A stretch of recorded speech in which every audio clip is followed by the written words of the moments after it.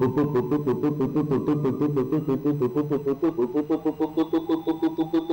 ันเกิดดับรวดเร็วแล้วเกิดอันนี้เป็นสโลโมชั่นให้ดูนะครับท่านทั้งหลายโปรดดู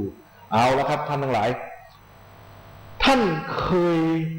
ไม่ต้องเคยแล้วครับแงนหน้านะครับแล้วมองขึ้นไปข้างบนนะครับท่านจะเห็นหลอดฟลูออเรสเซนต์ทั้งหลายนะครับเดี๋ยวนี้ไอ้นี่ก็ฟลูออเรสเซนต์เหมือนกันไอ้นี่ก็ฟลูออเรสเซนต์เหมือนกันนะครับหรือหลอดนีออนที่เราเรียกง่ายๆเนี่ยจริงๆหลอดพวกนี้มันไม่ได้เปิดนิ่งอยู่นะครับมีเฉพาะไอ้ดวงนี้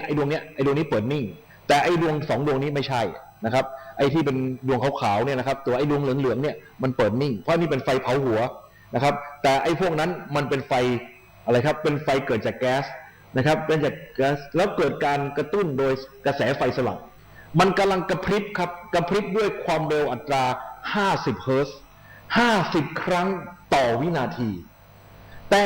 เรามองเหมือนมันเปิดนิ่งนะครับจริงๆแล้วมันกระพริบนะครับแต่เรามองเหมือนมันเปิดนิ่งเพราะมันกระพริบเร็วเหลือเกินเราไม่สามารถแยกการกระพริบออกนะครับหรือท่านเคยดูภาพยนตร์ไหมนะครับภาพยนตร์ที่มันต่อยกันตีกันนะครับตบตีกันอะไรสารพัดแล้วก็ปาระเบิดยิงกันตุ้มตามแล้วดูเหมือนชีวิตจริงใช่ไหมแต่จริงๆแล้วเนี่ยมันคือภาพนิ่งมันเป็นสไลด์ที่เขามีตัวสลิปเป็นตัวตัดแสงแล้วก็มีแสงฉายเข้าไปบนจอป๊อปตัดตลอดเวลามันก็คือภาพที่ฉายต่อเนื่อง25ภาพประมาณ24-25เพราะกล้องบางตัวก็25นะครับก็เลยงงๆเมื่อกี้นะครับฉะนั้นมันจึงจิตก็เหมือนกันครับจิตมันกระพริบเกิดดับแต่มันเร็วมากจนกระทั่งนะครับเรารู้สึกว่าจิตนั้นมันต่อเนื่องกันไปไม่มีเกิดดับถูกต้องไหมครับเอาล่ะท่านทั้งหลายครับลองแยกนิ้วออกจากกันครับนิ้วชี้กับนิ้วโป้งแล้วแตะห่างกันเร็วๆแตะห่างกันเร็วๆแตะห่างกันเร็วๆแตะห่างกันเร็วๆเห็นไหมครับแตะห่างกันเร็วๆนะครับระยะเวลาจากนิ้วชี้วิ่งเข้าหานิ้วโป้งเขาเรียกว่ารับนิ้วมือเนี่ยครับประมาณ1 ใน 4วินาทีนะครับตามตำราในพระอภิธรรมบอกไว้ว่านะครับในพระอภิธรรมบอกว่าในช่วงเวลารับนิ้วมือนั้นจะมีจิตเกิดดับเป็นจำนวนถึง100,000 โกฏขณะแสนคือ1 ใน 10ของล้านถูกต้องไหมครับส่วนโกฏคือ10 ล้านแปลว่า100,000 โกฏก็คือล้านครั้งนั่นเองล้านครั้งในเวลารับนิ้วมือเท่ากับ1 ใน 4วินาทีแปลว่า1 วินาทีจะมีจิตเกิดทั้งหมดคือ4 ล้านดวงครับนะครับรับนิ้วมือนะครับรับนิ้วมือก็รับนิ้วมือก็คือล้านดวง1 วินาทีก็มี4รับนิ้วมือก็เท่ากับ1 วินาทีมี4 ล้านดวงจิตเกิดดับรวดเร็วขนาดนี้แหละครับรวดเร็วมหาศาลฉะนั้นตอนที่ท่านอาจารย์คเชนพาพวกเราปฏิบัตินะครับกำหนดพุทโธกำหนดอะไรก็แล้วแต่พุทโธไม่หายกำหนดย่างก้าวอะไรต่างๆก็ไม่หายแต่จิตแอบไปคิดเรื่องที่บ้านคิดเรื่องลูกคิดเรื่องผัวเรื่องเมียเรื่องสารพัดเรื่องการงานเรื่องโรคไข้หวัดโอ้โหแต่จิตก็ยังสามารถดูแลไอ้พุทโธของเราไปได้ตลอดเห็นไหมครับนั่นแปลว่าอะไรครับจิตที่มีจำนวนมหาศาลเนี่ยแหละมันสามารถไปทำหน้าที่ได้มากมายก่ายกองนั่นก็คือจิตซึ่งยังไม่เป็นสมาธิยังฟุ้งซ่านอยู่นะครับฉะนั้นหน้าที่ที่เรามาฝึกสมาธิก็คือพยายามให้จิตส่วนใหญ่ของเรามาสนใจอยู่เรื่องเดียวให้มากที่สุดซึ่งมันจะมาอยู่เรื่องเดียว100%นะครับมีผู้เดียวทำได้ครับคือผู้ที่เข้านิโรธสมาบัตินะครับนิโรธสมาบัตินี่คือสมาธิขั้นสุดยอดคือรวมเป็น1เลยจบเลยนะครับ100%อยู่ที่เรื่องเดียวนะครับแต่ว่าอันนั้นก็เกินฝีมือทำไม่เป็นนะครับทำไม่ได้นะครับเอาละครับแต่ว่าพระอรหันต์ซึ่งทรงอภิญญาท่านทำได้นะครับพระอรหันต์หรืออนาคามีซึ่งได้เขาเรียกหลวงพี่จำรายละเอียดไม่ได้แต่ว่าต้องระดับสูงนะครับชาวบ้านอย่างเราทำไม่ได้แต่มีข้อที่บอกว่าถ้าใครทำได้หลวงพี่เล่าเมื่อวานเรื่องพระอินทร์ยังไม่ได้เล่าใช่ไหมงั้นเก็บไปก่อนติดไปก่อนเดี๋ยวจะเล่าให้ฟังทีหลังเรื่องพระอินทร์ขี้งกขอโหสิครับนะครับเอาละครับจิตเกิดดับรวดเร็วเหลือเกินนะครับโปรดสังเกตเป็นเรื่องดังนั้น1 วินาทีจิตเกิดดับเท่าไหร่ครับ4 ล้านดวงนะครับเอาละท่านทั้งหลายจิตเป็นสิ่งที่มีคุณสมบัติอันน่ามหัศจรรย์เปรียบได้กับฮาร์ดดิสก์ขนาดยักษ์ฮ ฮาร์ดดิสก์มีหน้าที่ทำอะไรครับเก็บข้อมูลใช่ไหมครับเก็บข้อมูลแต่เป็นฮาร์ดดิสก์ที่ไม่มีวันเต็มสามารถรับรู้ปรุงแต่งและจดจำบันทึกข้อมูลเอาไว้โดยไม่จำกัดนี่คือจิตนะครับจิตมีความสามารถอันน่ามหัศจรรย์มันเก็บข้อมูลทั้งหมดเอาไว้ทุกภพทุกชาติเวียนว่ายตายเกิดมามากขนาดไหนนานขนาดไหนมันเก็บไว้ในจิตเรานี่ไม่ได้ลบเลือนไปไหนไม่สาบสูญแต่มันไม่ได้เป็นตัวเป็นตนนะคิดดูให้ดีไหนข้อมูลความรู้มันเป็นตัวเป็นตนจับต้องได้ตรงไหนไหมไหนใครจับความรู้ได้ไหมมันเป็นตัวเป็นตนไหมไม่แต่ว่ามันถูกบันทึกเอาไว้โดยตลอดบันทึกความรู้เอาไว้อยู่ในไหนอยู่ในจิตข้อพิสูจน์เรื่องนี้คือเรื่องอะไรรู้ไหมจำได้ไหมครับสมเด็จพระสัมมาสัมพุทธเจ้าของเราในคืนเพ็ญวิสาขะที่พระองค์จะตรัสรู้ในช่วงปฐมยามพระองค์ได้อะไรครับพระองค์ได้ญาณรู้ที่เรียกว่าปุเพนิวาสานุสติญาณญาณรู้ระลึกชาติถอยหลังกลับไปไม่สิ้นสุดกี่ภพกี่ชาติเวียนว่ายแต่เกิดมาเคยเกิดเป็นอะไรเคยทำกรรมอะไรไว้รับผลกรรมเป็นยังไงมีตระกูลอะไรมีชาติเป็นยังไงนะครับทุกอย่างที่ผ่านมาในอดีตถูกลำเลียงให้พระองค์ได้รับรู้ประหนึ่งว่าเพิ่งเกิดขึ้นเมื่อครู่นี้เองถามว่าข้อมูลเหล่านั้นทั้งหมดของชีวิตของท่านที่เวียนว่ายแต่เกิดมาข้อมูลเหล่านั้นมันเก็บไว้ที่ไหนครับเก็บไว้ในอากาศรอบๆพระองค์เก็บไว้ในต้นโพเก็บไว้ในหญ้าคาหรือว่าเก็บไว้ในพระทัยของพระองค์ครับเก็บไว้ในพระทัยของพระองค์และพระทัยของพวกท่านทั้งหลายล่ะมีคุณสมบัติเดียวกันไหมขอตอบว่ามีคุณสมบัติในการเก็บความรู้ได้ไม่แตกต่างจากคุณสมบัติของพระทัยของพระสัมมาสัมพุทธเจ้ามีคุณสมบัติเดียวกันครับเก็บสังสมทุกอย่างละเอียดละออด้วยเมื่อประมาณตอนที่หลวงพี่เรียนมัธยมปลายช่อง3นะครับเพิ่งเปิดใหม่ๆตอนนั้นเนี่ยเขาเอาหนังซีรีส์ของสหรัฐเนี่ยหนังจากอเมริกาเนี่ยครับเอามาเปิดนะครับมีหนังที่หลวงพี่ชอบอยู่หลายเรื่องมีชุดปีศาจสังหารนะครับโคแชกถ้าใครจำได้นะครับรุ่นเก่าๆจะจำได้แล้วก็มีเรื่องใครอีกครับมีเรื่อง The Sixth Sense นะเอางี้เดี๋ยวยกเรื่อง The Sixth Sense มาให้ฟังเรื่อง The Sixth Sense นะครับพระเอกเป็นนักสะกดจิตแล้วก็มีเหตุการณ์เกิดขึ้นว่ามันมีผู้ชายซึ่งเป็นพยานเนี่ยนั่งอยู่ในร้านอาหารคุยกับแฟนภายใต้แสงเทียนมีเทียนจุดนะครับนั่งคุยจุ๋มจิ๋งจุ๋มจิ๋งสวีทมากปรากฏว่าในร้านเดียวกันครับมีคนนะครับเกิดคดีฆาตกรรมเกิดขึ้นเพราะว่าแกนั่งกินข้าวอยู่ในมุมมองที่ผู้ชายมองเห็นนะแต่ว่ามีคนวิ่งเข้ามาในร้านเอาปืนยิงหัวไอ้คนคนนั้นแล้วก็วิ่งหนีไปแต่ไอ้ผู้ชายคนนี้มันมัวแต่มองแต่หน้าแฟนมันคือคอนเซนเทรตของมันอยู่ที่หน้าแฟนมันก็จำไม่ได้ว่าใครที่มีรูปพรรณสันฐานอย่างไรที่ไปยิงไอ้คนคนนั้นทีนี้พระเอกก็มาเอานาฬิกาทองเข้ามาติ๊กต๊อกติ๊กต๊อกติ๊กต๊อกติ๊กต๊อกมองไปมองมาเมื่อวันนั้นที่คุณกำลังคุยอยู่กับแฟนของคุณมุมขวาในร้านอาหารคุณมองเห็นใครเขาบอกเขาเห็นคนแก่นะครับถ้าหัวล้านๆหน่อยนั่งกำลังทานข้าวอยู่แล้วคุณเห็นใครวิ่งเข้ามายิงคนคนนั้นมีรูปพรรณสันฐานเป็นอย่างไรเขาบอกได้หมดโดยละเอียดนั่นแปลว่าอะไรครับถึงแม้ไม่สนใจไม่ใส่ใจแต่มันถูกบันทึกไว้ไหมถูกบันทึกไว้อยู่ในจิตครับทุกอย่างที่ผ่านช่องทางรับรู้ซึ่งเรามีอยู่มากมายมีตามีหูจมูกเนี่ยทุกอย่างมันถูกบันทึกเข้าสู่จิตทั้งหมดขณะนี้ท่านกำลังฟังอาตมาพูดได้ยินอาตมาพูดขณะนั้นมันมีเสียงแอร์หึ่งๆอยู่นะครับมีเสียงเพื่อนทำก็แก๊กแก๊กแก๊กอยู่ข้างๆนะครับอุณหภูมิที่อยู่รอบๆตัวเรารู้สึกขนาดไหนเย็นมากหรือเย็นน้อยอะไรต่างๆแม้กระทั่งที่ก้นของเรานะครับนั่งอยู่บนเบาะมันชักร้อนแล้วมันอยากจะเปลี่ยนที่อะไรต่างๆมันก็ถูกบันทึกเข้าสู่ใจทั้งหมดครบถ้วนไม่ตกหล่นเลย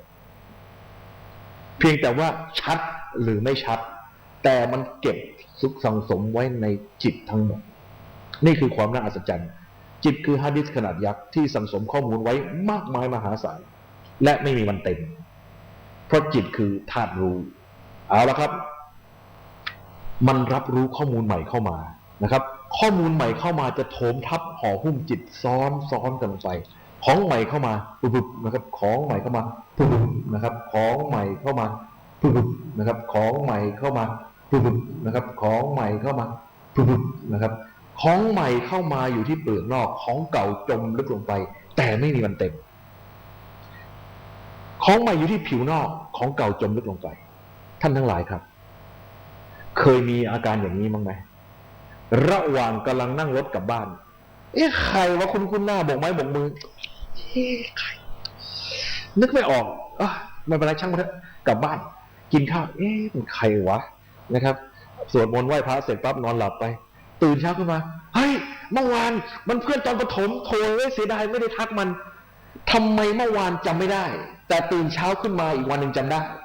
ก็เพราะว่าไอ้เมื่อวานเนี่ยเสร็จการงานมาเหนื่อยมาทุกนะครับเรายังอ่อนล้ามาจิตมันอ่อนกำลังมันไม่มีกำลังที่จะไปล้วงเอาข้อมูลขึ้นมาแต่พอได้นอนหลับพักผ่อนจิตมันมีกำลังเพิ่มขึ้นมันจึงมีกำลังมากพอที่จะไปดึงเอาข้อมูลที่อยู่ลึกเข้าไปดึงกลับขึ้นมาเชื่อมต่อว่าเมื่อวานที่เราเห็นคือเพื่อนเก่าสมัยประถมเห็นไหมครับพระพุทธองค์ก็เหมือนกัน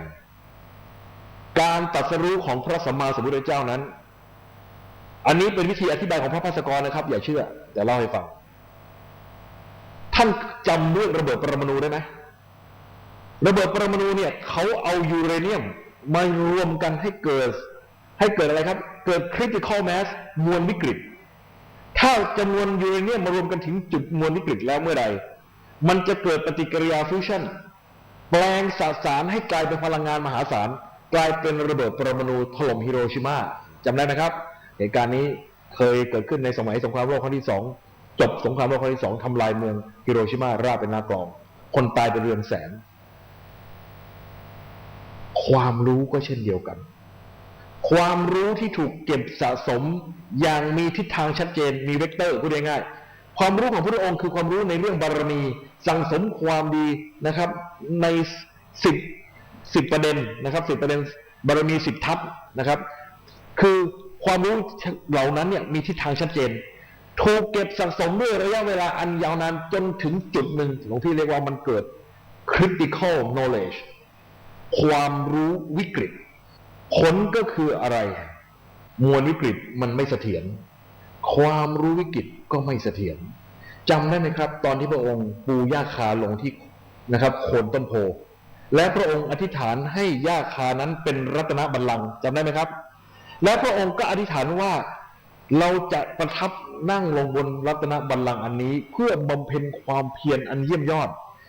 หากเราไม่บรรลุธรรมวิเศษอันใดแล้วเราจะไม่ลุกขึ้นจากรัตนบัลลังก์นี้เป็นอันขาดไม่ว่าเลือดเนื้อจะเหือดแห้งจะเหลือแต่หนังหุ้มกระดูกจะเรียกว่าจนกระทั่งแห้งเป็นอยู่ตรงนั้นเนี่ยก็ยอมถามว่าก่อนหน้านั้นตั้งเยอะตั้งแยะทำไมพระองค์ไม่อธิษฐานนะครับทำไมต้องอธิษฐานวันนั้นตอนนั้นก่อนหน้านั้นนะครับปฏิบัติธรรมมาตั้งนานนะครับไปบำเพ็ญความเพียรมาตั้งนานทำไมไม่อธิษฐานเอาเป็นเอาตายแบบวันนั้นบ้างขอโทษนะครับ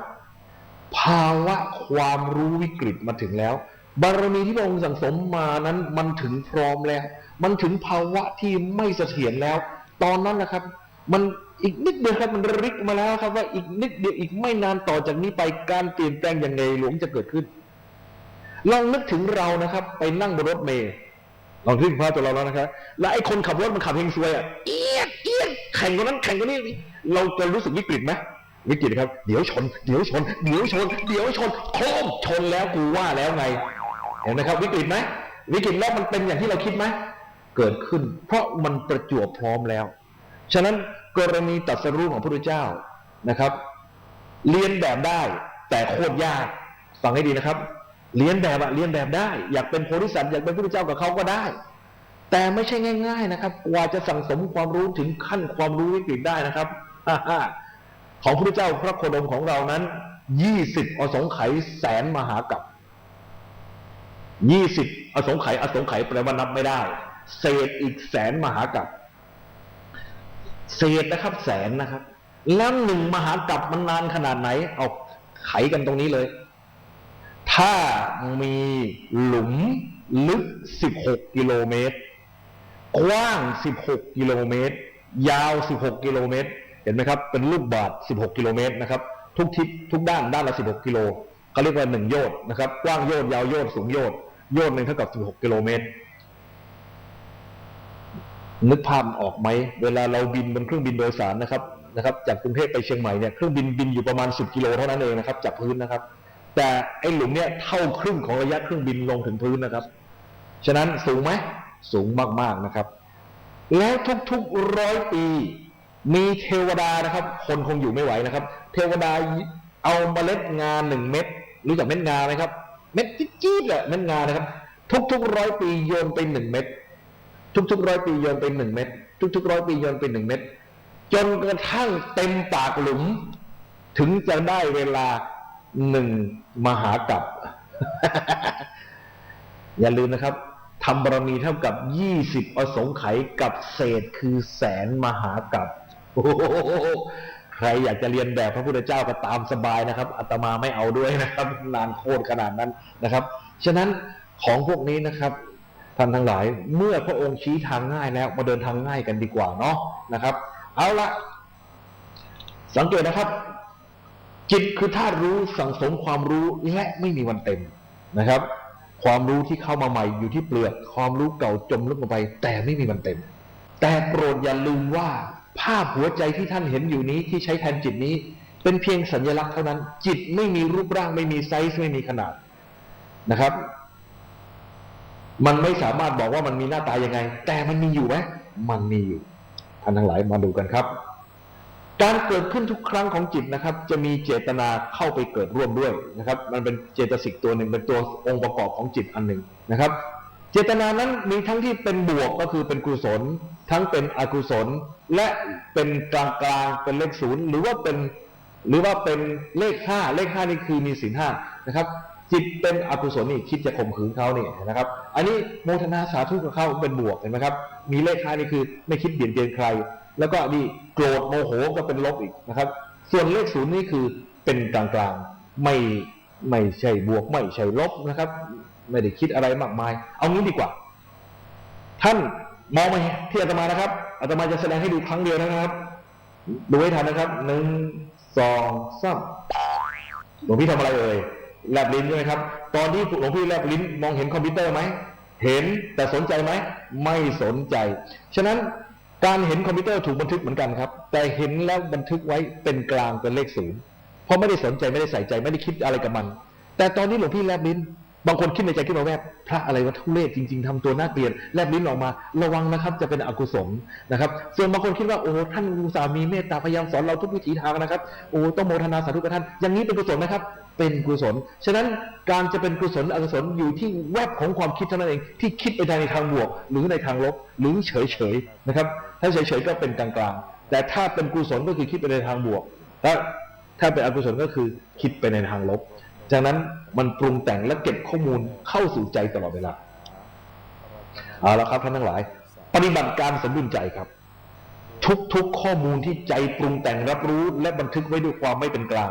นะครับข้อมูลไหนที่มันเป็นบวกเป็นลบหรือเป็นเลข5คือไม่เป็นกลางถูกต้องไหมครับทีนี้ถามว่าอะไรเป็นบุญเป็นกุศลถ้าเป็นบุญเป็นกุศลนั้นดูว่ามันเป็นไปตามหลักกุศลกรรมบท10หรือเปล่าหรือถ้าเป็นบาปเป็นอกุศลมันก็ต้องเป็นไปตามหลักอกุศลกรรมบท10ทีนี้แต่ข้อจำกัดของมันก็คือว่าจิตจะพยายามปรับข้อมูลให้กลับมาสู่ความเป็นกลางเสมอปัญหามันอยู่ตรงนี้ครับตอนที่เรามีชีวิตอยู่เรามีตามีหูมีจมูกมีปากเรารับรู้ข้อมูลรวดเร็วเหลือเกินใช่ไหมนะครับจำนวนข้อมูลที่เข้ามาลัดในมือหนึ่ง100,000 โกรธขณะก็คือล้านข้อมูล1 วินาทีข้อมูลที่เข้ามาสู่ใจเราคือ4 ล้านข้อมูลมันจะมีปัญญาที่ไหนไปปรับข้อมูลให้เป็นกลางได้ทันในเมื่อข้อมูลมันหลั่งไหลมาเร็วขนาดนั้นขอโทษนะครับตอนที่เรามีชีวิตอยู่เรามักจะประมาท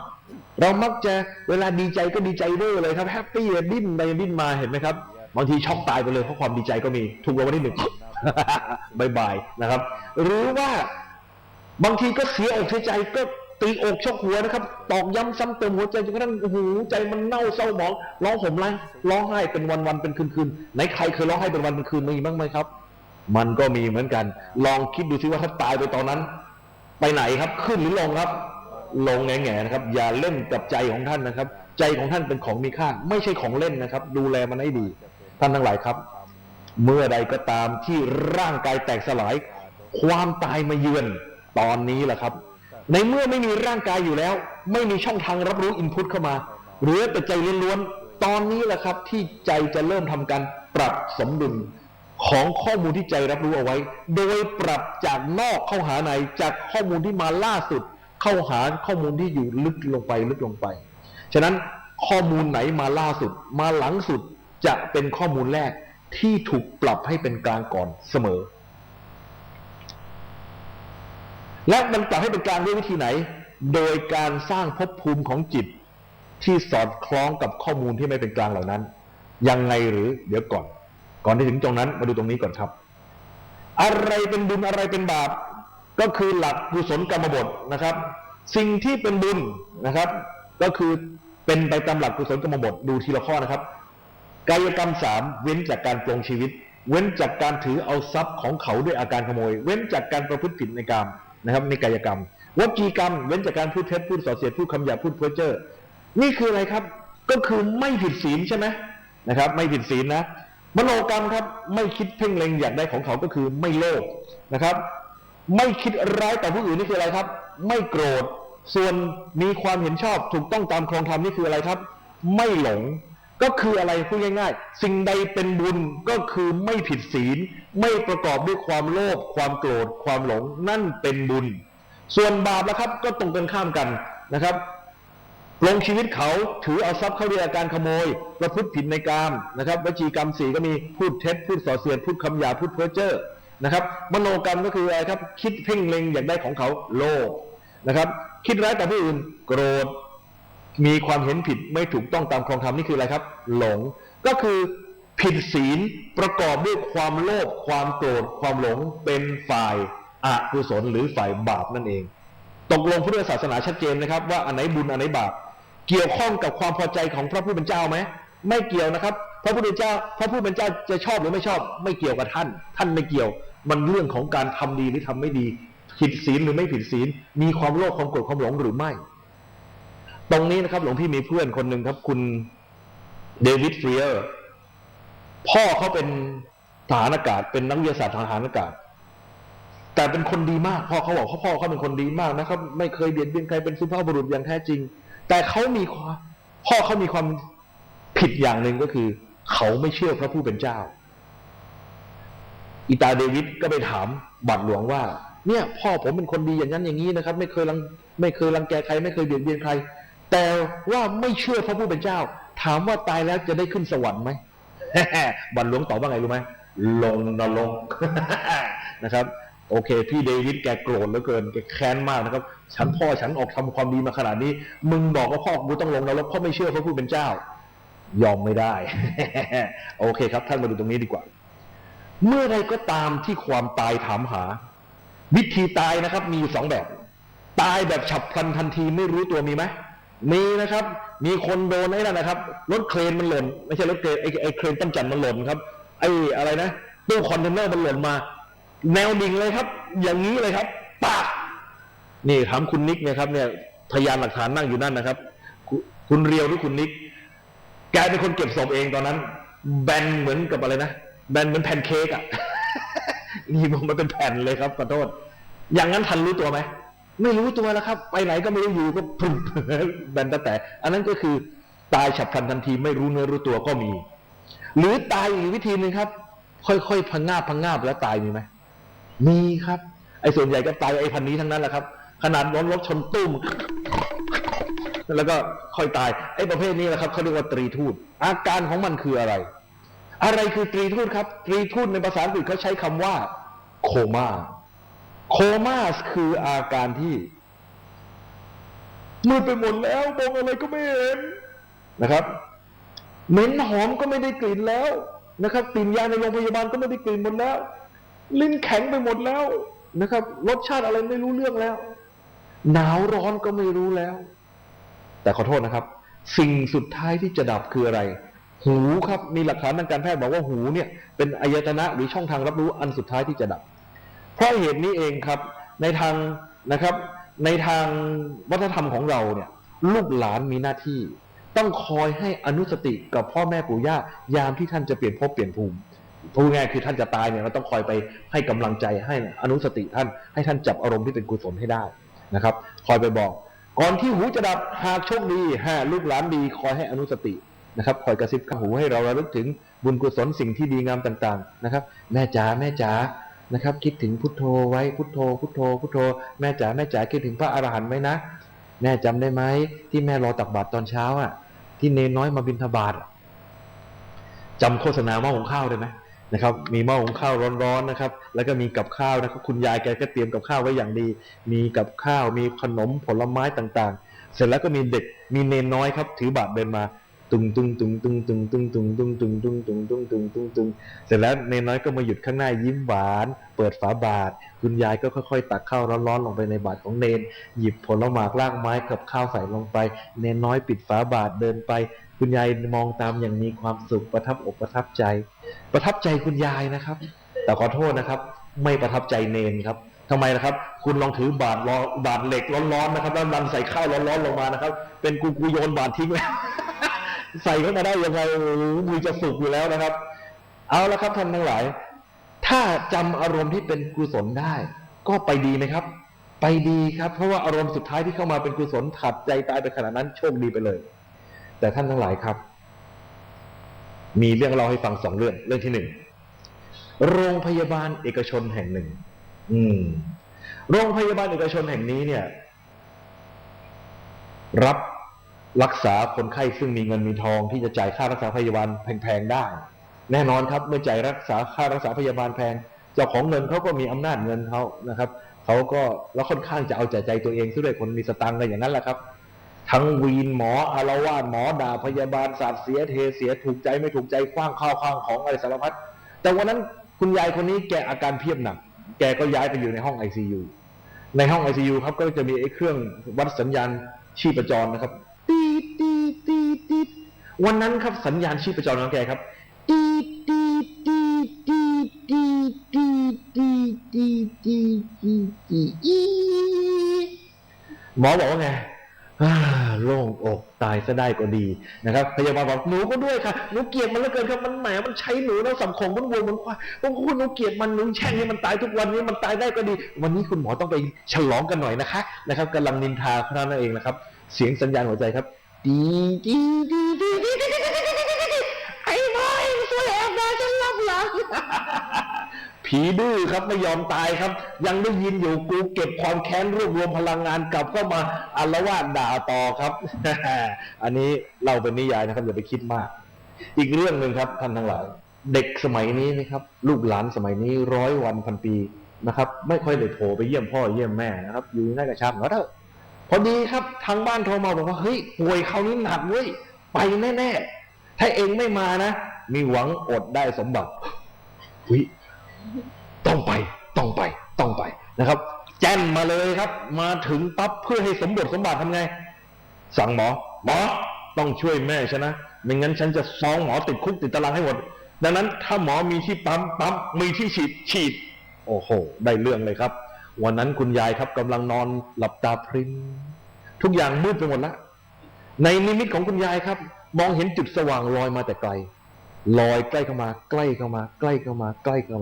แล้วปรากฏเป็นนะครับแสงสว่างเจิดจ้าอยู่ข้างหน้าพร้อมกับราชรถอยู่กลางแสงสว่างอันนั้นและที่บนราชรถนั่นเองเทพบุตรสุดสง่านั่งอยู่บนราชรถบอกว่าที่รักถึงเวลาแล้วฉันมารับเธอโอ้โหพระเอกมาตอนจบครับพระเอกยื่นมือออกมาที่รักฉันมารับเธอนางเอกของเราครับจากมือแก่ๆเหี่ยวๆนะครับแต่เป็นมือสาวปิ๊งยื่นออกไปทันตอนสุดท้ายพระเอกนางเอกก็ได้พบกันตอนจบอีกนิดนึงจะแตะมือกันแล้วอีกนิดนึงจะแตะมือกันแล้วอีกนิดนึงจะแตะมือแล้วพลาดครับภาพหายวับไปกับตาครับปวดแสนปวดทรมานแสนทรมานแค้นสุดขีดคุณยายตะโกนบอกไอ้ลูกชั่วฉันสั่งมันแล้ว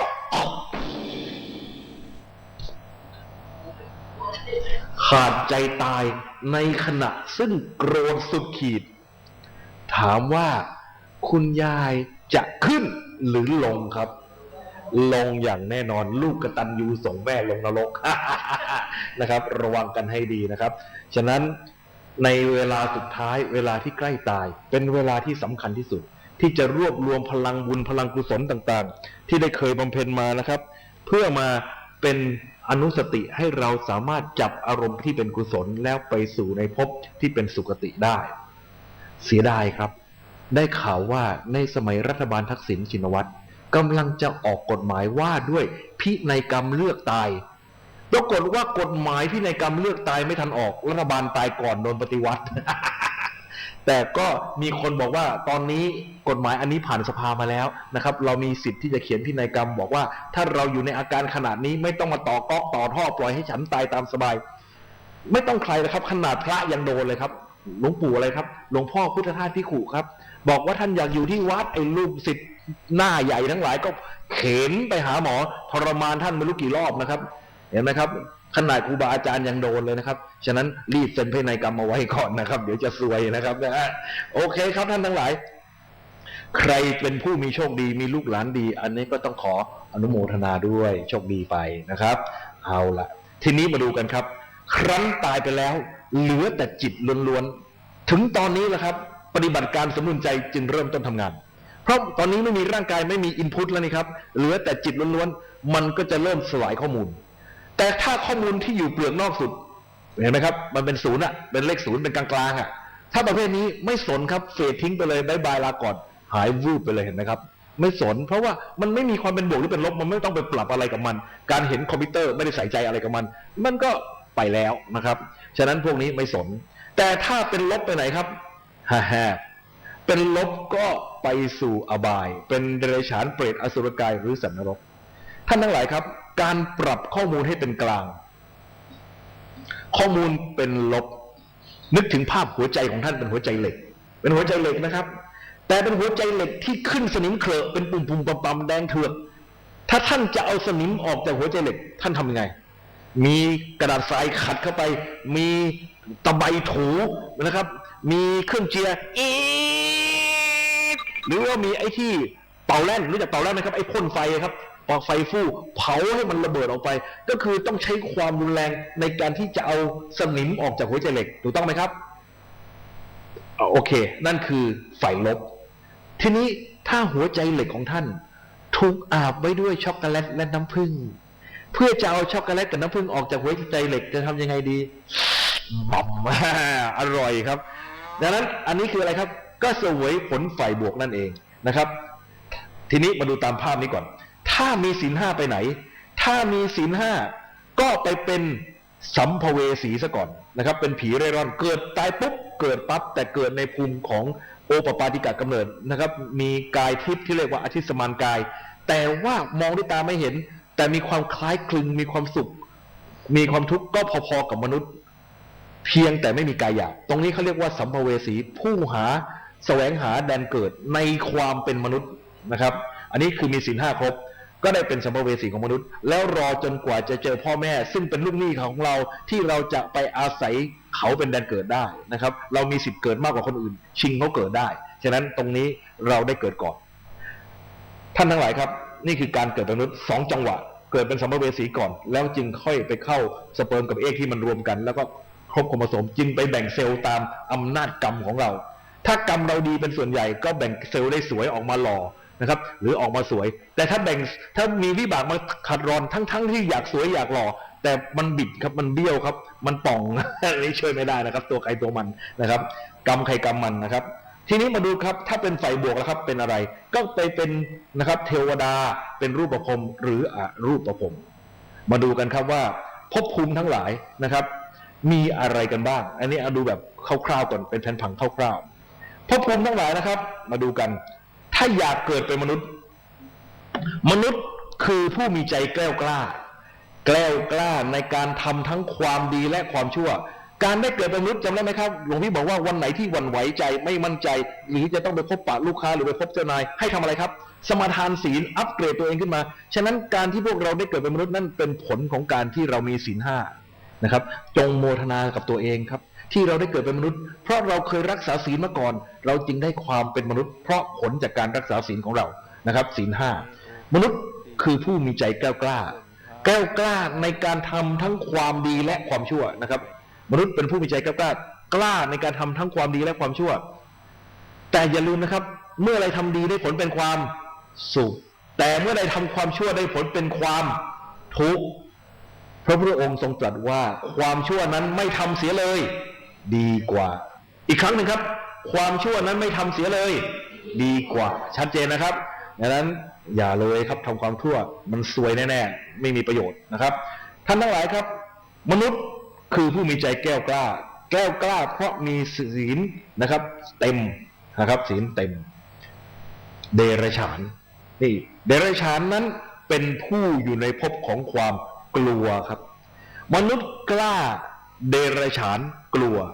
เราเคยเรียนเรื่องวงจรห่วงโซ่อาหารนะครับฟู้ดเชนสัตว์ใหญ่กินสัตว์เล็กเป็นทอดๆงั้นสัตว์ทั้งหลายเนี่ยมีความกลัวเป็นเจ้าเรือนครับมันมีความกลัวเป็นเจ้าเรือนหมามันจะดุขนาดไหนแต่ถ้าเรามองมันจะหลบตาทันทีนี่เป็นธรรมชาติของมันนะครับฉะนั้นไม่ต้องกลัวครับ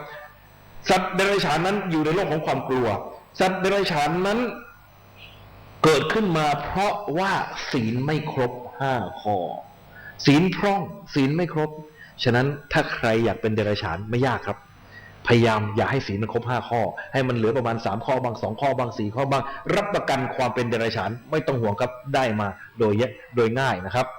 ทีนี้มนุษย์กล้าเดรัจฉานกลัวต่อไปครับเปรตครับเปรตนี่หิวครับ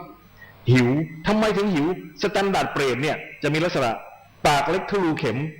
ตัวสูงโยงโก้พุงใหญ่เบ้อเร่อนะครับไอเนี่ยคือเปรตนะครับนี่นะครับประเภทเปรตทั้งหลายนะครับปากมันเล็กมันกินเท่าไหร่ก็ไม่อิ่มเพราะท้องมันใหญ่อารมณ์นี้คืออารมณ์โลภครับจำได้ไหมหลวงพี่บอกมาแล้วว่าการที่จะเป็นเปรตได้นั้นต้องโลภจนเกินศีลโลภพอที่จะฆ่าใครเพื่อแย่งชิงทรัพย์สมบัติมาโลภพอที่จะลักทรัพย์เขาคอร์รัปชันมาเพื่อจะได้เงินได้ทองมาโลภพอที่จะผิดลูกผิดเมียเพื่อจะยึดทรัพย์เข้ามาโลภพอที่จะใส่ร้ายไปสีโกหกหลอกลวงนะครับเอาโทษไปใส่ให้เขาเยอะๆเพื่อไปยึดทรัพย์เข้ามาระวังให้ดีเหล่านี้เข้าข่ายเปรตทั้งนั้นนะครับฉะนั้นเปรตนั้นเกิดจากจิตโลภจนไหนโลภจนเกินศีลนะครับมนุษย์กล้าเดรัจฉานกลัวเปรตหิวแต่อสุรกายอับอายหลบซ่อนอสุรกายอับอายหลบซ่อนเดี๋ยวก่อนนะครับขออนุญาตขอขากเสลดหน่อยทุยออกมานะครับทั้งเขียวทั้งเหลืองเลยครับอสุรกายเห็นแล้วว่าไงโอ้โหน่ากินจังเลยอยากกินจังเลยอยากกินอะไรอยากกินเสลดเขียวๆเหลืองๆยืดๆเนี่ยน่ากินจังนะครับ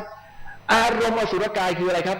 ยินดีในของอันน่ารังเกียจน่าทุเรศนะครับเสลดนี่มีแต่คนเห็นแล้วรังเกียจแต่อสุรกายเห็นแล้วเป็นครับอยากกินอยากสัมผัสอยากลิ้มรสโอ้โหทุเรศมากพวกนี้คืออะไรครับพวกนี้คือจิตลามกนะครับยินดีในของอันน่ารังเกียจของอันน่าทุเรศฉะนั้นคุณมองให้ดีครับเพื่อนคนไหนของคุณนะครับชอบพูดเรื่องลามกจกกระเปรตชอบพูดเรื่องใต้สะดือนะครับชอบเดอร์ตี้โจ๊กทั้งหลายเนี่ยอนาคตอสุรกายทั้งนั้นนะครับไม่ต้องห่วงเอาละครับทีนี้มาดูครับเรื่องอสุรกายเนี่ยอสุรกายฝรั่งข้าวไม่กินจะกินเลือดนึกออกไหมครับใครครับพี่แดกไงครับแดกคิล่านะเห็นไหมต้องอับอายหลบซ่อนไหมหลบซ่อนกลางวันต้องไปอยู่ในโรงหลบซ่อนหรือของไทยมีนะครับอสุรกายปอบกระสือกระหังนะครับอยากกินไส้อยากกินตับเนี่ยนะครับอยากกินขี้ ไอ้พวกนี้แหละครับอสุรกายทั้งนั้นเอาละครับท่านทั้งหลายสมมุติว่าที่บริษัทของเรากำลังทำโฆษณาแล้วก็ได้ Miss Thailand Universe มาเป็นพรีเซนเตอร์มาถ่ายโฆษณาที่บริษัทปรากฏว่า Miss Thailand Universe มาที่บริษัทไอ้หนุ่มๆในบริษัททำตาหวานตาเชื่อมกันเป็นแถวเลยโอ้โหสวยเหลือเกินน่ารักนะครับเธอหันมาเห็นเข้าอันแน่พี่ทำตาหวานใส่น้องอยากทดสอบกำลังใจพี่จังเธอก็เอาถ้วยตะไลมา1 ใบแล้วเธอบรรจงครับชุยเต็มถ้วยครับยื่นมาถ้าพี่ชอบน้องกินถ้าพี่ชอบน้องจริงพี่กินน้ำลายน้องไม่ละแย่อีบ้าทุเรศจริงๆเห็นสวยๆทำไมดันเอาน้ำลายมาให้เรากินใครจะกินของแกลงแหละขึ้นไส้ไม่เอาแล้วโอ้โหเห็นสวยๆไม่น่าทำตัวเองน่าขึ้นไส้ขนาดนี้เลยฉันโทรลงไม่เอาอ่ะไม่เอานะครับวันนี้ด่าเขาใช่ไหมครับว่าเขาทุเรศเขาหน้าขึ้นไส้อย่างนู้นอย่างนี้นะครับกลับบ้านปรากฏว่างานถ่ายโฆษณายังไม่เสร็จอีกอาทิตย์หนึ่งเธอต้องมาถ่ายซ่อมใหม่นะครับเพราะมันมีต้องถ่ายแก้เติมตรงนั้นตรงนี้หน่อยไอ้หนุ่มของเราครับก็ลืมอีกแล้วว่าเหตุการณ์เมื่ออาทิตย์ที่แล้วเป็นยังไงทำตาหวานตาเชื่อมอีกแล้วสวยน่ารักคราวนี้เธอหันมาเห็นข้าวอันแน่คราวที่แล้วก็ทำตาหวานใส่น้องคราวนี้ก็ทำตาหวานใส่น้องอีกเอางี้ดีกว่าพี่เรามาคิสกันไหม คิสกันสมัยนี้ก็หอมแก้มหรือว่าเมาส์ทูเมาส์เขาเมาส์ทูเมาส์ใช่ไหมครับถ้างั้นต่างแล้วเวลาเมาส์ทูเมาส์เนี่ยเขาแลกน้ำลายกันไหมถ้าอย่างนั้นต่างคนต่างถือช้อนคนละคันต่างคนต่างถุยต่างคนต่างแลกกันดีไหมครับหลวงพี่พูดได้เพราะหลวงพี่บวชแล้วไม่ต้องมาเมาส์ทูเมาส์กับใครใช่แล้วเราสบายแล้วแต่พวกท่านยังลำบากอยู่อาจจะต้องไปกินน้ำลายชาวบ้านนั่นแปลว่าคนสมัยนี้มีส่วนของความเป็นอสุรกายหรือเปล่าน่าคิดนะทุกวันนี้เรามีส่วนของความเป็นอสุรกายบ้างหรือเปล่านะครับอสุรกายก็คือลามกครับยินดีในของอนาทุเรศนะครับท่านทั้งหลายเอาละครับมาดูต่อนรกนะครับนรกคือภาวะเผาไหม้ก็ใจที่เผาไหม้ก็คือใจที่มีโทสะถูกต้องไหมครับความโกรธนะครับใจมีโทสะมีความโกรธแค้นมีความขัดเคืองแต่จริงๆแล้วเนี่ยเราอยู่ในโลกนี้ทุกคนตามใจเราใช่ไหมทุกคนเอาอกเอาใจเราใช่ไหมทุกคนทำถูกใจเราหมดใช่ไหมไม่ใช่เลยอยู่ในโลกนี้ต้องมีสิ่งที่ไม่กระทบที่มากระทบใจเรานะครับทำให้เราหวั่นไหวทำให้เราสั่นสะเทือนเนี่ยมีเยอะแยะมีเหตุการณ์ทำให้เราเคืองใจก็เยอะแยะแต่ถ้าเรายังมีสติเรายังสะกดอารมณ์ไม่ได้ไม่โกรธไม่ด่าใครไม่ต่อยไม่ทำร้ายกันทำใจได้ถ้ายังคุมใจได้อยู่ยังเป็นมนุษย์อยู่นะครับแต่ถ้าเมื่อใดก็ตามความโกรธมันถึงขั้นแหมอยากจะต่อยมันสักทีอยากตบล้างน้ำหน่อยได้ไหมถ้าถึงอารมณ์ขนาดนี้แหละครับนรกมาแล้วครับนรกจ่อคิวแล้วครับนั่นก็คือโกรธจนเกินศีลเห็นไหมครับเคืองจนถึงขั้นโกรธเพราะว่าพอถึงขั้นโกรธแล้วคือมันเกินศีลไปแล้วฉะนั้นท่านสังเกตดูสิว่าภพภูมิเหล่านี้ใครเป็นคนสร้างตัวเราเองเป็นผู้สร้างขึ้นมาทั้งนั้นนะครับถ้าอยากไปสวรรค์ไม่ยากครับทำบุญทำทานรักษาศีลแต่ที่สำคัญที่สุดคือต้องมีเทวตาธรรมคุณธรรมของเทวดาคืออะไรครับมีหิริโอตตัปปะความละอายและเกรงกลัวต่อผลของกรรมชั่วนะครับฉะนั้นและละอายต่อการทำความชั่วเกรงกลัวต่อผลของกรรมชั่วเรียกว่าหิริโอตตัปปะถ้ามีเทวตาธรรมเหล่านี้นะครับหิริโอตตัปปะเป็นเหตุให้ได้เป็นเทวดาอยากเป็นรูปพรหมก็ทำสมาธิได้รูปฌานก็ได้ขึ้นไปเป็นรูปพรหมถ้าอยากเป็นอรูปพรหมก็ทำสมาธิจนถึงขั้นอรูปฌานก็ได้เป็นอรูปพรหมอันนี้ก็คือสิ่งที่เราสั่งสมไว้ในจิตของเราซึ่งถ้ามันถอยไปเจอตรงนั้นเมื่อไรมันได้เป็นอย่างนั้นเอาละครับตอนนี้เราก็จะมีภาพยนตร์ให้ท่านดูอันนี้ต้องเอาใบปะหน้าเข้ามาด้วยครับเป็นการอ้างอิงนะครับไม่ใช่เป็นการขโมยลิขสิทธิ์เขาเดี๋ยวจะหาว่าหลวงพี่ขโมยลิขสิทธิ์เข้ามานะครับภาพยนตร์เรื่อง Ghost ครับนำแสดงโดยเดบี้มัวร์นะครับเมื่อประมาณเกือบ20 ปีแล้วมั้งหนังเรื่องนี้นะครับงากแล้วนะครับตอนนี้เป็นคุณย่ามัวแล้วนะครับมัวซัวแล้วนะครับตอนนี้เอาละครับมาดูกันครับว่าภาพยนตร์เรื่องนี้มีอะไรที่น่าสนใจ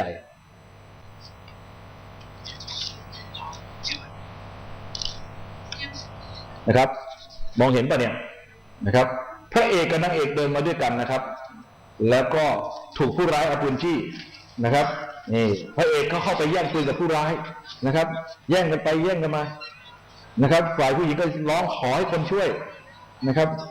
ใครก็ได้ช่วยค่อยทีเสียงออกไหมเนี่ยนะครับเสียงออกแล้วครับพอพูดปุ๊บเสียงออกใครก็ได้ช่วยค่อยทีใครก็ได้ช่วยค่อยทีนะครับเอาแล้วแย่งกันไปแย่งกันมาเสียงปืนลั่นผู้ร้ายวิ่งหนีไปนะครับพระเอกวิ่งกวดตามไปอย่างกระชั้นชิดแต่ด้วยความเป็นห่วงนะครับแฟนก็เลยช่างมันเถอะก็ไม่เห็นมีใครเป็นไรเรากลับมาดูดีกว่านะครับย้อนกลับมาต่อแตะย้อนกลับมานะครับ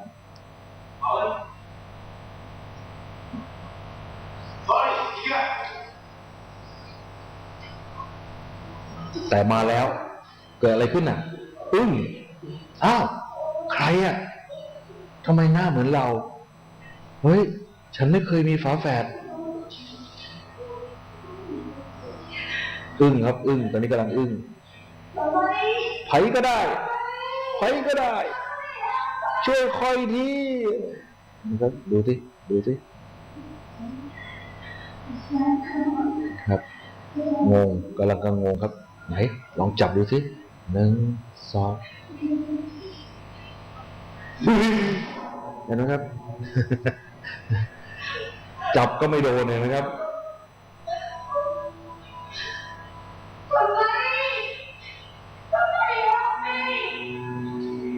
รับไม่ไหวแล้ว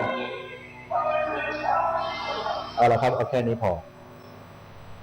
ที่เห็นอยู่เนี่ยใช่คนไหมถ้าไม่ใช่คนแล้วเป็นอะไร ภาษาไทยต้องเรียกว่าผีนี่นะครับเรียกว่าวิญญาณไม่ได้เพราะว่าวิญญาณนั้นนะครับวิญญาณนั้นไม่มีไซส์ไม่มีขนาดไม่มีรูปร่างวิญญาณคือจิตจิตคือวิญญาณฉะนั้นไอ้ตัวคำว่าวิญญาณไม่มีรูปร่างที่เห็นอยู่นี้คือผีถึงจะถูกต้องแต่เป็นการเกิดใหม่แล้วเป็นการเกิดแบบโอปปาติกะกำเนิดนะครับเพราะอะไรเอ่ยเพราะว่าตายปุ๊บตอนไหนตอนปืนลั่นปั้งเนี่ยตายแล้วนะครับตัดคู่หัวใจเลยตายเลยครับปืนลั่นนี่ตายแล้วแต่ตอนที่เข้าไปแย่งปืนเนี่ยเขาไม่ได้มีเจตนาฆ่านะเขาไม่ได้คิดจะทำร้ายนะแต่เขาตายในขณะนั้นแล้วพอไอ้ผู้ร้ายวิ่งไปเห็นไหมครับไอ้พระเอกวิ่งตามไปไอ้ที่วิ่งตามไปน่ะคือเกิดใหม่แล้วเรียบร้อยได้ร่างกายใหม่ที่เป็นนะครับเป็นอธิสมานกายเป็นกายทิพย์มองด้วยตามนุษย์ไม่เห็นแต่เจ้าตัวนึกว่าตัวเองยังมีชีวิตอยู่วิ่งตามไปเห็นไหมครับแล้วก็ถอยกลับมาถึงมาตกใจว่ามาเห็นคนหน้าตาเหมือนตัวเองนอนอยู่เลือดท่วมก็คือเห็นภาพตัวเองอยู่ทำไมมีสองกายพร้อมๆกันก็ไอ้กายหนึ่งมันเดสไปแล้วทันทีครับไม่มีระหว่างขั้นทุกกรณีเป็นเช่นนี้ครับตายปุ๊บเกิดปั๊บได้ภพภูมิใหม่ทันทีที่ตายจิตนั้นไม่เคยขาดกายไม่เคยห่างกายลองคิดดูสิว่าถ้าไม่มีกายแล้วจะเอาตายที่ไหนไปดูเอาหูที่ไหนไปฟังแล้วถามว่าเอาอะไรมาสร้างเป็นกายจิตมีความเชี่ยวชาญที่จะดึงเอาพลังงานอื่นๆที่ไม่ใช่กายที่ไม่ใช่ตัวจิตเอามารวมขึ้นเป็นโครงสร้างร่างกายมันเอาง่ายๆคุณยกมือคุณขึ้นเนี่ยคุณเห็นภาพหรือคุณรู้สึกว่าคุณยกมือขึ้นขณะที่คุณยกมือขึ้นนี่เองนะครับคุณไม่ได้มองคุณมัวแต่คุยกับเขาอยู่เนี่ยมีคนตัดแขนคุณฉับไม่ทันรู้ตัวขาดไปแล้วเนี่ยแต่คุณยังนึกว่าคุณมีมืออยู่เลยไอ้ที่คุณว่านึกว่ามีมือแล้วคุณกำลังพยายามกำนู่นกำนี่อยู่เนี่ยมันก็คือจิตสั่งการแล้วสร้างภาพซ้อนขึ้นมาเลยแต่มีกลิ่นทูบกลิ่นดอกไม้ระหว่างที่ศพยังอยู่ที่วัดนะคะเข้าใจที่ยังมาที่บ้านอันนั้นคือการเชื่อมต่อระหว่างมิติคืออย่าลืมนะครับเขาอยู่ในอีกภพหนึ่งแต่การที่จะเชื่อมต่อให้คนที่อยู่อีกมิติหนึ่งรับรู้หรือเห็นกันได้ไม่ใช่เรื่องง่ายอันนี้เขาได้กลิ่นคุณแม่นะครับไม่เป็นไรอันนี้จะเล่าให้ฟังไหนๆมันจะนอกเรื่องก็นอกเรื่องสักนิดหนึ่งท่านทั้งหลายครับไอ้เรื่องเกี่ยวกับการเชื่อมต่อระหว่างมิติเนี่ยการที่ตามนุษย์หรือตาเนื้อเราจะเห็นผีได้เนี่ยไม่ใช่เรื่องง่ายเลยมีอาจารย์คนหนึ่งอาจารย์เทพประวินจันแรงอยู่ที่เชียงใหม่นะครับแกเคยบวชเป็นสามเณรบวชเป็นเนรแล้วบวชเป็นพระนะครับสุดท้ายแกไปเรียนด็อกเตอร์มาแล้วแกก็มาศึกนะครับมาเป็นคฤหัสถ์แต่แกเล่าให้ฟังตอนที่แกกลับมาจากต่างประเทศใหม่ๆยังเป็นพระอยู่เนี่ยแกกลับมาแล้วก็ไม่ก่อนที่แกจะกลับมาไม่เท่าไหร่เพื่อนแกถูกรถชนตายเพื่อนร่วมพระเนรพระที่เป็นเพื่อนร่วมรูมเมทกับแกเนี่ยสนิทสนมกันเนี่ยแล้วอยู่ในห้องที่แกเคยอยู่เนี่ยถูกรถชนตายวันนั้นแกกลับมาอยู่ในห้องที่เคยอยู่ด้วยกันเนี่ยแล้วแกรู้สึกเหมือนกับว่าเพื่อนมาแล้วแกมองไปที่หน้าต่างมองไปที่ไอ้ประตูที่เป็นมุ้งลวดข้างหน้าเนี่ยแล้วก็แกเห็นว่าควันเนี่ยมันค่อยๆฟอร์มตัวขึ้นมาแล้วเป็นหน้าเพื่อนแกอยู่ข้างหน้าห้องแต่มาไม่เต็มรูปนะครับมาแค่นี้มาจางๆให้เห็นภาวะเนี่ยในการปรากฏของผีเนี่ยที่มีแสดงไว้ในหนังสือเรื่องพวกวิญญาณทั้งหลายเนี่ยเขาจะแสดงไว้ว่ามันมีความเหมือนกันอย่างหนึ่งคือบรรยากาศมันจะเย็นเยือกอย่างรวดเร็วอยู่ๆมันเย็นเยือกขึ้นมาเพราะอะไรครับเพราะมันต้องดึงพลังงานที่อยู่แวดล้อมรอบๆเราเนี่ยไปฟอร์มตัวสร้างภาพขึ้นมาให้เราเห็น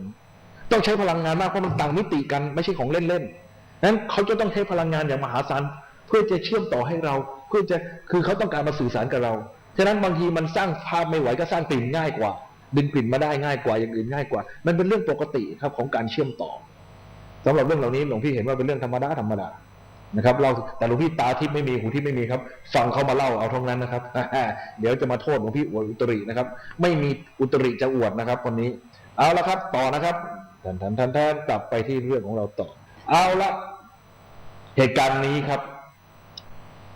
เมื่อวันที่5 เมษายน 2534 ปิดฉากชีวิตเจ้าพ่อเมืองหลวงครับคุณแคล้วธนิกุลจำคุณแคล้วได้ไหมครับในสมัยยุครสช.ถูกเก็บนะครับโดนลุมนะครับแต่ทีมนี้เขาเจ๋งครับไม่รอด นะครับ5 เมษายนวันศุกร์นะครับคุณแคล้วธนิกุลถูกรุมเก็บนะครับถูกเจ็บถูกรุมยิงตายนะครับวันที่6 เมษายนวันเสาร์เขาทรายกาแล็กซี่ครับขึ้นชกกับเจซกปาร์คนะครับชนะน็อกยก5นะครับบนเวทีครับมีการคาดเข็มขัดมีการแสดงความยินดีท่านอาจารย์แม่ชีเพียงเดือนธนสารพิพิธซึ่งเป็นอาจารย์ของอาตมานะครับท่านดูโทรทัศน์อยู่ท่านเห็นคุณแคล้วแต่งสูทขึ้นไปร่วมแสดงความยินดีอยู่บนเวทีด้วยไม่มั่นใจครับท่านก็เลยเช็คกับลูกศิษย์ของท่านคุณมณีพันธ์เสกธีระนะครับพวกนี้เขามี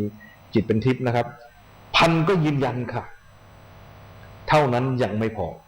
วันที่12 เมษายน 2534นะครับไทยรัฐครับพาดหัวข่าวหัวไม้หัวโตเลยนะครับผีแคล้วโผล่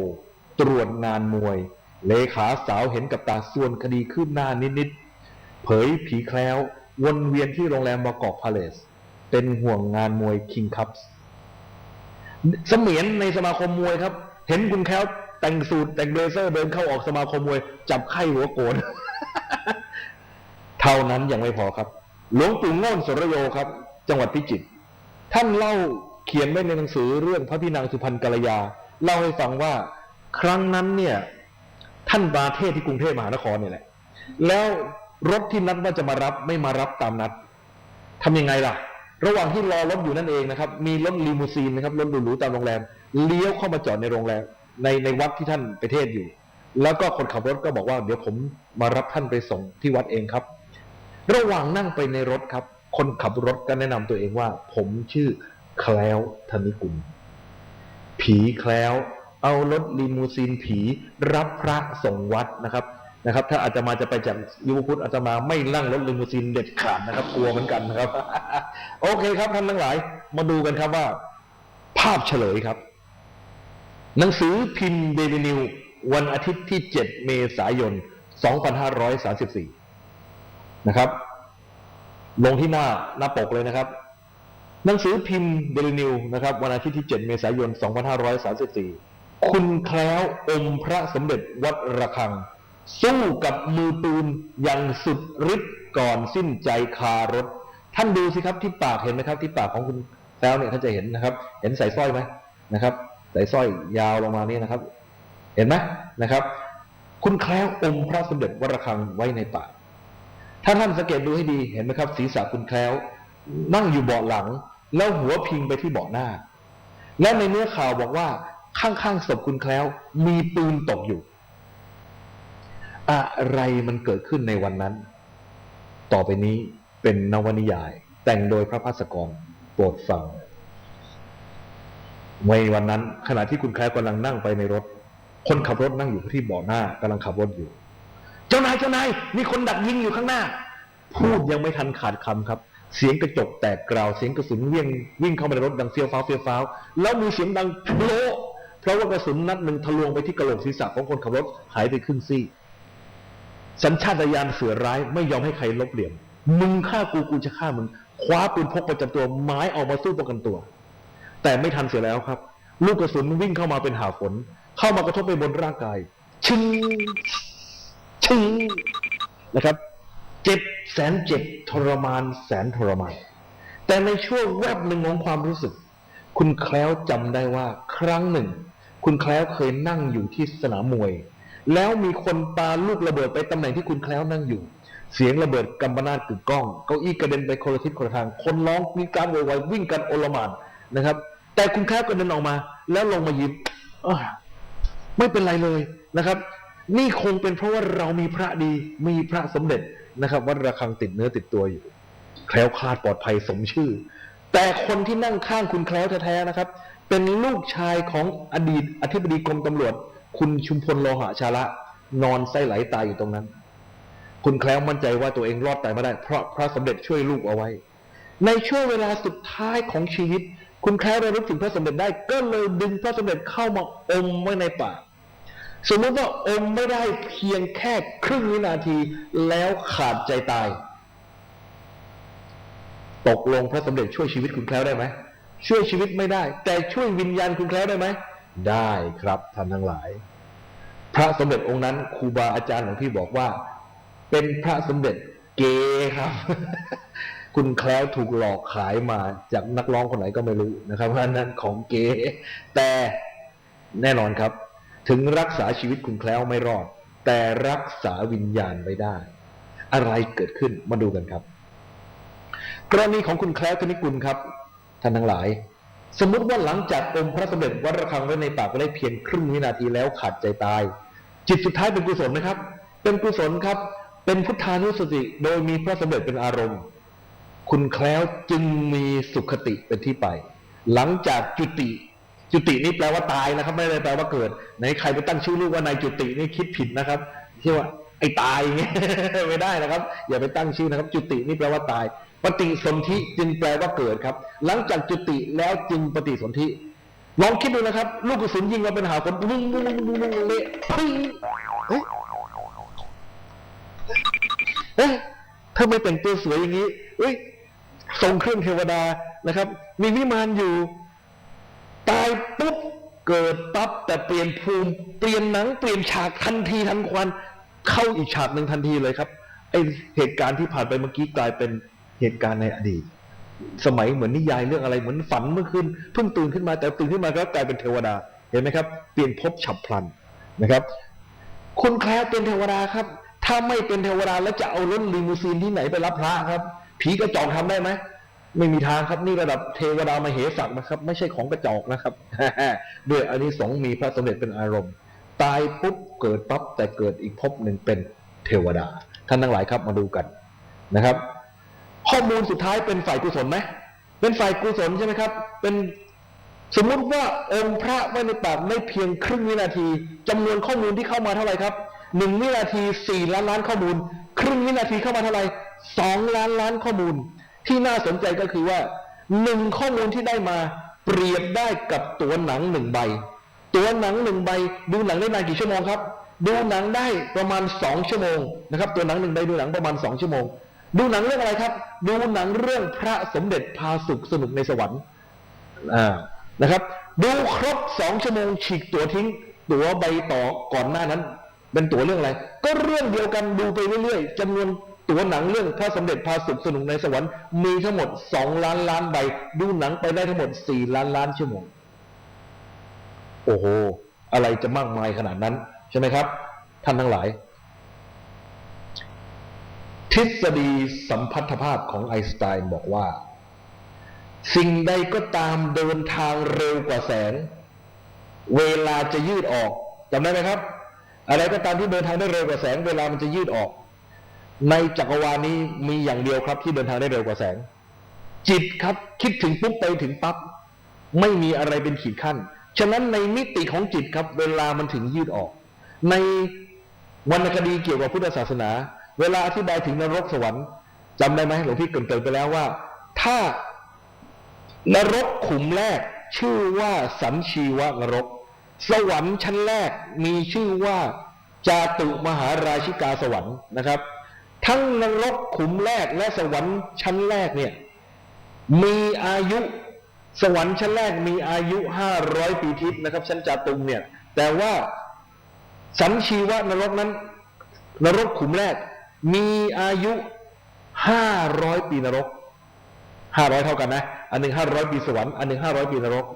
แต่คิดเป็นเวลามนุษย์เท่ากันครับคือ9 ล้านปีมนุษย์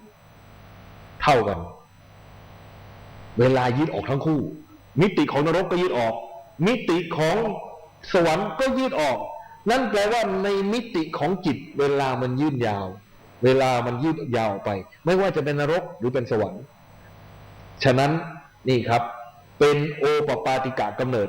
เกิดเป็นเทวดาใช้ข้อมูลไปจนกว่าข้อมูลจะหมดฉีกตัวไปทีละใบข้อมูลตัวใบต่อไปเรื่องอะไรก็เรื่องเดิมดูไปเรื่อยๆจนหมดข้อมูลใส่บวกแล้วข้อมูลก่อนหน้านั้นคืออะไรจำได้ไหมปืนตกอยู่ข้างตัวมึงฆ่ากูกูจะฆ่ามึงอารมณ์นี้อารมณ์โกรธใช่ไหมคราวนี้แหละครับเทวดาตกสวรรค์แต่ไม่ได้ตกมาเป็นสเต็ปนะครับหมดบุญจากสวรรค์ทำไมวันนี้มีรักแร้มีเหงื่อออกปกติเป็นเทวดาไม่มีเหงื่อไม่ใช่เหรอกำลัง กำลังแล้วก็เศร้าหมองดอกไม้สวรรค์นะครับเครื่องทรงต่างๆมันดูเศร้าหมองไปหมดฟืบเดียวครับไปเต้นวัตถุซี่อยู่ในกระทะทองแดงแล้วตายปุ๊บเกิดปั๊บจุติจากสวรรค์ปฏิสนธิในนรกถูกย่างอยู่ข้างล่างเลยนี่คืออะไรครับคือมันถอยไปตามข้อมูลเปลี่ยนแล้วครับจากตัวหนังเรื่องไปจากตัวหนังเรื่องอะไรครับพระสมเด็จพาสุขสนุกในสวรรค์เปลี่ยนเป็นเรื่องอะไรครับเป็นเรื่องใหม่ครับเรื่องไฟนรกสุดขอบฟ้าโอ้โหได้ดูหนังเพลิดเพลินเลยครับคราวนี้โดนย่างอยู่ข้างล่างฉะนั้นตรงนี้แหละครับท่านทั้งหลายเทวดาบางท่านเขารู้คิวว่าคิวหน้าเขาลงนรกแง่ๆเขารู้ล่วงหน้าเขากลัวครับเมื่อเขากลัวเขาต้องพยายามหาทางทำกรรมดีให้เกิดบุญกุศลที่เขาจะอยู่ในความเป็นเทวดาต่อไปได้ยาวๆแต่ปัญหาก็อยู่ที่ว่าภพของเทวดานั้นจิตเทวดาก็คือฮาร์ดดิสก์จำได้ไหมจิตของใครก็คือฮาร์ดดิสก์ทั้งนั้นแต่ว่าฮาร์ดดิสก์อย่างเดียวไม่สามารถโปรเซสข้อมูลได้จะต้องมีแรมกับ CPU ด้วยครับสมองมนุษย์เนี่ยแหละครับคือแรมและ CPU นะครับแรมคือความจำเสมือนเอาไว้ใช้ชั่วคราวไว้พักข้อมูลนะครับส่วน CPU ก็คือไอ้ระบบประสาทนี่แหละครับความสามารถของ CPU หรือความสามารถของไอ้ตัวหัวใจของคอมพิวเตอร์เนี่ยสามารถประมวลข้อมูลได้ขนาดไหนประมวลผลได้ขนาดไหนมนุษย์นะครับเป็นภาวะ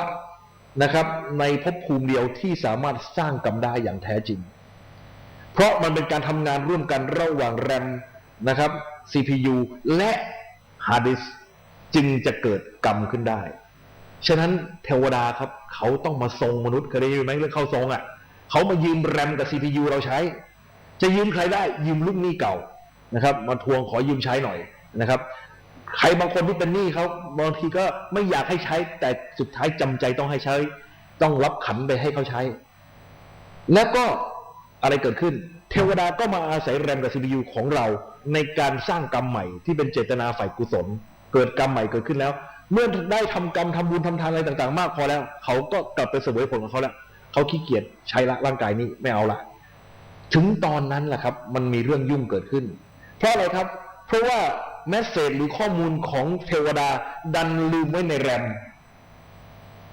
ไอ้เจ้าของร่างเลยสวมรอยนะครับเอาข้อมูลของไอ้เทวดาเนี่ยมาใช้ครับเกิดการทรงเก๊ครับทำได้ทุกท่าเลยครับ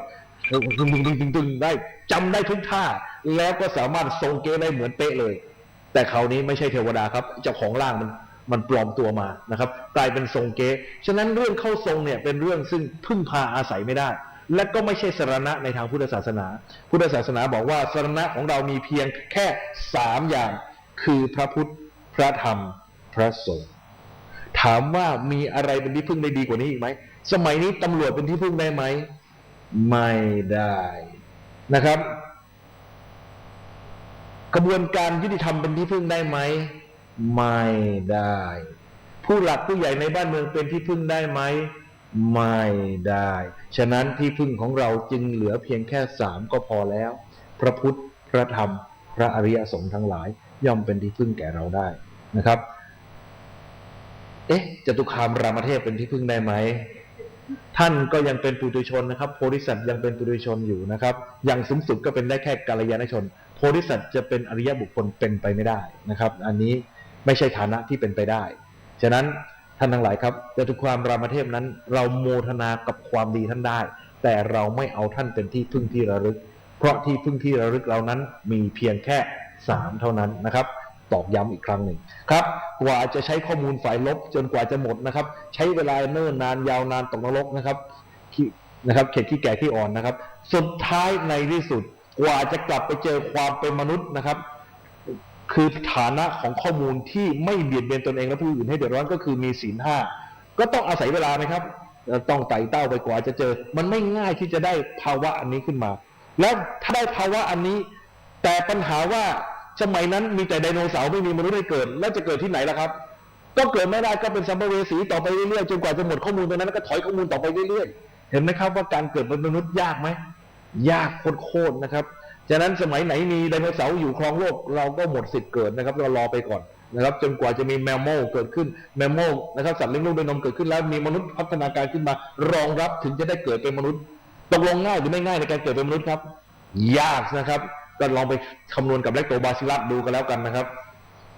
ใครที่เรียนอภิธรรมมามีบ้างไหมครับในนี้เคยเรียนอภิธรรมมีไหมครับช่วยยกมือหน่อยแทนอันหนึ่งสองสามท่านนะครับประมาณนั้นนะครับทางภาคอภิธรรมครับเขาเรียนกันเรื่องวิถีจิตนะครับจิตเวลามันทำงานเนี่ยมันทำงานเป็นวิถีจิตสมบูรณ์หนึ่งวิถีเนี่ยจะมี17ขณะใน17ขณะเนี่ยมันจะเป็นชาวนะจิตอยู่7ดวง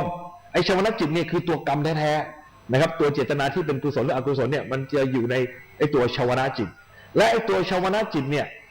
มันจะส่งผลในชาติหน้าเพียงแค่ดวงเดียวอย่าไปสนใจรายละเอียดมากครับเอาพูดให้เข้าใจง่ายๆแค่นี้ว่าจิตทำงานเป็นวิถีหนึ่งวิถีเป็นลูปเป็นลูปหนึ่งลูปของมันเนี่ยจะมี17ขณะ17ดวง17ดวงแต่มันจะมีตัวที่เป็นตัวกรรมจริงๆเนี่ยเขาเรียกว่าชาวนะจิตเนี่ยเพียงแค่7ใน17นะครับแต่ใน7ดวงนั้นส่งผลชาติหน้าเพียงแค่ดวงเดียวก็แปลว่าทั้ง17ดวงเนี่ยมีผลเป็นภพชาติในชาติต่อไปเนี่ยเพียงแค่1ฉะนั้นถ้ามาคำนวณกันจริงๆแล้วเนี่ยคุณแคล้วจะได้เป็นเทวดาเนี่ยจะต้องเอา17ไปหารเอา1ใน17เท่านั้นดังนั้นจำนวนเวลาที่คุณแคล้วได้เป็นเทวดาคือแค่นี้ครับ240,000 ล้านชั่วโมงนี่คือตัวเลขที่ได้จากการเอา4 ล้านไปหารด้วย17ผลลัพธ์ออกมาคือ240,000 ล้านชั่วโมง1ใน17เท่านั้นนะครับนี่คือเวลาจริงอันนี้ขอโทษนะครับจำเป็นต้องการมวยไว้เพราะนักอภิธรรมเยอะเดี๋ยวมันต่อยเราครับอันนี้อันตรายเพราะนักอภิธรรมส่วนใหญ่จะประเภทวิชาการจ๋าเราสู้ไม่ไหวนะครับเอาละครับท่านทั้งหลายมาดูกันวิธีรักษาใจจะสังเกตได้ว่า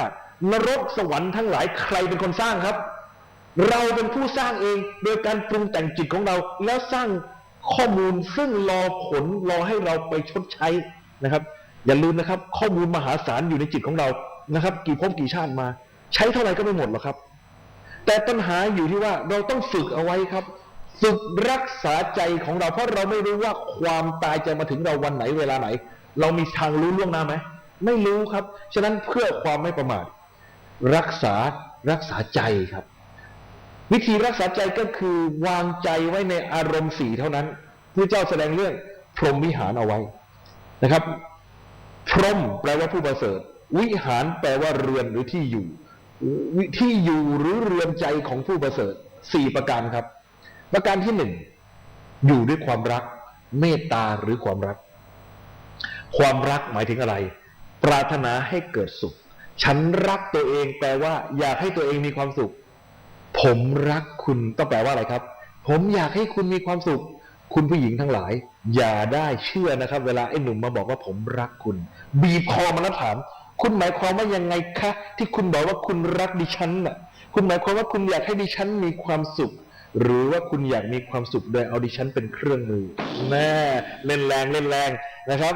เพราะความรักต้องหมายถึงทำให้เกิดสุขถูกต้องไหมครับแต่ปัญหามันมีอยู่นี้ครับหลวงพี่มีข้อแนะนำว่าบุคคล2ประเภทนี้คุณพยายามหนีไปให้ไกลบุคคลประเภทที่1มันรักแต่ตัวมันเองแต่มันมาตอแหลว่ามันรักเราประเภทนี้เผลอมันข่มขืนเราได้นะครับพวกนี้เพราะว่ามันสุดโต่งในซีกที่มันรักแต่ตัวมันเองมันลืมที่จะรักผู้อื่นประเภทที่2ครับน่ากลัวพอๆกันครับประเภทนี้คือประเภทที่ว่ามันมาพูดกับเราว่าไงรู้ไหมผมรักคุณผมอยากให้คุณมีความสุขชีวิตผมจะตกต่ำบัดซบยังไงผมไม่สนใจแต่ผมขอให้คุณมีความสุขเท่านั้นไอ้ประเภทนี้ก็ตัวอันตรายครับเพราะว่ามันรักตัวเองยังไม่เป็นเลยและมันจะมาตอรักเราเป็นไปได้ยังไงครับไอ้พวกนี้คนใกล้บ้าครับคบไม่ได้ครับหนีให้ห่างเลยนะครับฉะนั้นสุดโต่ง2ประเภท1รักตัวเองไม่เป็นแล้วมาบอกว่ารักเราประเภทนี้ก็ใช้ไม่ได้นะครับ2รักแต่ตัวเองแต่ไม่รักเราไอ้อันนี้ก็อันตรายนะครับฉะนั้น2ประเภทนี้หนีให้ไกลนั้นเมตตาความรักหมายถึงอะไรครับปรารถนาให้เกิดสุขฉันรักตัวเองอยากให้ตัวเองมีความสุขฉันรักคุณฉันรักเธอก็หมายถึงอยากให้คุณหรืออยากให้เธอมีความสุขนะครับเอาละชัดเจนนะต่อไปครับตัวที่2ครับกรุณาความสงสารฉันสงสารตัวเองแปลว่าอะไรครับอยากให้ตัวเองพ้นทุกข์นะครับสงสารเด็กคนนี้จังแปลว่าอะไรครับอยากให้เด็กคนนี้พ้นทุกข์คุณสาวๆจำได้ไหมครับหรือคุณที่เคยสาวมาก่อนนะครับจำตอนที่เราเป็นสาวน้อยนะครับเรียนมัธยมปลายยืนรอรถเมล์อยู่ที่หน้าโรงเรียนได้ไหมนะครับยืนอยู่กับเพื่อนเรา2คน ปรากฏว่าไอ้หนุ่มรุ่นพี่ต่างโรงเรียนมายืนส่งตาหวานอยู่นี่เธอดูอิตาบ้านั่นสิมาทำตาหวานตาเชื่อมอยู่ได้เห็นแล้วคลื่นไส้อ้วกแตกมันนึกว่ามันหล่อหรือไงอีนะครับโอเคครับไอ้หนุ่มต่างโรงเรียนครับขยันครับมาทุกวันครับมาทุกวันนะครับมาส่งตาหวานตาเชื่อมทุกวันเวลาผ่านไปแล้ว1 เดือนนี่เธอดูอิตาบ้านะสิว่าทานตาหวานตาเชื่อมอยู่ได้ทุกวันนี่เดือนนึงแล้วนะน้ำหนักฉันลดไปตั้งหลายกิโลกินข้าวไม่ลงอ้วกแตกคลื่นไส้ นะครับ1 เดือนผ่านไป2 เดือนผ่านไป3 เดือนผ่านไปเข้าเดือนที่4นี่เธอฉันชักจะสงสารมันแล้วล่ะสงสารแปลว่าอะไรครับอยากให้มันพ้นทุกข์อยากให้มันพ้นทุกข์แปลว่าอะไรก็แปลว่าอยากให้มันมีความสุขอยากให้มันมีความสุขแปลว่าอะไรแปลว่ารักมันเขาแล้ว สาวจะบอกให้อย่าได้สงสารใครง่ายๆไม่อย่างนั้นคนที่น่าสงสารที่สุดจะเป็นใครตัวเราเองพวกมีประสบการณ์เห็นไหมชี้ตัวเองด้วยนะไอ้พวกนี้ประสบการณ์ทั้งนั้นเลยเห็นไหมเห็นไหมครับเอาละครับกรุณาปรารถนานะครับเมตตาปรารถนาให้มีความสุขกรุณาปรารถนาให้พ้นทุกข์จริงๆแล้วเมตตากับกรุณามันเรื่องเดียวกันใช่ไหมครับเหรียญเดียวกันแต่มี2 หน้าหัวกับหน้าก้อยก็คือปรารถนาให้เกิดสุขหรือปรารถนาให้พ้นทุกข์มันเรื่องเดียวกันไหม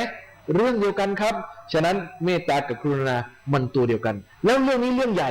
ศาสนาบางศาสนาขายความรักอย่างเดียวรวยแล้วมีศาสนิกมากที่สุดในโลกก็มันโดนใจอะครับใครๆก็ชอบความรักไม่ใช่หรือเห็นไหมครับเอาละครับแต่เขารู้ไม่พอเขารู้กฎแห่งกรรมไม่ถึงที่สุดเขาจึงไม่เข้าใจคำว่ามุทิตาพลอยยินดีนะครับคนที่จะมีมุทิตาพลอยยินดีได้ก็เพราะรู้และเข้าใจกฎแห่งกรรมว่าใครทำดีย่อมได้ดีใครทำชั่วย่อมได้ชั่ว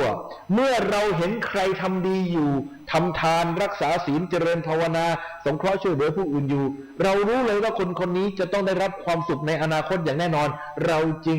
โมทนาสาธุกับเขาเห็นไหมครับเพราะเขาทำดีอยู่เขาจะต้องได้รับดีผลดีและมีความสุขในอนาคตอย่างแน่นอนโมทนาสาธุเช่นเดียวกันครับเราเห็นใครกำลังนะครับได้ดีมีสุขนะครับสมมุติว่าเขาได้รับเลื่อนยศเลื่อนตำแหน่งนะครับได้รับการโปรโมทนะครับได้รับการเลื่อนขั้น2 ขั้น 3 ขั้นเราควรไปทำไงครับริษยาใช่ไหมไม่ใช่ครับเราต้องโมทนาสาธุเพราะเขาต้องเคยทำความดีมาแน่นอนเขาจึงได้รับความสุขเป็นผลถูกต้องไหมครับเช่นเดียวกันครับเราเห็นใครถูกรางวัลที่1นะครับถูกหวยได้รางวัลที่1โอ้โหมันฟลุกว่ะอย่างนี้ไม่ได้นะครับเขาต้องเคยทำความดีมาของฟลุกไม่มีในโลกนี้ครับท่านทั้งหลายครับถึงแม้ท่านจะไม่เคยซื้อลอตเตอรี่เลยแต่วิบากกรรมเก่าท่านทำความดีเอาไว้มันถึงเวลาจะต้องส่งผลแล้วถึงแม้ไม่เคยซื้อลอตเตอรี่เลยแต่ถูกคุณยายแก่ๆคนหนึ่งมาเบียดเบียนมายืนอยู่ข้างที่กำลังกินข้าวอยู่หน้าซื้อยายหน่อยหน้าใบสุดท้ายแล้วหน้าเยอะนะอะไรกันว่าคนอื่นก็ไม่มากวนแต่เราอยู่ได้สุดท้ายรำคาญสุดๆเอ้าคุณยายเท่าไรเอาไปแหมซื้อรำคาญไม่สนใจฉันตั้งตลอดชีวิตยังไม่เคยซื้อเลยสักใบปรากฏว่าไอ้ใบนี้นะครับไอ้ใบโคตรมหารำคาญเนี่ยครับมันถูกหวยรางวัลที่1นะครับจะทำยังไงถึงเวลาที่มันต้องรับผลมันหนียังไงก็ไม่พ้นแต่ถ้าไม่มีบุญไม่มีวาสนาซื้อให้ตายก็มีแต่เจ๊งครับดังนั้นการพนันนั้นไม่ต้องไปเล่นหรอกครับไม่ต้องไปเปิดทางนะครับเหล่านั้นถึงเวลามันให้ผลตามยุติธรรมของมันนะครับถ้าไม่มีบุญไม่มีวาสนาก็อย่าไปหวังครับไม่มีทางได้แต่ถ้ามีบุญมีวาสนาแล้วถึงไม่หวังถึงจะหนียังไงมันก็ต้องโดนจนได้นะครับท่านทั้งหลายเราเห็นใครถูกรางวัลที่1เป็นไงครับโมทนาสาธุกับบุญที่เขาเคยทำมานะครับจะได้มีส่วนบุญกับเขาด้วยท่านทั้งหลายเราเห็นใครขายหุ้นได้70,000 ล้านเราทำยังไงต้องโมทนานะครับเขาขายหุ้นได้กำไรเยอะโมทนาสาธุกับการขายหุ้นได้กำไรมากมายของท่านต้องเคยทำความดีมาในอดีตอย่างแน่นอนโมทนาสาธุแต่หลังจากเขาขายหุ้นได้70,000 ล้านแล้วเขาทุกข์หรือสุขครับเขาต้องเล่ร่อนเขาต้องไปตกระกำลำบากผลคือการตกระกำลำบากการเล่ร่อนเหล่านั้นเป็นเพราะทำความดีมาใช่ไหมเป็นเพราะทำประโยชน์กับสังคมมาใช่ไหมต้องทำความดีหรือความชั่วมาจึงได้รับผลเป็นทุกข์ตรงนั้นจะโมทนาไหมไม่โมกูไม่เกี่ยวตัวใครตัวมันกูโมทนาเฉพาะ70,000 ล้านที่มึงได้แต่ไอ้ที่มึงเดือดร้อนกูไม่เกี่ยวไอ้ตัวใครตัวมันเห็นไหมครับแยกส่วนกันใช่ไหมนะครับต้องชัดเจนเพราะว่าอันนั้นเป็นผลจากบาปกรรมที่เขาทำเอาไว้ อันนั้นเราไม่มีส่วนไปร่วมด้วยนะครับและระวังนะครับอย่าไปสมน้ำหน้านะครับไม่ได้เหมือนกันนะครับเท่ากับโมทนาบาปใครไปสมน้ำหน้ากิ้วสมน้ำหน้าระวังพลาดเขาให้อะไรมันจะโดนเขาให้นะครับไม่ได้นะครับฉะนั้นอุเบกขาครับเป็นอารมณ์ที่สี่ถ้าเราเมตตาสงเคราะห์ไม่ได้นะครับกรุณาสงเคราะห์เขาไม่ได้เมตตาช่วยเหลือให้เขามีความสุขไม่ได้กรุณาสงเคราะห์ให้เขาพ้นทุกข์ไม่ได้พอยินดีก็ไม่ได้เพราะเป็นผลของบาปกรรมที่เขาทำเอาไว้ก็ต้องเสวยอันนั้นเราต้องทำไงครับอุเบกขาวางเฉยด้วยปัญญาว่าอ๋อสัตว์โลกได้เป็นไปตามกรรมเขาทำกรรมไว้เขาจึงต้องมาเสวยกรรมเป็นทุกข์อย่างนั้นอย่างนี้นะครับอันนี้เราก็ต้องยอมรับความจริงแต่ระวังให้ดีนะครับอย่าใช้อุเบกขาพร่ำเพรื่อประเภทอะไรครับกำลังขับรถกลับบ้านรถฝั่งตรงข้ามหงายท้องไฟลุกท่วมปกติรถทุกคันมันคว่ำใช่ไหมครับรถมันคว่ำอยู่แล้วทุกคันแต่ไอ้รถคันนั้นมันดันหงายครับหงายอย่างเดียวไม่พอครับไฟลุกท่วมแล้วคนออกมาดิ้นกระเดวกระเดวสันโลกเป็นไปตามกรรมกูกลับบ้านก่อน กลับไปถึงบ้านครับอะไรเกิดขึ้นรู้ไหมแม่ถามลูกเห็นน้องหรือเปล่าทำไมแม่มันติดรถเพื่อนมันมายังมาไม่ถึงเลยเอ้าแล้วมันติดรถอะไรมามันติดรถเฟียสสีแดงเฮ้ยไอ้รถที่มันหงายเฟียสนี่ว่าแล้วไฟลุกท่วมและไอ้ดิ้นเดาใครน้องเราเองเห็นไหมครับซวยแล้วเนี่ยนะครับฉะนั้นต้องเมตตามาก่อนเสมอกรุณาอันดับ2มุทิตาอันดับ3และสุดท้ายจึงมาลงที่อุเบกขาวางเฉยสังเกตให้ดีนะครับมุทิตาเป็นตัวแก้ริษยานะครับอารมณ์อื่นนอกจากอารมณ์4อย่างนี้ไม่เมตตาก็กรุณาไม่กรุณาก็มุทิตาไม่มุทิตาก็อุเบกขาอารมณ์อื่นห้ามใช้เด็ดขาดในการเกี่ยวข้องกับผู้อื่นโกรธเกลียดเครียดแค้นชิงชังริษยาอาฆาตต่างๆเหล่านั้นไม่ใช้เลยให้ใช้เพียงแค่4อารมณ์ในการเกี่ยวข้องกับคนทั้งหลายในโลกลูกของเรานะครับโมโหเราพูดจานะครับแล้วก็เอาแก้วเอาช้อนปาแตกเปลี่ยงปลั่งโกรธไหมเดี๋ยวไม่เอาโกรธนะครับหนีเดี๋ยวก่อนปิดห้องล็อกไม่เอาไม่ยังโกรธอยู่ไม่ทำไม่พูดไม่อะไร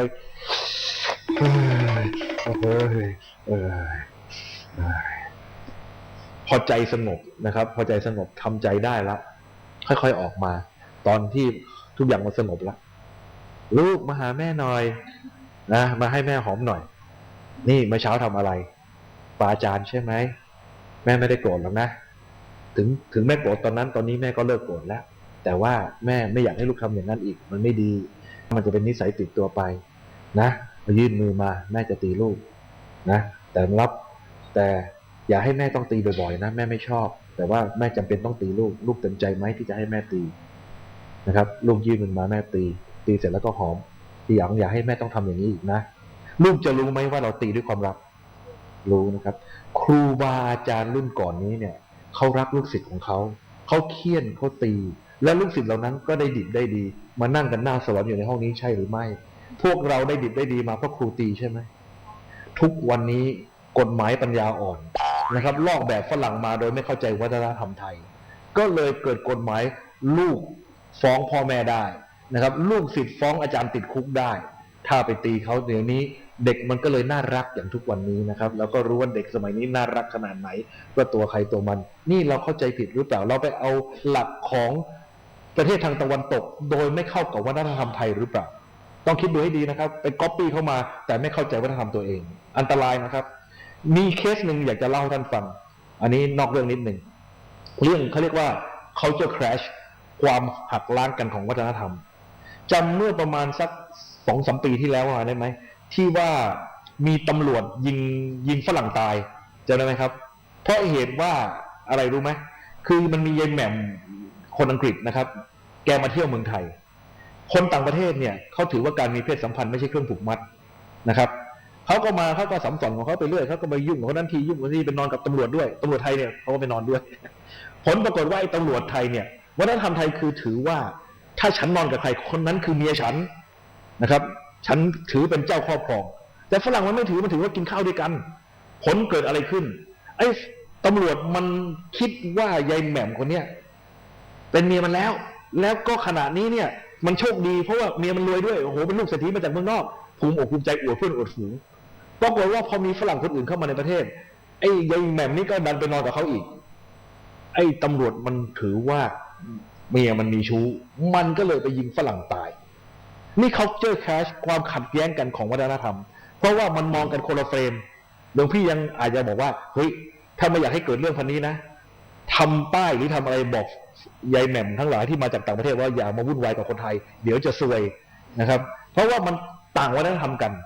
นะครับนี่คือปัญหาเรื่อง culture clash ความแตกต่างของวัฒนธรรมฉะนั้นบางทีเราเอาของเขามาใช้ทั้งรุ่นเนี่ยโดยที่ไม่ศึกษาตัวเราเองให้ดีหรือศึกษาเขาให้ดีมันก็เกิดปัญหาขึ้นได้นะครับเอาละนอกเรื่องไปแล้วกลับมาเข้าในเรื่องครับวิทยาศาสตร์สาขาฟิสิกส์นะครับยอมรับถึงการมีอยู่ของสิ่งที่เรียกว่าสสารและพลังงานฟิสิกส์บอกว่าโลกนี้มีแค่สสารกับพลังงานนะครับ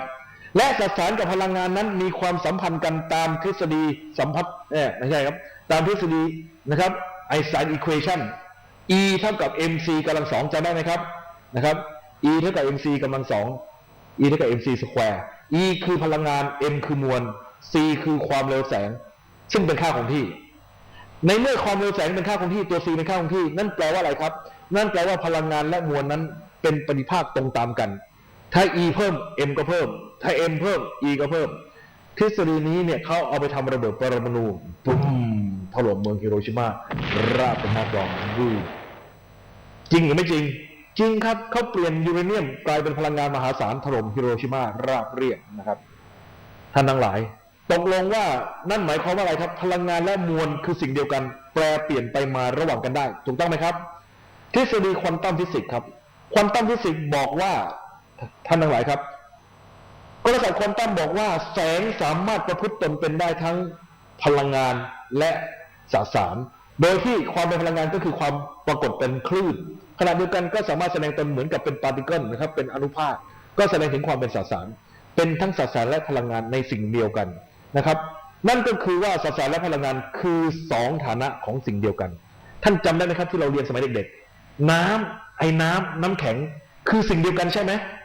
ใช่ไหมครับน้ำไอ้น้ำแข็งคือสิ่งเดียวกันแต่ว่าต่างสถานะกันสสารกับพลังงานก็คือสิ่งเดียวกันต่างสถานะกันเท่านั้นเองเพราะมันแปลไปมาระหว่างกันได้ถูกต้องไหมครับเอาละทีนี้มาดูทางชีววิทยาบ้างชีววิทยาฝ่ายวัตถุนิยมนะครับบอกว่าไอการที่มนุษย์เรานะครับมีความคิดนึกและเจตนาเป็นไปต่างๆนั้นเป็นผลมาจากวิวัฒนาการความซับซ้อนของระบบประสาทเท่านั้นเป็นเรื่องทางกายภาพล้วนๆไม่เกี่ยวข้องกับจิตจะมีอยู่หรือไม่แปลว่าอะไรครับเขาไม่เชื่อหรอกว่ามีจิตเขาบอกว่าที่เราคิดนึกมากมายเนี่ยสมองมันซับซ้อนระบบประสาทซับซ้อนตายแล้วก็จบกันแค่นี้ตายแล้วศูนย์ไม่มีมุมวิญญาณอะไรแบบว่ากันไปเอง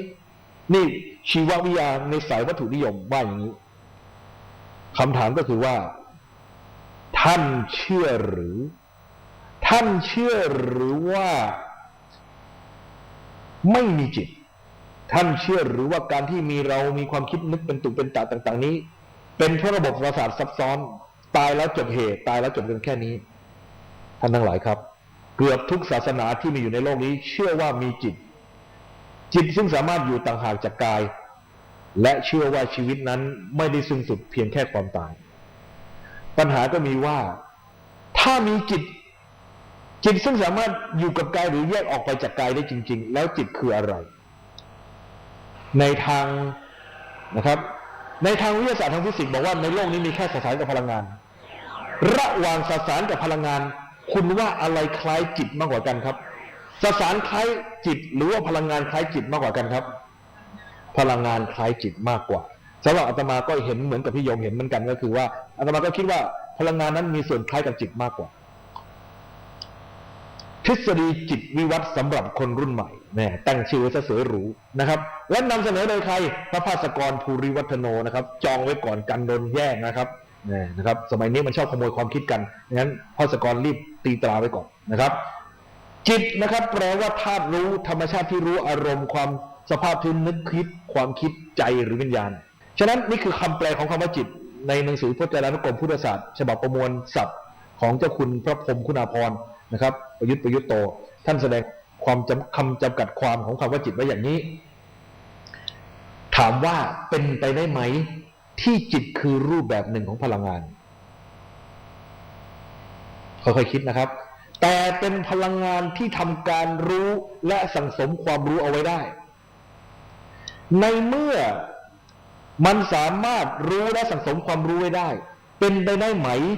ที่จิตจะมีวิวัฒนาการโดยเริ่มต้นจากพลังงานโง่หรือพลังงานนะครับที่จะกล่าวต่อไปนี้คือสมมติฐานว่าด้วยวิวัฒนาการของพลังงานหนึ่งหน่วยใดๆไปสู่ความเป็นธาตุรู้คือจิตมาดูกันสิว่านิยายวิทยาศาสตร์ฉบับพระภาสกรฟังแล้วเข้าท่าไหมแทนนะครับสมมตินะครับขอเปลี่ยนไอ้รูปฟ้านี้ให้เป็นรูปทรงกลมก่อนมันจะได้ง่ายในการทำงานนะครับสมมติให้ทรงกลมนี้เป็นสัญลักษณ์แทนหนึ่งหน่วยของพลังงานซึ่งในความเป็นจริงนะครับไม่สามารถบอกได้ว่าไอ้พลังงานนั้นมีขนาดหรือมีรูปร่างเป็นเช่นใดแต่แน่นอนครับในเมื่อมันเป็นพลังงานมันมีแสงสว่างในตัวเองไหมพลังงานที่มีแสงสว่างในตัวเองมันประพัดสอนครับมันมีแสงสว่างในตนเองมันมีความบริสุทธิ์ไหมในเมื่อเป็นพลังงานโดดๆเป็นแค่หนึ่งหน่วยของพลังงานมันบริสุทธิ์ไหมครับมันบริสุทธิ์เพราะมันไม่ได้เจือปนกับใครมันมีความบริสุทธินะครับแต่แน่นอนครับมันเริ่มต้นไม่มีความรู้ใดๆเลยมันจึงโง่บริสุทธิ์นี่แหละครับที่เขาเรียกว่าจิตเดิมแท้ จิตเดิมแท้มีประพัดสอนความสว่างมีความบริสุทธิมีความบริสุทธิ์แต่ขอโทษนะครับโง่บริสุทธิ์ไหนใครในที่นี้อยากกลับไปเป็นจิตเดิมแท้บ้างพูดแล้วมันเท่นะครับไหนยกมือหน่อยไหนใครอยากให้กลับไปเป็นพลังงานโง่บ้างมีไหมไม่มีแล้วครับฉะนั้นจากพลังงานโง่นะครับไม่มีความรู้นะครับแต่ว่ามีความบริสุทธิ์และมีความสว่างจากหนึ่งหน่วยของพลังงานนะครับ Stupid Energy อันนี้นี่เองล่องลอยไปในอวกาศนี่นะครับหนึ่งหน่วยพลังงานล่องลอยไปในอวกาศผ่านบรรยากาศที่เผาไหม้ร้อนในอวกาศมีการลุกไหม้ไหมครับมีการระเบิดไหมครับมีเนบูลามีนะครับมีกาแล็กซี่ต่างๆวูบวาบนะครับหนึ่งหน่วยของพลังงานที่ท่องเที่ยวไปในอวกาศผ่านบรรยากาศที่เผาไหม้ร้อนนะครับโคจรท่ามกลางกัมปนาตสยองมีเสียงระเบิดตุ้มตั้มมีการสว่างวาบมีการระเบิดมีการลุกไหม้บูบวาบนะครับนี่เกิดขึ้นนะครับในอวกาศโคจรท่ามกลางกัมปนาตสยองวูวาบป๊อกเฮ้ยตกใจคนแก่อย่าเพิ่งช็อกนะครับอย่าเพิ่งช็อกใจเย็นๆสังเกตนะครับว่าเวลาที่มีแสงสว่างวาบหรือมีเสียงดังเราตกใจไหมตกใจเวลาที่เราตกใจเราทำไงครับเราแอบเรากำบังเราพยายามหาอย่างอื่นมาปกป้องตัวเราถูกต้องไหมครับนั่นก็คืออะไรด้วยความกลัวซึ่งเป็นความรู้อย่างแรกๆของไอ้พลังงานอันนี้นี่เองมันเรียนรู้ความกลัวแสงวาบกลัวเสียงดังกลัวการกระทบกระทั่งมันก็เลยพยายามดึงเอาสิ่งอื่นที่ไม่ใช่ตัวมันมาห่อหุ้มมันเอาไว้เมื่อมันถูกห่อหุ้มถูกปิดบังเอาไว้มันติดต่อโลกภายนอกไม่ได้ทำยังไงถึงจะติดต่อโลกภายนอกได้เรือดำน้ำมันต้องมีกล้องโพลิสโคปออกไปส่องดูโลกภายนอกถูกต้องไหมครับเช่นเดียวกันครับไอ้หนึ่งหน่วยของพลังงานอันนี้เองมันดึงอย่างอื่นมาห้อมล้อมมันไว้มันก็จะต้องสร้างอุปกรณ์เชื่อมต่อสร้างตาไปดูรูปสร้างหูไปฟังเสียงสร้างจมูกไปดมกลิ่นสร้างลิ้นไปรับรสสร้างกายประสาทไปรับรู้สัมผัสมันสร้างกายขึ้นมาแล้วสร้างช่องทางรับรู้ต่างๆเพื่อเชื่อมต่อกับโลกภายนอกท่านทั้งหลายจากพลังงานโง่ซึ่งไม่มีความรู้ใดๆเลย Stupid Energy นะครับจิตเดิมแท้โง่บริสุทธิ์ นะครับค่อยๆสั่งสมความรู้เพิ่มขึ้นไปจนกระทั่งวันหนึ่งครับมันมีความรู้จนมันสามารถทำหน้าที่กลายเป็นสิ่งที่หลวงพี่เรียกว่ากึ่งธาตุรู้นั้นสามารถบังคับบัญชาเซลล์ทั้งหลายที่อยู่รวมกันเป็นอาณานิคมในร่างกายของมนุษย์สัตว์หรือแม้แต่ในพืชก็ได้ท่านทั้งหลายครับในพืชมีเซลล์เยอะไหมเยอะนะครับในอวัยวะร่างกายของพวกเรามีเซลล์เยอะไหมเยอะนะครับเซลล์แต่ละเซลล์นั้นมันมีชีวิตหรือไม่นี่นะครับท่านทั้งหลายครับเซลล์แต่ละเซลล์มีชีวิตมันรับสารอาหารคือกินเข้าไปได้ไหมได้มันขับถ่ายของเสียออกมาได้ไหมได้นั่นก็แปลว่ามันเหมือนหุ่นยนต์ตัวเล็กๆในเมื่อมันเป็นหุ่นยนต์ตัวเล็กๆมันต้องมีตัวบังคับบัญชาไหมมันน่าจะมีตัวบังคับบัญชาไอ้ตัวบังคับบัญชาของมันก็คือไอ้กึ่งธาตุรู้นี่แหละบังคับบัญชาเซลล์นะครับ กึ่งธาตุรู้จะทำหน้าที่บังคับบัญชาเซลล์แต่ละเซลล์ให้กินคือรับสารอาหารเข้าไปให้ขับถ่ายคือขับของเสียและทำหน้าที่เฉพาะกิจของเซลล์นั้นๆนั่นแปลว่าอะไรครับแปลว่าเซลล์ทุกๆตัวนะครับมันต้องมีไอ้กึ่งธาตุรู้มาบังคับบัญชามันและไอ้กึ่งธาตุรู้ก็เป็นเหมือนวิญญาณของเซลล์เวียนว่ายตายเกิดในระดับเซลล์เห็นไหมครับมันเวียนว่ายตายเกิดในระดับเซลล์ท่านทั้งหลายเดี๋ยวนะครับเวลาเซลล์ตัวหนึ่งตายไปนะครับไอ้ตัวกึ่งธาตุรู้นี่ก็หลุดออกมาแล้วก็ไปเข้าในเซลล์ที่กำลังบัดดิ้งกำลังงอกขึ้นมาใหม่เวียนว่ายตายเกิดในระดับเซลล์ไม่ว่านะครับในร่างกายของเรานะครับมีเซลล์เยอะนะครับแต่ละเซลล์อย่างเช่นเซลล์ประสาทนี่เห็นไหมครับมันก็จะต้องมีไอ้กึ่งธาตุรู้มาบังคับบัญชามันให้มันสามารถส่งกระแสประสาทส่งอีออนส่งพัลส์ต่างๆได้นะครับกึ่งธาตุรู้ควบคุมเซลล์ประสาทให้ส่งกระแสประสาทนะครับหรือว่าในต้นไม้กับสัตว์ต่างกันตรงไหนต้นไม้นั้นเป็นการอยู่รวมกันของกึ่งธาตุรู้เป็นอาณานิคมของกึ่งธาตุรู้แต่ไม่มีจอมเผด็จการไม่มีจิตมาเผด็จการไม่มีคนมาควบคุมทั้งหมดมันอยู่รวมกันเป็นอาณานิคมเฉยๆหลวมๆแต่ถ้าเป็นสัตว์นั้นจะมีอาณานิคมของกึ่งธาตุรู้และมีเผด็จการควบคุมให้มันไปในทิศทางต่างๆไอ้จิตของสัตว์นั้นคือตัวเผด็จการที่ควบคุมนะครับองค์คาพยพทั้งหมดนะครับฉะนั้นในพืชนะครับในพืชเป็นการอยู่รวมกันเป็นอาณานิคมของกึ่งธาตุรู้แต่ในสัตว์นั้นนะครับจะเป็นการนะครับอยู่รวมกันโดยมีไอ้ตัวจิตของสัตว์นั้นเป็นเผด็จการฉะนั้นยิ่งเรามีภาวะเป็นสัตว์มากขึ้นเท่าไหร่เราก็สั่งสมนิสัยเผด็จการมากขึ้นไปเท่านั้น เอาละครับท่านทั้งหลายครับมาดูกันต่อไปจากพลังงานโง่ที่ปราศจากความรู้ใดๆสั่งสมความรู้มากขึ้นจนเป็นกึ่งธาตุรู้จากกึ่งธาตุรู้มันเรียนรู้ขึ้นไปอีกมันสั่งสมความรู้ขึ้นไปอีกนะครับ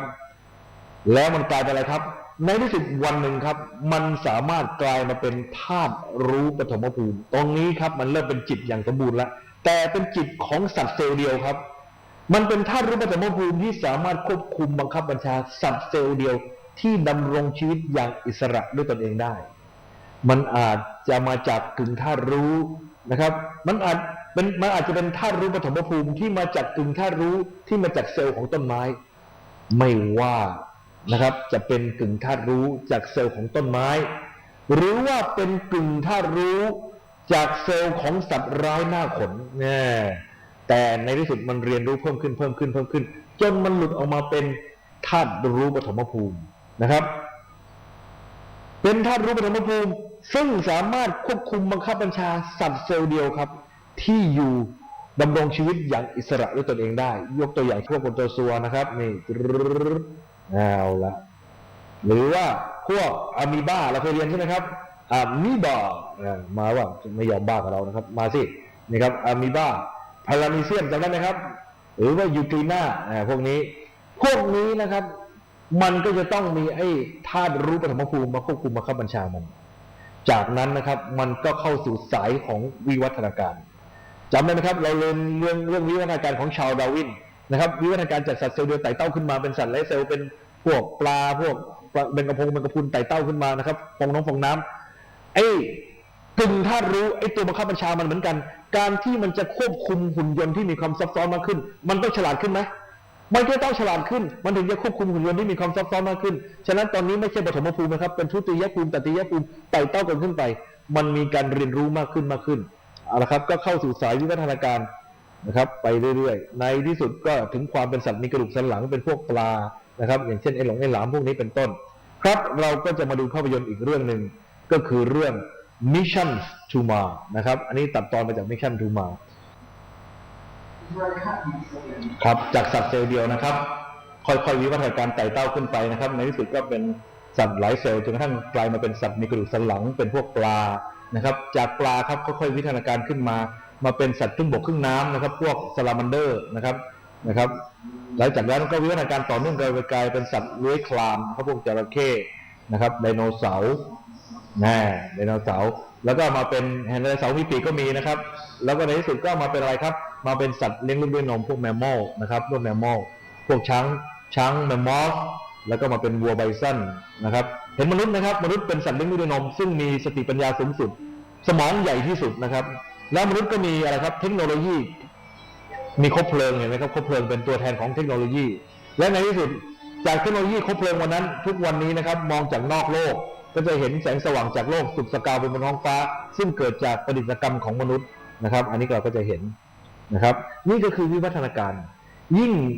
ชีวิตมีความซับซ้อนมากขึ้นเท่าไหร่หุ่นยนต์มีความซับซ้อนมากขึ้นเท่าไหร่ไอ้ตัววิญญาณที่ไปควบคุมมันก็ต้องฉลาดเพิ่มขึ้นเพื่อจะควบคุมองค์คาพยพที่มีความละเอียดซับซ้อนขึ้นไปด้วยถูกต้องไหมครับท่านทั้งหลายครับการได้เกิดเป็นมนุษย์เป็นเรื่องยากเหลือเกินไต่เต้าวิวัฒนาการมาอย่างยาวนานท่านดูไอ้นี่ครับไอ้เซลล์เดียวตัวนี้นะครับกว่าที่มันจะไต่เต้าขึ้นมาถึงความเป็นมนุษย์นั้นเนี่ยมันไต่เต้าขึ้นมาต้องลองผิดลองถูกมาตลอดระยะเวลาอันยาวนานสมมุติว่าไอ้ม้าตัวนี้ฟังให้ดีนะครับสมมุติว่าไอ้ม้าตัวนี้เนี่ยมันไม่เคยถึงความเป็นมนุษย์แต่มันสูงสุดเพียงแค่ความเป็นม้านะครับไอ้ตัวนี้นะครับมันสูงสุดแค่ความเป็นตัวนะไอ้ม้าตัวนี้จะไม่มีสวรรค์และนรกสำหรับมันไม่มีครับนรกสวรรค์สำหรับม้าตัวนี้จะไม่มีนรกของไอ้ม้าตัวนี้ก็คือการเกิดต่ำกว่าวิวัฒนาการของมันคือกลับมาเกิดเป็นกบเป็นเขียดเป็นไส้เดือนกิ้งกือเนี่ยเรียกว่าเป็นนรกของไอ้ม้าตัวนี้แต่สวรรค์ของม้าตัวนี้คือการเกิดเต็มฐานวิวัฒนาการก็คือเกิดเป็นม้านั่นเองมันจะมีความสุขได้วิ่งล่นเล่นไปในป่าในเขาในทุ่งหญ้ามีความสุขมากนะครับนั่นก็คือสวรรค์ของไอ้ม้าตัวนี้จนกว่าว่าเมื่อใดก็ตามที่ไอ้ม้าตัวนี้นะครับเมื่อไรก็ตามที่ไอ้ม้าตัวนี้มันสามารถวิวัฒนาการต่อขึ้นไปจนถึงความเป็นคนแล้วเมื่อไรครั้นถึงเป็นความเป็นคนแล้วมันจึงจะมีสวรรค์นรกเปรตอสุรกายครบถ้วนเพราะสวรรค์นรกเปรตอสุรกายนั้นเป็นจินตนาการของมนุษย์เท่านั้นสังเกตไหมครับสวรรค์นรกเปรตอสุรกายเหล่านั้นเป็นผลจากจินตนาการของมนุษย์แต่ท่านทั้งหลายครับมันไม่ใช่สวรรค์ของใครของมันแยกโดยเอกเทศมันเป็นสวรรค์องค์รวมถ้าใครที่มีมิติของจิตใกล้เคียงกันมันก็สามารถจูนไปเจอกันได้เหมือนกับเราอยู่บนโลกนี้ต่างคนต่างมีวิมานของตัวเองใช่ไหมครับท่านมีบ้านของท่านเองใช่ไหมครับท่านตกแต่งบ้านตามแบบที่ท่านชอบนะครับบ้านบางคนก็ทรงสเปนบางคนก็ทรงไทยบางคนก็ทรงญี่ปุ่นแล้วแต่ใครชอบแล้วก็กรอบรูปไว้ตรงนี้ตู้เย็นไว้ตรงนี้จัดเหมือนกันไหมครับไม่เหมือนกันแต่เราอยู่บนโลกเดียวกันมิติใกล้เคียงกันเราไปดูบ้านเพื่อนเราได้ไหมดูได้แต่ดูแล้วเป็นเจ้าของแทนได้ไหมไม่ได้ฉะนั้นของใครของมันเห็นไหมครับฉะนั้นมิติเหล่านี้เนี่ยถ้าเป็นสวรรค์ของคนไทยด้วยกันก็อยู่ในแอเรียใกล้เคียงกันฉะนั้นสังเกตนะครับคนที่มาเกิดในประเทศไทยมาปฏิบัติธรรมนะครับส่วนมากจะเห็นภพของความเป็นเทวดาใกล้เคียงกันก็ต้นทุนเก่าที่เคยปรุงแต่งมาในเรื่องความเป็นเทวดานั้นมันใกล้เคียงกันว่าฉันเป็นเทวดาฉันต้องแต่งตัวคล้ายๆกับที่ฉันเคยเห็นบนฝาผนังตั้งแต่ตอนเป็นเด็กอย่างนั้นอย่างนี้ก็เลยแต่งตัวเหมือนยี่เกเห็นไหมครับคนไทยแต่ถ้าสวรรค์ของเขตอื่นละครับของประเทศอื่นละครับเขาก็ปรุงแต่งตามต้นทุนของเขาเอางี้ดีกว่าสมมุติว่าหลวงพี่เป็นคนอินเดียแน่นอนครับอีนี่ชอบไว้หนวดแน่ก็ปันหนวดครับปันหนวดมีความสุขมากอีนี่มีหนวดงาม นะครับปรากฏว่าดันตายแล้วดันมาเกิดเป็นเทวดาไทยเฮ้ยอีนี่นวดฉันหายไปหน่อยอีนวดหายไปหน่อยไม่ดีไม่ชอบเห็นไหมครับมันต้องปรุงแต่งตามความพอใจของเจ้าของถึงจะได้เป็นสวรรค์ถึงจะได้มีความสุขถูกต้องไหมครับมันปรุงแต่งตามไหนตามต้นทุนเดิมของแต่ละคนมีคุณยายอยู่คนหนึ่งครับแกอยู่นู่นน่ะอยู่ที่จังหวัดอะไรวะสุรินทร์นะคุณยายคนนี้เคยอยู่สุรินทร์ปรากฏว่าคุณยายคนนี้ครับแกก็ไปฝึกวิชามโนมยิทธิแล้วแกก็ขึ้นไปดูวิมานของแกนะครับก็มาเล่าให้อาจารย์แม่ชีที่เป็นอาจารย์ของหลวงพี่ฟังว่าวิมานของแกเป็นยังไงวิมานของยายเป็นยังไงบ้างโอ้โหวิมานยายสวยมีไข่มุกงดงามอาราเดี๋ยวก่อนยายบอกว่ายายวิมานยายมีไข่มุกยายอยู่บ้านนอกคอกนาเลี้ยงวัวเลี้ยงควายยายเอาไข่มุกมาจากไหนคือว่าอีฉันชอบดูหนังเรื่องเปาบุญจินค่ะจำมุกบนหัวท่านเปาได้ มันชอบอะไรมันก็เอาสิ่งนั้นไปปรุงแต่งแล้วครับตามต้นทุนที่ตัวเองพอใจฉะนั้นถ้าจะเรียกว่าสวรรค์มันก็ต้องถูกใจเจ้าของที่ไปอยู่ถูกต้องไหมครับถึงจะเรียกว่าเป็นสวรรค์เอาละท่านทั้งหลายฉะนั้นจิตมนุษย์เป็นผู้สร้างนรกสวรรค์ขึ้นท่านทั้งหลายครับ กว่าจะได้เกิดเป็นคนยากเย็นเข็นใจ ไม่ใช่เรื่องง่ายๆอยากฟังนิยายไหมนิยายชีวิตภาสกรไม่มีตาทิพย์ไม่มีหูทิพย์แต่มีปากเอาไว้ถามก็สงสัยนะครับว่าไอ้เรื่องชีวิตที่เราว่านิยายมาเนี่ยมันจะจริงหรือไม่จริงก็ให้ผู้ที่เขามีจิตเป็นทิพย์ช่วยถามให้อยากรู้จริงๆว่าภาสกรเนี่ยตอนท่านนับเวลาตั้งแต่เป็นธาตุรู้ปฐมภูมิจนถึงเดี๋ยวนี้เนี่ยมีอายุเท่าไรแล้วในวัฏฏะสงสารคือเราบอกว่านับแล้วก็อธิบายเขาฟังว่านับเกณฑ์จากการเป็นไอสัตว์เซลล์เดียวขึ้นมาเนี่ยนะแล้วหลุดออกมาเป็นสัตว์เซลล์เดียวนอกร่างกายเป็นธาตุรู้ปฐมภูมิเนี่ยจนถึงเดี๋ยวนี้เนี่ยอายุเท่าไหร่แล้วเราก็คิดไว้ในใจว่าถ้าเขาตอบมาได้ก็แปลว่าสมการที่เราคิดไว้มันถูกเพราะว่ามันมีตัวเล็งหรือตัวเวลาจริงๆปรากฏว่าพอถามปั๊บเขาตอบมาให้จริงๆเขาบอกว่าคุณภาสกรมีอายุจนถึงเดี๋ยวนี้868อสงไขยว้าว868เนี่ยเขาท่าถ้า868เดี๋ยวขอถามหน่อยกว่าจะวิวัฒนาการจากธาตุรู้ปฐมภูมิมาสู่ความเป็นมนุษย์เนี่ยใช้เวลาไปนานแค่ไหนจากไอ้เซลล์เดียวเนี่ยครับจนถึงความเป็นมนุษย์เนี่ยใช้เวลาไต่เต้านานแค่ไหนเขาบอกว่าใช้เวลาไปแล้ว32อสงไขยกว่าจะไต่เต้าจากไอ้สัตว์เซลล์เดียวถึงความเป็นคนนะครับ32อสงไขยอย่าลืมนะครับอสงไขยเศษของมันคือแสนจำได้ไหมครับถ้าแปลมั่วๆก็คืออสงไขยเท่ากับล้านนะครับ32ล้าน100,000 ครั้ง100,000 มหากรัปนะครับแต่ไอ้มหากรัปที่เมื่อกี้บอกว่าลึกโยดยาวโยดกว้างโยดนะครับ16 กิโลเมตรเนี่ย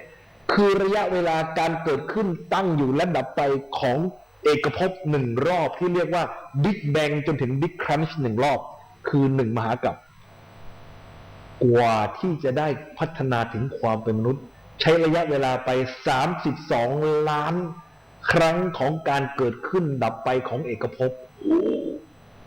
น้อยซะที่ไหนเห็นไหมครับกว่าจะไต่เท่าไปถึงความเป็นคน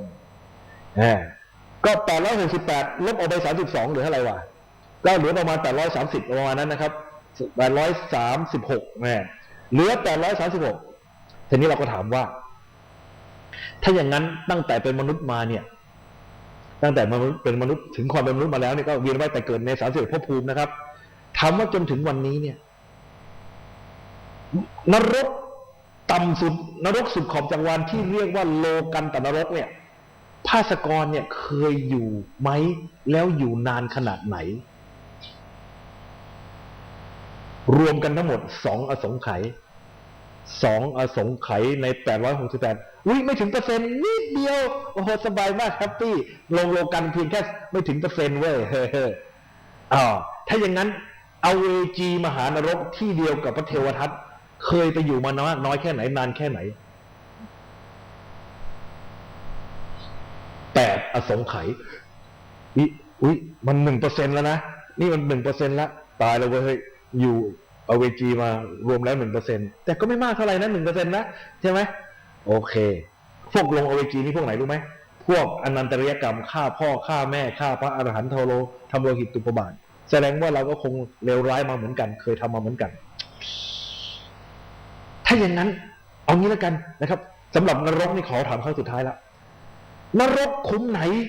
ที่พระภาสกรนะครับเคยอยู่มานานที่สุดแล้วนานแค่ไหนสิมพลีนรก80อสงไขยเฮ้ยสิมพลีนรกนี่มันนรกต้นนิ้วนี่ว่าไอ้นี่มันบ้ากาม80อสงไขย 10% ของชีวิตปีนต้นนิ้วอยู่ไม่ไหวแล้วเว้ยชักแย่แล้วเปลี่ยนเรื่องดีกว่าเอางี้ด้วยกันครับสวรรค์นะครับชั้นไหนอยู่ได้นานที่สุดปรากฏว่าพอถามคำถามนี้ปั๊บชัดดาวครับข้างบนบอกว่า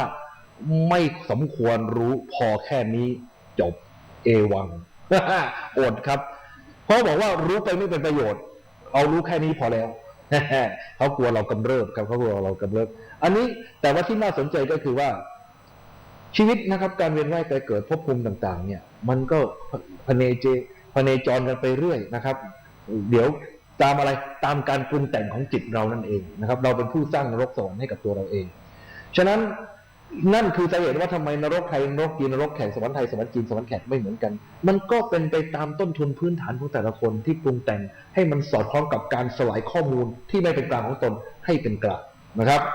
เอาละกว่าจะได้เป็นคนเป็นเรื่องยากเย็นแสนเข็ญแล้วก็เวียนว่ายใจเกิดนะครับยาวนานเหลือเกินจนกระทั่งมาเรียนรู้ความจริงว่าสรรพสิ่งทั้งหลายในโลกนี้ที่เราหลงไหลให้ค่านั้นล้วนแล้วแต่เป็นสิ่งไร้สาระเป็นแค่สิ่งที่หาตัวตนแท้จริงไม่ได้เป็นอนัตตาหาประโยชน์ไม่ได้นะครับภาพยนตร์เรื่อง Matrix ภาคแรกตอนสุดท้ายของเรื่องหลังจากคุณคีนูรีฟหรือพี่นีโอของเราโดนตื้อโดนตีนมาเต็มที่นะครับถูกกระทืบถูกยิงถูกฟันถูกแทงเรียกว่าสะบักสะบอมจนถึงที่สุดนะครับล้มลงไปแล้วนะครับอย่าลืมนะครับหลักการของเราคือเห็นทุกข์จึงเห็นธรรม ปรากฏว่าเพราะแกเห็นทุกข์เมื่อเจอรับประทานเข้าไปเต็มที่นะครับไม่รู้ว่ากี่มือกี่เท้าโดนประเคนเข้าไปเต็มที่แกก็เกิดซาโตริขึ้นมาว่าสรรพสิ่งที่แกเห็นอยู่นั้นเป็นเพียงเมทริกเป็นสิ่งที่คอมพิวเตอร์สร้างขึ้นหาได้มีตนแท้จริงไม่เราต่างหากที่หลงและไปเข้าใจว่ามันเป็นตัวเป็นตนจึงต้องไปทุกข์กับมันเหล่านั้นแกเกิดซาโตริเห็นความเป็นอนัตตาของเมทริกพ้นทุกข์ฉับพลันแน่นอกจากพ้นทุกข์ฉับพลันแล้วถ้าเทียบกับทางพุทธศาสนาเราแกยังได้อภิญญาด้วยนะครับ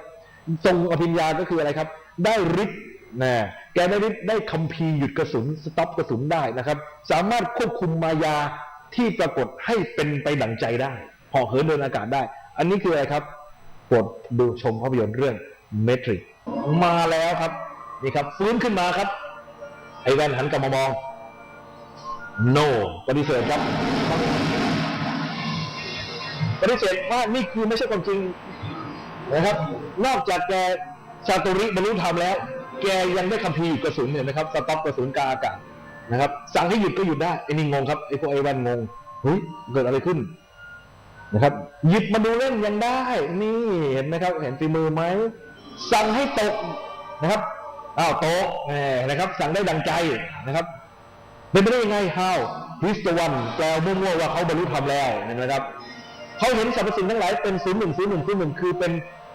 อนัตตาหาตัวตนไม่ได้ในเมื่อเป็นอนัตตาไม่มีตัวตนก็ไม่มีสาระเมื่อไม่มีสาระจึงเป็นเรื่องน่าเบื่อเซ็งไร้สาระเซ็งโคตรเลยเห็นไหมครับเบื่อไร้สาระเห็นไหมครับเขาแสดงอารมณ์ทางนะครับไม่มีความหมายรำคาญหนักๆทีเปรี้ยงนะครับกระเด็นไปเป็นไงครับแว่นกระจาย นะครับ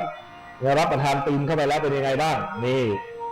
เอาละครับดูให้ดีนะครับเดี๋ยวคุณคีนูริฟของเราจะพิสูจน์ให้ดูว่าพวกแกไม่มีตัวตนพวกแกไม่มีสาระหาตัวตนไม่ได้ดูนะครับ1 2 3นี่ไง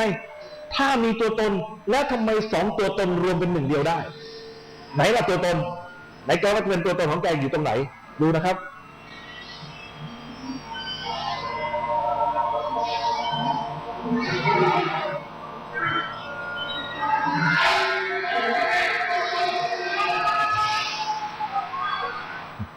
เป็นไงกับตัวตนกระจุยเลยนะครับแล้วดูมาดที่คีนูรีฟนะครับตอนที่แกเก๊กนะครับดูมาดแกนะครับพี่นีโอของเราแทนโอ้โหหลอก ท่านทั้งหลายครับถ้าสังเกตดูให้ดีอารมณ์นี้อารมณ์พระอรหันต์ก็คือเห็นสรรพสิ่งทั้งหลายเป็นสิ่งไร้สาระไม่ใช่ตัวไม่ใช่ตนหาสาระไม่ได้ทั้งในอดีตหาสาระไม่ได้ทั้งในปัจจุบันและหาสาระไม่ได้ทั้งในอนาคตอดีตอนาคตหรือปัจจุบันไม่ได้มีสาระสำคัญใดๆหมดเครื่องยึดเหนี่ยวใดๆทั้งสิ้นเพราะของเหล่านั้นหาสาระไม่ได้ไม่มีอะไรเป็นสาระให้เกาะให้เกี่ยวให้เหนี่ยวให้ห่วงใยอะไรอาวรณ์ทั้งสิ้นเป็นอิสรภาพอย่างแท้จริงแต่ที่น่าสนใจก็คือถ้าภาพยนตร์เรื่องนี้นะครับใครจับผิดภาพยนตร์ได้จะเห็นว่าถ้าเป็นพระอรหันต์จริงๆแล้วไปฆ่าเขาทำไมตกลงอันนี้ใช่พระอรหันต์ไหมไม่ใช่นะครับไม่ใช่พระอรหันต์แต่อารมณ์พระอรหันต์ใช่อารมณ์ไม่ใช่แต่พฤติกรรมไม่ใช่นะครับแล้วก็น่าเสียดายครับคุณคีนูรีฟนะครับแกเล่นหนังหลายเรื่องนะครับและเป็นเรื่องสำคัญด้วยอย่างเช่นเรื่อง Little Buddha เล่นเป็นพระพุทธเจ้านะครับและเรื่องนี้ก็เล่นแสดงอารมณ์ใจของพระอรหันต์แต่ขอแสดงความเสียใจกับคุณผู้หญิงทั้งหลายด้วยนะครับ เพราะได้ข่าวว่าแกมีสามีแล้วนะครับ แต่อ๋อ นะครับ โอเคครับท่านทั้งหลายครับ สมดุลใจครับ สมดุลโลก สมดุลใจ สมดุลธรรมก็จบลงอย่างสมบูรณ์นะครับ เป็นยังไงครับ ฟังแล้วได้ข้อคิดอะไรบ้าง ข้อคิดที่หลวงพี่อยากจะคุยกับพวกเราสักเล็กน้อยก็คือว่าท่านทั้งหลายครับ จริงๆแล้วเนี่ย วิวัฒนาการของชีวิตมันเกิดขึ้นตลอดเวลาใช่ไหมเดี๋ยวนี้มันก็ยังวิวัฒนาการมีชีวิตใหม่ๆเข้ามาในวงโคจรหรือมาในวัฏสงสารนี้ท่านเคยได้ยินไหมครับเจ้าแม่กวนอิมนะครับหรือพระอวโลกิเกศวนท่านจะมีคำพูดเท่ๆของท่านอยู่คำหนึ่งท่านจะบอกนี้ครับเราสงสารสรรพสัตว์ทั้งหลายเรามีความเมตตาสรรพสัตว์ทั้งหลายเราอยากจะขนถ่ายสรรพสัตว์ทั้งหลายให้เข้าสู่พระนิพพานให้หมดแล้วเราจะขอเข้าพระนิพพานเป็นคนสุดท้ายฟังแล้วดูดีไหมครับฟังแล้วเท่ๆนะครับแล้วท่านมีเมตตาสูงมากท่านจะขนถ่ายสรรพสัตว์ให้เข้านิพพานให้หมดแล้วท่านจะขอเข้าพระนิพพานเป็นคนสุดท้ายฟังดูดีดูเท่แต่ประกอบด้วยความรู้ที่ไม่ถูกต้องพูดง่ายๆก็คือโง่คือไม่รู้ว่าชีวิตใหม่นั้นมันเกิดใหม่ตลอดเวลาไม่มีใครเข้าพระนิพพานคนสุดท้ายจริงไหมครับแต่เพราะคิดแบบนี้แหละเป็นเหตุให้ท่านทำความดีทำบารมีสั่งสมความดีไปเรื่อยๆจนในที่สุดมันเกิดภาวะอะไรจะได้ไหมภาวะความรู้วิกฤตไงสั่งสมความรู้สั่งสมบารมีไปจนถึงความรู้วิกฤตแล้วในที่สุดก็จะตรัสรู้เป็นพระเจ้าพระองค์หนึ่งมาประกาศอริยสัจสี่เหมือนกับพระเจ้าโคดมของเรานี่แหละไม่มีอะไรแตกต่างกันครับเห็นไหมฉะนั้นชีวิตมันเกิดใหม่ตลอดเวลาระวังให้ดีถ้าท่านยังคิดจะเวียนว่ายตายเกิดต่อไปสักวันหนึ่งเคยไหมครับนั่งเพลินๆแค่ขี้มูกเอามาปั้นเป็นก้อนๆแล้วก็โยนทิ้งไปไอ้ชิมหน่อยเค็มๆว่ะทิ้งปรากฏว่าไอ้ขี้มูกของเราเป็นสสารใช่ไหมสสารวันหนึ่งมันกลายเป็นพลังงานได้ไหมได้สสารกับพลังงานคือสิ่งเดียวกันแล้วสักวันหนึ่งมันเป็นพลังงานแล้วมันเริ่มเรียนรู้เริ่มสั่งสมความรู้กลายเป็นกึ่งธาตุรู้บังคับบัญชาเซลล์ได้เรียนรู้ต่อไปเป็นธาตุรู้ปฐมภูมิบังคับสัตว์เซลล์เดียวที่อยู่นอกร่างกายได้จนในที่สุดมันกลายไปเป็นธาตุรู้ที่มีภูมิแต่ยุภูมิไต่เต้าถึงความเป็นคนสักวันหนึ่งในอนาคตไม่รู้ว่าอีกนานสักเท่าไหร่เราอาจจะไปเจอสาวน้อยที่น่ารักเห็นและชื่นอกชื่นใจโอ้โหเธอสวยเธอน่ารักเหลือเกินนะครับเห็นแล้วชื่นใจชอบหลงรักโดยฉับพลันแต่หารู้ไหมว่าที่แท้ขี้มูกเก่าเว ทุเรศดีไหมทุเรศดีไหมครับ ฉะนั้นนะครับยังเวียนว่ายแต่เกิดอยู่ก็หลงไหลได้ปลื้มกับสิ่งอะไรก็ไม่รู้นะครับทำไมไม่ใช้โอกาสของการเกิดเป็นมนุษย์คราวนี้ให้คุ้มค่าที่สุดด้วยการนะครับพระองค์เอาเรือนะครับไททานิกไม่ใช่ไททานิกเพราะไททานิกมันจมอันนี้ไม่จมนะครับเราเรือขนาดยักษ์นะครับออกมารับเรากลางมหาสมุทรแล้วและเรามีบุญด้วยครับที่สามารถได้เกาะหรือได้โดยสารเรือลำนี้มาขณะนี้เรือได้มาถึงมาใกล้ท่าแล้วมาเทียบท่าแล้วกำลังจะเปิดให้พวกเราลงสู่ฝั่งพระนิพพานปัญหาก็คือว่าเราจะลงหรือไม่ลงหรือเราจะกระโดดลงไปในน้ำแล้วก็ลอยคอหาเรืออื่นเกาะต่อไปเรื่อยๆต่อไปก็ตัวใครตัวมันเอวังด้วยประการฉะนี้แล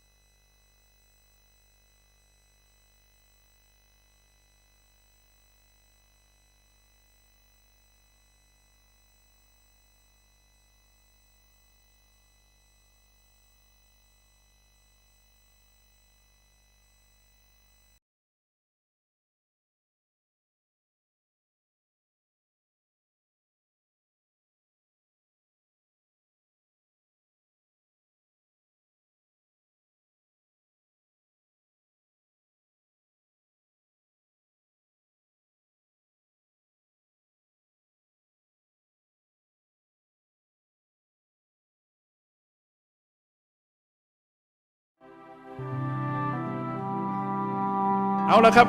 มาพูดกันว่าเราเป็นชาวพุทธนั่งให้สบายครับไม่ต้องซีเรียสนะครับแต่ว่าตอนเอาจริงเอาจังตอนที่เจอกับภาคปฏิบัติอาจารย์กเชนนะครับ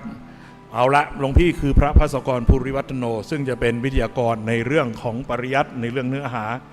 แล้วก็จะบอกเลยว่า5วันนี้จุใจรับประกันถึงความจุใจเพราะว่าเนื้อหาธรรมะทั้งหมดที่หลวงพี่บวชมาเกือบ20พรรษาปีนี้จะเป็นพรรษาที่ปีนี้เป็นอะไร58ใช่ไหมพรรษาที่19นะครับผ่านพรรษานี้ก็เป็น19พอปีหน้าก็20พรรษาท่านทั้งหลายครับเนื้อหาทั้งหมดของธรรมะตลอดระยะเวลาเกือบ20พรรษาที่หลวงพี่ศึกษามาคุณจะได้รับรู้ทั้งหมดย่นเวลาคุณเหลือเพียง5วันใช่ไหมพวกเรา5วันใช่ไหมฉะนั้นอย่างเข้มข้นและงั้นขอให้พวกเราเปิดใจนะครับรับฟังทีนี้การที่จะรับฟังอะไรได้อย่าลืมนะครับน้ำในแก้วนะครับถ้าจะเติมน้ำใหม่ลงไปก็ควรที่จะเทออกเป็นบางส่วนถูกต้องไหมเพื่อจะเติมน้ำใหม่เข้าไปนะครับแล้วก็เพื่อไม่ให้เกิดปัญหาการลังเลสงสัยนะครับเพราะว่ามันจะเสียประโยชน์ทั้งฝ่ายสอนและฝ่ายเรียนก็เทน้ำออกไปเยอะๆหน่อยนะครับเปิดใจรับรู้ของใหม่นะครับเสร็จแล้วหลังจากจบแล้วค่อยมาสรุปว่าเห็นด้วยไม่เห็นด้วยค้านยังไงค่อยว่ากันทีหลังเพราะไม่งั้นการศึกษาถ้ามันนะครับเพื่อตัดความลังเลสงสัยตั้งแต่แรกคือตั้งใจเลยว่าเมื่อมาตัดสินใจมาเรียนคอร์สนี้แล้ว5วันเปิดเลยนะครับและรับให้เต็มที่อาจารย์กเชนสอนก็เหมือนกันเปิดใจรับสิ่งที่ท่านสอนนะครับท่านอาจจะสอนแตกต่างไปจากครูบาอาจารย์องค์อื่นที่เราไปเคยเข้าคอร์สนู้นคอร์สนี้มาลองเปิดใจดูว่าวิธีการนะครับแนะนำของท่านจะเป็นประโยชน์ไหมเหมาะสมกับเราไหมเพราะว่าคำว่ามัชฌิมาปฏิปทาทางสายกลางกลางใครก็กลางมันไม่มีกลางมาตรฐานเข้าใจไหมเพราะว่าการจะวัดว่าใครเป็นทางสายกลางอันไหนเหมาะสมกับเรานั้นดูที่ว่าปฏิบัติแล้วกุศลธรรมเจริญอกุศลธรรมเสื่อมหมายความว่าถ้าศีลสมาธิปัญญาทำฝ่ายดีงามมันเจริญขึ้นแล้วโลภโกรธหลงมันเสื่อมนั่นแหละเป็นมัชฌิมาของเรานะครับฉะนั้นไม่จำเป็นว่าจะต้องเหมือนกันบางคนต้องประเภทโหดๆต้องไปอยู่สายโหดต้องอดนะครับต้องทรมานต้องสารพัดอันนั้นเป็นวิบากของเขาเราไม่เกี่ยวเข้าใจไหมถ้าเรามีวิบากอย่างนั้นเราก็จะต้องยินดีพอใจเช่นนั้นแต่นี่เราไม่ใช่เอาละทีนี้เข้าเรื่องก่อนเราเป็นชาวพุทธพุทธะเนี่ยแปลว่ารู้อะไรรู้ความจริงของโลกและชีวิตศาสนาพุทธเป็นศาสนาของผู้นิยมในความรู้อะไรรู้ความจริงของโลกและชีวิตบางคนฟังแล้วก็มันเหมือนวิทยาศาสตร์นะใช่ไหมวิทยาศาสตร์นี้ก็สนใจเรื่องธรรมชาติกฎธรรมชาติและความเป็นไปของชีวิตเราชาวพุทธเราก็สนใจเรื่องเดียวกันคือธรรมชาติกฎของธรรมชาติและความเป็นไปของชีวิตเหมือนกันแล้วมันไปต่างกับวิทยาศาสตร์ตรงไหนท่านทั้งหลายครับถึงแม้สนใจในเรื่องเดียวกันแต่เป้าหมายแตกต่างครั้งหนึ่งพระพุทธเจ้าทรงอยู่ในป่าประดู่ลายทรงกำใบไม้ไว้ในมือแล้วถามสาวกทั้งหลายว่าสู่เจ้าทั้งหลายใบไม้ในมือของตถาคตกับใบไม้ในป่าไหนมีมากกว่ากันสาวกหัวเราะกิ้งเลยวันนี้พระองค์ถามคำถามง่ายๆนะครับใบไม้ในมือของพระองค์นั้นน้อยนิดใบไม้ในป่ามีมากกว่าเยอะพระพุทธเจ้าตรัสว่าใช่ตถาคตเป็นสัพพัญญูรู้ทุกอย่างสิ่งที่ตถาคตตรัสรู้คือใบไม้ทั้งป่าเข้าใจไหมแต่สิ่งที่นำมาสอนแก่พวกเธอนั้นคือใบไม้ในกำมือคือเรื่องของทุกข์และการดับทุกข์เห็นไหมครับหัวใจมันอยู่ตรงนี้ท่านทั้งหลายครับศาสนาพุทธเนี่ยเป้าหมายนะครับของการสอนของการศึกษาหาความจริงในเรื่องธรรมชาติกฎธรรมชาติและชีวิตนั้นเป็นไปเพื่อเข้าถึงการดับทุกข์เราศึกษาเรื่องทุกข์และการดับทุกข์ในขณะที่วิทยาศาสตร์ไม่มีขอบเขตไม่มีพรมแดนใช่ไหมความอยากรู้ของนักวิทยาศาสตร์ไม่มีขอบเขตอยากรู้ว่าจะมีเชื้อโรคอันไหนมั่งที่ยาในวันนี้ไม่สามารถต้านทานได้สามารถทำให้คนตายได้ทั้งโลกอยากรู้จังชิบหายกันทั้งโลกเห็นไหมครับท่านทั้งหลายเดือดร้อนกันทั่วหน้าเพราะความอยากรู้อันไม่มีขอบเขตของมนุษย์นั่นเองเอาละครับท่านทั้งหลายครับมาเรามาดูกันนะครับพุทธศาสนานะครับตั้งเป้าหมายก็คือเรื่องของทุกข์และการดับทุกข์ทีนี้มาฟังคำนี้ สิ่งทั้งหลายมีอยู่ตถาคตจะเกิดขึ้นหรือไม่เกิดขึ้นก็ตามสิ่งนั้นมีอยู่ฟังอีกครั้งหนึ่งนะสิ่งทั้งหลายมีอยู่ตถาคตจะเกิดขึ้นหรือไม่เกิดขึ้นก็ตามสิ่งนั้นมีอยู่ตถาคตเป็นผู้ค้นพบและนำมาเปิดเผยซึ่งสิ่งอันมีอยู่แล้วเหล่านั้น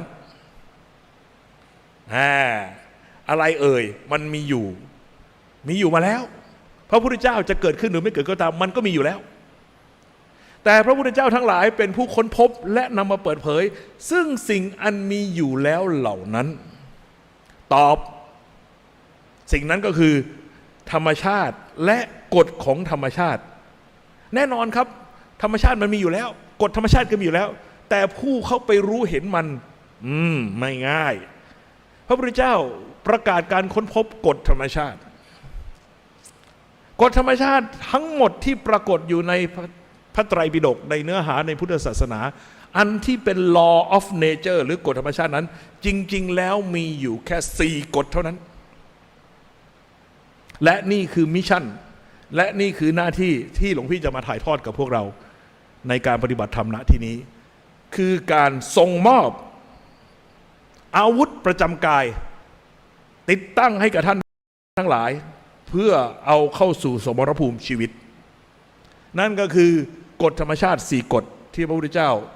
มอบให้เป็นมรดกแก่พวกเรากฎธรรมชาติประการที่1กฎธรรมชาติซึ่งอยู่ใกล้ชิดกับเรามากที่สุดเป็นเรื่องใหญ่ในชีวิตเราที่สุดนั่นก็คือกฎธรรมชาติว่าด้วยการกระทำและผลของการกระทำงั้นกฎธรรมชาติข้อนี้ได้แก่กรรมนิยามหรือกฎแห่งกรรมนั่นเองดังนั้นกฎธรรมชาติประการที่1กฎธรรมชาติว่าด้วยการกระทำและผลของการกระทำอย่าลืมนะครับเราพูดถึงเรื่องกรรมและกฎแห่งกรรมไม่ใช่เรื่องของความเชื่อไม่ใช่เพราะเราเชื่อมันถึงมีผลไม่ใช่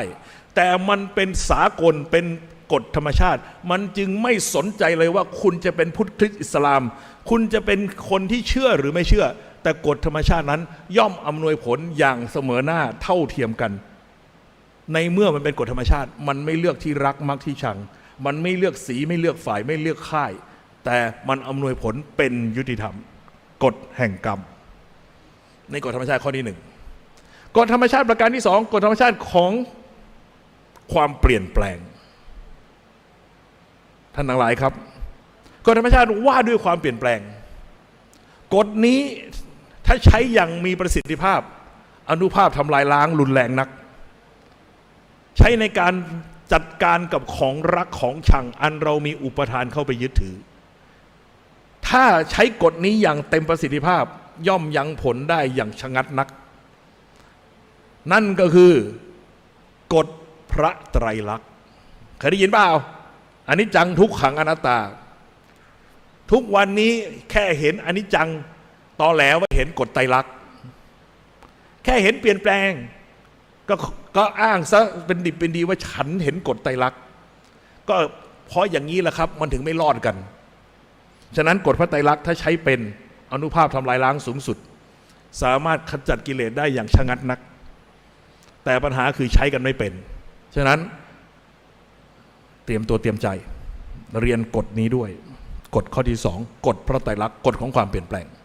กฎของการกระทำกฎของความเปลี่ยนแปลงกฎข้อที่3ครับกฎของความเป็นเหตุเป็นผลมนุษย์เราตอบสนองต่อเหตุผลใจของเราตอบสนองต่อเหตุผลหากใครอธิบายเราด้วยเหตุผลที่ฟังขึ้นฟังแล้วลงใจได้ยอมรับได้เราก็จะเปิดใจใช่ไหมเข้าใจแล้วก็ลงใจมนุษย์ตอบสนองต่อเหตุผลแม้แต่การตรัสรู้ขององค์พระสัมมาสัมพุทธเจ้าก็ตรัสรู้อะไรตรัสรู้ความเป็นเหตุเป็นผลของทุกข์นั่นคืออริยสัจสี่กฎธรรมชาติว่าด้วยความเป็นเหตุเป็นผล3กฎแล้วนะกฎธรรมชาติของการกระทำกฎธรรมชาติของความเปลี่ยนแปลงกฎธรรมชาติของความเป็นเหตุเป็นผลแล้วประการสุดท้ายผลมันไม่ได้เกิดจากเหตุอย่างเดียวแต่มันมีปัจจัยตัวแปรอีกมากมายไก่กองที่เชื่อมโยงถึงกันถูกต้องไหม ฉะนั้นสิ่งทั้งหลายในโลกนี้ ย่อมมีผลเชื่อมต่อโยงใยถึงกัน ไม่มีอะไรเกิดขึ้นเองโดยโดดเดี่ยวเคยได้ยินเพลงของเฉลียงไหมเด็ดดอกไม้สะเทือนดวงดาวว่าหรือใครได้ดูภาพยนตร์เรื่อง Butterfly Effect ของนะครับภาพยนตร์ฮอลลีวูดมันย้อนกลับไปในอดีตไปเปลี่ยนแปลงมาอย่างในอดีตนิดเดียวกลับมาถึงปัจจุบันทุกอย่างเปลี่ยนไปหน้ามือหลังมือนั่นเพราะอะไรเพราะทุกสิ่งทุกอย่างโยงใยถึงกันฟิตจ็อบคาปราบอกว่า the net of life โยงใยแห่งชีวิตท่านทั้งหลายครับนี่ก็คือเรื่องปฏิจจสมุปบาทนี่คือเรื่อง4เรื่องที่เราจะมาติดอาวุธกันในรอบของการศึกษารอบนี้ส่วนเรื่องอื่นๆเป็นของแถมเรื่องของแถมเช่น31ภพภูมินรกสวรรค์จริงเหรอเป็นไปได้เหรอมีจริงนะจริงหรือเปล่าสงสัยไหมนรกสวรรค์มีจริงหรือเปล่าหรือเป็นแค่นรกในใจสวรรค์ในใจสวรรค์ในอกนรกในใจอย่างนั้นหรือว่ามีสวรรค์จริงๆนรกจริงๆหลังความตายโปรดติดตามด้วยใจระทึกแล้วมีเรื่องอะไรอีกเรื่องประยุกต์ธรรมะใช้กับชีวิตของเราเช่นผู้ชายผู้หญิงผู้หญิงทำไมต้องมีผู้ชายทำไมต้องมีผู้หญิงทำไมต้องมีเพศเขาเรียกเพศอะไรวะเดี๋ยวนี้เพศที่3อะไรก็แล้วแต่ช่างมันเถอะข้ามเพศนะครับพวกข้ามเพศอะไรทั้งหลายเนี่ยมันเกิดขึ้นได้ยังไงแล้วเราจะต้องเป็นอย่างกับเขาบ้างหรือเปล่าสักวันนึงจะเป็นอย่างกับเขาไหมนี่เขาวางยาหลวงพี่แล้วเนี่ยนะครับเอาละนั่นก็คือเรื่องเพศนะครับต่อไปเรื่องอะไรอีกเรื่องภาวะผู้นำเห็นไหมวันนี้เดือดร้อนปัญหาภาวะผู้นำประเทศชาติปั่นป่วนทุกวันนี้นะครับก็โอเคอยากรู้ไหมว่าคนจะเป็นผู้นำมันควรจะมีคุณสมบัติอะไรบ้างงั้นภาวะผู้นำนะครับจากมุมมองของชาวพุทธเราตีกรอบอะไรไปบ้างอะไรเป็นคุณสมบัติที่ควรจะมีควรจะเป็นในผู้นำและตัวเราควรจะพัฒนาในส่วนไหนบ้างโอเคนั่นก็คือเรื่องนะครับปกิณกะธรรมแล้วประการสุดท้ายบุคคล5ประเภทในโลกคนที่เรารู้จักแม้กระทั่งตัวเราเองเราเป็นคนเผ่าไหนนะครับมีคุณสมบัติเช่นไรสุดท้ายปลายทางจะเป็นไปเช่นไรทั้งหมดนี่คือเนื้อหาที่นะครับในปริยัติในส่วนที่หลวงพี่จะรับผิดชอบดูแลพวกเราครับเข้าเรื่องเลยนะครับนี่ใช้ไปแล้ว15 นาทีฉะนั้นเราสตาร์ทกันด้วยเรื่องกฎแห่งกรรมก่อนไหนใครเชื่อบ้างว่าทำดีได้ดีทำชั่วได้ชั่วมั่นใจไม่สงสัยยกมือขึ้นสาธุแสดงว่าที่ยกมือแล้วนะครับนกอะไรกันยุงก็ไม่ตบมดก็ไม่บีโกหกก็เลิกแล้วจริงหรือเปล่า ท่านทั้งหลายครับถ้ามันเชื่อกฎแห่งกรรมแท้จริงมันไม่ย่อมไม่ทำแต่ปัญหาคือว่าเรายังมีเผื่ออยู่ใช่ไหมเรายังมีเผื่ออยู่นะครับเอาละเราจะมาศึกษากลไกธรรมชาติของกฎแห่งกรรมท่านทั้งหลายครับการศึกษาเรื่องกฎแห่งกรรมเท่าที่ผ่านมาใช้วิธีดูตัวอย่างใช่ไหมดูตัวอย่างว่าคนอย่างนั้นทำกรรมอย่างนี้ไปรับผลอย่างนั้นคนทำอย่างนี้ทำกรรมอย่างนั้นไปรับผลอย่างนั้นหนังสือด้วยนะครับประเภทกฎแห่งกรรมเนี่ยนะครับที่เป็นนิตยสารเนี่ยเต็มแผงไปหมดก็ได้เห็นใช่ไหมครับเล่าเรื่องประวัติคนนั้นทำกรรมอย่างนั้นอย่างนี้ท่านทั้งหลายครับถ้ามีโทรศัพท์ปิดโทรศัพท์นะแล้วโทรศัพท์กูหายไปไหนวะหาไม่เจอเดี๋ยวก่อนหาก่อนได้ยินติ้งลองอยู่ไปไหนอยู่ตรงนู้นเดี๋ยวแป๊บนึงขอปิดบ้างขอโทษมันติ้งหนองอยู่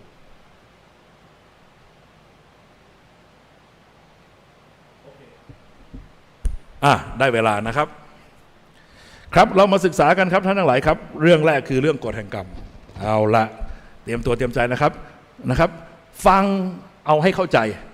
ติดตามอย่างเขาเรียกว่าอย่าให้คลาดเพราะว่าเนื้อหาค่อนข้างแน่นเนื้อหาเป็นเนื้อหาซึ่งเป็นเหตุเป็นผลต่อเนื่องนะครับเอาแล้วนะหลวงพี่จะเข้าเนื้อหาละครับมาเรื่องของนี่มาแล้วโอเคขึ้นจอเรียบร้อย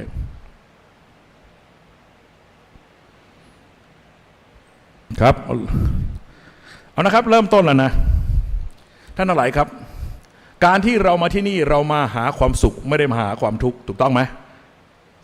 สรรพชีวิตปรารถนาสุขและเกลียดทุกข์และความปรารถนาในสุขนี่แหละครับที่เป็นแรงขับดันแห่งวิวัฒนาการถูกต้องไหมที่เรามีชีวิตวันนี้เพราะเรานะครับดิ้นรนทุกอย่างเพื่อหาความสุขและหนีทุกข์ความสุขคือความต้องการมนุษย์วงเล็บรวมทั้งสัตว์ทั้งหลายด้วยความสุขเบื้องต้นก็คือการมีชีวิตรอดการได้มาซึ่งปัจจัย4อาหารเครื่องนุ่งห่มยารักษาโรคที่อยู่อาศัยแต่ก็มีคำถามขึ้นมาในใจว่าแล้วทำไมคนบางคนไม่อยากมีชีวิตฆ่าตัวตายกินยาตายโดดน้ำตายโดดตึกตายเคยสังเกตไหมจริงๆอยู่ครับเรื่องปัจจัย4ในการดำรงชีวิตเราเห็นคนได้รับทุพพิฆภัยนะครับมีแผ่นดินไหวมีน้ำท่วมมีอะไรต่างๆนะครับแต่เห็นไหมว่าเขาดิ้นรนเพื่อจะมีชีวิตรอดแล้วเราก็เห็นใจกันนะครับเวลาใครได้รับความเดือดร้อนอย่างเช่นในปาลเราก็หยิบยื่นความช่วยเหลือได้เราก็จะช่วยถูกต้องไหมเราก็รู้สึกว่าถ้าวันหนึ่งเราอยู่ในสภาพเช่นนั้นเราก็คงต้องการหยิบยื่นความช่วยเหลือจากผู้อื่นด้วยเช่นเดียวกันท่านทั้งหลายครับเรื่องของการได้มาซึ่งปัจจัย4เพื่อมีชีวิตรอดเรามีชีวิตรอดไปเพื่ออะไรเพื่อสิ่งนี้ใช่ไหม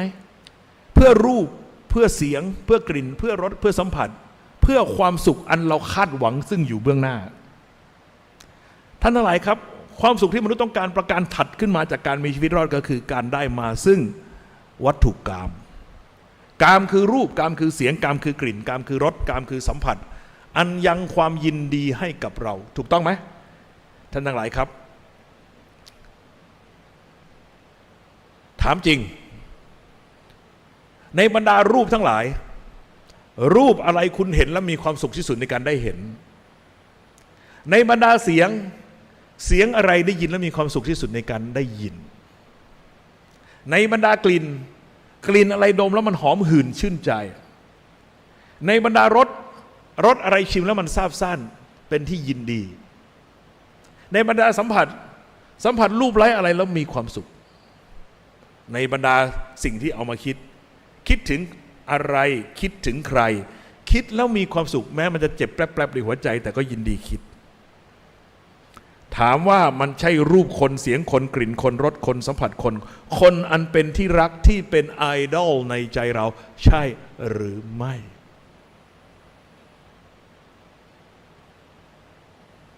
ไปขโมยรูปใครมาไว้ในใจไปขโมยเสียงกลิ่นรสสัมผัสของใครมาไว้ในใจเอามาเป็นสแตนดาร์ดเอาเป็นมาตรฐานในการเปรียบเทียบกับรูปทั้งหลายแหล่ที่เข้ามาในชีวิตเราทุกคนมีไอดอลใช่ไหมที่เราตั้งความยินดีตั้งคุณค่าไว้สูงสุดและเก็บไว้เป็นสแตนดาร์ดเปรียบเทียบกับรูปที่ผ่านเข้ามาในชีวิตใช่หรือเปล่าเวลาเห็นใครหน้าตาละไม้ใครกลิ่น สวยเท่าไหมดีเท่าไหมวิเศษเท่าไหมน่ารักเท่าไหมขอโทษนะครับไม่เกี่ยงอายุนะครับถึงวันนี้จะเป็นสวแล้วลองไปเจอลูกหลานที่มันหน้าตาละไม้คล้ายคลึงคนที่อยู่ในดวงใจสิเป็นยังไง หนู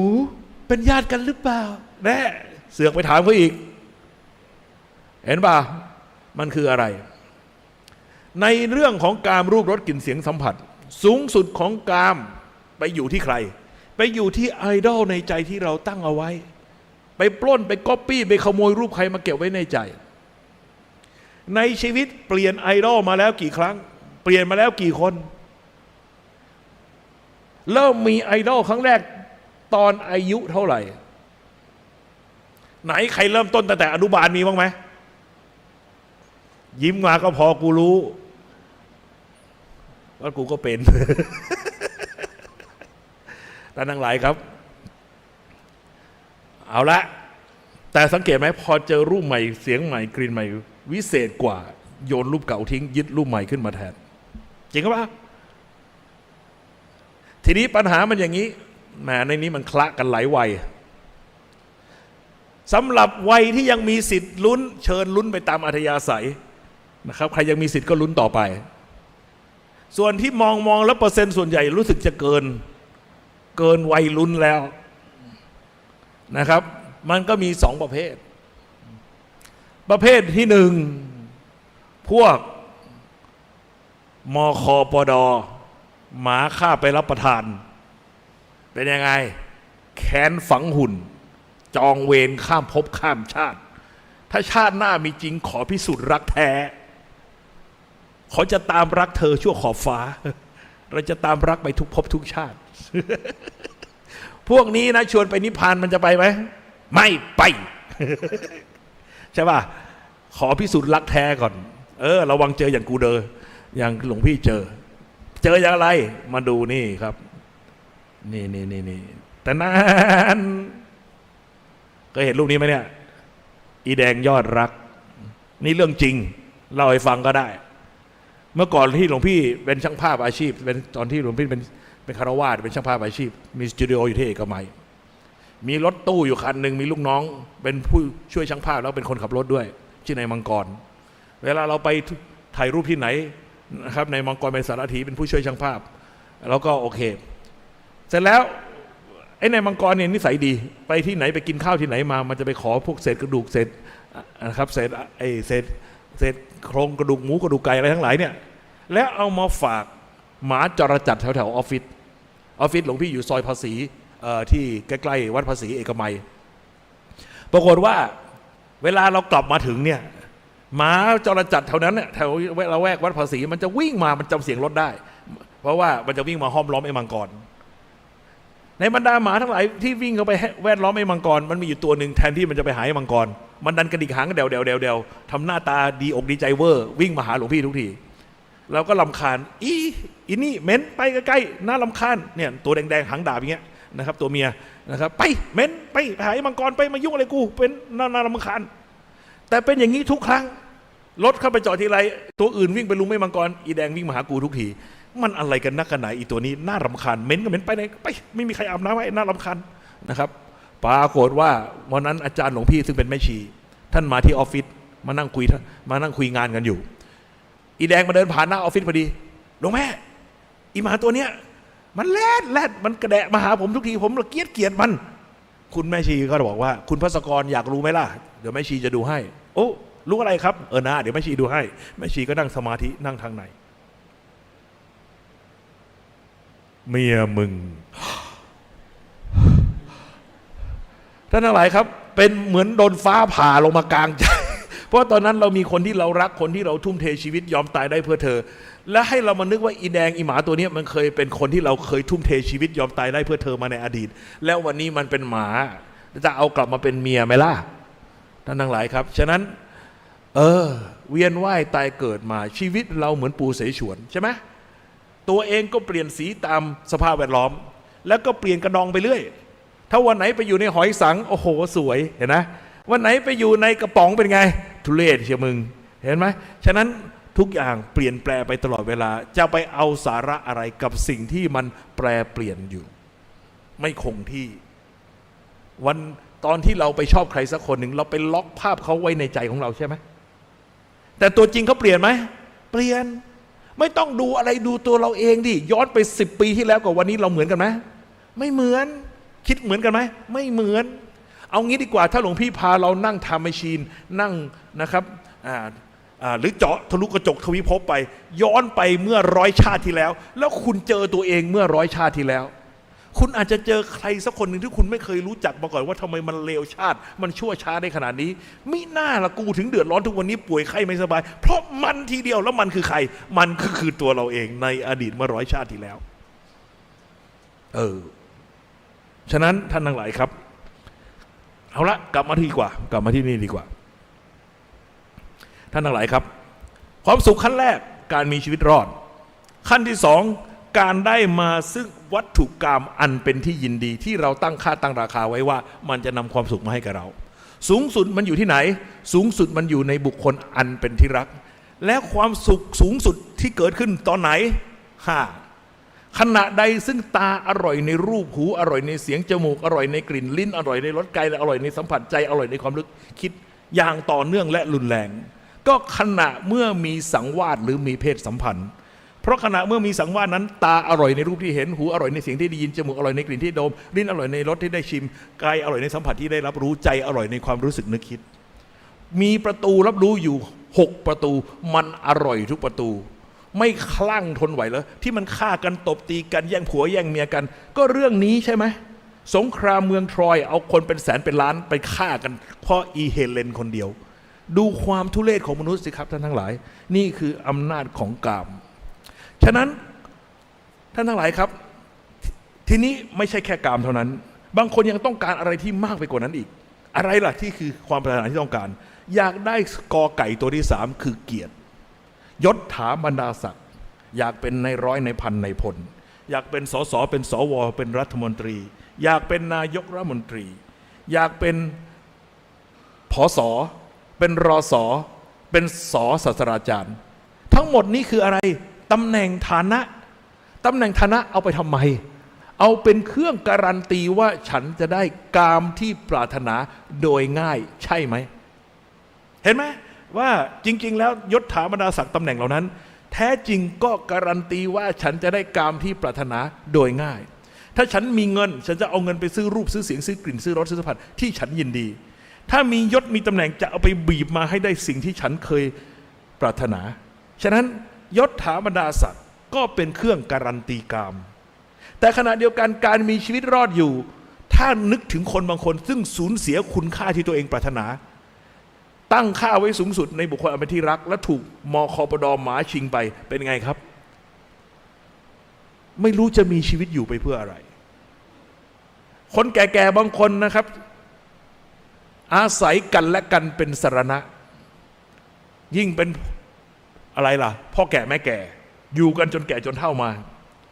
หลวงพี่น่ะเสียวที่สุดก็คือเรื่องนี้พูดตรงๆเพราะว่าพ่อหลวงพี่ตอนนี้อายุ90ดร.โรวีปีนี้90แม่อุไรวันปีนี้78เอากันและกันเป็นสรณะเห็นกันเป็นเพื่อนกันอยู่กันมานานลองคิดว่าถ้าใครคนหนึ่งเกิดไปก่อนคนที่เหลืออยู่จะทำยังไงเคยเห็นไหมคนที่มันฝ่อไปไม่รู้ไม่อยากกินข้าวไม่อยากกินน้ำแล้วปล่อยมันเหี่ยวแห้งจนกระทั่งตายไปมีไหมมีหลวงพี่กำลังวางแผนจะหาทางช่วยแม่อยู่เพราะว่าถ้าเกิดพ่อไปถ้าแม่ไปก่อนพ่อนี่พ่อเขาทำใจได้เพราะพ่อเขาเป็นนักปรัชญาเขาเป็นนักคิดก็ไม่มีปัญหาแต่แม่เนี่ยเอาพ่อเป็นสรณะถ้าเกิดพ่อไปก่อนหลวงพี่ว่าแม่หลวงพี่จะอยู่ไม่ได้นานหลวงพี่วางแผนไว้แล้วเพราะหลวงพี่รู้จุดอ่อนแม่หลวงพี่แม่หลวงพี่ชอบเล่นหวยถูกหวยบ่อยเดี๋ยวกูจะไปจองร้านหวยไว้ร้านหนึ่งบอกว่าทุกงวดละ1 ชุดจองไว้คราวนี้หวยจะเป็นยาช่วยต่อชีวิตแม่เพราะว่าถ้าแม่จะฝ่อแม่กินข้าวเดี๋ยวถูกหวยมาไม่มีแรงไปใช้เงินเข้าใจยังให้เขามีความหวังให้เขาเกาะไปเรื่อยๆอย่างนี้พอมีสิทธิ์รอดนะครับแทนที่จะเกาะพ่อเกาะหวยแทนก็แล้วกัน อันนี้เล่าสู่กันฟังนะครับเอาละ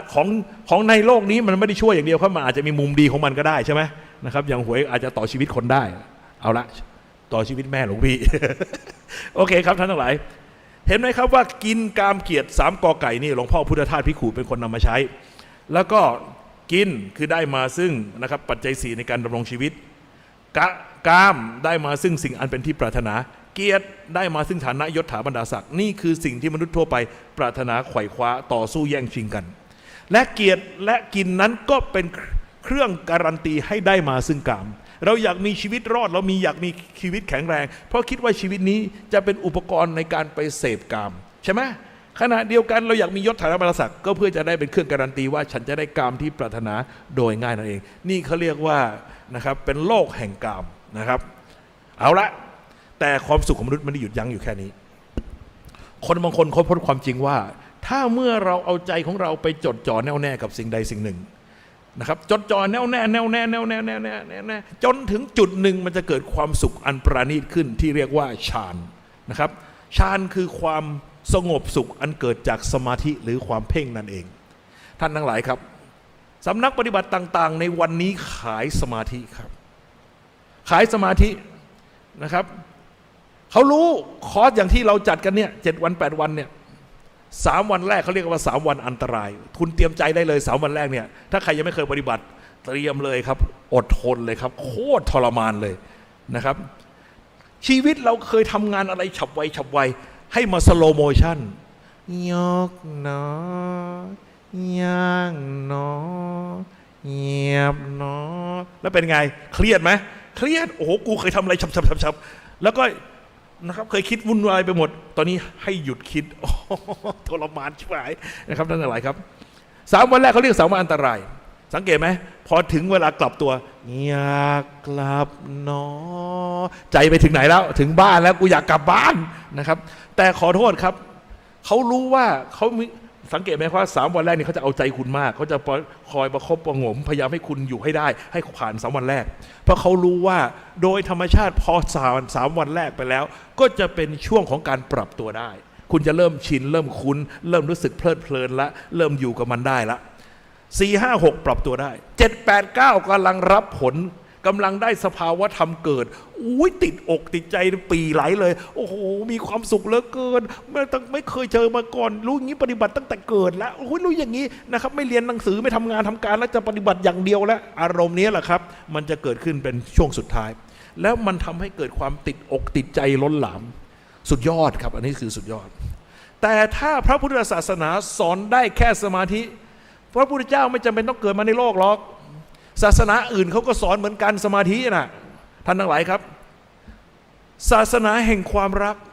คุกเข่าอ้อนวอนสุดจิตสุดใจนั่งคุกเข่าอ้อนวอนอ้อนวอนอ้อนวอนไม่สงสัยอ้อนวอนสุดท้ายเกิดภาวะจิตรวมจนได้เกิดความรู้สึกเป็นหนึ่งเดียวเหมือนพระเจ้ามาประทานวจนะโดยตรงเห็นไหมเขาก็สมาธิเหมือนกันเขาก็มีรูปประคำเหมือนเราด้วยซ้ำไปอ้อนวอนพระเจ้าไปนับไปเห็นไหมศาสนาแห่งสันติภาพค่อนข้างจะจอมปลอมเพราะว่าอยู่ที่ไหนมันก็ฆ่ากันเละเทะหมดบังคับครับไม่ว่าคุณจะเป็นสุลต่านเข็นใจหรือเป็นยาจกเข็นใจแต่คุณต้องอาบน้ำแต่งชุดขาวมาสวดมนต์วันละ5 ครั้งไอ้สวดมนต์วันละ5 ครั้งมันก็สมาธิเหมือนกันวันใดวันหนึ่งมันก็ต้องเกิดภาวะจิตรวมขึ้นจนได้เกิดภาวะเป็นหนึ่งเดียวกันเป็นพี่น้องกันเป็นพระดอนภาพกันทั้งหมดจะขาวจะดำจะจนจะรวยทุกคนเป็นพี่น้องกันหมดแต่แน่นอนของฟรีไม่มีในโลกเขาก็เรียกคืนจากคุณเหมือนกันท่านทั้งหลายครับนี่คือสมาธินะครับเอาแค่นี้พอถ้าพุทธศาสนาสอนได้แค่สมาธิพระพุทธเจ้าไม่จำเป็นต้องเกิดขึ้นในโลกแต่สิ่งที่ทำให้เราไม่เหมือนกับศาสนาใดในโลกเพราะว่าเรายังมีความสุขอีกชั้นหนึ่งและเป็นความสุขที่ไม่มีวันถดถอยนั่นคือความสุขที่เกิดจากปัญญารู้แจ้งครับท่านทั้งหลายครับสิ่งใดก็ตามที่เข้าไปรู้อย่างท่องแท้แท้จริงประจักษ์แก่ใจแล้วคุณจะหลอกตัวเองว่าไม่รู้เป็นไปไม่ได้รู้แล้วรู้เลยถอยกลับไม่ได้เพราะจิตคือธาตุรู้สั่งสมไว้ด้วยความรู้ฉะนั้นนี่คือ deadlock one way ticket no way to return รู้แล้วรู้เลยถอยกลับไม่ได้ถ้ามันรู้จริงนะไอ้ที่มันถอยไรกันเนี่ยเพราะมันรู้ไม่จริงถ้ามันเข้าไปถึงความรู้จริงแล้วเมื่อไรถอยกลับไม่มีวันจำตอนคุณเป็นเด็กน้อยได้ไหมแม่กำลังผัดกับข้าวอยู่กลิ่นหอมเตะจมูกเป็นไงครับตอนนั้นไม่รู้เรื่องรู้ราวไปหวันอยู่แถวเท้าขาแม่หอมจังหอมจังหอมจังน่ากินจังเลยแม่บอกออกไปห่างๆลูกเดี๋ยวโดนน้ำมันหอมจังหอมจังแม่รำคาญเขาปล่อยให้มันโดนฉาสักหน่อยนึงพอชาเข้าไปโดนทีนิดนึงร้องจากร้องไห้จ้าหลังจากนั้นจะเข้าไปใกล้อีกไหมไม่มีทางต่อไปนี้ไปหอมจังอยู่หน้าประตูนู่นนะครับไม่เข้ามาใกล้อีกแล้วเห็นไหมรู้แล้วรู้เลยถอยกลับไม่ได้ฉะนั้นอันนี้ครับท่านทั้งหลายครับคือสิ่งที่กำลังจะถ้าพุทธศาสนานะครับพุทธศาสนาเปิดโปงความจริงเผชิญหน้ากับความจริงนั่นก็คือการเข้าไปเผชิญหน้ากับความเป็นจริงจนกระทั่งเกิดความรู้จริงรู้แจ้งรู้วิเศษอันไม่มีวันถดถอยนี่คืออิสรภาพซึ่งไม่มีในศาสนาอื่นมีเฉพาะเป็นลิขสิทธิ์เฉพาะพุทธศาสนาท่านทั้งหลายครับมาสโลว์บอกว่ามนุษย์มีความต้องการอยู่5 ประการ 1. ความต้องการทางร่างกายความปลอดภัยและมั่นคงความรักความเป็นเจ้าของความยกย่องชื่นชมและประสบความสำเร็จในชีวิตสิ่งที่มาสโลว์ว่าไว้5 ประการนะครับความต้องการของมนุษย์5 ประการเห็นไหมมาสโลว์รู้จักไหมเป็นนักจิตวิทยานักมนุษยวิทยานะครับมีชื่อเสียงโด่งดังใครเรียนการศึกษามาต้องเรียนมาสโลว์ทั้งนั้นท่านทั้งหลายครับความต้องการทางร่างกายความปลอดภัยและมั่นคงคุณดูนะครับข้อ1และข้อ2มันก็ลงไปในเรื่องกินถูกต้องไหมก็คือการมีชีวิตรอดความรักความเป็นเจ้าของลงในเรื่องกามความยกย่องชื่นชมและประสบความสำเร็จในชีวิตลงในเรื่องเกียรติเห็นไหมครับสิ่งที่มาสโลว์ว่าไว้ลงไปในแค่3 เรื่องคือกินกามเกียรติไม่ได้มีอะไรวิเศษวิเศษโส ถามจริงการที่คุณได้เกิดเป็นมนุษย์ไม่ใช่เรื่องง่ายนะ1 ขวดยาคูมีแลคโตบาซิลลัส 8,000 ล้านตัวมนุษย์ทั้งโลกมี 7,000 ล้านน้อยกว่าจำนวนแลคโตบาซิลลัสในขวดยาคูอีกฉะนั้นโอกาสเกิดเป็นมนุษย์ยากไหมยากสุดๆคิดเป็นเปอร์เซนเทจแล้วน้อยนิดท่านใช่ไหมเมื่อเทียบกับสรรพชีวิตทั้งโลกแล้วลองคิดดูสิว่าเป็นมนุษย์แล้วยังได้เกิดเป็นคนไทยใช่ประเทศนี้มันวุ่นวายมากปัญหามันเยอะแยะแต่ท่านทั้งหลายครับประเทศไทยเป็นหนึ่งในมหาอำนาจทางจิตวิญญาณของโลกฮะใครเป็นคนตั้งหลวงพี่ตั้งเองมีกี่ประเทศ5 ประเทศประเทศไหนบ้างนะครับศรีลังการู้จักไหมเมียนมาน้องลาวไอ้เขมรพี่ไทยนะเราเป็นพี่เขาหมดเห็นไหมครับเป็นเจ้าของสมบัติอันเป็นสุดยอดของโลกนี้ก็นั่นก็คือพระพุทธศาสนาเถรวาทซึ่งเป็นมรดกธรรมแท้จริงของพระศาสดาสัมมาสัมพุทธเจ้าซึ่งถือว่าเป็นสุดยอดภูมิปัญญาของมนุษยชาติแน่ท่านทั้งหลายครับเกิดเป็นมนุษย์เกิดเป็นคนไทยเจอพระพุทธศาสนาเกิดถูกครอบครัวใครเกิดผิดครอบครัวถือว่าซวยไปช่วยไม่ได้นะครับบางครอบครัวนี่เหมือนถูกปิดหูปิดตาไว้ไม่ต้องไปดูบ้านคนอื่นบ้านเราดีที่สุดไม่ต้องไปฟังแล้วเป็นบาปไม่ต้องไปคบกับมันถ้าจะเอามันมาเป็นผัวเป็นเมียเอามันเข้าบ้านเราล็อกเห็นไหมไอศาสนาประเภทนี้ปิดหูปิดตาเลยนะครับทุกอย่างเพื่อประสงค์ของพระเจ้าที่มันอ้างแต่จริงๆแล้วพระเจ้าพูดกับมันจริงๆเหรอหรือมันตอแหลไปฟังคำเคยเข้ามาท่านทั้งหลายครับนี่ไงโชคดี3 ชั้นคุณเป็นมนุษย์เป็นคนไทยเจอพุทธศาสนาถามว่าคุณต้องการความสุขระดับไหนถ้าใครต้องการแค่กินกับกามเป็นหมาพอเพราะหมามันก็มีกินมีกามถูกต้องไหมไม่จำเป็นต้องเป็นคนหรอกแต่ถ้าเกิดมาเป็นคนเป็นมนุษย์รักษาเกียรติยศของความเป็นมนุษย์ไว้ด้วยการทำไมศีล 5ครับมนุษย์แปลว่าผู้มีใจสูงฉะนั้นความใจสูงของมนุษย์ก็คือการไม่เบียดเบียนตนเองและผู้อื่นให้เดือดร้อนฉะนั้นใครจะเป็นมนุษย์โดยสมบูรณ์ก็ขณะเมื่อมีศีล 5ครบฉะนั้นพยายามรักษาศีล 5นะครับท่านทั้งหลายครับขณะเดียวกันความเป็นมนุษย์นั้นยังมีความหมายอีกความหมายหนึ่งคือว่าผู้มีใจแก้วกล้าที่จะทำดีอย่างสุดๆก็ทำได้ทำดีจนถึงที่สุดเป็นถึงพระนะครับวิวัฒนาการชีวิตตัวเองจนถึงความเป็นอรหันต์ก็ได้หรือชั่วอย่างสุดๆฆ่าปาดคอชาวบ้านเขามีไหมยิงหัวก็เป็นร้อยเป็นพันมีไหมนั่นก็ช่วยแบบสุดๆคือกล้าไม่ว่าจะดีหรือชั่วแต่ความกล้านี้ได้จากต้นทุนเดิมที่เคยมีศีลมาในอดีตศีลส่งให้เกิดความเป็นมนุษย์ซึ่งเป็นผู้มีใจแก้วกล้าที่จะทำดีอย่างสุดๆก็ได้ชั่วอย่างสุดๆก็ได้แต่พระพุทธเจ้าตรัสว่าความชั่วนั้นไม่ทำเสียเลยดีกว่าเพราะทำแล้วใครจะซวยสุดท้ายความซวยกลับมาหาเราฉะนั้นใครรักตัวไม่อยากมีความทุกข์ก็อย่าไปสร้างทุกข์ให้กับใครนะครับท่านทั้งหลายครับแต่ถ้าต้องการสมาธิถามว่าสมาธิขวดสมาธิกระป๋องมีขายไหม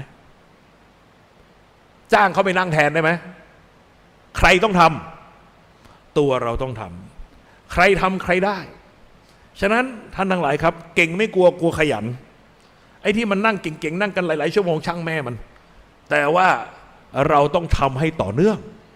นะครับวันละ5 นาที10 นาทีก็เหลือเฟือแต่ขอความต่อเนื่องขอความสม่ำเสมอข้อนั้นก็พอแล้วพัฒนาการมันเกิดขึ้นได้เองไม่ต้องกลัวนะครับวันละ5 นาที10 นาทีนะครับตั้งลิมิตไว้อย่างนั้นใครหาเวลาได้ยากนะครับเพราะว่ากรุงเทพมันเป็น rush hour มันต้องต่อสู้ใช่ไหมก็นู่นเลยนะครับรีบไปทำงานแต่เช้าไปให้ก่อนเวลาสักหน่อยหนึ่งเสร็จแล้วก็หาไว้นะพวกอะไรนาฬิกาทรายสัก5 นาที10 นาทีเสร็จแล้วก็ทำไงพอนั่งโต๊ะก่อนเวลาทำงานก็กลับด้านแล้วก็นั่งดูไปให้ใจมันสงบดูกับผงทรายที่มันลงมาครบ5 นาทีจบแล้วก็สั่งเพื่อนไว้เวลากูนาฬิกาทรายไหลอย่ามายุ่งนะอย่ามายุ่งนะเป็นเรื่องนะแค่ขู่มันไว้หน่อยนะครับทุกวันวันละ5 นาทีเหลือเฟือครับเดี๋ยวชีวิตมันก็จะปรับขึ้นมาเองในเรื่องของสมาธินะครับเอาละเรื่องสมาธิเก่งไม่กลัวขยันแต่ข้อสุดท้ายคือปัญญารู้แจ้ง นี่คือเวทีของผู้กล้า คุณกล้าหาญไหมที่จะเผชิญหน้ากับความเป็นจริง คุณกล้าเผชิญกับความเป็นจริงมากน้อยแค่ไหนท่านทั้งหลายครับพวกเรามีไอดอลกันทุกคนเอาชื่อไอดอลมาเขียนใส่กระดาษโปสเตอร์ชื่อเอารูปแปะไปด้วยเพื่อกันความผิดพลาดแล้วแบ่งเป็น2 ซีกซ้ายซีกขวาซีกซ้ายเขียนว่าเพื่อความรักอันเป็นอมตะของข้าพเจ้าได้ลงทุนลงแรงสูญเสียอะไรมาแล้วบ้างเสียเวลาเสียเงินทองเสียน้ำตาเสียโอกาสในชีวิตอะไรเขียนมาให้หมดแล้วก็เขียนมาว่าแล้วกูได้อะไรมาบ้าง1 2 3 4 5นะครับหลังจากเขียนเสร็จแล้วอย่าเพิ่งตัดสินเอาไปให้เพื่อนที่ซีที่สุดของเราเฮ้ยมึงตัดสินดูซิว่าที่กูลงทุนลงแรงมาแล้วเนี่ยกำไรหรือขาดทุนคุณว่าคำตอบที่คุณจะได้จากเพื่อนสนิทของคุณคืออะไรกำไรหรือขาดทุนคุณว่าไงขาดทุนชิบหายใบป่วงแต่คุณก็จะบอกว่าถึงขาดทุนกว่านี้อีก100 เท่าพันเท่าฉันก็ยินดีขาดทุนยักแปลว่าอะไรกูพร้อมจะโง่ต่อไปแต่ท่านทั้งหลายครับใจมันรู้ไหมเมื่อมันเปิดเผยออกมาใจมันรู้ปากมันจะปากแข็งปากยังไงก็แล้วแต่ใจมันรู้ว่าโอ้โหกูชิบหายไปเยอะเห็นไหมนี่คือความจริงความจริงนั้นเป็นเวทีของผู้กล้าจะหันหน้าเข้าหาความจริงฉะนั้นอันนี้ท่านทั้งหลายครับถามใจคุณดูว่าในเมื่อคุณโชคดีเกิดเป็นมนุษย์เกิดเป็นคนในเจอพุทธศาสนาคุณต้องการความสุขระดับไหนใครต้องการกินกามก็เป็นหมาพอใครต้องการเกียรติรักษาศีล 5ใครต้องการสมาธิต่างคนต่างทำคุณต้องทำด้วยตัวเองแต่ถ้าปัญญารู้แจ้งคุณต้องเผชิญหน้ากับความจริงครับท่านทั้งหลายครับนี่เป็นไตเติ้ลผลบุญคือกำลังชีวิตสมดุลโลกสมดุลใจสมดุลธรรมกฎแห่งกรรมสำหรับคนรุ่นใหม่พยายามฟังให้เข้าใจจะจดจะโน้ตอะไรไม่ว่าแต่ว่าไม่ต้องห่วงหนังสือเพิ่งพิมพ์เสร็จออกมาใหม่พิมพ์ครั้งที่23มีพร้อมแจกเราทุกคนกี่คนตอนนี้รู้ยอดไหมถึง200ไหมไม่ถึงนะเราเตรียมหนังสือมา200 เล่มนั้นน่าจะพอนะครับมีถึงทุกคนนะไม่ต้องห่วงนะครับฉะนั้นฟังให้เข้าใจแล้วหลังจากนั้นพอจบแล้ววันสุดท้ายแจกหนังสือไปเอาไปอ่านทบทวนอีกทีคุณจะเห็นเลยว่ามันสอดคล้องกันเนื้อหามันเนื้อหาเดียวกันนะครับแต่เป็นการทบทวนอีกครั้งหนึ่งโอเคฉะนั้นไม่ต้องกลัวว่าจะจำไม่ทันนะครับฟังให้เข้าใจในระหว่างเพราะว่าความเข้าใจสำคัญนะครับเอาละครับท่านมาดูกันนำเสนอโดยพระอาจารย์ภาสกรภูริวัฒโนหลวงพ่อเจียมเจียมรูปนี้10 ปีมาแล้วนะครับฉะนั้นท่านทั้งหลายครับสังเกตไหมว่าเวลาเราถ่ายรูปมาใหม่ๆดูรูปเราเนี่ยดูแล้วมันจะรู้สึกว่ามันติเยอะสังเกตไหมมันไม่สวยดูมันเหี่ยวไปครับอะไรนะไอ้ตีนกามันเยอะไปดูแล้วมันดูแก่ไปหน่อยไม่ชอบแต่สังเกตไหมว่าหลังจากนั้นอีกนะครับ5 ปี10 ปีกลับมาดูโอ้ยตอนนั้นกูดูดีกูหล่อเว้ยเห็นไหมเป็นอย่างนี้ทุกคนไหมเบนนะครับเอาละไม่เป็นไรเราไม่ว่ากันขออนุญาตจิบ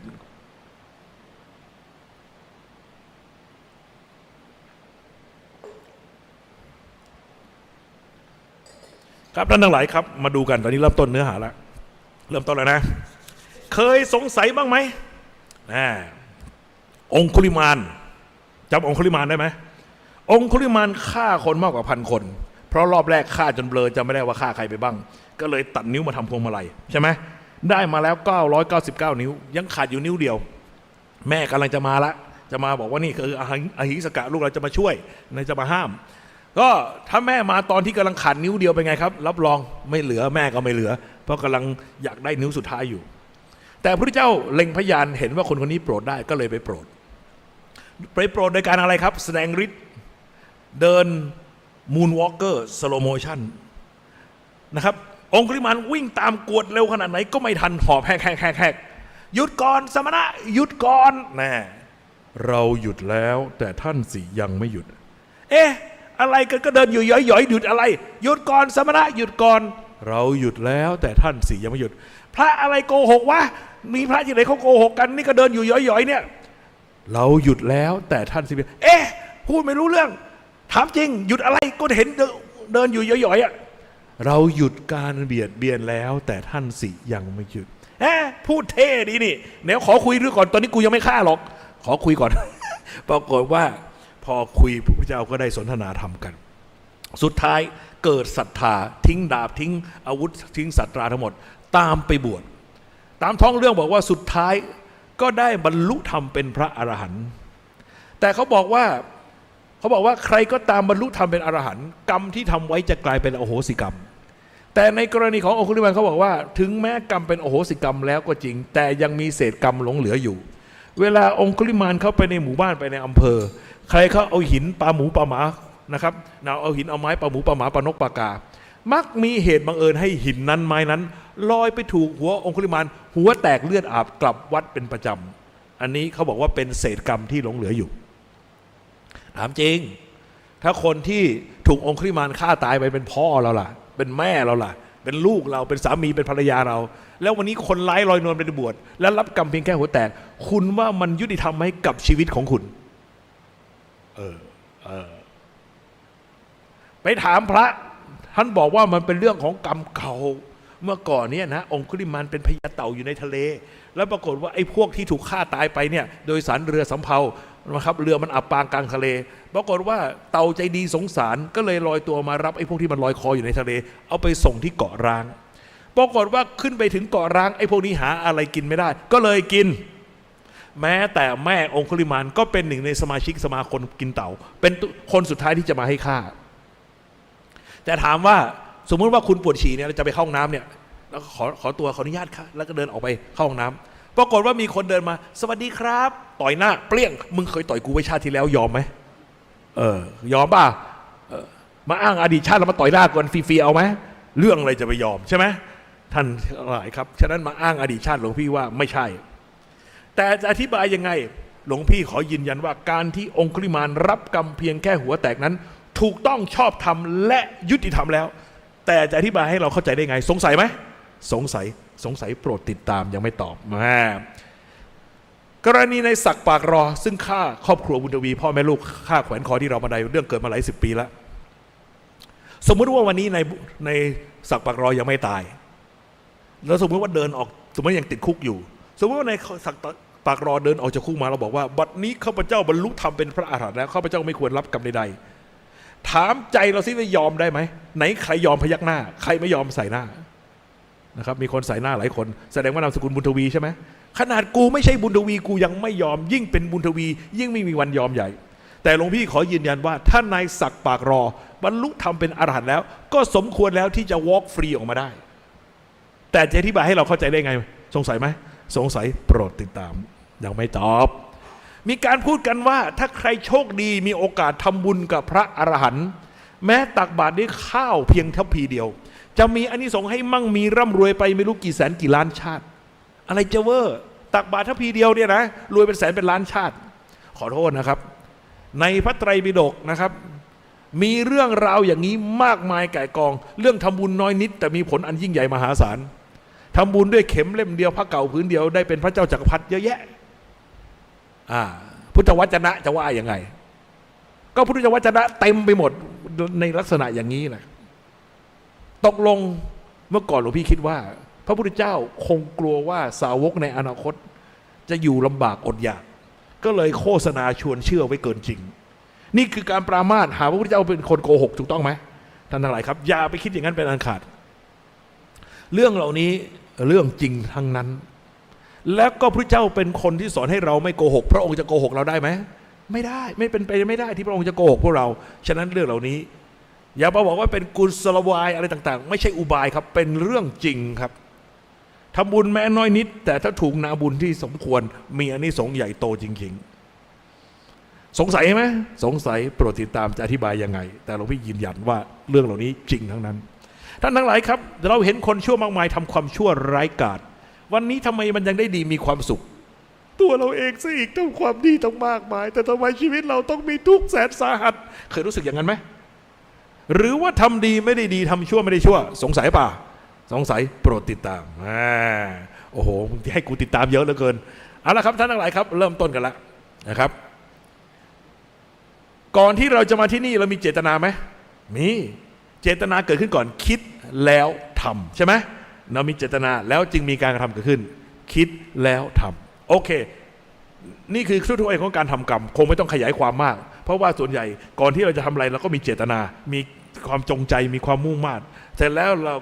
ก็จึงมีการกระทำเป็นผลสืบเนื่องจากการคิดของเราอันนี้เป็นสากลทั่วๆไป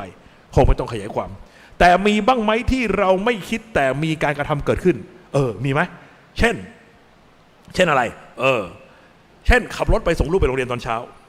เด็กที่ไหนไม่รู้วิ่งตัดหน้าเราเหยียบเบรกเอียดคลึ้มโผล่เปิดไปเละเต็มถนนเจตนาตั้งแต่เช้าใช่ไหมตอนกำลังแปรงฟันอยู่วันนี้นะถ้ามีเด็กวิ่งมาตัดหน้ารถกูนะกูจะเหยียบคันเร่งให้หัวมันกระจายเลยคิดอย่างนั้นหรือเปล่าไม่ได้คิดแต่การกระทำเกิดขึ้นไหมเกิดขึ้นจำตอนเราเป็นเด็กนักเรียนได้ไหมเราไปทัศนศึกษากับทางโรงเรียนแล้วเราก็ไปแวะทานข้าวกันที่น้ำตกคุณครูก็จัดอาหารมีข้าวมีน้ำมีอาหารกล่องมาให้มีขนมผลไม้มาให้พอเรากินใกล้จะเสร็จแล้วคุณครูบอกว่าพวกเธออย่าทิ้งขยะมั่วนะเดี๋ยวครูเตรียมถุงดำมาเดี๋ยวครูจะรวบรวมไปทิ้งให้คุณครูบริการดีถึงขนาดนั้นแต่เรากินกล้วยเสร็จเราบอกว่าเฮ้ยเปลือกกล้วยเป็นอินทรีย์สารเราควรให้ปุ๋ยกับโลกปิ้วแล้วเราก็ไปเที่ยวต่อไม่สนใจว่าเกิดอะไรขึ้นปรากฏว่าเปลือกกล้วยเจ้ากรรมลอยข้ามพุ่มไม้แล้วไปตกบนทางเดินที่ชาวบ้านเขาเดินกันสายมามีคุณยายใจดีคนหนึ่งแกเดินมาถึงเหยียบเปลือกกล้วยอันนั้นลื่นหัวฟาดพื้นถึงแก่ความตายถามว่าความตายของคุณยายคนนั้นเกี่ยวข้องกับการกระทำของเราหรือไม่เกี่ยวหรือไม่เกี่ยวถ้าเราไม่โยนไว้แกจะตายไหมแกอาจจะไม่ตายแต่เรารับรู้อะไรไหมไม่รู้เรื่องรู้ราวใดๆทั้งสิ้นนี่คือไม่คิดไม่มีเจตนาแต่เมื่อมีการกระทำเกิดขึ้นแน่นอนโลกหรือสิ่งแวดล้อมย่อมเปลี่ยนแปลงไปเพราะการกระทำของเราประการสุดต่อมาครับมีไหมที่เราคิดแต่ไม่ทำมีไหมวันหนึ่งสารพัดคิดใช่ไหมเคยไหมเอาเรื่องสนุกสมัยเด็กๆมานั่งคิดอมยิ้มไปอมยิ้มมาเพื่อบอกมึงจะบ้าเลยนั่งยิ้มอยู่คนเดียวมีไหมก็มีเหมือนกันนะครับหรือเคยไหมเอาเรื่องเก่าๆเน่าๆเศร้าๆตอกย้ำซ้ำเติมลงไปในหัวใจนะครับน้ำตาไหลพรากเพื่อให้ได้ฟีลลิ่งไปนั่งหัวต่อให้ฝนตกใส่ทำท่ามิวสิกวิดีโอซึ้งโคตรแต่คนอื่นเดือดร้อนกับเราไหมไม่เดือดร้อนนี่ก็คือคิดแต่ไม่ทำดูให้ดีนะ1 2 3แบ่งเป็น2 ส่วนซีกขวากับซีกซ้ายซีกขวามีการกระทำเกิดขึ้น2 ครั้งซีกซ้ายมีการคิดเกิดขึ้น2 ครั้งเมื่อใดก็ตามที่มีการทำเกิดขึ้นเคยได้ยินไหมเด่นดอกไม้สะเทือนดวงดาวหรือ Butterfly Effect เมื่อกี้พูดไปแล้วฉะนั้นเมื่อใดก็ตามที่มีการกระทำเกิดขึ้นย่อมส่งผลให้โลกหรือสิ่งแวดล้อมเปลี่ยนแปลงไปเพราะการกระทำของเราถูกต้องไหมแต่ถ้าเมื่อใดก็ตามที่มีการคิดเกิดขึ้นใครรับผลใจของเราไม่ใช่หรือเป็นผู้รับผลดูให้ดีคิดแล้วทำไม่คิดแต่ทำคิดแต่ไม่ทำแบ่งเป็น2 ส่วนเมื่อใดมีการกระทำเกิดขึ้นกระทบใครกระทบโลกเมื่อใดก็ตามมีการคิดเกิดขึ้นกระทบใครกระทบใจนี่คือที่มาของการนำเรื่องกฎแห่งกรรมมาอธิบาย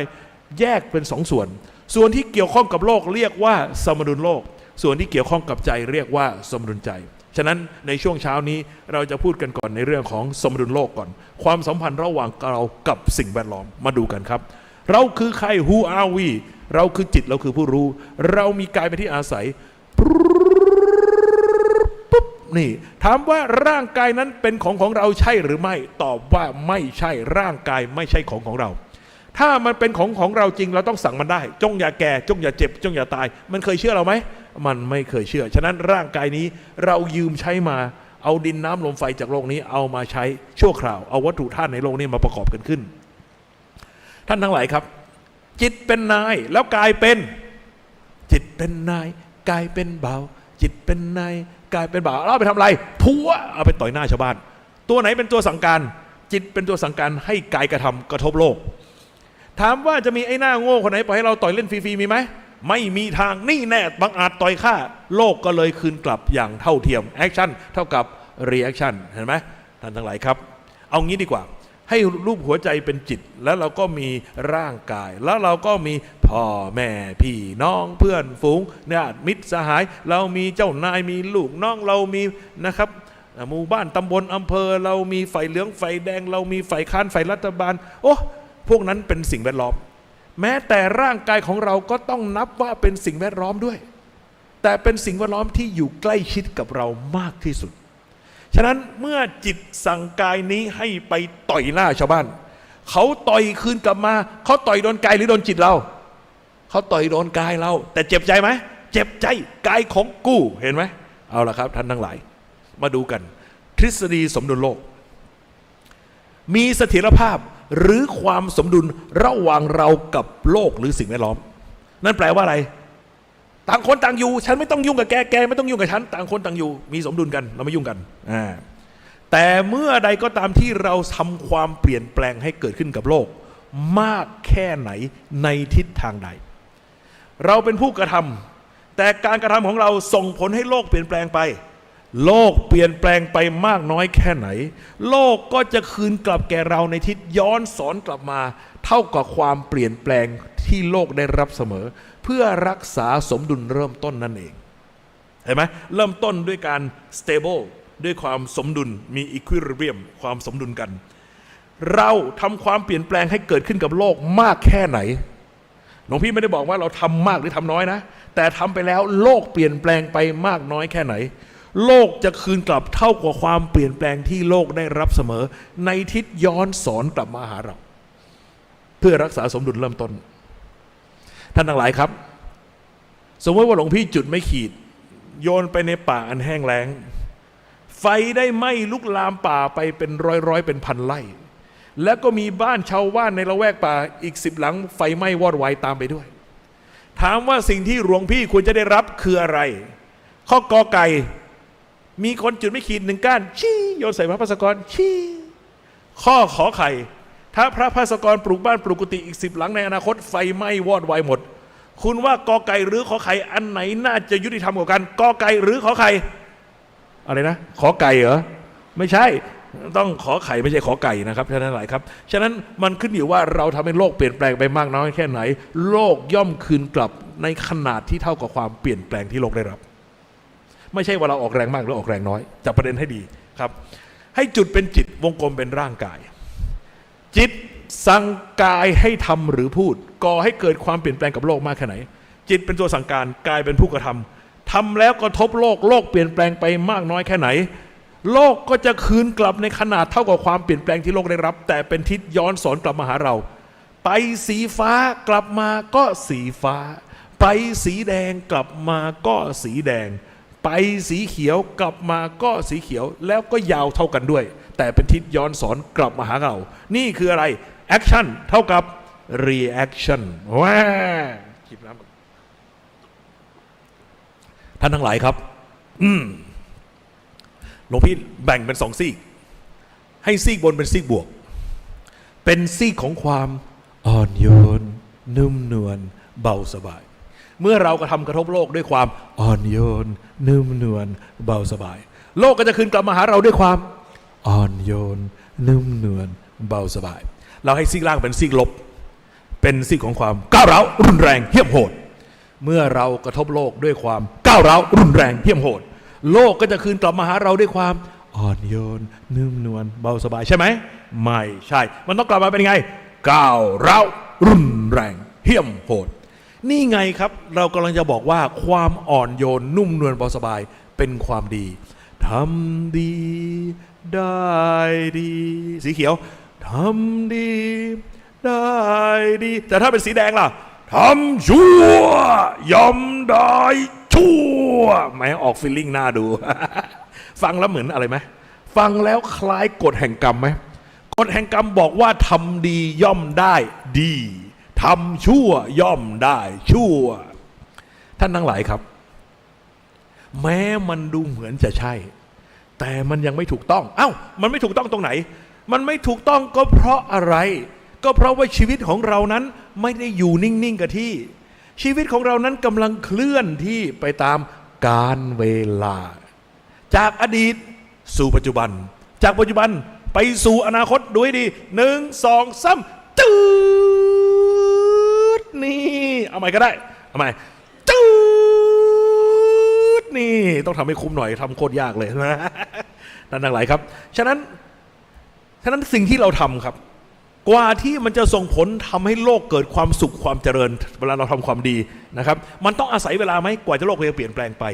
แล้วกว่ามันจะส่งผลย้อนกลับมาหาเรามันต้องอาศัยเวลาไหมมันก็ต้องอาศัยเวลาเช่นเดียวกันทำดีได้ดีแต่ได้ดีไปที่ไหนได้ดีไปไหนอนาคตเอาใหม่ทำดีได้ดีทำดีได้ดีแต่ได้ดีไปไหนได้ดีไปไหนอนาคตในทางตรงข้ามเมื่อเราทำชั่วล่ะทำชั่วยอมได้ชั่วไปไหนไปในอนาคตเช่นเดียวกันเอาใหม่ท ทำชั่วยอมได้ชั่วไปไหนไปในอนาคตเช่นเดียวกันเห็นไหมครับท่านทั้งหลาย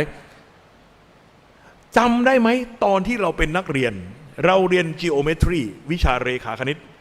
สามเหลี่ยมอะไรเอ่ยมีด้านสองด้านเท่ากันเสมอสามเหลี่ยมหน้าจั่วนะครับไม่ใช่หน้าด้านฉะนั้น a กับ b เท่ากันไหม a กับ b เท่ากัน c กับ d เท่ากันไหม c กับ d ก็เท่ากัน e กับ f เท่ากันไหมเท่ากัน g กับ h เท่ากันไหมเท่ากัน i กับ j เท่ากันไหมโลกเปลี่ยนแปลงไปแค่ไหน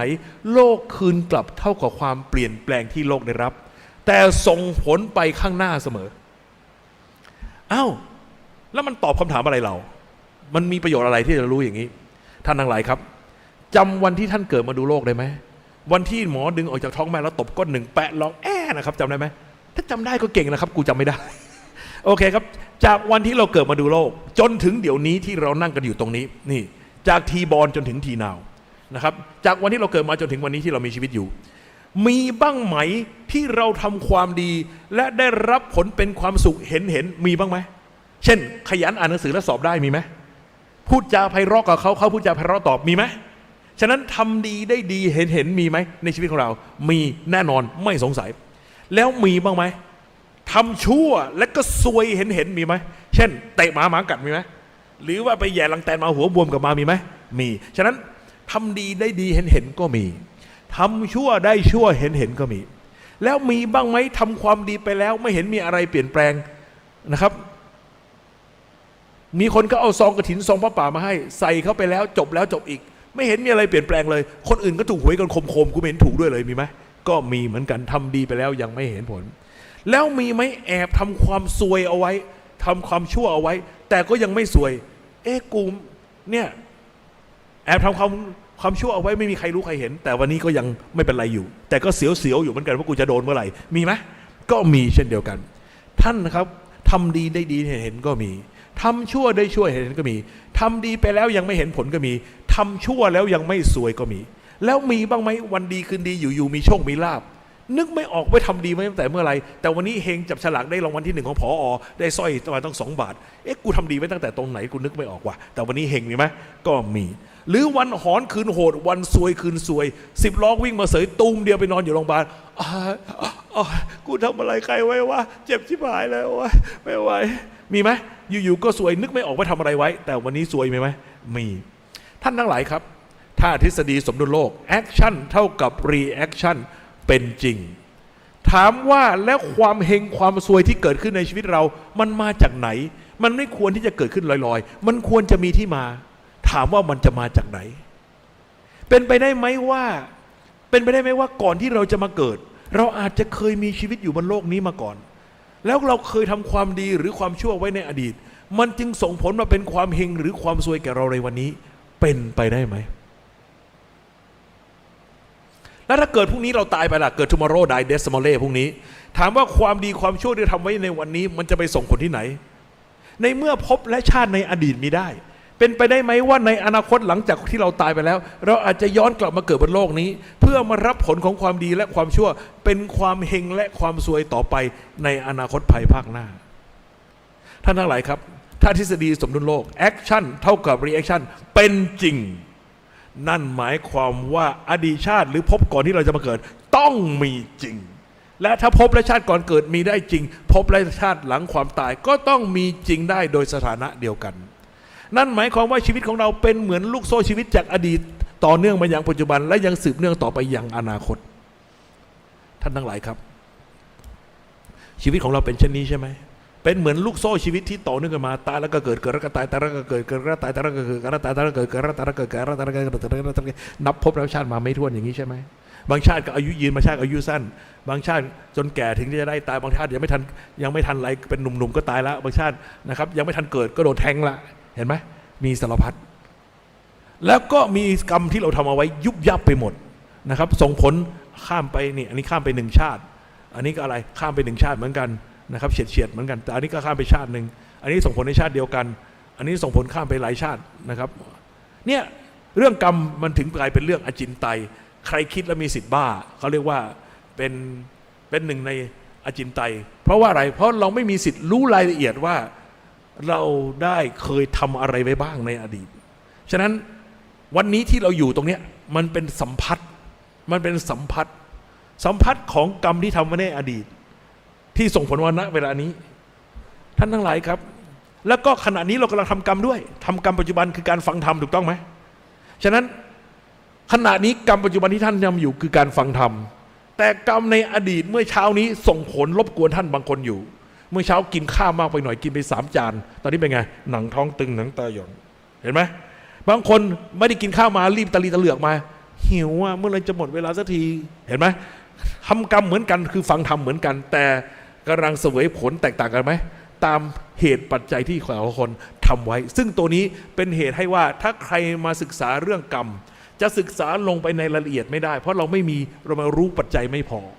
แต่เราสามารถศึกษาในแง่ของ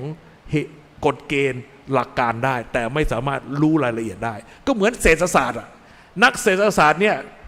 นะครับพยากรณ์อนาคตพลาดทุกทีเห็นไหมนะครับว่าปีนี้จะล่วงทุกทีเห็นไหมแต่สังเกตไหมว่าพอเกิดวิกฤตขึ้นมาแล้วนักเศรษฐศาสตร์จะอธิบายได้เป็นตุเป็นตะเพราะว่าเหตุปัจจัยมันปรากฏแล้วมันอธิบายได้ก็แบบเดียวกันเรื่องกรรมก็เหมือนกับเรื่องเศรษฐศาสตร์นั่นเองนะครับ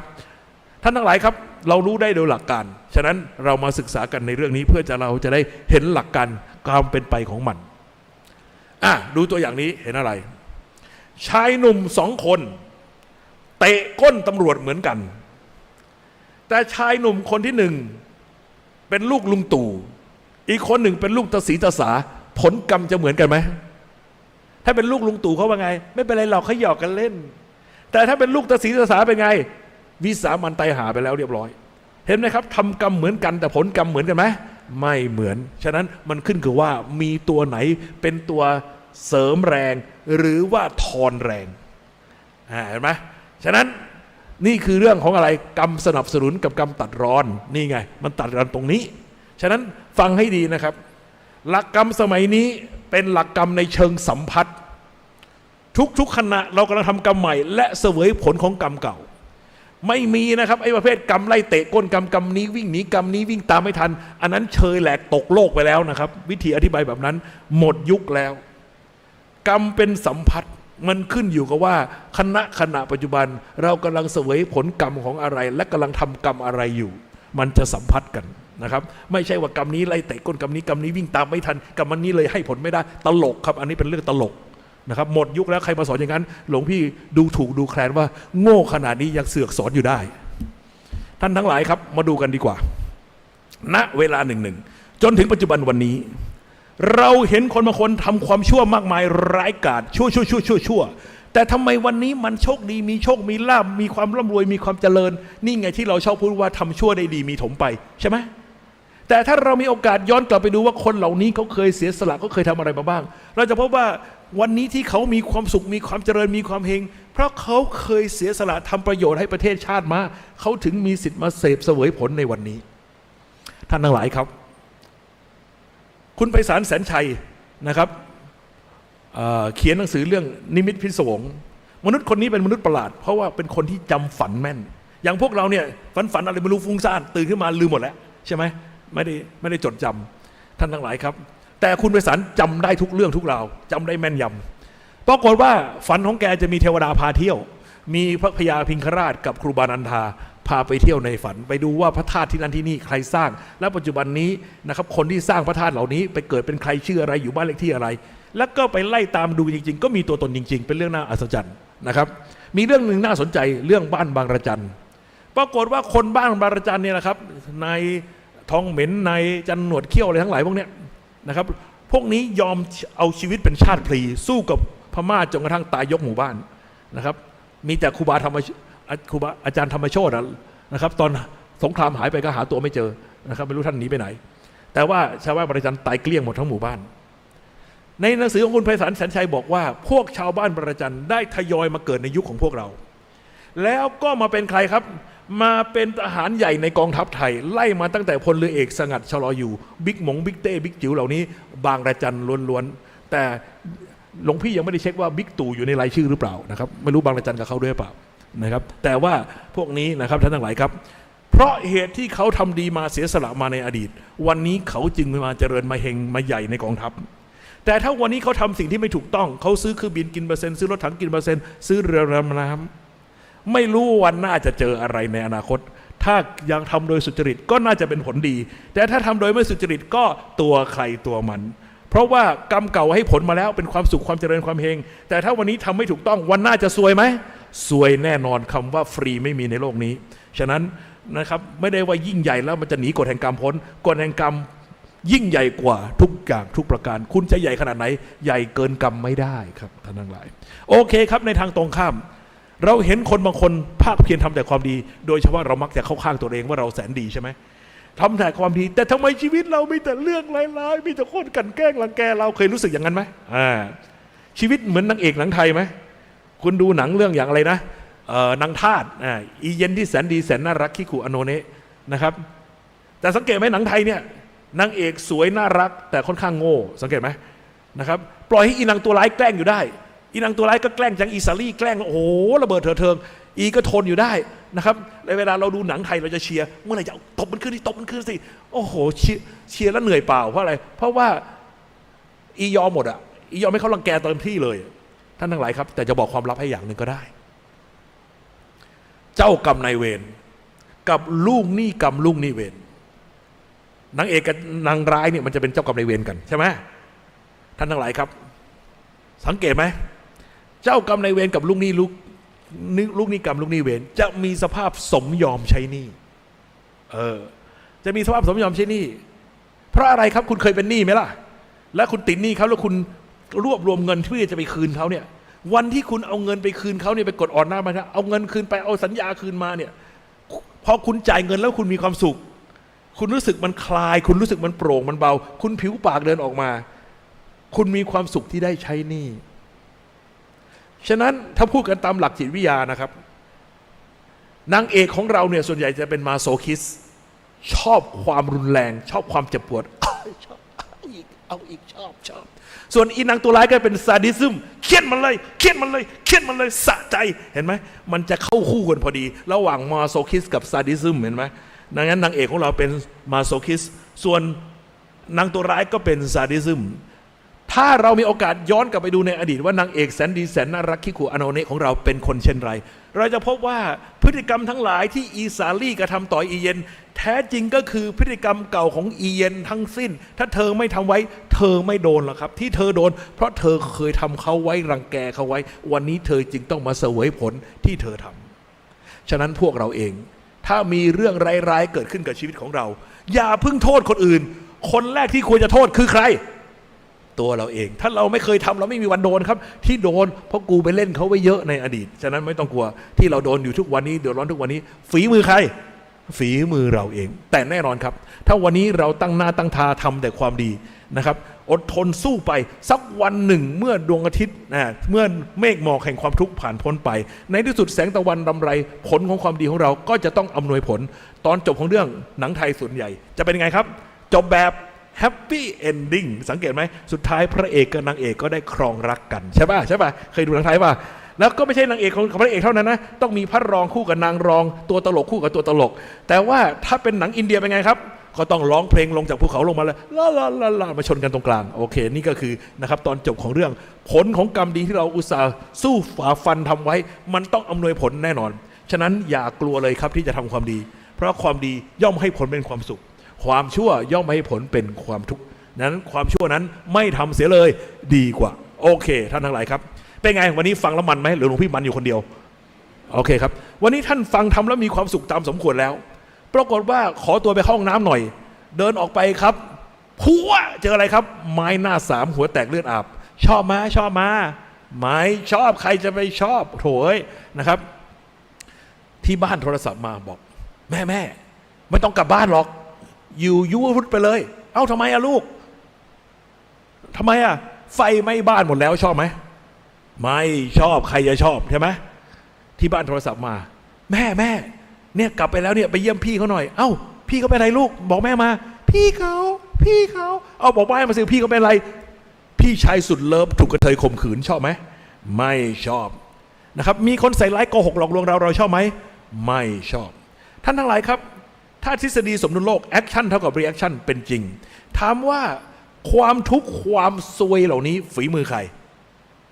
ตัวเราเองใช่ไหมที่ไม่ทำความชั่วเองก็อาจจะเคยสนับสนุนหรือใช้ผู้อื่นทำความชั่วมาก่อนปัญหาก็คือว่าแล้วในชีวิตที่ผ่านมามีใครบ้างในห้องนี้ตั้งแต่เกิดมานะยุงสักตัวก็ไม่เคยตบมดสักตัวก็ไม่เคยบี้โกหกก็ไม่เคยเลยไหนยืนยันตัวเองหน่อยครับตกลงไม่รอดเลยสักคนเหรอเนี่ยพระยังไม่รอดเลย โอเคครับแล้วปัญหาคือว่าแล้วเราจะย้อนอดีตไปยกเลิกการกระทำที่ผิดพลาดเหล่านั้นได้ไหมนะครับย้อนไปแล้วลบมันออกจากปุ่มชีวิตของเราถามว่ายกเลิกได้ไหมตอบว่า no way ไม่มีทางเอ๊ะหรือว่ามีทางคุณดูภาพยนตร์เรื่องทวิภพไหมมันมีกระจกโบราณแล้วเราก็มุดเข้าไปเลยหรือว่าถ้าดูเรื่องอะไรโดเรมอนมีอะไรครับไทม์แมชชีนถ้ามีจริงนะครับรับรองคุณไม่ทันหลวงพี่หรอกครับหลวงพี่ไปก่อนหลวงพี่จะนั่งไทม์แมชชีนหรือทวิภพเข้าไปย้อนไปเมื่อ30 กว่าปีแล้วเกือบ40 ปีณโรงเรียนแห่งหนึ่งกลางกรุงเทพมหานครโรงเรียนเดียวกับอดีตนายกอภิสิทธิ์อะไรครับสาธิตจุฬารอบๆโรงเรียนจะมีคูน้ำเล็กๆเอาไว้ระบายน้ำฝนเวลาฝนตกมันจะมีน้ำขังอยู่แล้วมันจะมีปลาตัวเล็กๆคล้ายๆปลาช่อนเขาเรียกปลากั้งตัวลายๆเพื่อนๆหลวงพี่เนี่ยมันจะเอาขาเก้าอี้ไปไล่วิ่งแทงปลากันโอลหม่านไปทั้งโรงเรียนตอนนั้นหลวงพี่ไปยืนเท้าเซลดูพวกมันพวกแกน่ะอบอริจินดึกดำบรรพ์มึงดูกูนี่เว้ยเทคโนโลยีเว้ยหนังสติ๊กพัวลอยก็เราใช้ปัญญาคิดเอาขาเก้าอี้ไปแทงเนี่ยน้ำมันยังตื้นๆอยู่ประมาณเนี้ยแทงมันก็หลบซ้ายหลบขวาได้ใช่ไหมแต่ถ้าหนังสติ๊กเล็งโป๊ะเนี่ยนะโป๊ะเดียวหงายโป๊ะเดียวหงายโป๊ะเดียวหงายโอ้โหมันเปลี่ยนมาใช้เทคโนโลยีใหม่กันหมดเลยตอนนี้มันไม่ใช้ขาเก้าอี้แล้วมันใช้หนังสติ๊กยิงกันแล้วมันขึ้นมาดิ้นเดวมันครับยังไม่ตายก็เอาประทัดใส่ปากหยุดปุ่มถ้าเป็นไปได้นะครับหลวงพี่จะทวีภพไปนะย้อนเวลาไปแล้วไปจิกหัวเด็กคนนั้นไอ้หนูเอ็งหยุดเรื่องของเด็กพระไม่เกี่ยวต้องเกี่ยวเองทำให้ข้ายุ่งเดือดร้อนเนี่ยไม่สบายเจ็บคอเนี่ยพระก็อยู่วัดสิไปยุ่งอะไรกับเด็กต้องยุ่งเพราะเองกับข้ากับเองกับข้ากับเองกับข้ากับเองแต่จริงๆแล้วทำได้ไหมทำไม่ได้ในเมื่อยกเลิกแก้ไขไม่ได้ทำยังไงก็ต้องยอมรับความจริงว่าพวกเราทุกคนเคยผิดพลาดเคยทำสิ่งที่ไม่ถูกต้องเอาไว้เราก็ยอมรับความจริงว่าเราเคยผิดพลาดกันปัญหาก็คือว่าในเมื่ออดีตแก้ไขไม่ได้จะให้ทำอย่างไรอดีตก็ผ่านไปแล้วอนาคตก็ยังมาไม่ถึงแต่ what is in your hand อะไรอยู่ในกำมือของเราปัจจุบันใช่ไหมที่เป็นโอกาสและเป็นโอกาสที่เราสามารถต่อยอดยืนยาวไปในอนาคตได้ไหมได้ด้วยการทำอะไรด้วยการสร้างกำแพงขึ้นมาที่ใจของเราตั้งแต่ปัจจุบันวันนี้จนถึงอนาคตภายภาคหน้ากำแพงที่จะควบคุมกายวาจาของเราไม่ให้ไปกระทบกระทั่งเบียดเบียนชีวิตผู้อื่นนะครับจากปัจจุบันวันนี้จนถึงอนาคตภายภาคหน้าถามว่ากำแพงนี้มันคืออะไรกำแพงนี้มันคืออะไรจำได้ไหมครับเวลาเจอพระเนี่ยอะไรก็ไม่รู้เป็นเรื่องน่าเบื่อที่สุดเลยไม่ยังพันเตเวส่งลักขณะท่ายะแล้วพระท่านว่าไงครับปอนอดิปอนอเวลมันนี่ท่านให้อะไรกับเราครับกำแพงนี้ก็คือศีลนั่นเองศีลหมายความว่าความเป็นปกติด้วยการไม่เบียดเบียนตนเองและผู้อื่นให้เดือดร้อนในเรื่องอะไรบ้างในเรื่องชีวิตไม่เบียดเบียนชีวิตนะครับไม่เบียดเบียนในเรื่องทรัพย์หรือนะครับไม่เบียดเบียนในบุคคลอันเป็นที่รักหรือกฎของสังคมและสุดท้ายก็คืออะไรนะครับไม่เบียดเบียนด้วยวาจาท่านทั้งหลายครับให้ทุกแก่ท่านทุกนั้นถึงตัวเราเองเมื่อกระทบชีวิตเขาชีวิตเราคือเป้าต่อไปฉะนั้นท่านทั้งหลายครับถ้าเรากระทบเขาด้วยเรื่องชีวิตผลก็คือชีวิตเราไม่ปลอดภัยป่วยไข้พิการเลยถึงตายไปทิศไหนมันกลับทิศนั้นทำเรื่องชีวิตโดนเรื่องชีวิตฉะนั้นความป่วยไข้พิกลพิการหรืออะไรทั้งหลายเนี่ยล้วนแล้วแต่เป็นผลของปาณาติบาตถ้าเป็นเรื่องของทรัพย์นี่ลักขโมยคดปล้นชิงคดโกงเอาเปรียบเบียดบังยักยอกเอาทรัพย์เข้ามาไม่มีฟรีในโลกนี้ครับวันหนึ่งต้องคืนครับแล้วขอโทษนะครับคืนแล้วมีดอกเบี้ยด้วยจะบอกให้เพราะเวลาเป็นตัวแปรด้วยนะครับความเสียหายที่เพิ่มขึ้นตามเวลาต้องเอามาคิดหมดฉะนั้นนะครับถ้าไม่อยากสูญเสียทรัพย์สินสมบัติให้ย่อยยับไปก็อย่าได้ไปคิดคดทรยศไปปล้นไปโกงเข้ามาโดยไม่ชอบท่านอะไรครับผิดกฎสังคมสังเกตให้ดีนะครับศีลข้อ3เนี่ยถ้าเป็นบุคคลอันเป็นที่รักของผู้อื่นก็เปรียบเหมือนกับนะครับทรัพย์สินของผู้อื่นแต่ในแง่หนึ่งก็คือแง่กฎสังคมอันนี้คือแง่สำคัญของมันเมื่อผิดกฎสังคมใครก็ตามที่ไม่อยู่ในกรอบไม่อยู่ในคันลองของสังคมรังเกียจไหมรังเกียจท่านจำได้ไหมครับอดีตนายกรัฐมนตรีนะครับไม่ใช่อดีตประธานาธิบดีสหรัฐท่านหนึ่งที่ไปยุ่งกับเด็กฝึกงานเห็นไหม เป็นไงครับเจ๊งบงไหมเจ๊งเพราะเขาทำผิดเงื่อนไขของสังคมตะวันตกนะครับโดยเฉพาะอเมริกาเนี่ยคนมาจากที่ต่างๆทั่วโลกนะครับนานาเผ่าพันธุ์อพยพกันเข้ามาท่านทั้งหลายครับคนที่อพยพกันเข้ามาร้อยพ่อพันแม่ต่างวัฒนธรรมฉะนั้นก่อนแต่งงานเขาถือว่าคุณเป็นฟรีแมนคุณเป็นอิสระคุณจะไปหัวหกก้นขวิดที่ไหนเขาไม่สนใจพ่อแม่เห็นลูกยังไม่มีใครเดทด้วยเครียดนะครับทำไมไม่มีคนเดทลูกกูเลยวะลูกกูมีความปัญหาหรือยังไงเห็นไหมฉะนั้นก่อนแต่งงานเขาไม่สนแต่ถ้าเมื่อใดก็ตามที่ประกาศการแต่งงานอย่าลืมนะครับหนังภาพยนตร์ฝรั่งบางเรื่องเนี่ยผู้หญิงกับผู้ชายมันเช่าบ้านอยู่ด้วยกันนอนด้วยกันเหมือนผัวเหมือนเมียแต่มันยังมีอิสระทุกคนจะมีอิสระใช่ไหมแต่ถ้าวันคนหนึ่งมันหันหน้ากลับมาบอกว่าไอ้ผู้ชายมาบอกว่าผมตัดสินใจผมขอคุณแต่งงานผมจะรักคุณชั่วชีวิตแต่ผู้เดียวอีผู้หญิงร้องไห้ปีแตกเลยโอ้โหอะไรกันวะมึงนอนด้วยกันเหมือนผัวเหมือนเมียมาตลอดแค่มาขอแต่งงานอะไรมันจะสำคัญนักหนาสำหรับเขาสำคัญมากเพราะมันคือการประกาศการรักเดียวใจเดียวหัวใจเดียวตลอดชีวิตการซื่อสัตย์ซื่อตรงตลอดชีวิตฉะนั้นนับจากวันที่เขาแต่งงานเป็นการแต่งงานศักดิ์สิทธิ์ภายใต้สายพระเนตรพระกันของพระผู้เป็นเจ้าจากวันนั้นเป็นต้นมาเขาถือเป็นคนคู่ฉะนั้นเวลาไปไหนมาไหนนะครับเวลาไปปาร์ตี้เนี่ยถ้าคุณไปโดยที่ไม่เอาสามีหรือไม่เอาภรรยาคุณไปคุณจะโดนถามทั้งงานอะ Where's your wife is your husband วุ่นวายไปหมดฉะนั้นเขาถือว่าคุณเป็นคนคู่ไปไหนต้องไปคู่กันนี่ไงความแตกต่างของวัฒนธรรมฉะนั้นหลังแต่งงานแล้วฝรั่งถือมากถ้าใครไปมีเรื่องนอกอกนะครับเรื่องนอกใจเรื่องแอฟแฟร์ทั้งหลายเป็นเรื่องประนามหยามเหยียดฉะนั้นเมื่อสังคมไม่ต้อนรับโอกาสในสังคมก็หมดไปฉะนั้นเราก็ต้องดูด้วยว่าเราอยู่ในสังคมไหนพื้นฐานอะไรแล้ววันนี้สังคมเราเป็นสังคมนักศึกษาแต่วันหน้าเราต้องเข้าไปสังคมครอบครัวสังคมหมู่บ้านสังคมต่างๆเราต้องดูด้วยว่าจริงอยู่ในระดับเพื่อนกันทุกอย่างเขาบอกว่าไม่เป็นไรทำได้แต่จริงเหรอเมื่อกลับขึ้นไปอยู่ในสังคมอื่นมันอาจจะจริงในสังคมนี้แต่ไม่จริงในสังคมนี้ฉะนั้นกฎสังคมนะครับสำคัญยิ่งต่อไปครับจำไว้ให้ดีนะครับเวลาจะทำลายล้างกันทางการเมืองเขาจะเอาจุดนี้เป็นจุดทำลายนะครับเขาจะหาปมตรงนี้ฉะนั้นใครที่คิดจะมาทำงานกับสังคมก็จะต้องดูแลตัวเองให้ดีโดยเฉพาะในเรื่องนี้จุดอย่าให้มีจุดอ่อนตรงนี้นะครับเขาโจมตีกันเขาก็ขุดรากขุดเง่ากันไปดูว่าใครไปทำอะไรที่ไหนไว้เขาไม่ไว้วางใจกันเอาละครับท่านทั้งหลายครับโกหกหลอกลวงไม่รักษาคำพูดผลคืออะไรครับเครดิตคนที่ไม่รักษาคำพูดไม่มีสัจจะมีเครดิตไหมไม่มีเครดิตโอกาสค้าขายเจริญร่ำรวยมีไหมไม่มีและเคยได้ยินไหมเขาบอกว่ากษัตริย์ตรัสแล้วไม่คืนคำเห็นไหมคนจะเป็นผู้นำนะครับคนจะเป็นผู้นำคนเขาเนี่ยสัจจะวาจาสำคัญยิ่งฉะนั้นนี่คือเรื่องของสัจจะมีผลสองซีกหนึ่งก็คือเรื่องของนะครับเรื่องของอะไรเรื่องของความก้าวหน้าเจริญในชีวิตในฐานะของการเป็นค้าขายก็ต้องมีเครดิตขณะเดียวกันถ้าจะก้าวหน้าในฐานเป็นผู้นำเป็นหัวหน้าเขาก็ต้องมีสัจจะหนีไม่พ้นท่านอะไรครับปกติเราก็ขาดสติอยู่แล้วเป็นประจำยิ่งมีสารบางอย่างเข้าไปในร่างกายโอกาสขาดสติเพิ่มขึ้นมีไหมมีถามว่าคนเมาเหล้าขาดสติฆ่าเขาได้ไหมคนเมาเหล้าขาดสติทำลายทรัพย์สินเขาเสียหายได้ไหมคนเมาเหล้าขาดสติผิดลูกผิดเมียเสียเนื้อเสียตัวได้ไหมคนเมาเหล้าขาดสติพูดจารู้เรื่องไหมปกติเราก็ขาดสติอยู่แล้วเป็นประจำยิ่งมีสารบางอย่างเข้าไปในร่างกายโอกาสขาดสติเพิ่มขึ้นไหมดื่มสุรายาเสพติดเข้าไปโอกาสสวยเพิ่มขึ้นไหมเพิ่มขึ้นมีคนถามหลวงพี่ครับผมกินเหล้าไป1 แก้วผมยังไม่เมาผมบาปไหมครับระหว่างนายกกินเหล้า1 แก้วกับนายกยังไม่กินเหล้ามีคนมายืนด่าคนพ่อคนแม่ด้วยคำพูดอย่างเดียวกันคนไหนโกรธก่อนไอ้คนกินเหล้าโกรธก่อนถูกต้องไหมฉะนั้นกินเหล้า1 แก้วบาป1 แก้วกิน1 กั๊กบาป1 บัก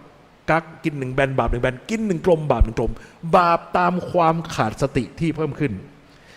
หลวงพี่ผมปิดบ้านกินเหล้าเมาอยู่ในบ้านไม่ไปยุ่งกับใครผมบาปไหมครับถ้าคนคิดจะฆ่าคุณตอนตื่นมีสติกับฆ่าคุณตอนเมาสลบอันไหนง่ายกว่ากันเมาสลบเอาน้ำมันราดจุดไฟเผามันก็ตายหาตายโหงอยู่ตรงนั้นเห็นไหมฉะนั้นบาปมากบาปน้อยมันขึ้นอยู่ว่าขาดสติมากหรือขาดสติน้อยหลวงพี่ขาหนูทำฟรุตเค้กมันตามสูตรมันต้องใส่เหล้ารำด้วยนะครับเอามาถวายหลวงพี่ได้ไหมคะรีบมาถวายโดยด่วนหลวงพี่ชอบนะครับเพราะอะไรครับเพราะว่าแอลกอฮอล์มันระเหยไปหมดแล้วมันไม่ทำให้ใครเมามันเข้าเตามันก็หมดแล้วใช่ไหมดังนั้นอย่างนี้ไม่มีปัญหาแต่ห้ามนะครับจำไว้ให้ดีนะครับอย่าเอาข้าวหมากไปถวายพระบาปเพราะอะไรครับเดินแล้วกินเข้าไปแล้วเดินเซแซดแม่ของชอบ ระวังให้ดีอย่านะครับไม่ดีนะครับ ฉะนั้นสุรายาเสพติดเครื่องดองของเมาเป็นเหตุให้ขาดสติเพิ่มขึ้นเมื่อขาดสติแล้วโอกาสทำบาปทั้ง4ประการก็ไม่ใช่เรื่องยากปัญหาก็คือแล้วเราจะรักษาศีลกันอย่างไรดีศีลแปลว่าความเป็นปกติของมนุษย์ก็คือการไม่เบียดเบียนตนเองและผู้อื่นให้เดือดร้อนแต่ถามว่าเกิดมาในโลกนี้มีหรือไม่กระทบกระทั่งชีวิตผู้อื่นเคยไหมหน้าฝนเดินไปแก็บเหยียบหอยทากเคยไหม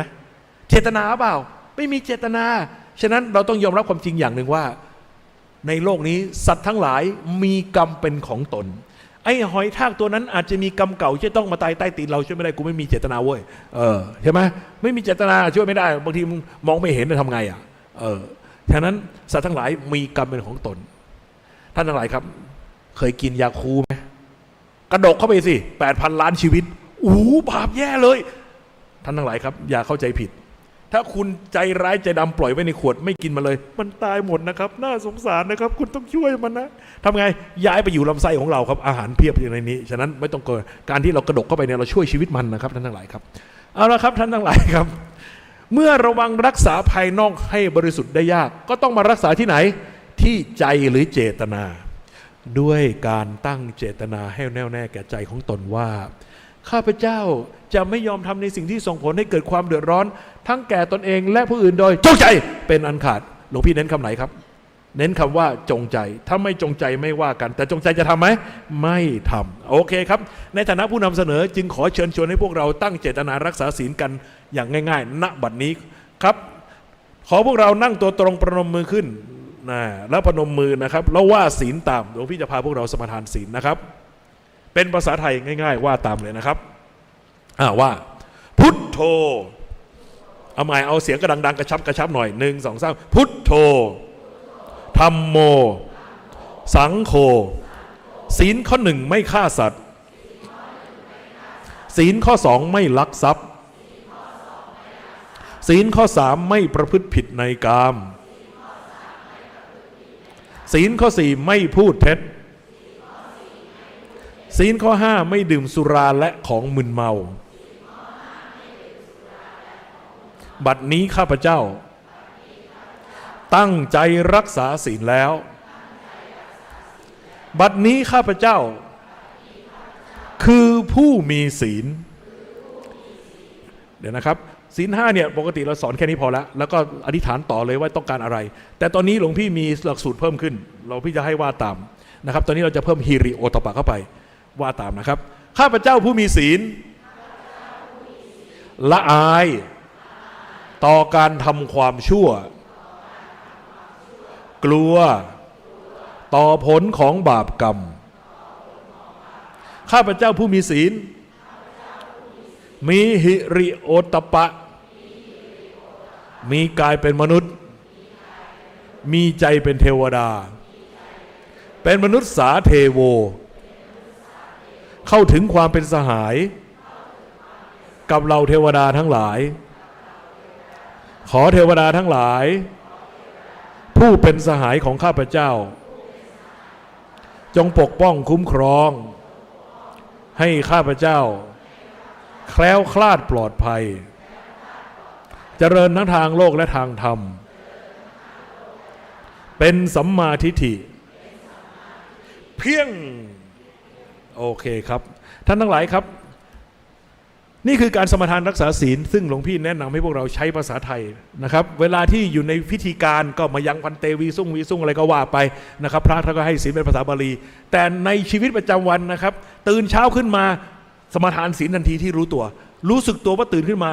สิ่งแรกเลยเรายังไม่ได้ทำผิดศีลใช่ไหมสมาทานศีลก่อนเลยพุทโธธัมโมสังโฆศีลข้อ1ไม่ฆ่าสัตว์ข้อ2ไม่ลักทรัพย์ศีลข้อ3ไม่พูดผิดในกามศีลข้อ4ไม่พูดเท็จศีลข้อ5ไม่ดื่มสุราและของมึนเมาวันนี้ข้าพเจ้าในพระสกรตั้งใจรักษาศีลและวันนี้ข้าพเจ้าในพระสกรคือผู้มีศีลวันนี้ข้าพเจ้าจะต้องไปสอบท่านจะเป็นต้องมั่วขอให้มั่วถูกเถิดเพียงนี่อธิษฐานไปนะครับฉะนั้นตื่นเช้ามาสมาทานไปครั้งหนึ่งก่อนนะครับท่านทั้งหลายครับโดยธรรมชาติคนซึ่งไม่เคยสมาทานศีลต่อเนื่องโอกาสผิดพลาดมีไหมแม่ได้ยินเสียงเละอะไรเว้ยอุ๊ยยุงตัวขาดต่อชีวิตยุงได้ไหม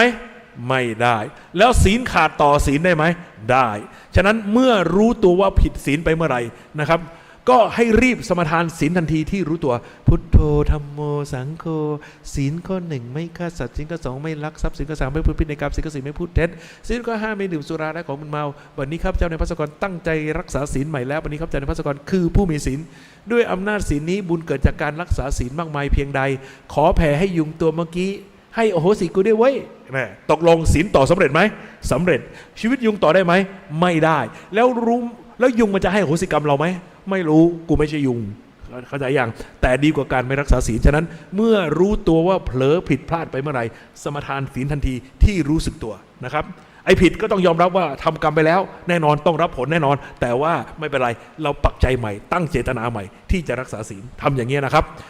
ท่านทั้งหลายครับบางครั้งเราเจอสถานการณ์ที่ทำให้เราหวั่นไหวทำให้เราหวั่นไหวทำให้เราขาดความมั่นใจเช่นผอ.เรียกไปพบเฮ้ยเรื่องเมื่อวานนี้เปล่าว่าที่กูด่าลูกค้าไปชิบหายแล้วทำไงดีวะก่อนไปพบผอ.ปักใจใหม่เลยพุทโธธัมโมสังโฆศีลข้อ 1ไม่ฆ่าสัตว์ศีลข้อ 2ไม่ลักทรัพย์ศีลข้อ 3ไม่ประพฤติผิดในกรรมศีลข้อ 4ไม่พูดเท็จศีลข้อ 5ไม่ดื่มสุราและของมึนเมาวันนี้ข้าพเจ้าในพระสงฆ์ตั้งใจรักษาศีลใหม่แล้ววันนี้ข้าพเจ้าในพระสงฆ์คือผู้มีศีลด้วยอำนาจศีลนี้ขอให้เจ้านายมีจิตเมตตาเรานะครับท่านทั้งหลายครับจำเอาไว้ให้ดีอย่างมากเจ้านายเราก็ศีลเสมอเราหรือไม่ก็ศีลต่ำกว่าแล้วจะกลัวทำไมเดินเข้าไปอย่างอาถรรพ์พึ่งผายตั้งใจเลยว่าฉันจะไม่โกหกฉันจะพูดแต่ความจริงจริงครับเจ้านายครับเมื่อวานนี้ผมลุกแก่โทสะผมทนไม่ไหวมันปวดประสาทผมเหลือเกินผมก็เลยสติแตกด่ามันไปครับแต่ผมเสียใจผมจะพยายามไม่ทำอีกครับแต่ผมจะบอกเจ้านายอย่างนึงนะครับว่าก่อนผมมาพบท่านผมสมาทานศีลมาแล้วนะครับถ้าลงโทษผมตอนนี้นะครับบาปนะครับบาปนะครับบาปนะครับ โอเคนะครับโอเคครับท่านทั้งหลายครับทีนี้โอเคเมื่อถึงเวลาก่อนนอนหลายๆท่านเพิ่งจะมายูพุทธเป็นครั้งแรกใช่ไหมล่ะระวังให้ดีท่านทั้งหลายครับที่บางที่อย่างที่นู่นที่ไหนที่เขาใหญ่ค่ายลูกเสือเขาใหญ่สมัยก่อนเนี่ยเด็กสาธิตจุฬาเข้าไปเข้าค่ายลูกเสือกันที่นั่นโอ้โหเจ้าที่เขาแรงครับกลางคืนนะครับเขาออกมาตรวจตราทำไมเด็กสาธิตจุฬานอนไม่เรียบร้อยเลยขายาวไม่เท่ากันเขาก็มีเมตตาช่วยจัดขาดึงขาให้เท่ากันเป็นแถวเป็นแนวพอขาเป็นแถวเป็นแนวตรงกันเป๊ะหมดแล้วเอามาดูหัวอีกเอาหัวไม่เท่ากันอีกแล้วดึงหัวให้เท่ากันตกลงมันจะได้นอนไหมเนี่ยฉะนั้นท่านทั้งหลายครับคำแนะนำหลวงพี่ก็คือว่าก่อนนอนก็สมาทานศีลอีกสักครั้งหนึ่งพุทโธธัมโมสังโฆศีลข้อ 1ไม่ฆ่าสัตว์ศีลข้อ 2ไม่ลักทรัพย์ศีลข้อ 3ไม่พูดผิดในกรรมศีลข้อ 4ไม่พูดเท็จนะครับศีลข้อ 5ไม่ดื่มสุราและของมึนเมาวันนี้ข้าพเจ้าในพระสกรตั้งใจรักษาศีลและวันนี้ข้าพเจ้าในพระสกรคือผู้มีศีลด้วยอำนาจศีลนี้ขอให้นอนหลับฝันดีผีไม่หลอกนะครับท่านทั้งหลายครับคำสุภาษิตไทยบอกว่าไงคนดีผีคุ้มหมายความว่าคนดีเทวดารักษามาตรฐานขั้นต่ำสุดของความเป็นคนดีในพุทธศาสนาไม่สนใจนะครับว่าคุณจะเป็น NGO ช่วยโลกมากมายขนาดไหนคุณจะทำดีอะไรอย่างอื่นมากมายขนาดไหนแต่ถ้าศีล 5คุณยังรักษาไม่ได้คุณยังไม่เข้าข่ายคนดีในพุทธศาสนาเพราะคนดีในพุทธศาสนาคือกัลยาณชนหรือกัลยาณบุคคลนั้นสตาร์ทที่ศีล 5ครับฉะนั้นขณะใดก็ตามที่คุณมีศีล 5คุณชื่อว่าเป็นกัลยาณชนเป็นกัลยาณบุคคลในพุทธศาสนาแล้วก็คือคนดีนั่นเองท่านทั้งหลายครับฉะนั้นถ้าเราเอาใจใส่สมาทานรักษาศีลอย่างนี้ตลอดระยะเวลา1 เดือนจากนี้เป็นต้นไปอะไรจะเกิดขึ้นบางคนบอกว่าหลวงพี่ผมลำบากใจอ่ะผมเป็นเซลแมนผมจะต้องไปพบกับลูกค้าจะต้องไปเอนเตอร์เทนลูกค้าแล้วผมจะทำยังไงโอเคหลวงพี่เข้าใจครับกำลังใจมันยังอ่อนอยู่เอางี้ไหมตื่นเช้ามาผิดศีลหรือยังใช่ไหมเช้าสมาทานได้ไหมสมาทานได้ไม่มีปัญหาระหว่างวันนะครับเราอยู่ที่ออฟฟิศที่ทำงานตอนไหนไม่มั่นใจตอนไหนเผลอผิดไปสมาทานได้ไหมได้ตกเย็นมาลูกค้าโทรมาเพื่อนโทรมาเฮ้ยที่เก่าเวลาเดิมไปสังสรรค์กันหน่อยวันนี้จะมีออเดอร์ใหญ่ก่อนไปครับสมาทานศีลให้ครบ5 ข้อครั้นไปถึงร้านที่เก่าเวลาเดิมนะครับลูกค้าสั่งมาละนะครับน้ำมังสวิรัติพร้อมกับมิกเซอร์นะครับเขาก็จัดการลินน้ำมังสวิรัติลงไปในมิกเซอร์ก็อาศัยตอนเพื่อนเผลออาศัยตอนลูกค้าเผลออย่าให้เพื่อนเห็นเอามือไว้ข้างหลังนับไปทีละข้อพุทโธธัมโมสังโฆศีลข้อ 1ไม่ฆ่าสัตว์ศีลข้อ 2ไม่ลักทรัพย์ศีลข้อ 3ไม่ประพฤติผิดในกามศีลข้อ 4ไม่พูดเท็จส่วนศีลข้อ 5ขออนุญาตพักไว้ก่อนตกลงเหลือกี่ข้อ4 ข้อแต่ระหว่างกินเหล้าสังสรรค์กับเพื่อนฝูงกับลูกค้าอยู่นะครับยุงมาไม่ตบแมงสาบมาไม่กระทืบศีลข้อ 1ผ่านไหมผ่าน นะครับเพื่อนเอากระเป๋าสตางค์เอาเครื่องเพชรนินจินดาทองหยองวางไว้จะจิกจะเม้มของเพื่อนไหมไม่เอาศีลข้อ 2ผ่านไหมผ่านนะครับเพื่อนพาภรรยาสาวสวยมาด้วยเธอยักคิ้วหลิวตาทำตาหวานกับเราจะเอื้อมมือไปใต้โต๊ะจับไม้จับมือเธอไหมไม่ทำศีลข้อ 3ผ่านไหมผ่านในวงเล่าเราพูดเรื่องราวสนุกสนานเฮฮากันได้แต่เราไม่พูดเรื่องโกหกพูดแต่เรื่องจริงตึกลงข้อศีลข้อ 4ผ่านไหมศีล4ข้อแจ๋วไหมแจ๋วเสียกี่ข้อเสียข้อเดียวคือข้อ 5ท่านทั้งหลายครับสุดท้ายงานเลี้ยงมีวันเลิกราไหมนะครับต่างคนเหล้าก็หมดแล้วเครื่องข้าวหวานทั้งหลายก็หมดแล้วกับแก้มทั้งหมดแล้วต่างคนต่างเมาสะเงาะสะแงะแล้วโชคดีเพื่อนบายบายขอบใจมากนะออเดอร์ที่ให้โมนาสอนช่องนี้เดินทางปลอดภัยพอเพื่อนเผลออย่าให้เพื่อนเห็นเอามือไว้ข้างหลังพุทโธนะโมสังโฆศีลข้อ 1ไม่ฆ่าสัตว์ศีลข้อ 2ไม่ลักทรัพย์ศีลข้อ 3ไม่ประพฤติผิดในการศีลข้อ 4ไม่พูดเท็จศีลข้อ 5ไม่ดื่มสุราและของมึนเมาวันนี้ข้าพเจ้าในพระสกรตั้งใจรักษาศีลแล้ววันนี้ข้าพเจ้าในพระสกรคือผู้มีศีลด้วยอำนาจศีลนี้ขอให้กูเดินทางกลับถึงบ้านเถอะเว้ยตกลงตอนนี้ศีล 5มาครบไหมครบแต่สติมาครบไหมไม่ครบในกรณีที่เลวร้ายที่สุดขับรถกลับบ้านแต่รถไม่ถึงบ้านรถไปคว่ำตายสักกลางทางถามว่าตายไปขณะนั้นมีศีลตายหรือไม่มีศีลตายมีศีลตายขอแสดงความเสียใจด้วยครับนรกไม่ต้อนรับปิดประตูใส่หน้าเข้ามาไม่ได้ทำไมอ่ะไม่มีที่ไปอ่ะทำไงอ่ะไม่ได้เดี๋ยวไฟก็ดับหมดไปไหนก็ไปไม่ให้เข้าตกลงนรกไปไม่ได้เพราะอะไรเพราะติดตัวศีลเข้าไปไม่ได้ไปหาใครไม่ให้กูเข้านรกก็ไปไหนดีไปหาพวกเปรตดีกว่าเปรตก็บอกว่ากูไม่คบกับมึงเอ้าทำไมอ่ะคนจะเป็นเปรตได้ต้องโลภจนเกินศีลถึงจะได้เป็นเปรตจำให้ดีนะครับเราเห็นของดีๆเราอยากได้เห็นรถซุปเปอร์คาร์เห็นเพชรนินจินดาเราบอกว่าเราอยากได้แต่จะต้องได้มาโดยสุจริตนะครับถ้าเราคิดอย่างนั้นเราจะต้องเก็บหอมรอมริบไปหาซื้อมาอย่างนี้เรายังเป็นมนุษย์โดยสมบูรณ์อยากอะไรก็อยากไปเถอะแต่อยากยังอยู่ในขอบข่ายของศีลอย่างนั้นไม่มีผลทำให้เป็นเปรตแต่ถ้าความโลภมันโลภเกินศีลโลภพอที่จะฆ่าได้เพื่อจะแย่งชิงมาโลภพอที่จะปล้นคอร์รัปชันใส่ร้ายหรือว่าโลภพอที่จะแย่งผัวแย่งเมียเขาเพื่อจะได้มาซึ่งทรัพย์สินสมบัติหรือโลภพอที่จะใส่ร้ายไปสียึดทรัพย์เข้ามาประเภทนี้เปรตครับฉะนั้นขอบเขตของมันก็คือศีลเห็นไหมถ้าเมื่อไรก็ตามมันล้ำแดนศีลไปเมื่อไรนั่นแหละครับเปรตแต่นี่คุณสมาทานศีลแล้วเปรตก็ไม่ครบ เปรตไม่ให้กูว่านะครับนรกก็ไม่ให้กูเข้าเปรตก็ไม่ครบกับกูไปไหนดีไปหาอสุรกายดีกว่ารู้จักอสุรกายไหมไม่อยากกินขนมปังแต่อยากกินเลือดรู้จักไหมเดคิวล่าไม่อยากกินข้าวแต่อยากกินขี้ รู้จักไหมกระสือกระหังปอบผีกะพวกนี้คืออสุรกายครับยินดีในของอันน่ารังเกียจของอันน่ายินดีก็คือลามกนั่นเองแต่คนมีศีลไม่ใช่คนลามกฉะนั้นเป็นอสุรกายก็ไม่ได้อสุรกายไม่ครบเป็นพวกเห็นไหมฉะนั้นอสุรกายก็ไม่ได้ถ้าคุณยังไม่รู้จักอสุรกายคุณลองนึกถึงเพื่อนคุณบางคนที่ชอบพูดสองแง่สองงามลามกจกกระเบนพูดมาไม่พ้นสะดือเลยมองหน้ามันไปเลยอนาคตหนึ่งอสุรกายชัวร์นั่นแหละครับอสุรกายในอนาคตนะครับฉะนั้นพวกลามกเป็นอสุรกายแต่นี่คนมีศีลไม่ใช่คนลามกฉะนั้นเป็นอสุรกายไม่ได้ต้องลงนรกไม่ได้เปรตไม่ครบอสุรกายไม่เอาเป็นพวกเหลืออะไรเหลือเดรัจฉานต้องบอกว่าเสียดายจังถ้ากำลังกินเหล้าอยู่ตอนนั้นศีล4ข้อถ้าใครมายิงหัวกระบาลตอนนั้นโป้งเดียวเข้าท้องหมาเลยเพราะอะไรครับศีลไม่ครบ5ข้อนั่นคือภพของเดรัจฉานเดรัจฉานนั้นอยู่ในภพของความกลัวนะครับวงจรห่วงโซ่อาหารเคยเรียนใช่ไหมฟู้ดเชนสัตว์ใหญ่กินสัตว์เล็กเป็นทอดเนี่ยไอ้ฟู้ดเชนนี่คืออะไรวงจรห่วงโซ่อาหารเพราะอะไรครับก็เป็นธรรมชาติของสัตว์มันกินกันเป็นทอดฉะนั้นสัตว์นั้นย่อมมีความกลัวเป็นเจ้าเรือนไอ้ตอนที่เรารักษาศีลไม่ครบ5ข้อคุณสังเกตไหมว่าใจมันพร่องนะครับถ้าคุณพร่องศีลข้อไหนอยู่เนี่ยนะเวลาสมาทานศีลเนี่ยมันจะอึกข้อนั้นสมัยก่อนหลวงพี่เนี่ยโคตรบรมเจ้าชู้นะครับเสียศีลข้อ3ตลอดเวลาไปรับศีลจากพระเวลารับศีลกาเมเป็นไงกาเมสุมิชาจาราเวรับมันนี่กาเมสุมิชาจารากูไม่อยากรับเลยนะครับพอรับไปได้ฝืนรับไปเสร็จปั๊บมุสาวาทาเวรับมันนี่โอ้โหฟาดกู2 เด้งเลยอย่าโกหกนะมึงมุสาวาทาเวรับมันนี่เห็นไหมใจมันละย่อ ราะอะไรเพราะศีลมันพร่องมันเหมือนเขาเรียกว่าวัวสันหลังหวะเห็นไหมมันมีแผลของมันอยู่นะครับฉะนั้นจิตมันพร่องศีลตัวไหนมันก็เป็นเหตุให้เกิดความไม่สมบูรณ์ของความแก้วกล้า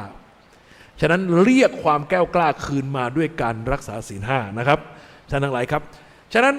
ถ้าตายไปขณะที่ศีลพร่องมีคนยิงหัวกระบาลตอนกำลังกินเหล้าอยู่ตูมเดียวเข้าท้องหมาเพราะอะไรเพราะศีลมันไม่ครบ5ข้อแต่นี่คุณสมาทานศีลครบไปแล้ว5ข้อตกลงเป็นเดรัจฉานก็เป็นไม่ได้ตกลงเป็นไงครับอบายภูมิ4ปิดเลยนรกเปรตอสุรกายเดรัจฉานไปไม่ได้เพราะอำนาจศีลเหลืออะไรเหลือความเป็นมนุษย์สถานเดียวแต่เดี๋ยวก่อนตายทำอะไรมากินเหล้าเมาตายถูกต้องไหมฉะนั้นของฟรีไม่มีในโลกใช่ครับถ้าคุณโชคดีได้พ่อแม่เป็นแดนเกิดฟังให้ดีนะก่อนพอตายปุ๊บเนี่ยมันจะเป็นสัมภเวสีผีเร่ร่อนก่อนนะครับมีกายทิพย์ลักษณะคล้ายมนุษย์แต่ไม่มีกายหยาบจิตมันสร้างรูปอยู่แล้วมันสร้างกายใหม่นะครับเขาเรียกว่าเป็นสัมภเวสีผีเร่ร่อนก็เป็นอีกภพหนึ่งละแต่จนกว่าจะมีพ่อและแม่เป็นแดนเกิดอันเหมาะสม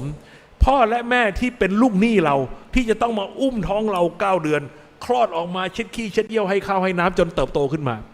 ฉะนั้นก่อนที่เราจะไปเกิดเป็นลูกใครเราคือเจ้าหนี้เขาจำได้ไหมตอนที่คุณเป็นเด็กเล็กและไอติมผ่านหน้าบ้านแม่ขอตังค์จะกินไอติมทำไมกูต้องให้มึงกินด้วยก็ให้เกิดมาแล้วก็ต้องเลี้ยงสิจำอารมณ์นี้ได้ไหมนี่คืออารมณ์เจ้าหนี้เห็นไหมอารมณ์เจ้าหนี้ท่านทั้งหลายครับแต่เดี๋ยวก่อนถ้าหลวงพี่มีเงินเท่าบิลเกตเท่าควีนอลิซาเบธเท่าทักษิณมีแล้วเอามากองตรงหน้าบอกว่าอยากได้ไหมถ้าอยากได้นะขอแลกแขน2 ข้างขา2 ข้างควักลูกตาตัดหูตัดจมูกตัดปากให้เหลือแต่ก้อนเด้งไปเด้งมาแต่มีเงินมากมายคุณจะเอาไหมถามว่าระหว่างเงินมากมายแก่กองกับอวัยวะที่คุณมีอยู่อันไหนมีค่ามากกว่ากันอวัยวะแล้วใครให้อวัยวะนี้มาพ่อแม่ฉะนั้นตราบใดก็ตามคุณมีลมหายใจมีชีวิตอยู่ถึงพ่อแม่จะแสนห่วยคลอดเสร็จแล้วไปทิ้งถังขยะให้มดตอมเกือบตายแต่ตราบใดก็ตามคุณยังมีชีวิตอยู่คุณยังเป็นมนุษย์โดยสมบูรณ์ไม่พูดผิดคุณก็ยังเป็นหนี้ท่านตลอดมาเพราะว่าร่างกายนี้คุณได้มาจากท่านเห็นไหมก่อนเกิดเป็นเจ้าหนี้แต่เกิดปั๊บเป็นลูกหนี้นี่คือวัฏฏะสงสารการวนเวียนเดี๋ยวก็เป็นเจ้าหนี้เดี๋ยวก็เป็นลูกหนี้ก่อนเกิดเป็นเจ้าหนี้เกิดปั๊บเป็นลูกหนี้ท่านทั้งหลายครับโอเคถ้ามีพ่อแม่เป็นแดนเกิดแล้วคุณได้เกิดแต่อย่าลืมนะก่อนตายคุณทำอะไรมากินเหล้าเมาตายฉะนั้นของฟรีไม่มีในโลกคุณเกิดมารอบนี้คุณจะเป็นที่รักของผู้พบเห็นคุณจะเป็นที่ยินดีสนุกสนานของผู้พบเห็นเพราะคุณเกิดมาแล้วคุณจะน่ารักเด้อนึกออกหรือยังว่าเป็นอะไรไม่ปัญญาอ่อนก็เป็นออทิสติกประเภทใดประเภทหนึ่งเพราะอำนาจกินเหล้าเมาตายมาในชาติที่แล้วทำไมหลวงพี่ถึงเอาตัวอย่างนี้มายกให้พวกเราฟังเพราะคนบางคนรักษาศีลไม่ได้เพียงข้อเดียวก็เลยผ่านไปรักษามาทั้ง5 ข้อซึ่งมันขาดทุนตื่นเช้ามายังไม่ผิดศีลสมาทานได้ไหมได้ระหว่างวันตอนไหนไม่มั่นใจสมาทานได้ไหมได้ฉะนั้นนี่ไงครับตื่นเช้าก็ขึ้นมาคุณก็สมาทานเลยนี่กู๊ดมอร์นิ่งเห็นไหมว่าศีลได้ครบ5 ข้อ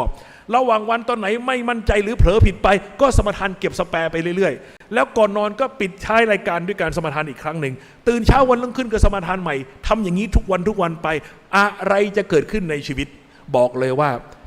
ถ้าคุณสมมติว่าคุณทำไปแล้ว1 เดือนนับจากวันนี้เป็นต้นไปคุณตั้งตอนเช้าสมาทานเย็นสมาทานตอนไหนไม่มั่นใจสมาทานเสร็จแล้วก่อนนอนก็สมาทานทำอย่างนี้ทุกวันไป1 เดือนท่านทั้งหลายครับ1 เดือนผ่านไปสมมุติว่าในกรณีที่เลวร้ายที่สุดแหกขี้ตาขึ้นมาเฮ้ยใครวะเฮ้ยใครวะนั่งอยู่บนบัลลังก์เฮ้ยมีเขาด้วยเว้ยแล้วมีหัวกะโหลกแขวนคอเฮ้ยเล่นนิเกเปล่า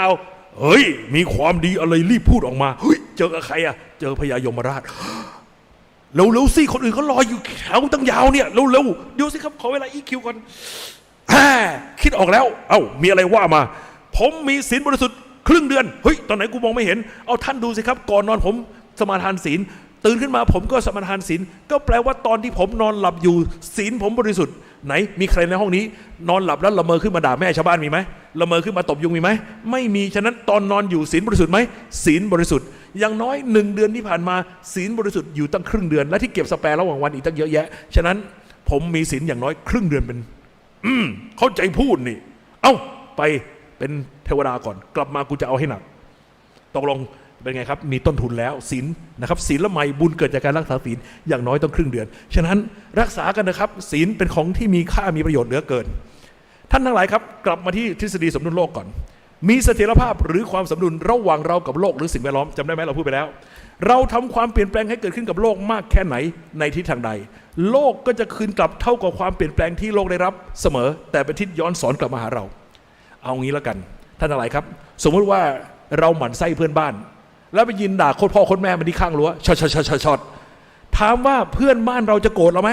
มันต้องโกรธเราแน่มันก็คงจะย้อนกลับมาด่าเราที่ข้างรั้วเหมือนกันนี่มันโมโหมามันก็มายืนด่าเราข้างรั้วเหมือนกันนี่แอคชั่นเท่ากับอะไรแอคชั่นเท่ากับรีแอคชั่นถูกต้องไหมทีนี้รู้สึกไม่สะใจเลยมายืมลำโพงยักษ์แอมพลิฟายเออร์นะครับไมโครโฟนคราวนี้เปิดดังสนั่นหวั่นไหวทั้งตำบลทั้งอำเภอทั้งจังหวัดได้ยินหมดว่าเราด่าโคตรพ่อโคตรแม่มันยังไงบ้างถามว่าคราวนี้เพื่อนบ้านเรามันจะกลับมายืนด่าเราคืนที่ข้างรั้วเหมือนเดิมหรือถ้าว่าบ้านมันมีจรวดมีขีปนาวุธมี M79 มันจะถล่มเราไหมรับรองเลยว่าคราวนี้ไม่โดนด่าตอบที่ข้างรั้วแต่โดนอะไรครับโดน M79 บึ้มเละแน่นอนท่านทั้งหลายครับถามจริงว่าเสียงที่ดังออกจากปากครั้งแรกกับครั้งหลังดังเท่ากันไหม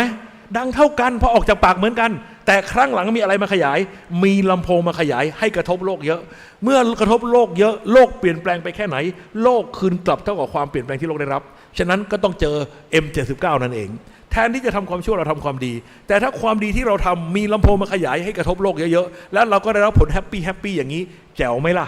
ถามว่าแล้วอะไรล่ะจะเป็นลำโพงขยายความดีของเราให้กระทบโลกเยอะท่านทั้งหลายครับพุทธศาสนาเปรียบบอกว่าถ้าระหว่างนายกกับนายขอซึ่ง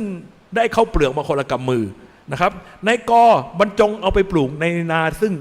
นานะครับดินดีน้ำดีปุ๋ยดีมีคนดูแลรักษาอย่างดีแต่นายขอบอกว่าเฮ้ยมันเป็นของจากธรรมชาติก็โปรยมาเองเดี๋ยวมันขึ้นเองตามธรรมชาติถามว่าระหว่างนายกกับนายขอใครควรจะได้ข้าวมากกว่ากันนายกหรือนายขอแน่นอนย่อมเป็นนายกเพราะว่า1เม็ดเป็น1ต้น1ต้นมีรวง2รวงแต่ละรวงมี100-200 เม็ดอาจจะได้เข้ามาเป็นกระสอบแต่นายขอนกเอาไปกินมดเอาไปกินแทบไม่เหลืออะไรตกลงอันไหนแจ๋วกว่ากันนายกแจ๋วกว่าเพราะว่ามีนาบุญที่ดีในพุทธศาสนาบอกว่ามนุษย์นะครับมีความแตกต่างกันตามคุณธรรมใช่ถ้าว่ากันตามหลักสิทธิมนุษยชนมนุษย์เมื่อได้เกิดมาแล้วก็มีสิทธิ์ที่จะเลือกทำความดีหรือความชั่วแต่เมื่อเลือกทำความดีความชั่วไปแล้วมีผลต่อตัวเขาไหมมีผลแน่นอนฉะนั้นมนุษย์เราแม้มีสิทธิเสมอกันในการเลือกที่จะกระทำเป็นฟรีวิวเหมือนกันที่จะเลือกทำดีหรือทำชั่วแต่เมื่อตัดสินใจทำไปแล้วมีผลทำให้คุณค่าของเขาที่มีต่อโลกแปรผันไปท่านทั้งหลายครับถ้าทำบุญอย่างเดียวกันกับคนซึ่งแตกต่างกันย่อมส่งผลไม่เท่ากันทำบุญกับคนชั่วทุศีลสมมุติว่านะครับคนชั่วทุศีลก็คือคนที่กำลังทำความชั่วทำผิดศีลอยู่สมมุติว่าได้บุญมา1 หน่วยแต่ถ้าเอาบุญนั้นไปทำกับคนซึ่งเป็นปุถุชนปุถุชนคืออะไรปุถุชนก็คือคนที่ดีบ้างชั่วบ้างแต่ขณะนั้นไม่ได้ทำชั่วอยู่นะครับฉะนั้นใครทำบุญกับนะครับทำบุญกับปุถุชนซึ่งนะครับขณะนั้นไม่ได้ทำชั่วอยู่ก็จะได้บุญยิ่งกว่าทำบุญกับคนชั่วทุศีลที่กำลังทำความชั่วอยู่นั้นอีก100 เท่าของ1ก็เป็น100โชคดีกว่านั้นใครได้เจอคนดีหรือกัลยาณชนใครคือคนดีหรือกัลยาณชนก็พวกเราเมื่อกี้สมาทานศีลแล้วใช่ไหมขณะนี้เราเป็นคนดีมีศีล5แล้วผู้ที่สมาทานศีล5เป็นเบื้องต้นแล้วใครได้ทำบุญกับคนที่เป็นกัลยาณชนย่อมได้บุญมากกว่าทำบุญในปุถุชนอีก100 เท่าของ100 100,000 10,000โชคดีกว่านี้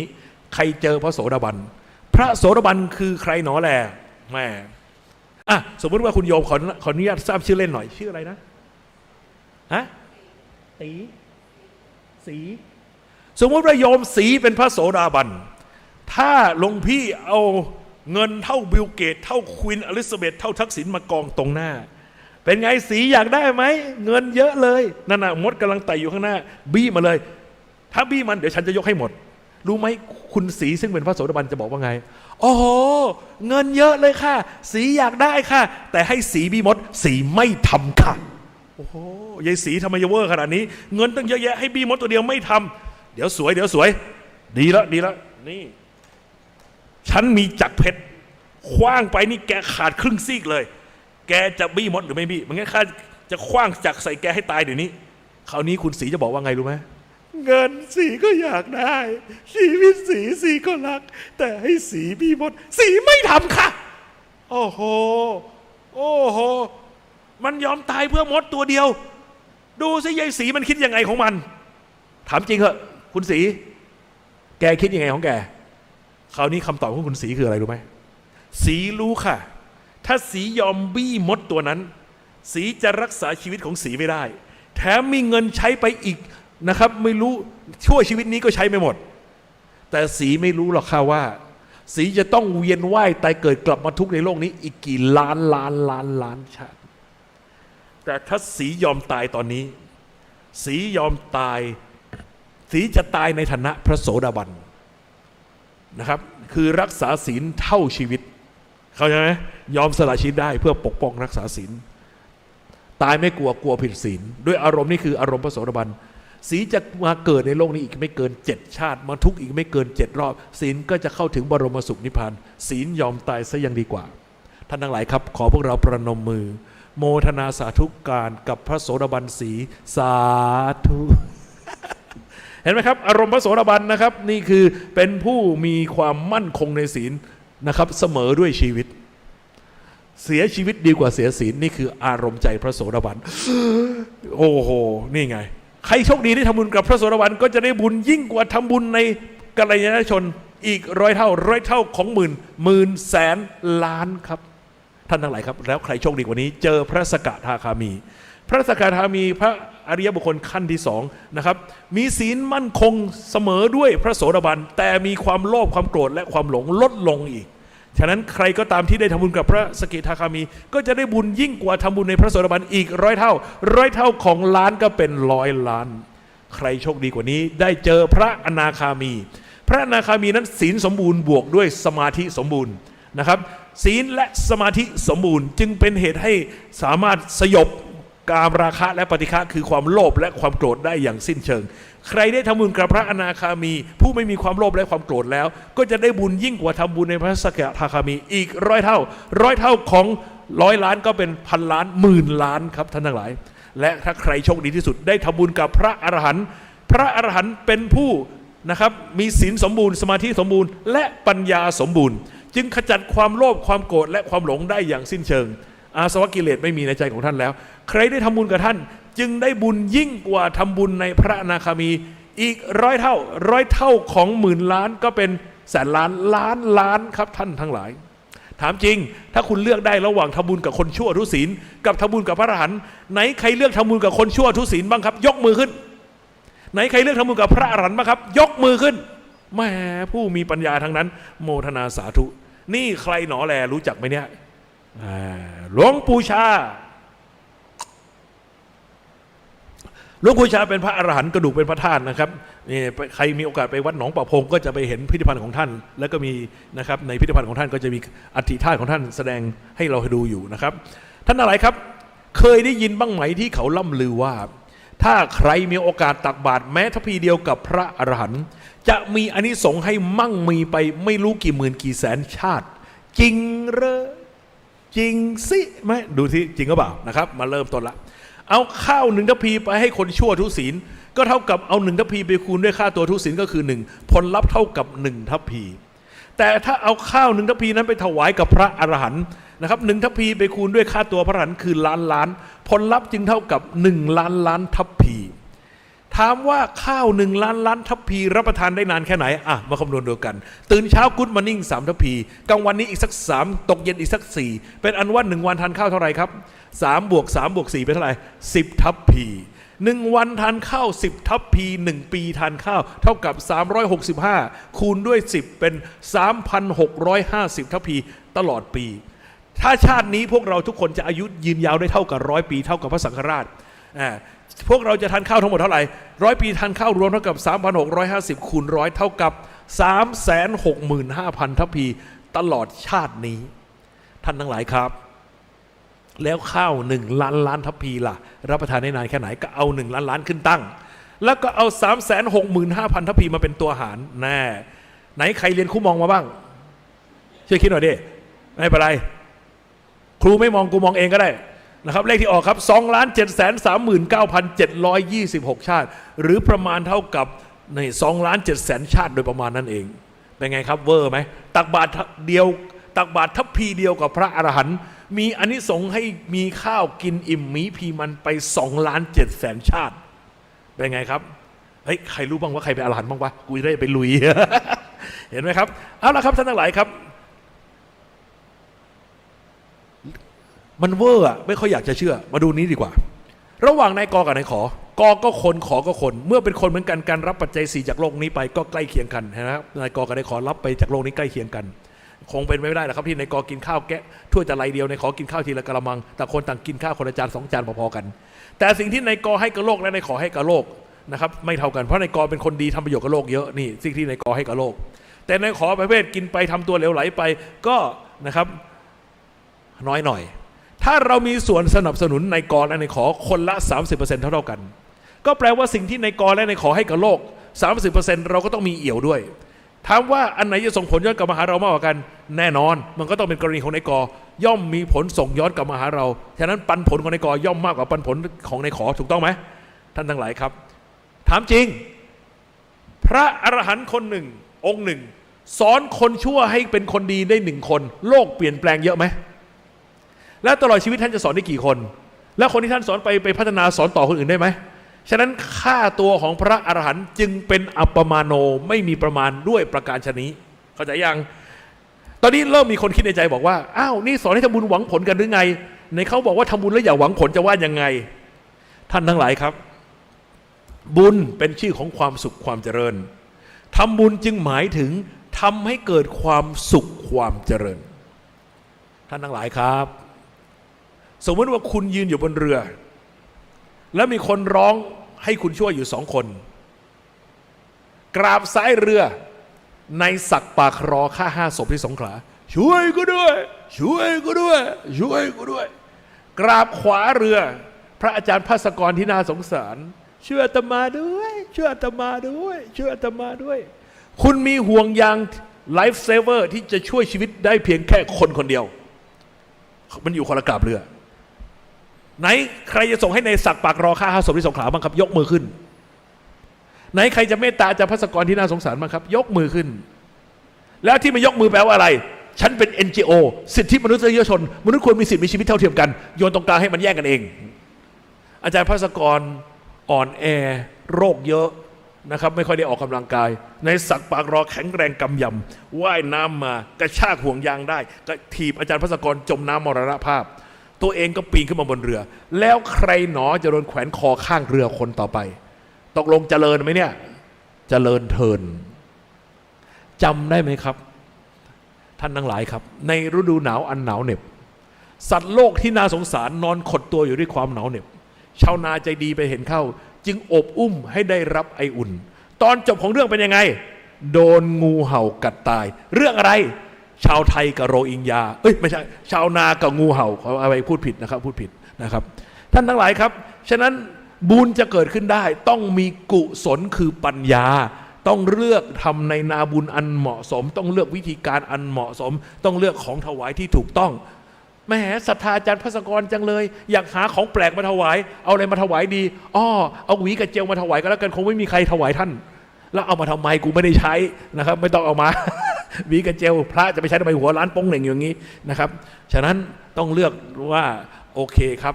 นาบุญที่เหมาะสมนะครับสิ่งที่จะถวายก็ต้องเหมาะสมอะไรต้องคิดก่อนนะครับท่านทั้งหลายครับแต่ที่ไม่ต้องหวังผลคือเรื่องนี้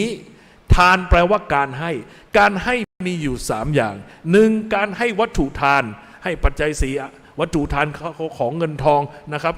เป็นต้นหรือว่าการให้อภัยทานนะครับการให้อภัยให้อโหสิกรรมแก่คนที่ทำไม่ดีกับเราไว้หรือการที่พวกเรามานั่งฟังธรรมก็คือการให้ธรรมทานกับตัวเราไอ้พวกนี้แหละครับที่ไม่ต้องหวังผลเพราะอะไร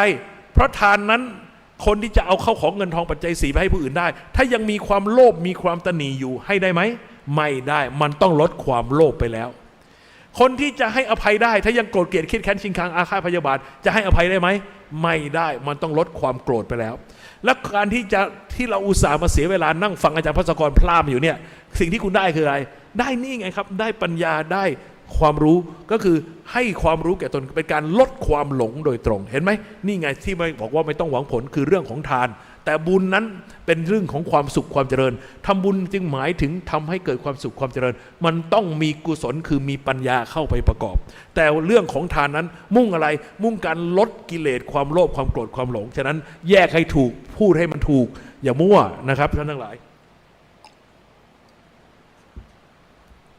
นี่ใครจำได้ไหมเนี่ยคุณไหมเนี่ยองคุลิมานฆ่าคนมากกว่า1,000 คนแต่สุดท้ายพระเจ้าไปโปรดและบรรลุธรรมเป็นอรหันต์ท่านทั้งหลายครับเขาบอกว่ากรรมที่ทำไว้จะกลายเป็นอโหสิกรรมแต่องคุลิมานเหลือเศษกรรมเวลาเข้าไปในหมู่บ้านจะถูกเศษหินเศษไม้ที่ชาวบ้านคว้างปาโดยไม่เจตนานะแต่ไปถูกขั้นหัวแตกเลือดอาบกลับวัดเป็นประจำหลวงพี่บอกว่ามันเป็นความยุติธรรมแล้วจะอธิบายยังไงใช่ไหมตอนนี้แหละครับจะอธิบายให้ฟังเอาละครับมาดูกันองคุลิมานฆ่าคนไป1,000 กว่าคนเพราะว่าฆ่ารอบแรกจำไม่ได้รอบหลังตัดนิ้วมาแล้ว999รวมแล้วเบ็ดเสร็จก็เกิน1,000 คนคือ1,000 คนแต่ถ้าถูกจับได้ในฐานะโจรจะต้องรับผลกรรมของการฆ่าคน1,000 กว่าคนพร้อมดอกเบี้ยจำไว้ให้ดีนะครับศาสนาพุทธไม่ปฏิเสธเรื่องดอกเบี้ยเพราะอะไรลองนึกว่าพ่อเราหาเงินเข้าบ้านในวันละ1,000 บาทถูกองคุลิมานฆ่าตายไป1 วันเดือดร้อนไหมเดือดร้อนถ้าตายไปแล้ว7 วันเงินก็หายไปจากบ้านไป 7,000 ถูกต้องไหมฉะนั้นความเดือดร้อนที่เพิ่มขึ้นตามเวลาต้องเอามาคิดด้วยนะครับศาสนาบางศาสนาบอกเรื่องดอกเบี้ยเป็นเรื่องชั่วร้ายเลวทรามมันไปตั้งธนาคารแล้วบอกว่าธนาคารไม่มีดอกเบี้ยแต่มันมีค่าผลประโยชน์แพงกว่าดอกเบี้ยอีกเห็นไหมตอนนี้จะเจ๊งไม่เจ๊งแหล่อยู่แล้วนะครับต้องเอาเงินของรัฐไปซัพพอร์ตท่านทั้งหลายครับนี่อะไรนะตอแหลครับแหมนะครับพูดให้มันเท่ๆไปอย่างนั้นแหละนะครับดอกเบี้ยมีครับเรื่องจริงมันต้องคิดเพราะอะไรครับยกตัวอย่างเช่นคุณยายคนหนึ่งแกบวชหลานชายเงินไม่พอถวายพระอันดับแกยืมเงินเข้ามายืมเงินเพื่อนมา100-200ใส่ซองถวายพระปรากฏว่าพอเสร็จจากงานแต่งงานของหลานชายแล้วแกถึงแก่ปัจจุบันนะครับถึงแก่ปัจจุบันลมปัจจุบันถึงแก่กรรมไปเรื่องบอกว่าแกเวียนว่ายตายเกิดจนกระทั่งกลับมาเจอเจ้าของเงินอีกครั้งหนึ่งแกต้องเกิดเป็นควายทำงานหนักตลอดชีวิตเพื่อใช้หนี้เงิน100-200อะไรกันติดหนี้กัน100-200ต้องเกิดเป็นควายใช้หนี้อะไรมันจะเวอร์ขนาดนั้นจริงเพราะอะไรเพราะว่าตอนที่แกตายจิตแกเป็นกุศลเกาะชัยพระเหลืองขึ้นสวรรค์ปรากฏว่าแกไปอยู่สวรรค์ชั้นจาตุมมหาราชิกาสวรรค์ชั้นจาตุมหาราชิกาหรือชั้นจาตุมนั้นอายุ500 ปีทิพย์คำนวณเป็นเวลาบนโลกมนุษย์เท่ากับ9 ล้านปีครับเงินต้น100-200แต่คุณลองคำนวณสิครับดอกเบี้ยทบต้น9 ล้านปีก็พอดีแหละครับควายพอดีฉะนั้นเตือนกันไว้นะครับใครเป็นหนี้เป็นสินไปติดหนี้ใครไว้ยังไม่ได้ชดใช้นะครับรีบเคลียร์ซะโทรศัพท์ไปหาเจ้าหนี้บอกว่าเงินที่ติดค้างอยู่ทั้งต้นทั้งดอกตราบใดก็ตามฉันมีลมหายใจฉันจะพยายามใช้ให้หมดทั้งสิ้นไม่ต้องกลัวฉันไม่หนีแต่ว่าขอร้องว่าถ้าหากเกิดมีเหตุอันเป็นไปทำให้ฉันจากไปก่อนขอให้มันจบกันเพียงแค่ชาตินี้จะได้ไม่ต้องเป็นควายใช้หนี้แกเฮ้ยแกพูดงี้หมายความว่าไงจะฆ่าตัวตายหนีหนี้เหรอไม่ใช่อาจารย์ภาสกรแนะนำมานะครับอ้างของพี่ได้อนุญาตนะครับท่านทั้งหลายครับท่านทั้งหลายแต่ว่าไหนพูดเรื่องหนี้แล้วพูดกันสักนิดหนึ่งเคยมีใครไหมที่ตอนมาขอยืมเงินเรานะแหมอ้างเหตุอ้างผลอ้างอย่างงุ้นอย่างนี้แล้วก็จะมาใช้ให้อย่างนั้นอย่างนี้เคยไหมแต่พอยืมไปแล้วไม่มีไม่หนีไม่จ่ายมีเคยเจอไหมหรือประเภทหลบหน้าหายหัวไปเลยหาตัวไม่เจอเลยเคยเจอไหมถามตัวเราเองซิว่าเวลาเราเข้าที่ขับขันเรามีความจำเป็นต้องยืมเงินให้คนเราจะทำยังไงเราก็จะทำการสแกนใช่ไหมมองหาใครสักคนที่ยิ้มหวานๆท่าทางใจดีคงมีเมตตาให้เรายืมเงินโดยง่ายโดยไม่ทำให้เราหน้าแตกตอนที่เราไปยืมแล้วเราก็คิดว่าเขาคงมีเมตตาให้เราค่อยๆเจรจาขอผ่อนชำระยืดเวลาได้รู้ไหมเรากำลังสแกนมองหาใครแท้จริงแล้วเรากำลังสแกนมองหาลูกหนี้เก่าในอดีตชาติของเราครั้นเราเจอเข้าเราจึงกล้าหาญชาญชัยหน้าด้านไปยืมเงินเข้ามายืมเสร็จแล้วเราก็รู้สึกว่าเป็นเงินของเราไม่เห็นจำเป็นจะต้องคืนเห็นไหมท่านทั้งหลายครับฉะนั้นคำแนะนำของหลวงพี่ก็คือว่านับจากวันนี้เป็นต้นไปนะครับไม่ว่าหน้าอินหน้าพรหมที่ไหนจะเป็นพ่อเป็นแม่เป็นพี่เป็นน้องเป็นเพื่อนฝูงสนิทกันขนาดไหนเป็นเจ้านายลูกน้องเราหรืออะไรก็แล้วแต่มาขอยืมเงินเราขอให้พูดเป็นคำเดียวเลยว่ากูไม่ให้ยืมโอ้ทำไมใจร้ายอ่ะเขาเดือดร้อนมาไม่ช่วยเขาเลยเหรอไม่ให้ยืมไม่ได้แปลว่าไม่ให้ช่วยแต่ให้ถามใจตัวเองว่าสำหรับเขาคนนี้ซึ่งเป็นพี่เป็นน้องเป็นพ่อเป็นแม่หรือเป็นเพื่อนของเราสนิทกันขนาดไหนเนี่ยเท่าไรที่เราจะสามารถสงเคราะห์เขาได้โดยไม่หวังคืนสมมติว่าน้องชายสุดที่รักมายืมเงินเราพี่ขอยืมเงิน10,000โอ้น้องมาเนี่ยโต๊ะบนมาตามทวงเดือดร้อนจะแย่อยู่แล้ว น้องชายสุดที่รักกำลังเดือดร้อนต้องการยืมเงิน 10,000ในกระเป๋าสตางค์เรามีอยู่ 8,000ในแบงก์มีอยู่ 4-5 หมื่นแต่4-5 หมื่นเรามีเป้าหมายจะไปดาวน์บ้านดาวน์รถน้องทั้งเนื้อทั้งตัวพี่มีอยู่ 8,000เอางี้ก็แล้วกันนะพี่ช่วยน้อง 5,000อีก 5,000น้องไปหายืมเอาข้างหน้าแต่ที่พี่จะช่วยน้องเนี่ยพี่ไม่ได้ให้ยืมนะพี่ให้น้องเลยถ้าคุณเป็นน้องคุณจะดีใจไหมมายืมเงิน10,000แต่ได้ 5,000 ฟรีคุณก็เอาเงินออกมากรีด1 2 3 4 5ยื่นไปหาน้องชายพอน้องจะเอื้อมมือมารับขดมือกลับเดี๋ยวก่อนอาจารย์ภาสกรสั่งพี่ไว้ให้ถือโอกาสนี้ขออโหสิกรรมกับน้องตั้งแต่เราเป็นพี่เป็นน้องกันมาพี่เคยกลั่นแกล้งทำไม่ดีอะไรกับน้องเอาไว้รังแกน้องเอาไว้หรือติดหนี้กันเล็กๆน้อยๆบาท2 บาท 20 30เนี่ยพี่ขอถือโอกาส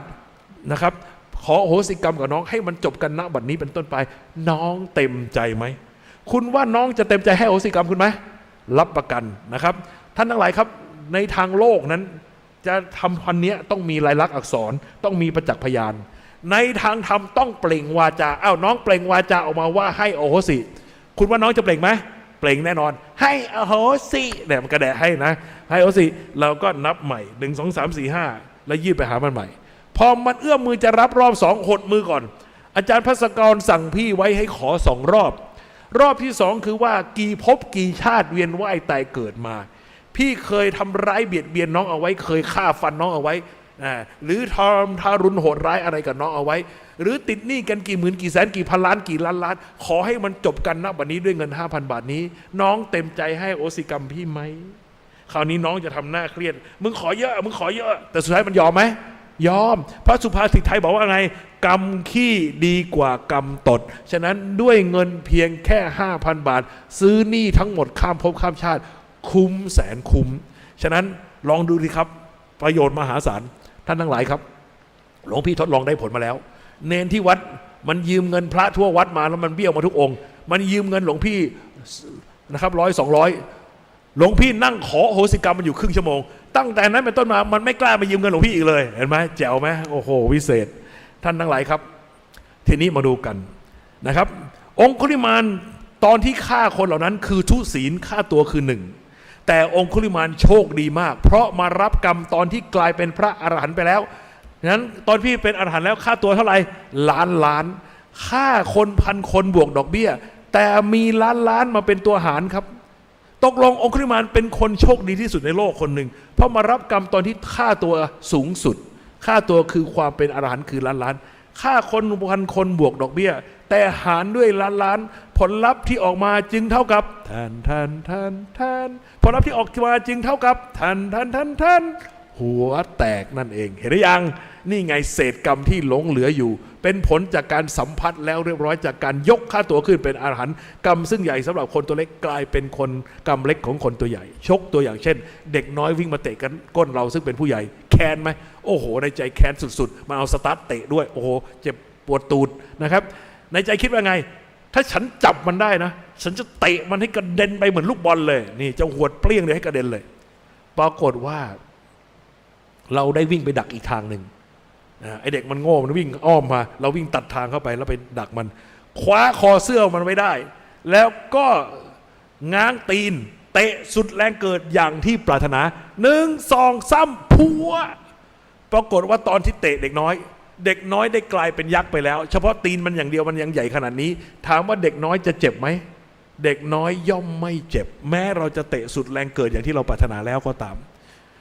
องคุลิมานก็คือเด็กน้อยที่กลายเป็นยักษ์จากค่าตัว1กลายเป็นค่าตัวล้านกรรมซึ่งใหญ่สำหรับคนตัวเล็กกลายเป็นกรรมเล็กของคนตัวใหญ่จับประเด็นได้หรือยังว่านี่คือวิธีหนีกรรมทำยังไงเราถึงจะหนีกรรมให้พ้นหรือทำให้เราหนีกรรมแล้วสามารถที่จะทำให้มันเบาบางลงก็ด้วยการอัปเกรดหรือยกคุณค่าตัวเองให้สูงขึ้นยกตัวอย่างเช่นถ้าหลวงพี่กับน้องมาร์ครู้จักมาร์คไหมนะครับน้องมาร์คเด็กสาธิตจุฬาเหมือนกันหลวงพี่สาธิตนะครับรุ่น14ของเขารู้สึกรุ่น17หรือรุ่นอะไรสักอย่างโอเคเขารุ่นน้องประมาณ3 ปี 4 ปีสมมุติว่าเราอยู่รุ่นเดียวกันหลวงพี่ลืมบอกว่าสมัยหลวงพี่เป็นนักเรียนหลวงพี่มีชื่อเล่นว่าไอ้แมวซะด้วยท่านทั้งหลายครับแมวกับมาร์คเป็นเพื่อนกันวันหนึ่งไอ้มาร์คถีบไอ้แมวตกกระไดฟันหน้าไปเกยราวบันไดล่วงหมดปากไอ้แมวแค้นไหม แค้นเขาบอกว่าแค้นต้องชำระ10 ปีล้างแค้นไม่สายปรากฏว่า10 ปีมันหายหัวมันหนีไปอีตันนะครับ20 ปี30 ปี30 ปีต่อมาในอนาคตณทำเนียบรัฐบาลวันนั้นไอ้แมวเป็นช่างภาพหนังสือพิมพ์นะครับเป็นหัวหน้านักข่าวหนังสือพิมพ์ไทยรัฐไปทำข่าวณทำเนียบรัฐบาลนะครับวันนั้นมีงานสโมสรสันนิบาตปรากฏว่านะครับพระท่านนายกหนุ่มรูปงามหันหน้ามาเฮ้ยไอ้แมวมึงจำกูได้เปล่ากูไอ้มาร์คที่เคยถีบมึงตกกระไดฟันร่วงไงแล้วมึงยังโกรธกูอยู่หรือเปล่าจะเตะกูคืนไหมล่ะโอ้โหท่านนายกจำผมได้ผมก็ชื่นใจแล้วครับตอนนี้ผมทำฟอนต์ปลอมใหม่ครับหล่อเลยครับไม่ต้องกลัวครับแหมดีใจแค่นี้ก็ชื่นใจแล้วท่านจำผมได้เพราะอะไรครับวันนี้เขาไม่ใช่เพื่อนเราแล้วเขาเป็นพระท่านนายกรัฐมนตรีคืนเราถีบพระท่านนายกรัฐมนตรีตกกระไดฟันร่วงหมดปากอะไรจะเกิดขึ้นสหกระทืบตายอยู่ตรงนั้นไม่รอดฉะนั้นตอนนี้ท่านไม่ใช่เพื่อนเราแล้วท่านเป็นพระท่านนายกรัฐมนตรีคนละเลเวลคนละโพสิชันกันแต่ถ้าวันนั้นคุณมาร์กไม่ได้เป็นนายกแต่เป็นหัวหน้านักข่าวหนังสือพิมพ์เดลินิวไปทำข่าวที่ทำเนียบรัฐบาลเหมือนกันถ้ามีโอกาสเอาคืนจะเอาคืนไหมคราวที่แล้วฟันบนใช่ไหมคราวนี้ต้องดอกเบี้ยแถมฟันล่างอีกแถบหนึ่งด้วยถึงจะสะใจเห็นไหมครับกรรมซึ่งใหญ่สำหรับคนตัวเล็กกลายเป็นกรรมเล็กของคนตัวใหญ่ฉะนั้นวิธีหนีกรรมวิธีที่หนึ่งคืออัปเกรดค่าตัวของเราให้สูงขึ้นเช่นสมมติว่าเราไม่ได้ทำกรรมชั่วอะไรมากมายนักเช่นทุบหัวปลาไปแกงสัก3 ตัวฉะนั้นปลา3 ตัวนี่ที่เราฆ่าไปเวลารับผลกรรมก็คือปลา3 ตัวบวกดอกเบี้ยเพราะมีดอกเบี้ยด้วยทุกอย่างต้องมีดอกเบี้ยเพราะมีเวลามาเกี่ยวข้องแต่ด้วยเหตุปัจจัยถึงพร้อมมาปฏิบัติธรรมที่ยุวพุทธแล้วได้บรรลุธรรมเป็นพระอรหันต์ว้าวตอนฆ่าปลาคือทุศีลแต่พอมารับผลกรรมคือมารับตอนเป็นอรหันต์แล้วปลา3 ตัวบวกดอกเบี้ยแต่หารด้วยล้านคือค่าตัวอรหันต์อย่าลืมนะครับล้านคือ10 กำลัง 12เอาไปไว้ข้างบนเป็น10 กำลัง -12ก็เท่ากับผลลัพธ์ที่ได้คำนวณออกมาได้เท่ากับจุดทศนิยม11 ตำแหน่งนี่จุด0.00000000เรียงไป11 ตัวแล้วก็ต่อด้วยปลา3 ตัวบวกดอกเบี้ยเห็นไหมคำนวณได้แจ๋วท่านทั้งหลายครับถ้าใครทำงานในสายบัญชีคุณก็จะรู้ว่าถ้ามี0หลังทศนิยมเกิน3 หลักปัดเศษทิ้งได้ไหมปัดเศษทิ้งได้แล้วปิ้วพันมันน้อยเหลือเกินมันถือได้ว่าเข้าสู่0ปัดเศษแล้วเป็น0ได้เลยนี่ไงกรณีของพระอรหันต์ทั่วไปทำกรรมเล็กๆน้อยๆเอาไว้เมื่อบรรลุธรรมเป็นอรหันต์แล้วค่าตัวเพิ่มขึ้นจนกระทั่งถึงเลเวลที่เรียกว่านี่ไงจนกระทั่งกลายเป็น0ถือได้ว่าเป็น0ครับท่านทั้งหลายครับถ้าวันนี้กรรมชั่วเก่าที่เราทำไว้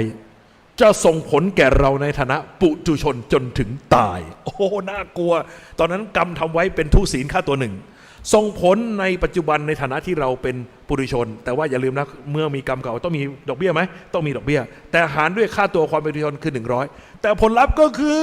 ตายน่ากลัวนะครับทีนี้เราบังเอิญมีหลังสังหรณ์วันนี้มันรู้สึกหวั่นไหวไงรู้มันไม่สบายใจขั้นเนื้อขั้นตัวไงไม่รู้จำได้ว่าอาจารย์ภัสกรเคยแนะนำให้สมาทานศีลงั้นก็สมาทานศีลหน่อยก็แล้วกันพุทโธธัมโมสังโฆศีลข้อ 1ไม่ฆ่าสัตว์ศีลข้อ 2ไม่ลักทรัพย์ว่าไปจนครบตอนนี้อัปเกรดได้ยังอัปเกรดแล้วจากเมื่อกี้เป็นปุถุชนตอนนี้ขึ้นมาเป็นกัลยาณชนก็เลยมี100มาช่วยหารแทนที่จะตายเลยหาร100ผลลัพธ์จึงเท่ากับเท่าไหร่แทนบาดเจ็บสาหัสแต่ไม่ตาย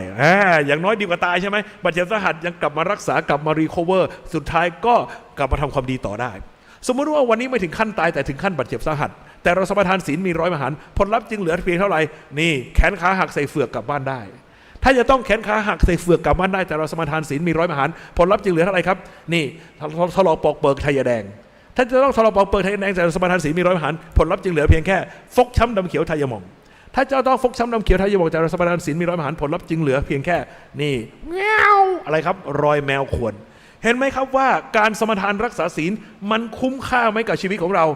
นะครับถ้ามา100 ส่วนมันกันออกไปได้99เหลือเพียงแค่1 ใน 100ท่านทั้งหลายครับสมมติวันนี้ถ้าจะถูกส่งตัวไปจังหวัดยะลาแล้วจะต้องไปโดนกระสุนอาก้า100 นัดแต่วันนี้บังเอิญไม่สบายใจขั้นเนื้อขั้นตัวเลยสมาทานศีลก็เลยมี100 มหารฉะนั้นผลลัพธ์ที่ได้ก็คือเหลือเพียงแค่นัดเดียวเข้าหัวใจพอดี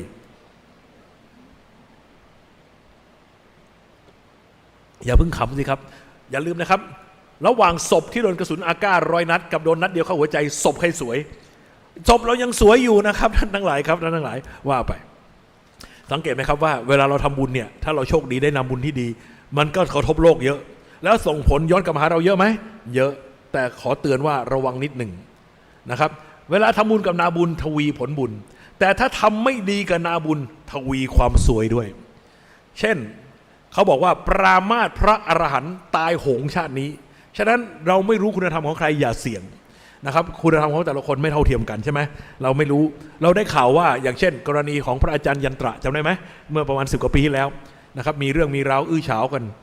ไหนใครเห็นกับตาว่าท่านทำความผิดบ้างไม่เห็นได้ยินแต่ข่าวไปพูดตามๆกันไปถ้าเกิดท่านเป็นอรหันต์จะซวยไหมซวยฉะนั้นมันเป็นไปได้2 กรณีครับ1ท่านทำผิดจริง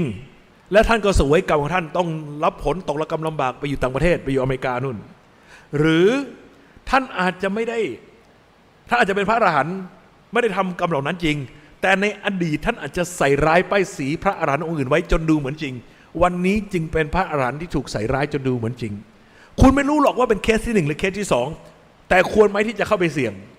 เพราะเพียงแค่ปรามาสยังตายโหงชาตินี้แล้วมันจะหนักหนาสาหัสอย่างนี้แล้วไปยุ่งทำไมไม่มีประโยชน์ฉะนั้นเรื่องไหนไม่ควรวิจารณ์อย่าไปวิจารณ์เพราะว่าเราไม่ได้รู้จริงเห็นจริงก็ดูเอาไว้เป็นอุทาหรณ์สอนใจเราก็พอแล้วไม่ต้องเที่ยวไปวุ่นวายเข้าใจยังครับอันนี้คำโบราณเขาถึงบอกว่าชั่วช่างชีดีช่างสงแต่ถ้าเห็นจะลุยเลยยกตัวอย่างเช่นแถวเชียงใหม่พระกิโมโนเห็นไหมแต่งชุดจีวรติ้วเชียแล้วนมตั้งเต้าเชียแล้วเดินเดี่ยวนะครับไปไหว้ท่านสวยๆหลวงพี่ขานิมนต์หน่อยเจ้าค่ะมีอะไรเลยตัวว่าไม่สิตัวนิมนต์หน่อยเจ้าค่ะก็มีอะไรก็ว่ามาสินิมนต์เจ้าค่ะอิชนีพูดไม่รู้เรื่องนิมนต์อะไรก็ว่ามาสินิมนต์ศึกเจ้าค่ะแต่ระวังโดนตบนะครับท่านทั้งหลายครับเพราะว่ามือน้ำหนักมือยังแรงเหมือนผู้ชายอยู่นะครับเอาละครับท่านทั้งหลายครับเห็นไหมว่ากำแพงศีลเนี่ยกรองกรรมชั่วนะครับกรองกรรมเก่าได้ถ้าเมื่อใดก็ตามที่เราสมาทานรักษาศีลถ้ามา100 ส่วนมันก็ทะลุไปแค่ส่วนเดียวมันเหมือนเป็นสลิดนะครับมันกรองให้มันลดลง100 ส่วนไปถึงแค่1 ใน 100ท่านทั้งหลายครับแต่ถ้า1 ใน 100เป็นลูกกระสุนเข้าหัวใจก็ตายอยู่ดีฉะนั้นคำแนะนำก็คือว่าก่อนที่จะถึงเวลาเสวยผลหรือรับผลของกรรมเราตัดยอดหนี้ครับทำบุญทำทานรักษาศีลปฏิบัติธรรมนี่อย่างพวกเรามาปฏิบัติธรรมกันเนี่ยแล้วก็อุทิศส่วนกุศลของเราชดใช้ตัดยอดหนี้ไปเรื่อยๆนะครับสมมติว่าเรามียอดหนี้จะต้องโดนกระสุน100 นัดแล้วก็ทำบุญอุทิศส่วนกุศลตัดยอดหนี้ไปจาก100 นัดเหลือ90เหลือ80เหลือ70เหลือ60เหลือ50เหลือ30สมมติวันนี้เหลือ30แต่ถึงรอบจะต้องใช้กรรมพอดีแต่บังเอิญคุณโชคดีสมทานรักษาศีลก็เลยมี100 ไปหาร30หาร100เท่ากับ0.3 นัดครับท่านทั้งหลายจำกรณีสนธิลิ้มทองกุลได้ไหมขับรถตรวจการแล้วถูกรุมยิงด้วยอาวุธสงครามนานาชนิดจำได้ไหมนะครับวันนั้นกระสุนเป็นร้อยนัดนะครับจรวด RPG หมุนเข้าไปแต่ไม่ครบรอบเลยไม่ระเบิดโอ้โหแกโชคดีมากแล้วก็ว่าวันนั้นแกโดนอยู่แค่นัดเดียวเฉี่ยวหัวกระบาลเลือดออกซิบนี่แสดงว่าแกคงจะตัดยอดหนี้มาพอสมควรเห็นไหมก็คงจะเหลือประมาณจุดนะครับ30 นัดแล้วก็วันนั้นแกคงสมทานศีลพอดีก็เลยมี100 หารแกก็เลยเหลือแค่0.3 นัดเฉียวหัวกะโหลกหัวกระบาลไปอันนี้หลวงพี่ว่าเองแล้วก็ยัดเยียดแกนะครับไม่รู้แกได้สมทานหรือเปล่าแต่ว่าโอเคยกให้แกไปนะครับท่านทั้งหลายครับฉะนั้นท่านทั้งหลายพยายามรักษาไว้นะครับศีลมีค่าเหลือเกินถ้าคุณรักใครถ้าคุณรักตัวเองคุณก็สมทานรักษาศีลไว้ด้วยตัวเองถ้าคุณรักลูกหลานอย่าลืมนะครับชวนลูกหลานให้สมทานรักษาศีลโดยเฉพาะเวลามันรับสตังค์จากเราเนี่ยเวลาจะต้องจ่ายเงินไปให้ไปโรงเรียนเอาสมทานศีลให้แม่ฟังก่อนพุทโธธัมโมสังโฆศีลก็1ไม่ฆ่าสัตว์ศีลก็2ไม่ลักทรัพย์ศีลก็3ไม่ประพฤติในกรรมศีลก็4ไม่พูดเท็จศีลก็5ไม่ดื่มสุราและคนเมาบัดนี้เด็กชายภัสกรตั้งใจรักษาศีลแล้วครับบัดนี้เด็กชายภัสกรคือผู้มีศีลคุณแม่ทำบุญกับคนมีศีลครับแน่แล้วก็เอาเงินใส่มือเขาสอนให้เขารักศีลนะครับท่านทั้งหลายครับดูให้ดีการแก้กรรมวิธีที่1คืออัปเกรดตัวเองให้มีคุณค่าเพิ่มขึ้นแต่อีกวิธีหนึ่งคือทำกรรมใหม่ให้มีผลไปชดเชยผลของกรรมเก่าท่านทั้งหลายครับน้องที่ใส่แว่นชื่ออะไรคะขอชื่อเล่นคุณจีนะครับจีใช่ไหมคุณจีมีเมตตาให้หลวงพี่กู้เงินโดยคิดดอกเบี้ยถูกมาก10%ต่อเดือนโอ้ถูกโคตรเลยนะ10%ต่อเดือนนะครับกู้มา100,000นัดกันว่าอีก2 เดือนจะต้องเอาเงินไปคืนคุณจีฉะนั้นอีก2 เดือนต้องเตรียมเงินไปเท่าไหร่100,000 กับ 20,000ถูกต้องไหมนะครับนี่ไงข้างล่างนี่คือการยืมเงิน และเราก็มีหน้าที่ขวนขวายไปหาเงินให้ได้120,000แล้วเอามาคืนให้ทันเวลาถ้าหลวงพระครบกำหนด2 เดือนหลวงพี่ไปกดออดว่านะคุณจีออกมาหน่อยหลวงพี่เตรียมเงินมาแล้ว120,000เงินต้น100,000ดอกเบี้ย20,000เอาเงินคืนไปเอาสัญญาคืนมาตกลงทุกที่เกิดจากความเป็นหนี้หมดไหมหมดแต่ลบอดีตได้ไหมว่าไม่เคยยืมเงินคุณจีลบไม่ได้ฉะนั้นการแก้กรรมวิธีที่2ก็คือวิธีที่1คืออัปเกรดตัวเองให้มีคุณค่าสูงขึ้นกรรมใหญ่สำหรับคนตัวเล็กเลยกลายเป็นกรรมเล็กของคนตัวใหญ่ใช่ไหมครับแต่วิธีที่2คือการทำกรรมใหม่ให้มีผลไปชดเชยผลของกรรมเก่าแต่ต้องตรงชแนลกันแทนที่หลวงพี่จะเอาเงินไปคืนคุณจีหลวงพี่เอากระเบื้องหลังคาที่วัดตีมูลค่าเท่ากับ120,000ใส่รถดำไปดำลงหน้าบ้านคุณจีบอกไงเรื่องอะไรอะหลวงพี่ยืมเงินจีไปหลวงพี่ก็ต้องเอาเงินมาคืนสิเรื่องอะไรหลวงพี่เอาหลังคามาคืนหลวงพี่เอาเพี้ยนเห็นไหมยืมเงินคืนด้วยเงินถ้ายืมชีวิตมาแล้วจะเอาอะไรไปคืนสังเกตไหมเนี่ยจดอยู่ยิกเนี่ยชื่ออะไรขอชื่อหน่อยคุณแจ๋วนี่จีนี่ก็แจ๋ว จอจานเหมือนกันคุณแจ๋วถูกหลวงพี่สังหารโหดไว้ในอดีตโดยการปาดคอทุกวันนี้ที่หน้าต่างกุฏิจะมีผู้หญิงผมบ๊อบนะครับเงาเลือนๆเอาชีวิตแจ๋วคืนมาเอาชีวิตแจ๋วคืนมาผีแจ๋วมาหลอกกูทุกคืนเลยน่ากลัวมากเดี๋ยวก่อนเขาทวงอะไรทวงชีวิตแสดงว่าเราต้องเคยไปพรากชีวิตเขาไว้สังเกตไหมว่าเวลาเราไปหาหมอดูเนี่ยหมอดูบอกว่าคุณกำลังมีเคราะห์เขาแนะนำให้สะเดาะเคราะห์โดยการปล่อยนกปล่อยปลาปล่อยเต่าปล่อยโคกระบืออุ้ยงั้นเราปล่อยปลาให้ผีแจ๋วดีกว่า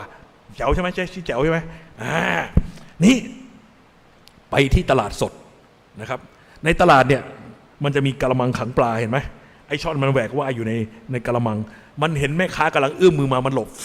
บได้ปรากฏว่าแม่ค้าจับมันไม่ได้จับได้เพื่อนมันไปแทนแล้วมันก็แงนตามองอยู่มันมองเห็นแม่ค้ากำลังประคองเพื่อนมันอย่างนุ่มนวลแล้วก็เอาค้อนไม้โบะโบะโบะโบะดิ้นพลาดว้ายน่ากลัวเดี๋ยวคุณต้องตายอย่างนี้กลัวเหลือเกินกำลังกลัวสุดขีดเฮ้ยพระเหลืองพระมาทำไมอ่ะเฮ้ยชี้กูด้วยเฮ้ยหรือว่าท่านจะเอากูไปแกงกินคืนนี้ปรากฏว่าท่านไม่ได้เอาไปแกงกินครับแต่ท่านเอาไปปล่อยนึกถึงปลาที่จะตายมิตายแหล่นะครับแล้วถูกเอาไปปล่อยให้แหวกว่ายลำธารอันใสเย็นมันจะมีความสุขมากมายขนาดไหนรวมความสุขของปลาตัวนั้นเป็นก้อนของความสุขแล้วเอามาชดใช้ที่ได้พรากชีวิตคุณแจ๋วไปคุณแจ๋วจะให้อโหสิกรรมอาตมาได้ไหมคุณแจ๋วบอกว่าเรื่องอะไรฉันจะยอมตอนนั้นฉันคนฉันไม่ใช่ปลาปล่อยปลาตัวเดียวไม่มีวันละสละตกลงผีไอ้แจ๋วยังมาโผล่ที่หน้าต่างอยู่ทุกวันตอนนี้แยกเป็น2 หน้าเลย3 หน้า4 หน้าหลอกล้อนเนี่ยโอ้ยน่ากลัวเดี๋ยวก่อนเฮ้ยเขาสมมุติว่าหลวงพ่อวัดพระธาตุดอยสุเทพเป็นพระอรหันต์ถ้าอย่างนั้นเอาปลาไปถวายท่านปลาปล่อยปลา1 ตัวคูณล้านก็เหมือนกับการปล่อยปลาล้านตัวฮันแน่ไปที่ตลาดเอาเงิน100ซื้อปลามาได้3 ตัวไอช่อน1 ตัวไอดุก2 ตัวหอบหิ้วขึ้นไปถวายหลวงพ่อวัดพระธาตุดอยสุเทพ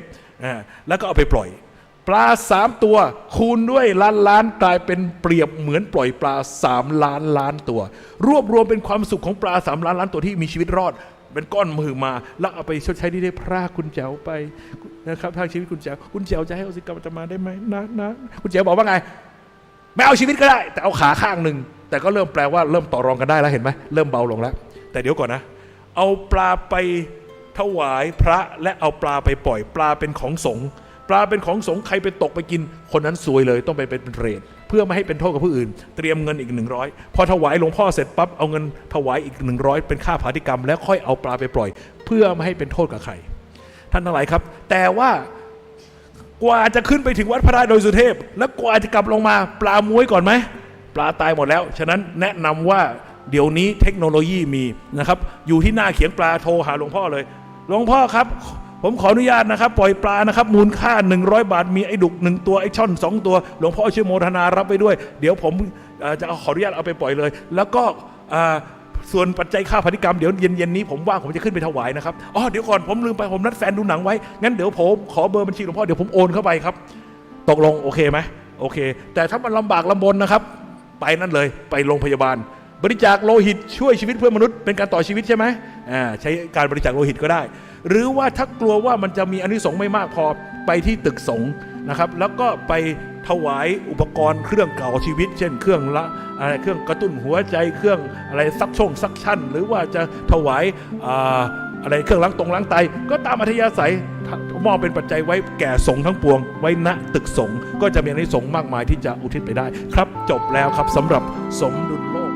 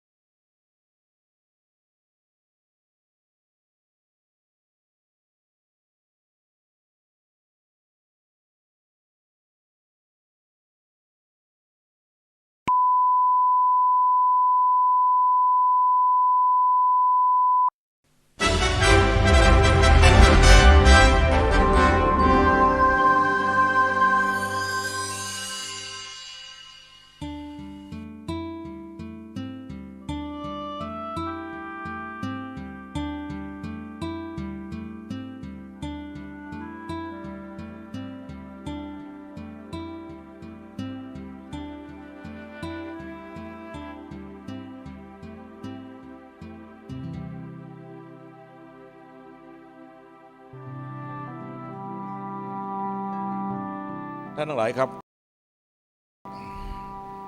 โปรดตั้งใจฟังเมื่อกี้เพิ่งโพสต์ไปเดี๋ยวตะแดนด้วยนี่ไปไหนวะมาละสมณะพราหมณ์พวกใดสมณะพราหมณ์พวกใดมาเยือนแล้วก็มิแคล้วอธิบายและยกย่องคำสอนของตนเองฝ่ายเดียวเท่านั้น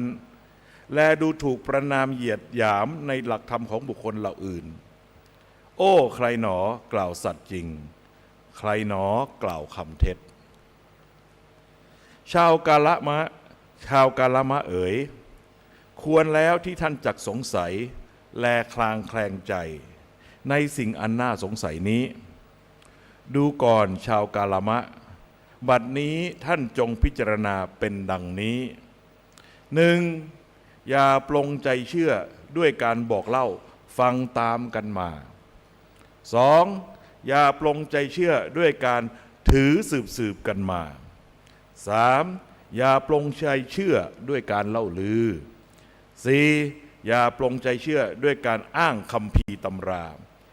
5. อย่าปลงใจเชื่อเพราะยึดหลักตรรกศาสตร์ 6. อย่าปลงใจเชื่อเพราะการอนุมาน 7. อย่าปลงใจเชื่อเพราะการคิดตรองตามเหตุผล 8. อย่าปลงใจเชื่อเพราะเข้าได้กับทฤษฎีที่ตนเชื่อ 9. อย่าปลงใจเชื่อเพราะรูปการน่าจะเป็นไปได้ 10. อย่าปลงใจเชื่อเพราะนับถือว่าท่านนี้เป็นครูของเราดูก่อนกาลามชนทั้งหลายเมื่อใดรู้ประจักษ์ด้วยตนแล้วว่าทำใดเป็นอกุศลทำนะครับผิดพลาดชั่วร้ายก็จงละทำนั้นเสียทำใดเป็นกุศลดีงาม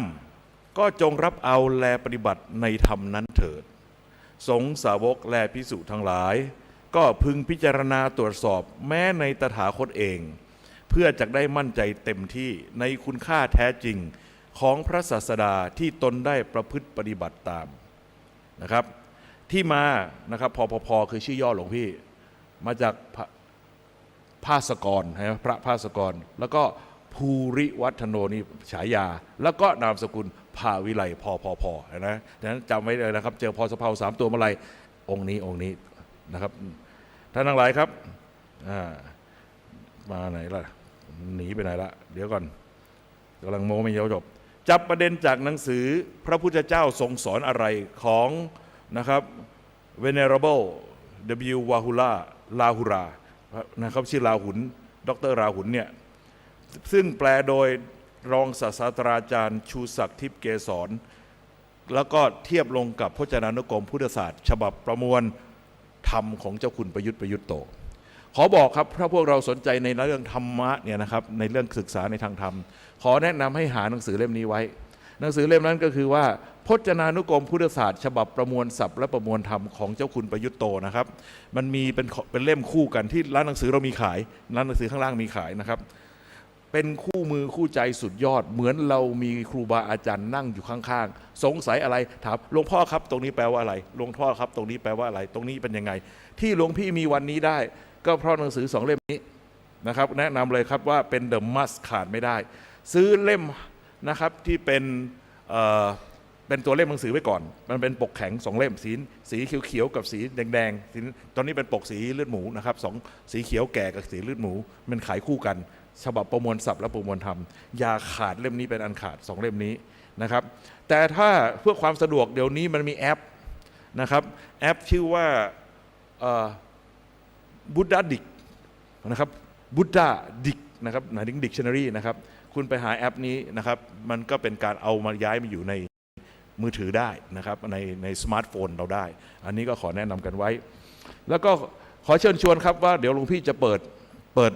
ห้องไลน์สำหรับรุ่นเรานะครับไว้ในสมาร์ทไว้ในไลน์นะครับเป็นเดี๋ยวเราค่อยคิดชื่อรุ่นกันแล้วกันนะครับรุ่นอะไรเอ่ยรุ่น01ไร้เทียมทาน1เอาไหมครับเป็นรุ่น01ไร้เทียมทาน1นะครับแล้วก็เดี๋ยวเราก็ไปดูแล้วก็เดี๋ยวตอนที่เราพอวันสุดท้ายเดี๋ยวเราก็มาแอดไลน์กันนะครับเพื่อว่าเวลาหลวงพี่เองเนี่ยแต่งกลอนทุกวันเพราะว่ามันเป็นการท้าทายกับเพื่อนร่วมรุ่นไว้ว่าคืออย่างนี้หลวงพี่เนี่ยเรียนสาธิตจุฬาไอ้เพื่อนรุ่นเดียวกันเนี่ยเขาตั้งห้องสาธิต14มันเรียกว่าห้องรุ่นนะครับ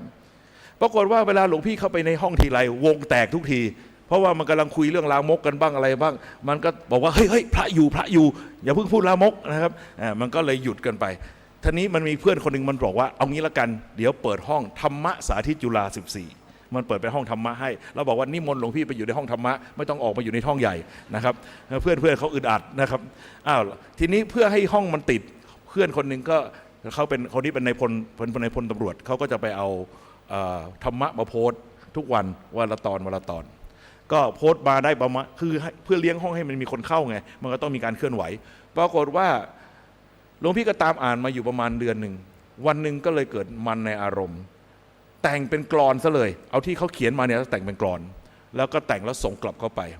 ปรากฏว่าทุกวันนี้นะครับมันส่งทุกวันกูก็แต่งทุกวันเหมือนกับเป็นการท้าทายกันว่ามึงส่งเป็น100 แก้วมากูก็แต่งเป็น100 กลองกลับไปได้เนี่ยนะครับมันมากหลวงพี่ก็ทำอย่างนี้อยู่ทุกวันสนุกสนานเดี๋ยวนี้ก็เลยมีนี่แต่งเป็นร่วม200 ตอนนะ200 บทแล้วนะเขาก็ส่งทุกวันฉะนั้นเวลาหลวงพี่โพสต์กลับไปหลวงพี่ก็จะไปโพสต์ในห้องไลน์ต่างๆฉะนั้นพวกเราก็จะได้อ่านกันนะครับแล้วก็มีคอมเมนต์มีข่าวสารอะไรก็แจ้งกันได้นะครับอันนี้บอกกล่าวกันตอนนี้มีคำถามมาเยอะแยะเลยเอาคำถามสัก5 คำถามก่อนเนาะแล้วก็หลังจากนั้นเราจะเข้าหาเนื้อหาปฏิจจสมุปบาทกันเนาะลองนะครับใช้วิธีสุ่มนะเพื่อเป็นการไม่ให้ใครได้เปรียบเสียเปรียบนะครับฉะนั้นใครมั่วก่อนสลับก่อนเล่นไพ่ก่อนอย่างวะโอเคนี่มาไบแอสแล้วเห็นไหมบอกว่ามีเรื่องศีล8รับอาหารตอนกี่โมงนะโอเคเอาพูดถึงศีล8ก่อนในเมื่อเขาขอคำตอบนะครับศีล5เนี่ยฟังให้ดีศีล5เนี่ยเป็นมนุษยธรรมเป็นศีลของการอยู่ร่วมกันแบบปกติสุขของเหล่ามนุษย์ทั้งหลายก็ด้วยการไม่เบียดเบียนตนเองและผู้อื่นให้เดือดร้อนเข้าใจไหมศีล5มันอยู่ในขอบเขตของการไม่เบียดเบียนตนเองและผู้อื่นให้เดือดร้อนฉะนั้นศีล5ข้อนั้นมุ่งหมายของการอยู่ร่วมกันอย่างปกติสุขของมวลมนุษย์ทั้งหลายเป็นศีลสากลนะครับแต่พอเป็นศีล8ฟังให้ดีนะครับเป้าหมายของศีล8คือพรหมจรรย์คือการออกจากกามมนุษย์เราเนี่ยปล่อยใจไหลไปตามอำนาจของกามใช่ไหมคือฉันไม่เบียดเบียนใครก็แล้วกันแต่ว่าอย่ามาห้ามฉันนะฉันจะอยากเสพรูปเสพเสียงเสพกลิ่นเสพรสเสพสัมผัสอันเป็นที่ยินดีฉะนั้นศีล8เนี่ยเป็นศีลสวนกระแสนะครับอย่างเช่นของเราเนี่ยถือคติว่าวันอุโบสถศีลนะครับวันอุโบสถคือวันพระก็มันประมาณ4 ครั้งต่อเดือนประมาณอาทิตย์ละครั้งโดยประมาณใช่ไหมนะครับวันพระจะมีทุกประมาณทุกปักไม่ใช่ทุกปักสิทุกอาทิตย์นะครับจะมีวันพระ1 ครั้งก็เลยบอกว่าเอาละ24 ชั่วโมง ฉันจะออกจากกามเป็นระยะเวลา 24 ชั่วโมงก็เป็นการซ้อมครับเป็นการซ้อมไว้ก่อนเพราะว่าโดยธรรมชาติเนี่ยเราปล่อยใจไหลไปตามอำนาจของกามลองคิดว่าถ้าเราจะสวนกระแสแล้วเราจะตายไหมจะอยู่ได้ไหมนะครับขาดเขาก็มีอะไรมาเอางี้แล้วกันท่านทั้งหลายครับเรื่องของกามนะครับคุณดูศีล 8ศีลข้อ3เนี่ยจากศีลกาเมสุมิจฉาจารเห็นไหมอันนั้นเป็นเรื่องไม่ยุ่งกับของคนอื่นแต่ยังยุ่งของตัวเองได้แต่พอเป็นศีลพรหมจรรย์คือไม่ยุ่งกันนะครับไม่ยุ่งกันในเรื่องเพศไม่ยุ่งกันในเรื่องของสัมผัสในเรื่องความรักความใคร่เห็นไหมนั่นก็คือศีลข้อ3นะครับพอศีลข้อ5ไม่ใช่ข้อ6เพิ่มอะไรขึ้นมาวิกาลโภชนะนะครับจริงๆแล้วข้อนี้ก็คือการฝึกให้เรานะครับกินเพื่ออยู่ครับไม่ได้อยู่เพื่อกินเข้าใจไหมฉะนั้นหมายความว่าไงหมายความว่าจริงๆแล้วอาหารเนี่ยนะครับไม่ได้กินเพื่อปรนเปรอปากไม่ได้กินเพื่ออย่าลืมนะว่าการทำอาหารสมัยก่อนไม่ใช่เรื่องง่ายเช้ามาเนี่ยอาหารเบาๆใช่ไหมนะครับพวกแพนเค้กอะไรก็ว่าไปพอช่วงกลางวันก็เป็นอาหารจานเดียวใช่ไหมมันทำง่ายหน่อยแต่มันก็โกลาหลเหมือนกันอย่าลืมนะสมัยโบราณไม่มีตู้เย็นนะใช่ไหมสต็อกสดใช่ไหม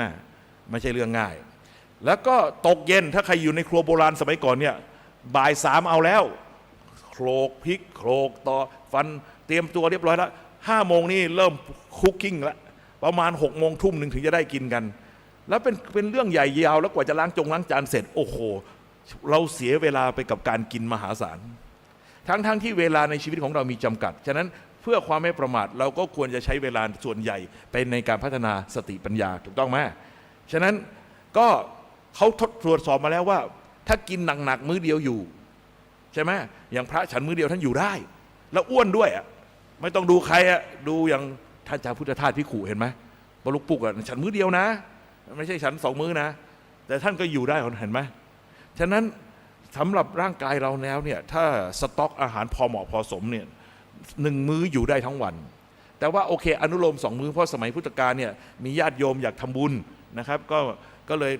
ขออนุญาตเพื่อจะได้มีโอกาสได้ทำบุญเขาก็เลยกลายเป็นอนุญาตให้เป็น2 มื้อได้ก็ไม่ได้ว่าอะไรกันอันนี้ก็แล้วแต่นะครับตามความสะดวกความเหมาะสมแต่ถ้าอยู่ป่าอยู่ดอยต้องไปบิณฑบาตเนี่ยมันก็ครั้งเดียวพอแล้วเหนื่อยก็เหนื่อยแล้วออกไปบิณฑบาตกว่าจะได้ข้าวมากินนะครับไม่ใช่เรื่องง่ายฉะนั้นศีลข้อ6ก็คือการ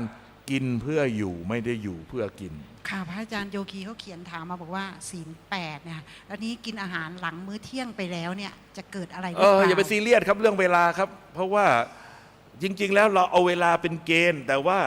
มันเป็นการเหมือนกับคุณจะทำตามตัวอักษรหรือทำตาม purpose หรือเป้าหมายหลักการคือเป้าหมายคือเป็นการที่บอกแล้วว่ากินเพื่ออยู่ไม่ได้อยู่เพื่อกินไม่ได้ตามใจปากเข้าใจความหมายไหมฉะนั้นนั่นคือหลักการแต่ว่าโอเคโดยภาคปฏิบัติเพื่อให้มันกลมกลืนคล้ายคลึงกันก็เขาก็ตั้งเกณฑ์ไว้ว่าหลังเที่ยงไปแล้วให้หยุดกินซะให้มันใช้เวลาเพียงแค่6 ชั่วโมงจะหาอะไรใส่ปากใส่ท้องก็ตั้งแต่6 โมงเช้าจนถึงเนี่ยพอเห็นเขาเรียกว่าอะไรนะพอดวงอาทิตย์ขึ้นมาเห็นลายมือได้ออกไปบิณฑบาตแล้วก็กลับมาเนี่ยประมาณเนี้ยก็ประมาณ6 ชั่วโมง6 โมงเช้ายันเที่ยงนั่นแหละก็คือวันหนึ่งเรามี24 ชั่วโมงเสียเวลากับเรื่องการกินเอาแค่ไม่เกิน6 ชั่วโมงพอแล้วเข้าใจยังนั่นคือความหมายมุ่งหมายดั้งเดิมนะครับเอาละทีนี้อย่าไปเครียดไม่มีประโยชน์หรอกไอ้พวกปฏิบัติตามตัวหนังสือเนี่ยพวกคาบคัมภีร์ไงครับฉะนั้นเราต้องเข้าใจเดี๋ยวพี่จะพูดเรื่องศีลของพระให้ฟังเดี๋ยวจะพูดให้ฟังขออีกแป๊บหนึ่งนะครับท่านทั้งหลายครับมาข้อ7อะไรเอ่ยนัจจะคีตะวาทิตะวิสูกทัศนานะครับก็คือไม่ดูการละเล่นการร้องรำทำเพลงการละครลิเกไม่ต้องไปดูนั่นคืออะไรเครื่องทำให้หลงใช่ไหมนะครับไม่ไปเสพสิ่งอันเป็นสิ่งปรนเปรอด้วยรูปรสกลิ่นเสียงสัมผัสนะครับในเรื่องของกามและขณะเดียวกันครับอะไรนะมาลาคันทะวิเลปณะธารณะมณณวิภูสนัฏฐานาพูดง่ายๆไม่แต่งตัวไปให้เขาเสพไม่เสพเขาและไม่เป็นอุปกรณ์ให้เขาเสพชัดๆไหมฉะนั้นแหมบางคนกว่าจะมาปฏิบัติทำได้ จะไปตัดชุดขาวร้านไหนดี ได้ข่าวว่าร้านปิกลิกเขาตัดสวยไม่ใช่เหรอแล้วก็เดี๋ยวจะเอาแบบมีลายแล้วก็มีลูกไม้มึงจะแต่งมาทำไมแต่งชุดขาวมาก็พอแล้วแล้วขออย่างเดียวเท่านั้นเองผ้าขาวมันบางฉะนั้นหาผ้าหนาๆหน่อยไม่งั้นมีคนมาสารภาพกับหลวงพี่บอกว่ามาปฏิบัติที่ยุบพุทธนี่แหละแต่ปฏิบัติไปปฏิบัติมาสติแตกทำไมก็เดินดูก้นเขาอย่างเดียวนั่นแหละฉะนั้นระวังนิดนึงนะครับผ้าขาวมันบางนะครับเพราะนั้นอันนี้ก็ไม่ว่าอะไรกันเข้าใจยังนะครับนั้นข้อ 7คืออะไรไม่เสพและไม่เป็นอุปกรณ์ให้เขาเสพในเรื่องอะไรในเรื่องของกามรูปรสกลิ่นเสียงสัมผัสเข้าใจยังนะครับมาข้อสุดท้ายครับอุจจาสยนะมหาสยนาเวรมณีก็คือไม่ติดความสบายนอนที่นอนสูงใหญ่อะไรเนี้ยเขาไม่ได้มองว่าคือความใหญ่อะไรมันคือเรื่องของความอะไรล่ะแล้วติดสบายกับติดอะไรติดวาลูคุณค่าว่าฉันต้องเหนือกว่าเขาฉันต้องนอนสูงกว่าอะไรเงี้ยไอเนี้ยคือเรียกว่าศีลข้อ 8นะครับให้อยู่ง่ายกินง่ายพูดง่ายๆจบแล้วมีคำถามเถอะแต่ถ้าเป็นเรื่องโรคภัยไข้เจ็บโปะไปเข้าใจไหมทำหน้ามันจะแตกเงี้ยก็ทาไปไม่ให้มันเป็นเวทนาเกิดขึ้นเข้าใจยังฉะนั้นอะไรที่เป็นเรื่องของการรักษาพยาบาลแยกออกนะครับแต่ถ้าเป็นเรื่องของการอยากให้เขาดูแล้วหล่อๆสวยๆหยุดซะก่อนจะเป็นไรไปอาทิตย์หนึ่งหยุดแค่วันเดียวซ้อมไว้ก่อนทำไมถึงต้องซ้อมไว้ก่อนเพราะว่าเมื่อใดก็ตามลูกเต้ามันเหล่าหลานมันโตไปแล้วมันมีที่พึ่งแล้วมันมีงานทำแล้วต่างคนต่างก็จะต้องเดินทางแล้วก็จะได้มีความมั่นใจว่าฉันซ้อมมาแล้วตลอดฉันอยู่ได้ไม่ตายฉะนั้นเดี๋ยวพอผัวก็แก่เมียก็เฒ่าแล้วต่างคนต่างก็แยกกรุณานะครับ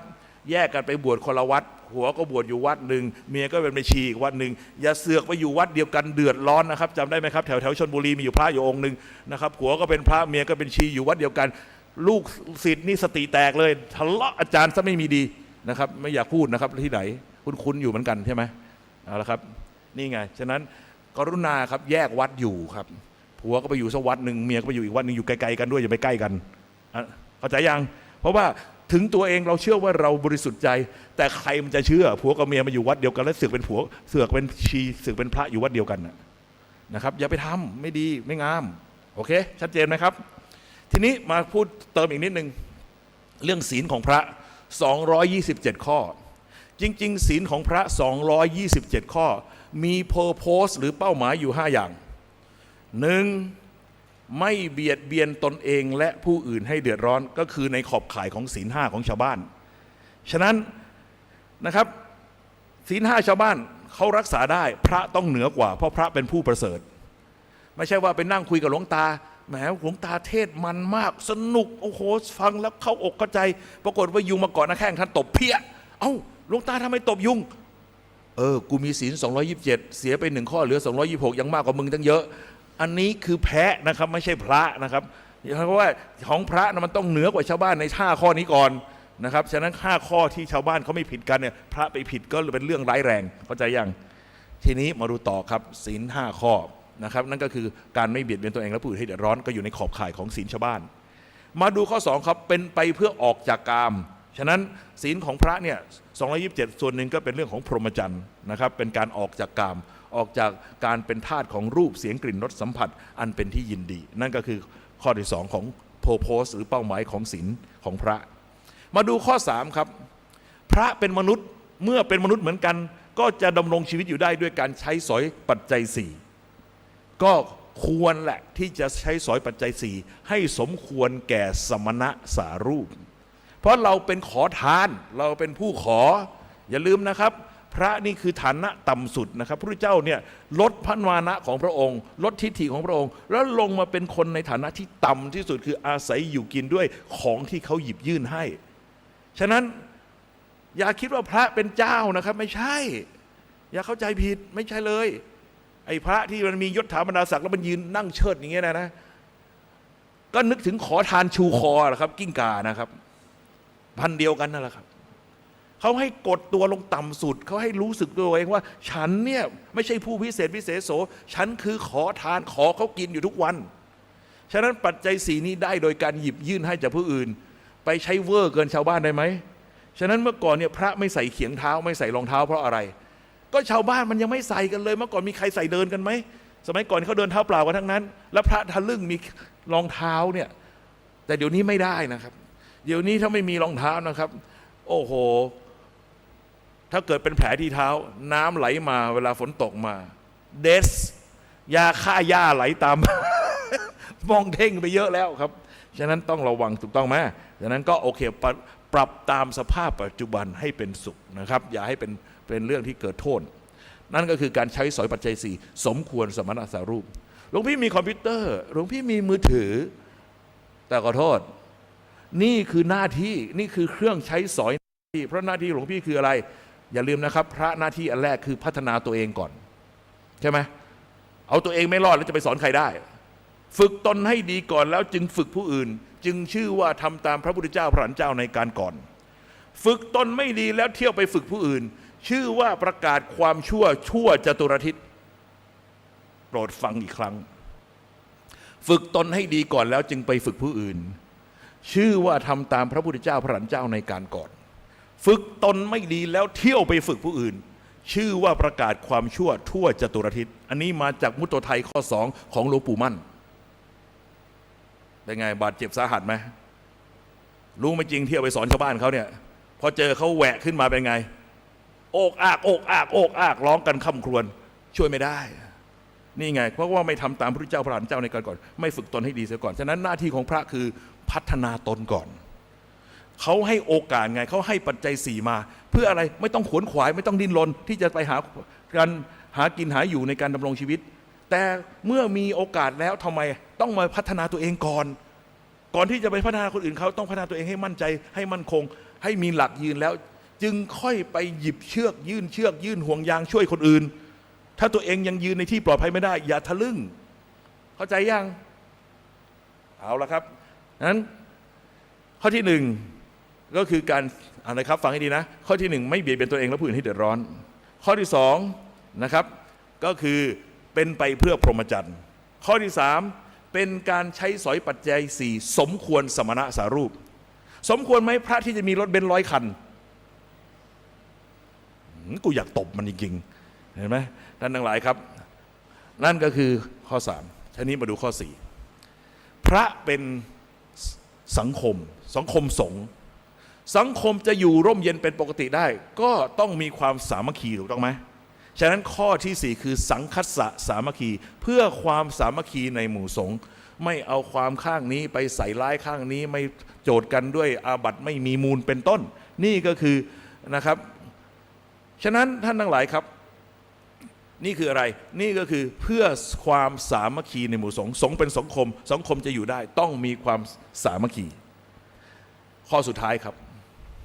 สงฆ์เป็นสังคมเล็กมีสังคมใหญ่คือพวกเราชาวบ้านเลี้ยงดูต้องทำตัวให้น่าเลี้ยงไหมฉะนั้นข้อที่5ก็คือไม่เป็นโลกวัชชะไม่เป็นเหตุให้โลกติเตียนเข้าใจยังนั่นก็คือทำตัวให้น่ารักทำตัวให้ดูดีแต่ไม่ใช่ประจบชาวบ้านชัดเจนไหมชัดเจนนะครับดังนั้นศีล227ยังไงก็ไม่เกินเป้าหมาย5ข้อเป้าหมายนี้ฉะนั้นจะตรวจสอบพระจะไปโวยวายอะไรนักหนาก็ดู5ข้อนี้ก่อนว่าท่านอยู่ในขอบข่ายนี้ไหมท่านกำลังทำอะไรอยู่ท่านกำลังทำหน้าที่หรือท่านกำลังทำเรื่องส่วนตัวท่านทั้งหลายครับก็ศีลจบแล้วชัดเจนไหมมันคงไม่ต้องอธิบายมากความไปกว่านี้นะครับย้ำอีกทีนะ1ไม่เบียดเบียนตนเองและผู้อื่นให้เดือดร้อนอยู่ในขอบข่ายศีล5ของชาวบ้าน2เป็นไปเพื่อพรหมจรรย์ออกจากกามไม่เป็นทาสของกามการที่เราอุปถัมภ์ค้ำจุนพระสงฆ์เพราะเรารู้ว่าท่านทำสิ่งที่เราทำไม่ได้เรายังติดหนักเรายังเป็นทาสของกามอยู่แต่ท่านพยายามที่จะประกาศอิสรภาพจากกามอันนี้ต้องนับถือท่านใช่ไหมเพราะท่านทำได้มากกว่าที่เราทำได้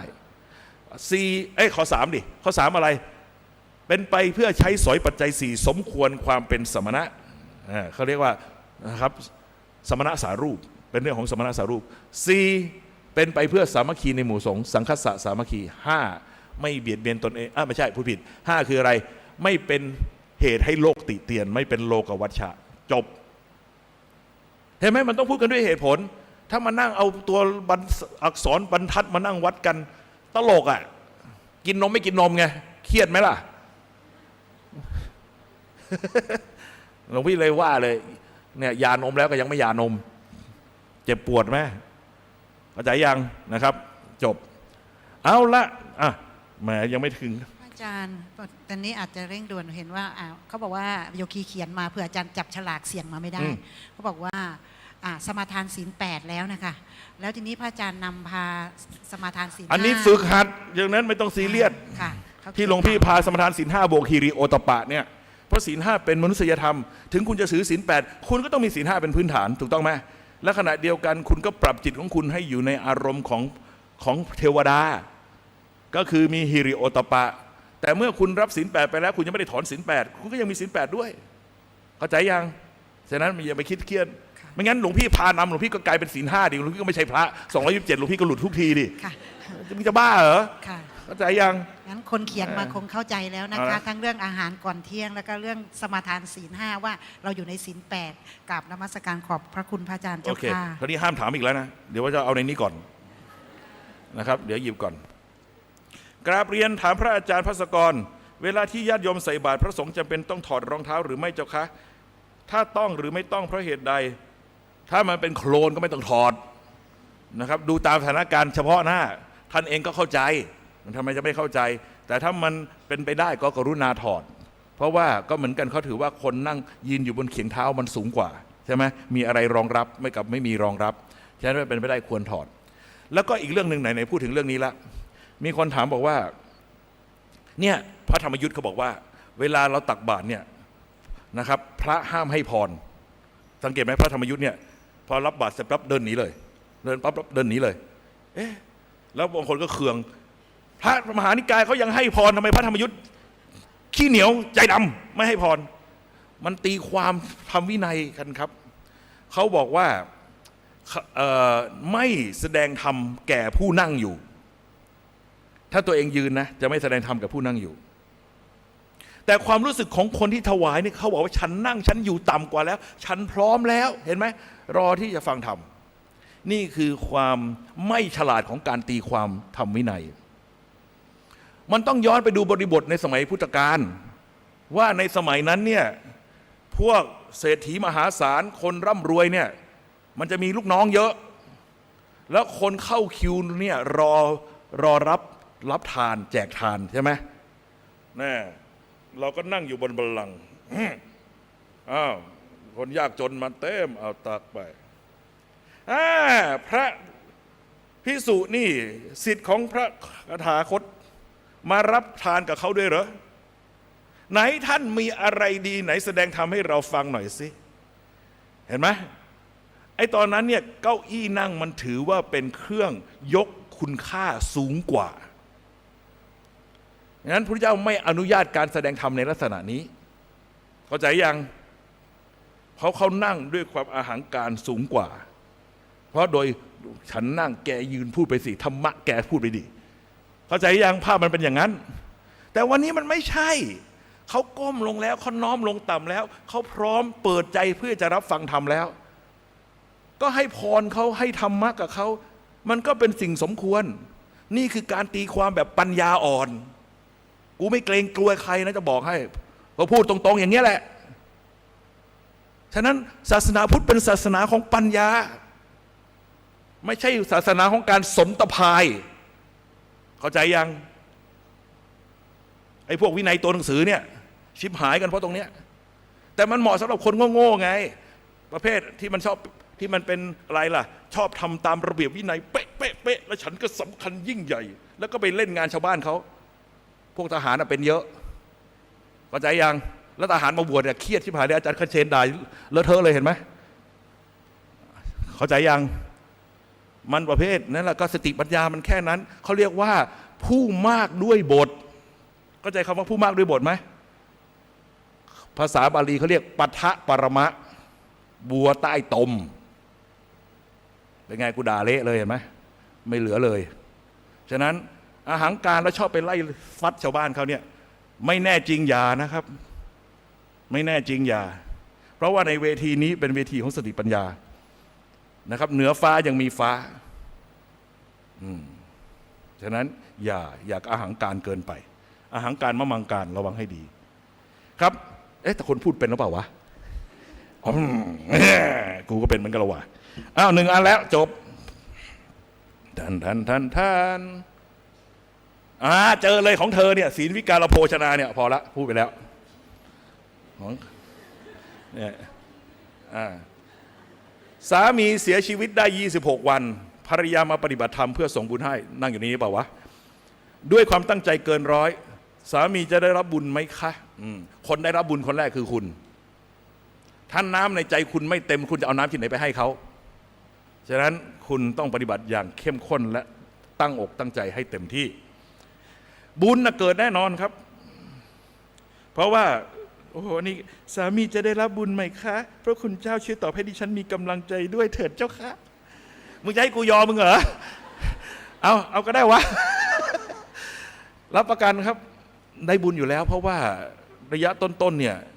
เดี๋ยวก่อนเขารักคุณหรือเปล่าชักไม่แน่ใจว่าถ้าเขาไม่ได้รักใจเขาไม่ได้รักคุณเขาไม่ผูกพันกับคุณเขาไม่ผูกใจกับคุณเขาก็ไม่ได้มาตามคุณว่าคุณเป็นยังไงแต่ถ้าคุณมั่นใจว่าเขารักคุณเขาคงอยู่แถวๆนี้แหละไม่ต้องกลัวครับพวกเราทุกคนเนี่ยไม่ได้มาคนเดียวหรอกมาเป็นยวง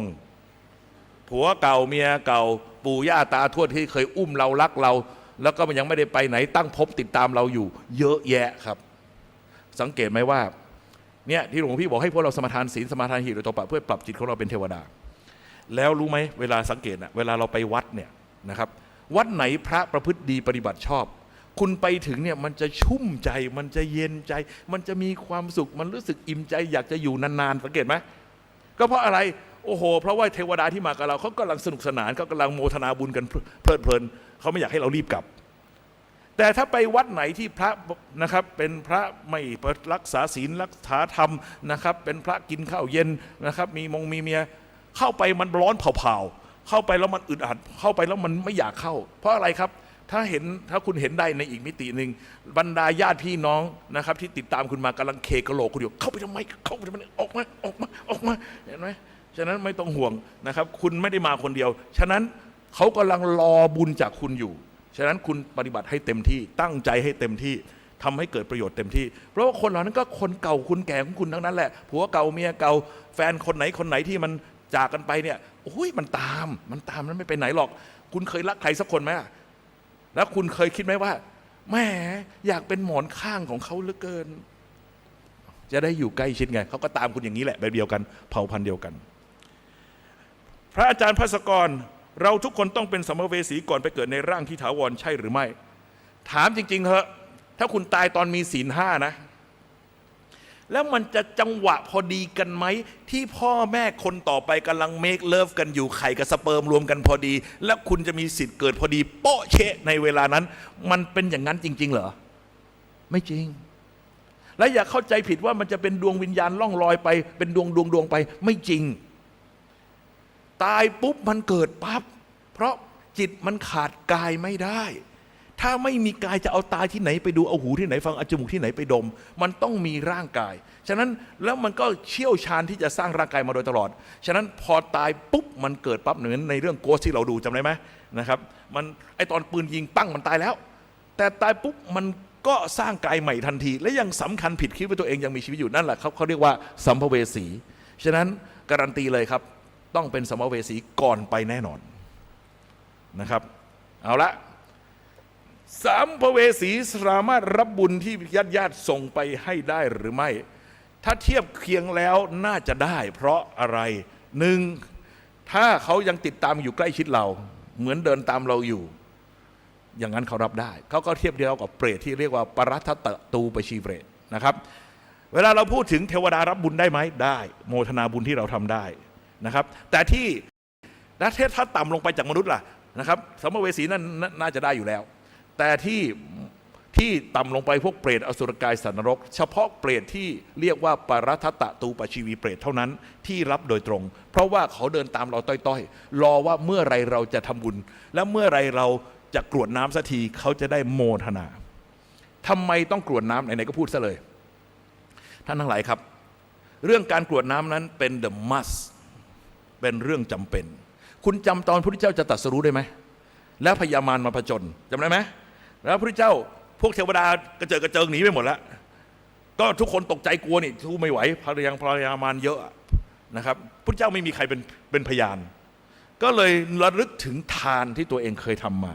แล้วได้เคยกรวดน้ำลงแผ่นดินมาขอให้พระแม่ธรณีเป็นสักขีพยานในบุญกุศลที่ได้เคยทำบุญกรวดน้ำไว้ในอดีตนะครับเป็นสักขีพยานไว้พระแม่ธรณีขึ้นมาบีบมวย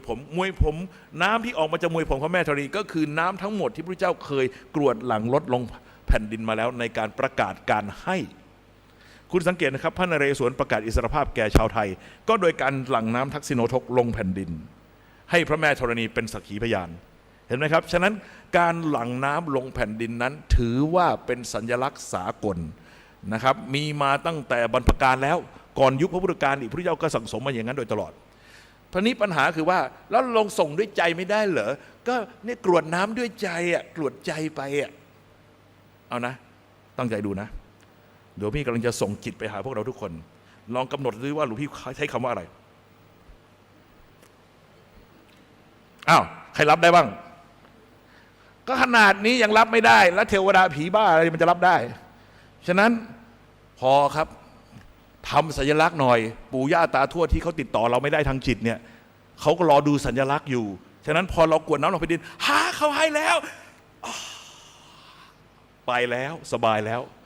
ช่วยเขาหน่อยเข้าใจไหมทำสัญลักษณ์ให้เขาเห็นหน่อยถ้าว่าโอเคจังหวะมันไม่ให้ก็เก็บรวบรวมไว้ตกเย็นก็ไปที่บ้านเอาน้ำมาใส่ตุ่มไว้แล้วก็เทมันทั้งตุ่มเลยนะครับเข้าใจยังเอาละครับจบในเรื่องของนะครับเรื่องคำถามเรื่องกดน้ำอยู่ตรงนี้เอาละเอาอีกสักคำถามหนึ่งแล้วเดี๋ยวเขาจะเข้าเนื้อหาละ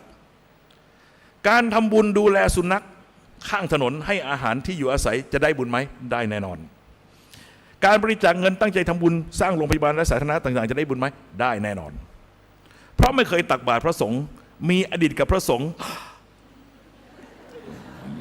อย่ามาใกล้กูนะกูกลัว แม่แน่ใจว่าพระที่เราทำบุญตักบาตรไปแล้วจะได้บุญไหมคะมันมีหลักการทำบุญนะครับว่าเจาะจงบุคคลหรือเจาะจงสงฆ์โดยองค์รวมนะครับเจาะจงบุคคลนะเขาเรียกปาติปุคลิกทานมีอานิสงส์เริ่มตั้งแต่เดรัจฉานยันไปจนถึงพระพุทธเจ้านะครับแต่ว่าไม่เท่ากันฉะนั้นทำบุญกับเดรัจฉานได้บุญไหมได้บุญนะครับทำบุญกับมนุษย์ย่อมได้บุญมากกว่าทำกับเดรัจฉานนะครับมันก็จะไต่อันดับกันขึ้นไปฉะนั้นถ้าเลือกนาบุญได้ก็เลือกนาบุญที่ดีหน่อยยามยากจนก็เหมือนกับเรายังยากจนอยู่เนี่ยมันก็ต้องหาที่ลงทุนให้มันงอกเงยก่อนพองอกเงยมาเยอะๆตอนนี้แจกแหลกเลยไม่สนใจใครเลยเพราะฉันรวยแล้วฉันไม่กลัวแต่ตอนที่ยังมีจิตเดียวนี่แหละตอนนั้นเนี่ยหลวงพี่ก็เคยเป็นมาก่อนสมัยก่อนเนี่ยหลวงพี่ยังขาดแคลนบุญยากจนบุญแต่หลวงพี่รู้ละว่าทำบุญกับพระอริยเจ้าได้ผลสูงแล้วก็เราก็ไปถามครูบาอาจารย์องค์ไหนเป็นอริยเจ้าบ้างอยากไปทำบุญกับท่านนะครับโอ้โหเสร็จแล้วเราก็ยากจนอ่ะแล้วก็ไปถังสังฆทานถังจิตเดียวไปถวายเสร็จพอถวายเสร็จแต่ครูบาอาจารย์สอนแบบว่าแม้เรายากจนเราไม่มีเงินจะทำบุญเขาเราก็โมทนาเขาได้สมัยก่อนพอหลวงพี่ถวายสังฆทานถังเล็กจิ๋วของหลวงพี่เสร็จเรียบร้อยปั๊บหลวงพี่ก็ยังไม่รีบกลับนะครับคือเป็นนั่งอยู่ข้างๆก่อนเสร็จแล้วรอให้พวกเศรษฐีมหาศาลทั้งหลายเข้ามาถวายบ้างพอเข้ามาถวายปั๊บเราก็พอก็หันหน้าแงะมาโมทนาสาธุสาธุสาธุก็ดูดเอาอยู่ตรงนั้นแหละก็ไม่ไปไหนไกลหรอกนะครับคอยดูดเอาปรากฏว่าอาจารย์ท่านจับได้เขารู้ว่าเราเนี่ยไปนั่งดูดบุญอยู่วันหนึ่งท่านก็เลยด่านะครับด่าออกไมโครโฟนเลยไอ้ภาสกรมันบ้าบูน ท่านด่าออกมาโอ้ท่านจับกระแสใจเราได้ท่านโดนด่าสมัยนั้นแต่พอหลังจากที่เราทำไปมากเข้าจิตเรามีกำลังเพิ่มขึ้นตอนหลังนี่ไม่กลัวเลยเจอต้นผ้าป่าที่ไหนเจอต้นกฐินที่ไหนไม่สนใจดีไม่ดีกูทำหมดเลยกูเห็นที่ไหนกูทำหมดเลยขนาดรถสวนกันจอดก่อนขอร่วมบุญด้วย ถึงขนาดนั้นตอนนั้นมั่นใจนะครับตอนนั้นปลายแล้วแต่ตอนแรกเนี่ยเล็งมากต้องลงทุนให้คุ้มนะครับต้องล่าพระอรหันต์ให้เจอองค์ไหนเป็นอรหันต์บ้างกูจะทำบุญให้หมด ไอ้คนไหนไม่ใช่อรหันต์กูหันหนี เมื่อก่อนคิดอย่างนั้นจริงๆแต่ว่าตอนหลังพอมันอิ่มบุญแล้วมันไม่กลัวละทำที่ไหนก็ทำได้ฉันเหลือเฟือเข้าใจยังนะครับโอเคจบแค่นี้สำหรับคำถามหยุดไว้ก่อนต่อไปเข้าถึงเนื้อหาของเราเตรียมโปสเตอร์ได้นะครับเราพูดเรื่องกฎธรรมชาติไปแล้วกี่กฎ3 กฎเห็นไหมกฎแห่งกรรมกฎของการกระทำและผลของการกระทำสมดุลโลกสมดุลใจสมดุลธรรมพูดไปแล้วนะครับกฎของความเปลี่ยนแปลงไตรลักษณ์มันบ่แน่ ทุกแต่ห่วยแตกไร้สาระนี่คือไตรลักษณ์มาอันที่สามครับกฎอริยสัจสี่ทุกข์สมุทัยนิโรธมรรคโอเคนะครับท่านทั้งหลายครับอริยสัจสี่เนี่ยถือว่าเป็นสุดยอดแล้วที่หลวงพี่พูดไปเมื่อวานเนี่ยมันเป็นผลผลิตจากระยะเวลาของการศึกษาเรียนรู้มา16 ปีเต็มของการบวชกว่ามันจะตกผลึกออกมามันไม่ใช่เกิดขึ้นวันสองคันครับคำถามมันเป็นปรัชนีอยู่ในใจมาตลอดเราสงสัย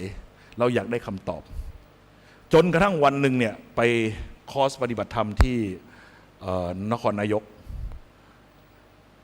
อะไรนะจันทรารีสอร์ทอาจารย์คเชนสอนอยู่ข้างหน้าห้องเนี่ยแต่หลวงพี่ขานหลวงพี่ไม่เชื่อไม่ถูกอ้าวแล้วอะไรถูกของมึงล่ะมันก็ตั้งคำถามท้องมันเถียงกันละถ้าถูกไหนอะไรคือถูกล่ะ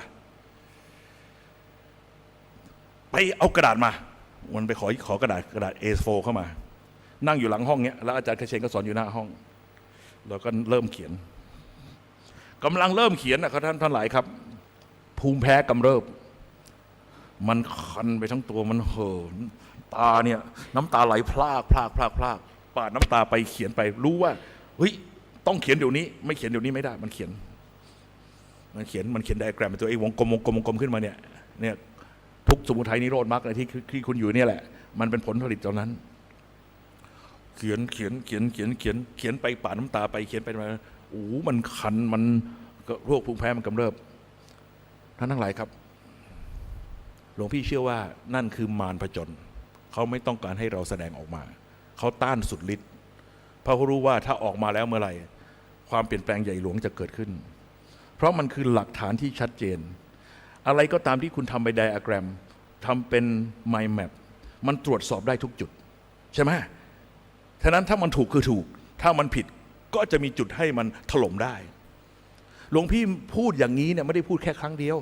ไม่ได้พูดให้พวกเราฟังเดียวพูดออกรายการโทรทัศน์อะไรต่างๆมาเยอะแยะจนป่านนี้ยังไม่มีแม้แต่คนเดียวกล้าหาญชันชัยที่จะมาตอบโต้กับหลวงพี่ตั้งแต่ปี56ปีนี้58ละที่โปสเตอร์นี้นะโปสเตอร์อริยสัจสี่หลวงพี่ท้าเลยบอกว่าพร้อมจะเจอทุกเวทีเชิญวิปัสสนาจารย์ใหญ่มากูจะเชือดมึงกลางเวทีเลยว่าที่เองสอนมาตลอดเนี่ยมันเป็นความปรารถนาอันลามกหวังทรัพย์ของเขาไม่ได้ทำเพื่อมรรคผลใดๆหลวงพี่เอาตายเลยเมื่อรู้ว่าผิดยังแถจะสอนต่อไปเหรอเอาสิ่งที่ผิดไปให้ของคนอื่นแล้วกรรมจะเกิดไหมเกิดแน่นอนเมื่อเอาสิ่งที่ผิดไปปิดกั้นทุกเกิดไหมเกิดปิดกั้นมรรคผลเขาแล้วมรรคผลตัวเองจะเกิดขึ้นไหมไม่เกิดแน่นอนนี่ไงมันถึงได้ปิดมรรคปิดผลกันดังนั้นหน้าที่ของหลวงพี่คือมาทะลวงตรงนี้ให้มันเปิดเพื่อให้มรรคผลเกิดอย่าลืมนะครับธรรมยุทธ์มีประมาณ 20% มหานิกายมี 80% แต่แบ่งเค้กเท่ากันเพราะบุญมันไม่เท่ากันไงสายป่าเขาอรหันต์เกิดขึ้นเป็นแถบๆเป็นร้อยคนแถวนี้ไม่โผล่ขึ้นสักคนเพราะอะไรเพราะมันไปสตั๊กมันติดมันไปสำคัญผิดว่าปริญญาโทเป็นปริญญาเอกที่คุณได้นะได้ปริญญาโทแต่สำคัญผิดคิดว่าเป็นปริญญาเอกฉะนั้นหน้าที่คือต่อให้จบบุญมันจะได้เทกลับมาฝั่งนี้บ้างเข้าใจยังครับท่านทั้งหลายครับเอาละนี่มันเรื่องใหญ่นะเนี่ยจะบอกให้ทีนี้มาดูปฏิจจสมุปบาทที่คุณจะได้ฟังกันต่อไปนี้เป็นผลงานหลังจากบวชมาแล้ว10 พรรษาเกิดขึ้นมาประมาณ10 ปีที่แล้วที่หลวงพี่พิจารณาเรื่องนี้ป่านนี้นะครับผ่านจากมาแล้ว10 ปีหลวงพี่พิมพ์หนังสือออกมาแล้วอะไรแล้วเนี่ยหาคนค้านสักคนเดียวยังไม่เจอและในวงการนี้เขาทะเลาะกันนะปฏิจจสมุปบาทสายที่นี่และเดี๋ยวนี้อาจารย์พุทธทาสกับสายคร่อม3 ชาติสายอภิธรรมด่ากันเละคุณไปดูในเว็บไซต์ลานธรรมเว็บไซต์84,000 พระธรรมขันธ์โอ้โหลูกศิษย์ท่านพุทธทาสกับลูกศิษย์สายอภิธรรมด่ากันเละเทะขมงชงเฉงอยู่เนี่ยเรื่องนี้ปฏิจจสมุปบาทเนี่ยไม่จบกันสักทีจำนวนหน้าที่ด่ากันเป็น100,000 หน้าคุณลองคิดดูสิ แต่ตั้งแต่ของอาจารย์ภัสกรโผล่เข้ามามีแต่คนพูดบอกว่าถ้าอยากจะเข้าใจง่ายเรื่องนี้ให้มาอ่านของอาจารย์ภัสกรมีแต่คนสงสัยว่ามันคิดได้ยังไงพระโนเนมเอาละเราเริ่มต้นดีกว่าขี้เกียจขายของนานนะครับเดี๋ยวจะหาว่าขี้โม้ว่ากูก็ขี้โม้อยู่แล้วแหละนะครับท่านทั้งหลายครับมาเรื่องแรกก่อนมาดูศัพท์ก่อนนะครับศัพท์ที่เกี่ยวข้องกับเรื่องนี้ที่ควรจะรู้เป็นเบื้องต้นนะครับมีศัพท์อันไหนบ้างแน่อันแรกนี่เดี๋ยวก็ไม่ใช่อยู่ไหนวะศัพท์หายไปไหนเฮ้ยความหมายของคำนี่มาดูก่อนนะครับคำที่เกี่ยวข้องในเรื่องนี้ที่ควรรู้มีอะไรมาดูกันมาลันดูแกมาแลดูกันนะครับนี่สมาธิเราพูดไปแล้วเมื่อวานจำได้ไหมครับคณิกะสมาธิเกิดขึ้นพร้อมจิตนะครับฉะนั้นเป็นการอธิบายหลักอภิธรรมไม่สามารถเอาไปอธิบายพฤติกรรมใดๆได้ฉะนั้นการปฏิบัติธรรมด้วยคณิกะสมาธิไม่ต้องพูดเพราะมันมีอยู่ทุกขณะจิตอยู่แล้วนะครับฉะนั้นใครที่พูดอย่างนี้ก็แปลว่าข้อหาปัญญาอ่อนใส่ไว้ก่อนเลยนะครับกูด่าว่าโง่นะครับมาครับสมาธิที่เราใช้ในการทำทุกกิจกรรมก็คืออุปจารสมาธิใช่ไหมเพราะเป็นสมาธิที่ข่มนิวรณ์ได้มันจึงเกื้อกูลแก่การงานตรงนั้นนี่คือสมาธิที่ใช้ในการปฏิบัติธรรมคุณจะยกย่างหนอทำอะไรก็แล้วแต่มันเป็นสมาธิขั้นอุปจาระทั้งนั้นนะครับซึ่งเขาแปลว่าเฉียดชานโอเคหลวงพี่ไม่เห็นด้วยแต่หลวงพี่บอกว่าเป็นอุปการะแก่การงานเพราะมันข่มนิวรณ์ได้นะครับนิวรณ์มีอะไรบ้างก็นี่ไงพะวงรักพะวงชังง่วงเหงาเหานอนฟุ้งซ่านรำคาญใจลังเลสงสัยจับประเด็นให้ดีนะครับพะวงรักคืออะไรก็คิดถึงหวานใจพะวงชังนะครับแค้นยังไม่เลิกง่วงเหงาเหานอนจิตอ่อนแอหรือกายอ่อนแอก็ไปแก้มันซะตรงนั้นแล้วต่อไปครับฟุ้งซ่านรำคาญใจนะครับจิตมีกำลังมากเกินไปมันอยากทำงานป้อนงานให้มันทำนะครับแล้วประการสุดท้ายคืออะไรเมื่อตัดสินใจมาปฏิบัติแล้วก็วางนะครับอย่าเป็นชาล้นถ้วยเปิดให้มันว่างๆแล้วก็ฟังซะก่อนปฏิบัติไปซะก่อนให้มันจบสายแล้วค่อยมาว่ากันโอเคทีนี้มาดูครับอัปปนาสมาธิสมาธิเข้าถึงฌานคือความสนุกจำให้ดีนะครับกีฬาฌานเห็นไหมเขาถึงเรียกว่ากีฬาฌานเพราะว่ากีฬานั้นนำมาซึ่งความสนุกเวลาเล่นกีฬาสมาธิต้องมีไหมต้องมีฉะนั้นนี่คือฌานกีฬานะครับที่เขาเรียกว่ากีฬาฌานก็คือปิติสุขนั้นเป็นสัญลักษณ์บ่งบอกถึงความสนุกนั่นเองนั้นเข้าสมาธิถึงสมาธิเมื่อไหร่มันต้องสนุกตรงนั้นฉะนั้นถ้าแนวปฏิบัติไหนไม่สนุกเลิกเลยนะครับไปปฏิบัติอันที่มันสนุกหาความสนุกให้เจอมี40วิธีเลือกเอาตามอัธยาศัยสนุกอันไหนทำอันนั้นไม่มีอันไหนวิเศษกว่าอันนั้นมันเป็นเรื่องปัญญาอ่อนของพวกที่บอกว่ากระโดดเชือกดีกว่าขับจักรยานสำหรับหลวงพี่ปัญญาอ่อนทั้งสองข้างเข้าใจไหมเพราะมันแค่ออกกำลังกายคุณเลือกอันไหนให้เหมาะกับคุณก็แล้วกันให้มันสนุกก็แล้วกันโอเคทีนี้นี่คือเรื่องนะครับอัปปนาสมาธิส่วนนี่อรูปฌานก็ว่าไปนะครับกำหนดอากาศว่างเปล่าไม่มีประมาณเขาเรียกว่าอากาสานัญจายตนะกำหนดความรู้ไปไม่มีประมาณเรียกว่าวิญญาณัญจายตนะกำหนดความไม่มีแม้แต่น้อยเป็นอารมณ์อากินจัญญายตนะและก็จะจำได้ก็ไม่ได้จะจำไม่ได้ก็ไม่ได้ก็คืออะไรเนวสัญญานาสัญญายตนะนี่ก็คือนะครับอรูปฌานสี่เอาละนี่ความรู้พื้นฐานทีนี้มาดูศัพท์ที่เกี่ยวข้องศัพท์คำที่หนึ่งครับปัจจัยการอาการเป็นปัจจัยสืบเนื่องกันไปเช่นกอเป็นปัจจัยให้เกิดข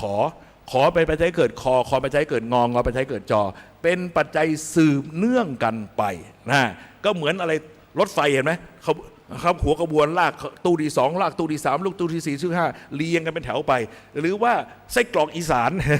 เห็นว่าเป็นแถวไปนะครับนี่ก็คือความเป็นปัจจัยสืบเนื่องกันไปโอเคต่อไปครับศัพท์ตัวที่2คืออิทัปปัจจยตาหลวงพ่อพุทธทาสเอาคำนี้มาเสนอนะครับอิทัปปัจจัยครับ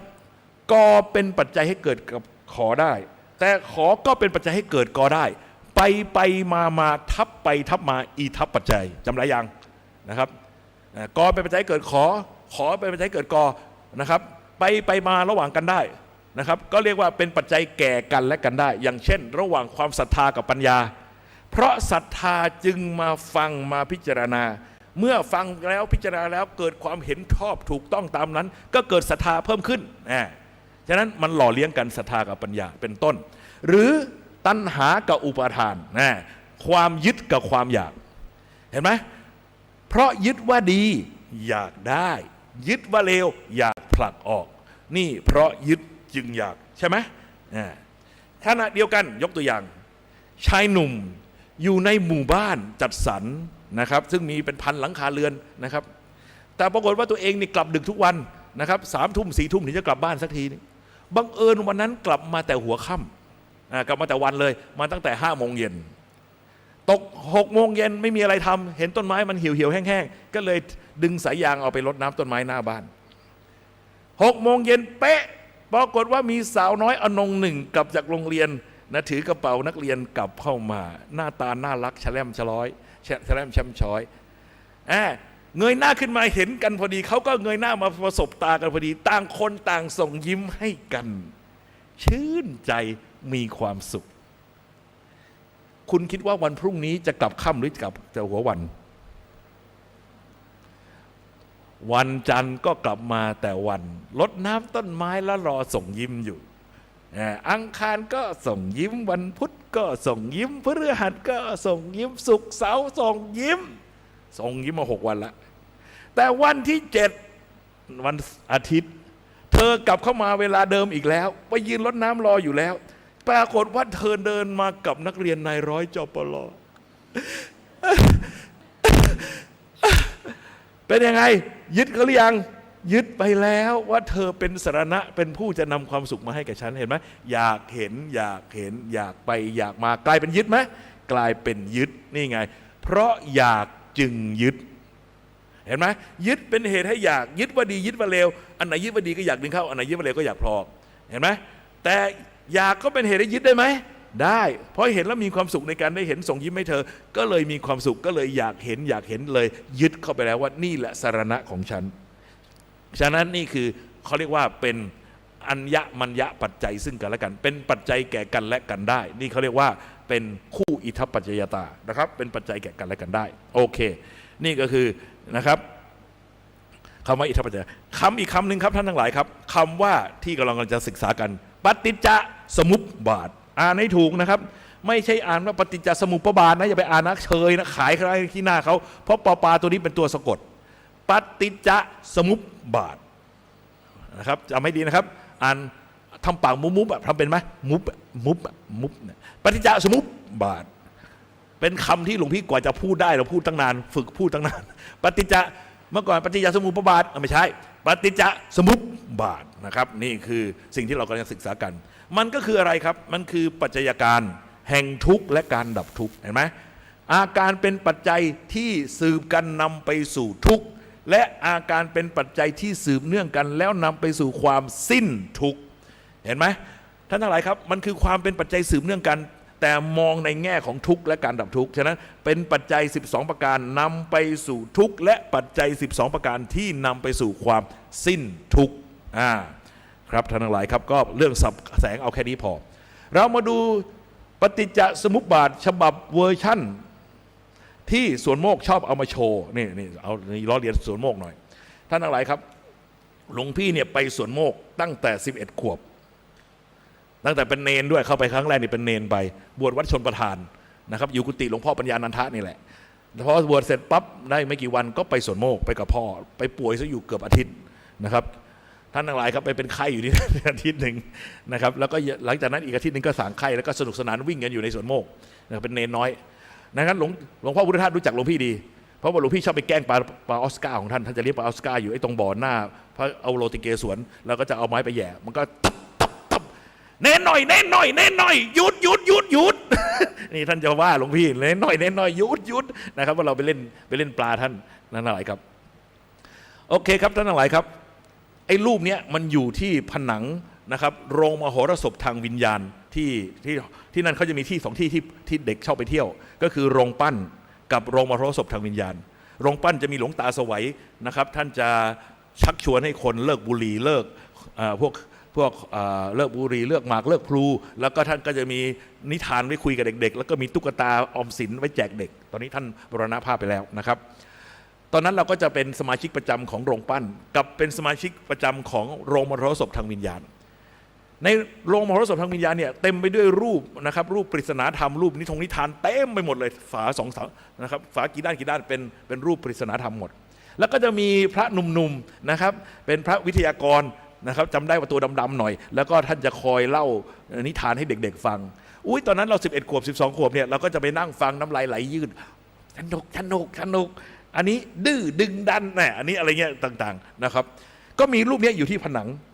เราเห็นรูปเนี่ยหลวงพี่เองเนี่ยชอบรูปยักษ์อาจจะเป็นเพราะว่ามีคนเขาดูว่าหลวงพี่อดีตชาติเนี่ยเป็นยักษ์มาเยอะนะครับแล้วก็พอเห็นรูปยักษ์ก็ชอบใจก็ถามอันเนี้ยแปลว่าอะไรครับเนี่ยผมอยากรู้ท่านก็พยายามอธิบายแต่เราฟังตอนนั้นไม่เข้าใจเพราะเรายังเป็นเด็กน้อยอยู่นะครับเนี่ยเป็นสิ่งที่ผูกใจมานานรูปนี้หลวงพี่เป็นเจ้าของลิขสิทธิ์เพราะว่าหลวงพี่ไปจ้างเขาเขียนตอนที่หลวงพี่ทำงานแล้วนะครับตอนนั้นวัดภาษีที่เอกมัย23เนี่ยเขามีการเขียนไอ้รูปผนังโบสถ์วิหารรายแล้วก็มีศิลปินไปอยู่ที่นั่นหลวงพี่ก็เลยไปขอให้เขาช่วยเขียนให้จ้างเขาเขียนเนี่ยเสียไป12,000เมื่อประมาณ20 ปีที่แล้วนะครับรูปนี้12,000จำได้แต่ตอนเขียนมาเนี่ยหลวงพี่โกรธเพราะว่าเดี๋ยวให้ดูว่าหลวงพี่โกรธเพราะอะไรแต่ต้องขอบคุณว่าเพราะรูปนั้นวันนั้นเขียนเมื่อ20 ปีที่แล้ว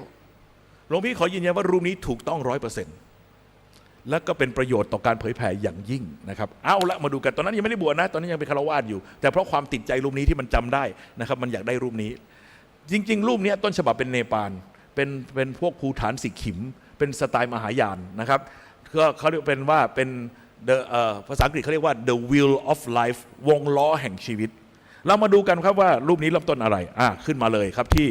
อวิชชานี่อวิชชาปันนะครับเห็นไหมอวิชชาคืออะไรความไม่รู้ตามความเป็นจริงนะครับมีอะไรมีลูก2 คนไอ้บอดนี่โมหะความหลงเห็นไหมไอ้บอดกับอะไรมิจฉาทิฏฐิไอ้ตาฟางเห็นแต่เข้าใจผิดกับไม่เห็นเห็นไหมไม่เห็นจึงไม่รู้ความจริงหรือเห็นแต่เข้าใจผิดก็เลยไม่รู้ความจริงเหมือนกันฉะนั้นไม่ว่าจะเป็นตาบอดหรือตาฟางจูงกันไปจูงกันมาตกเหวตายทั้งคู่นี่คืออวิชชานะครับความไม่รู้ตามความเป็นจริงความไม่รู้ตามความเป็นจริงในเรื่องอะไรในเรื่องกฎธรรมชาติทั้ง4เห็นไหมกฎธรรมชาติที่เรากำลังเรียนอยู่นี่แหละและเพราะความไม่รู้ในธรรมชาติกฎธรรมชาติทั้ง4นี่แหละจึงเป็นเหตุให้ไปสำคัญผิดให้คุณค่ากับสิ่งที่ไม่ได้มีคุณค่านั่นก็คืออะไรก็คือไปหลงขันธ์5หลงกายหลงใจทั้งของตัวเราเองทั้งของชาวบ้านนี่คืออะไรนะครับนี่คืออวิชชาไม่รู้ตามความเป็นจริงเพราะอวิชชาไม่รู้ตามความเป็นจริงเป็นปัจจัยจึงเป็นปัจจัยให้เกิดอะไรสังขารการปรุงแต่งผิดเขาไปทำรูปเห็นไหมคนปั้นหม้อนะครับท่านทั้งหลายครับออเดอร์ของเขาเนี่ยมันต้องเป็นหม้อมีคอคอดจะได้มีที่จับอันนี้ปั้นผิดไหมปั้นผิดครับไปปั้นไม่มีที่จับเห็นไหมปรุงแต่งไปผิดแต่สำคัญผิดคิดว่าขันธ์5อย่างนั้นอย่างนี้จะนำความสุขมาให้เข้าไปยึดมั่นถือมั่นในรูปอย่างนั้นเสียงอย่างนั้นกลิ่นอย่างนั้นฉะนั้นการปรุงแต่งการกระทำคำพูดและความคิดจึงเป็นไปอย่างผิดเพราะการปรุงแต่งผิดนี่เองความรู้ที่เกิดขึ้นใหม่ก็เป็นความรู้ที่ผิดฉะนั้นนะครับนี่อวิชชาเป็นปัจจัยให้เกิดสังขาราอวิชชาปัจจยาสังขาราการปรุงแต่งผิดสังขารการปรุงแต่งผิดเป็นปัจจัยให้เกิดวิญญาณความรู้ผิดนี่เขาทำเป็นรูปลิงสำคัญผิดคิดว่าดอกไม้เป็นแก้วไปให้คุณค่าในสิ่งที่ไม่ได้มีคุณค่าวิเศษวิเศษโสแต่เราต่างหากที่ไปใส่คุณค่าเข้าไปในสิ่งนั้นก็ไอดอลของคุณน่ะที่คุณรักจะเป็นจะตายนะครับเอาเป็นสรณะของคุณอยู่เนี่ยคนอื่นเขาเห็นสำคัญเหมือนที่คุณเห็นสำคัญหรือเปล่าล่ะเปล่าเขาก็เห็นคนธรรมดา1 คนแต่เราไปให้ค่าสักเกินจริงใช่ไหมจะเป็นจะตายเขามันอยู่คนเดียวใช่ไหมใช่ป่ะนี่ไงไปให้ค่าในสิ่งที่เป็นของธรรมดาที่คนอื่นเขาก็ไม่ได้เห็นว่ามันมีค่าวิเศษวิเศษโสนี่คืออะไร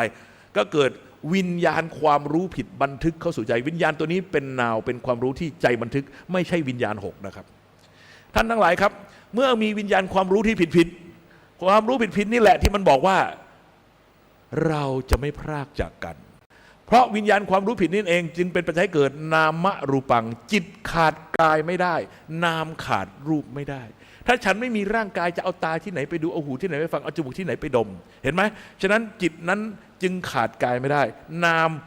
ทวินหารูปขาดรูปมิได้นามรูปังฉะนั้นที่รักเราจะไม่พรากจากกันเราจะไปไหนด้วยกันเสมอไปเราจะไม่พรากกัน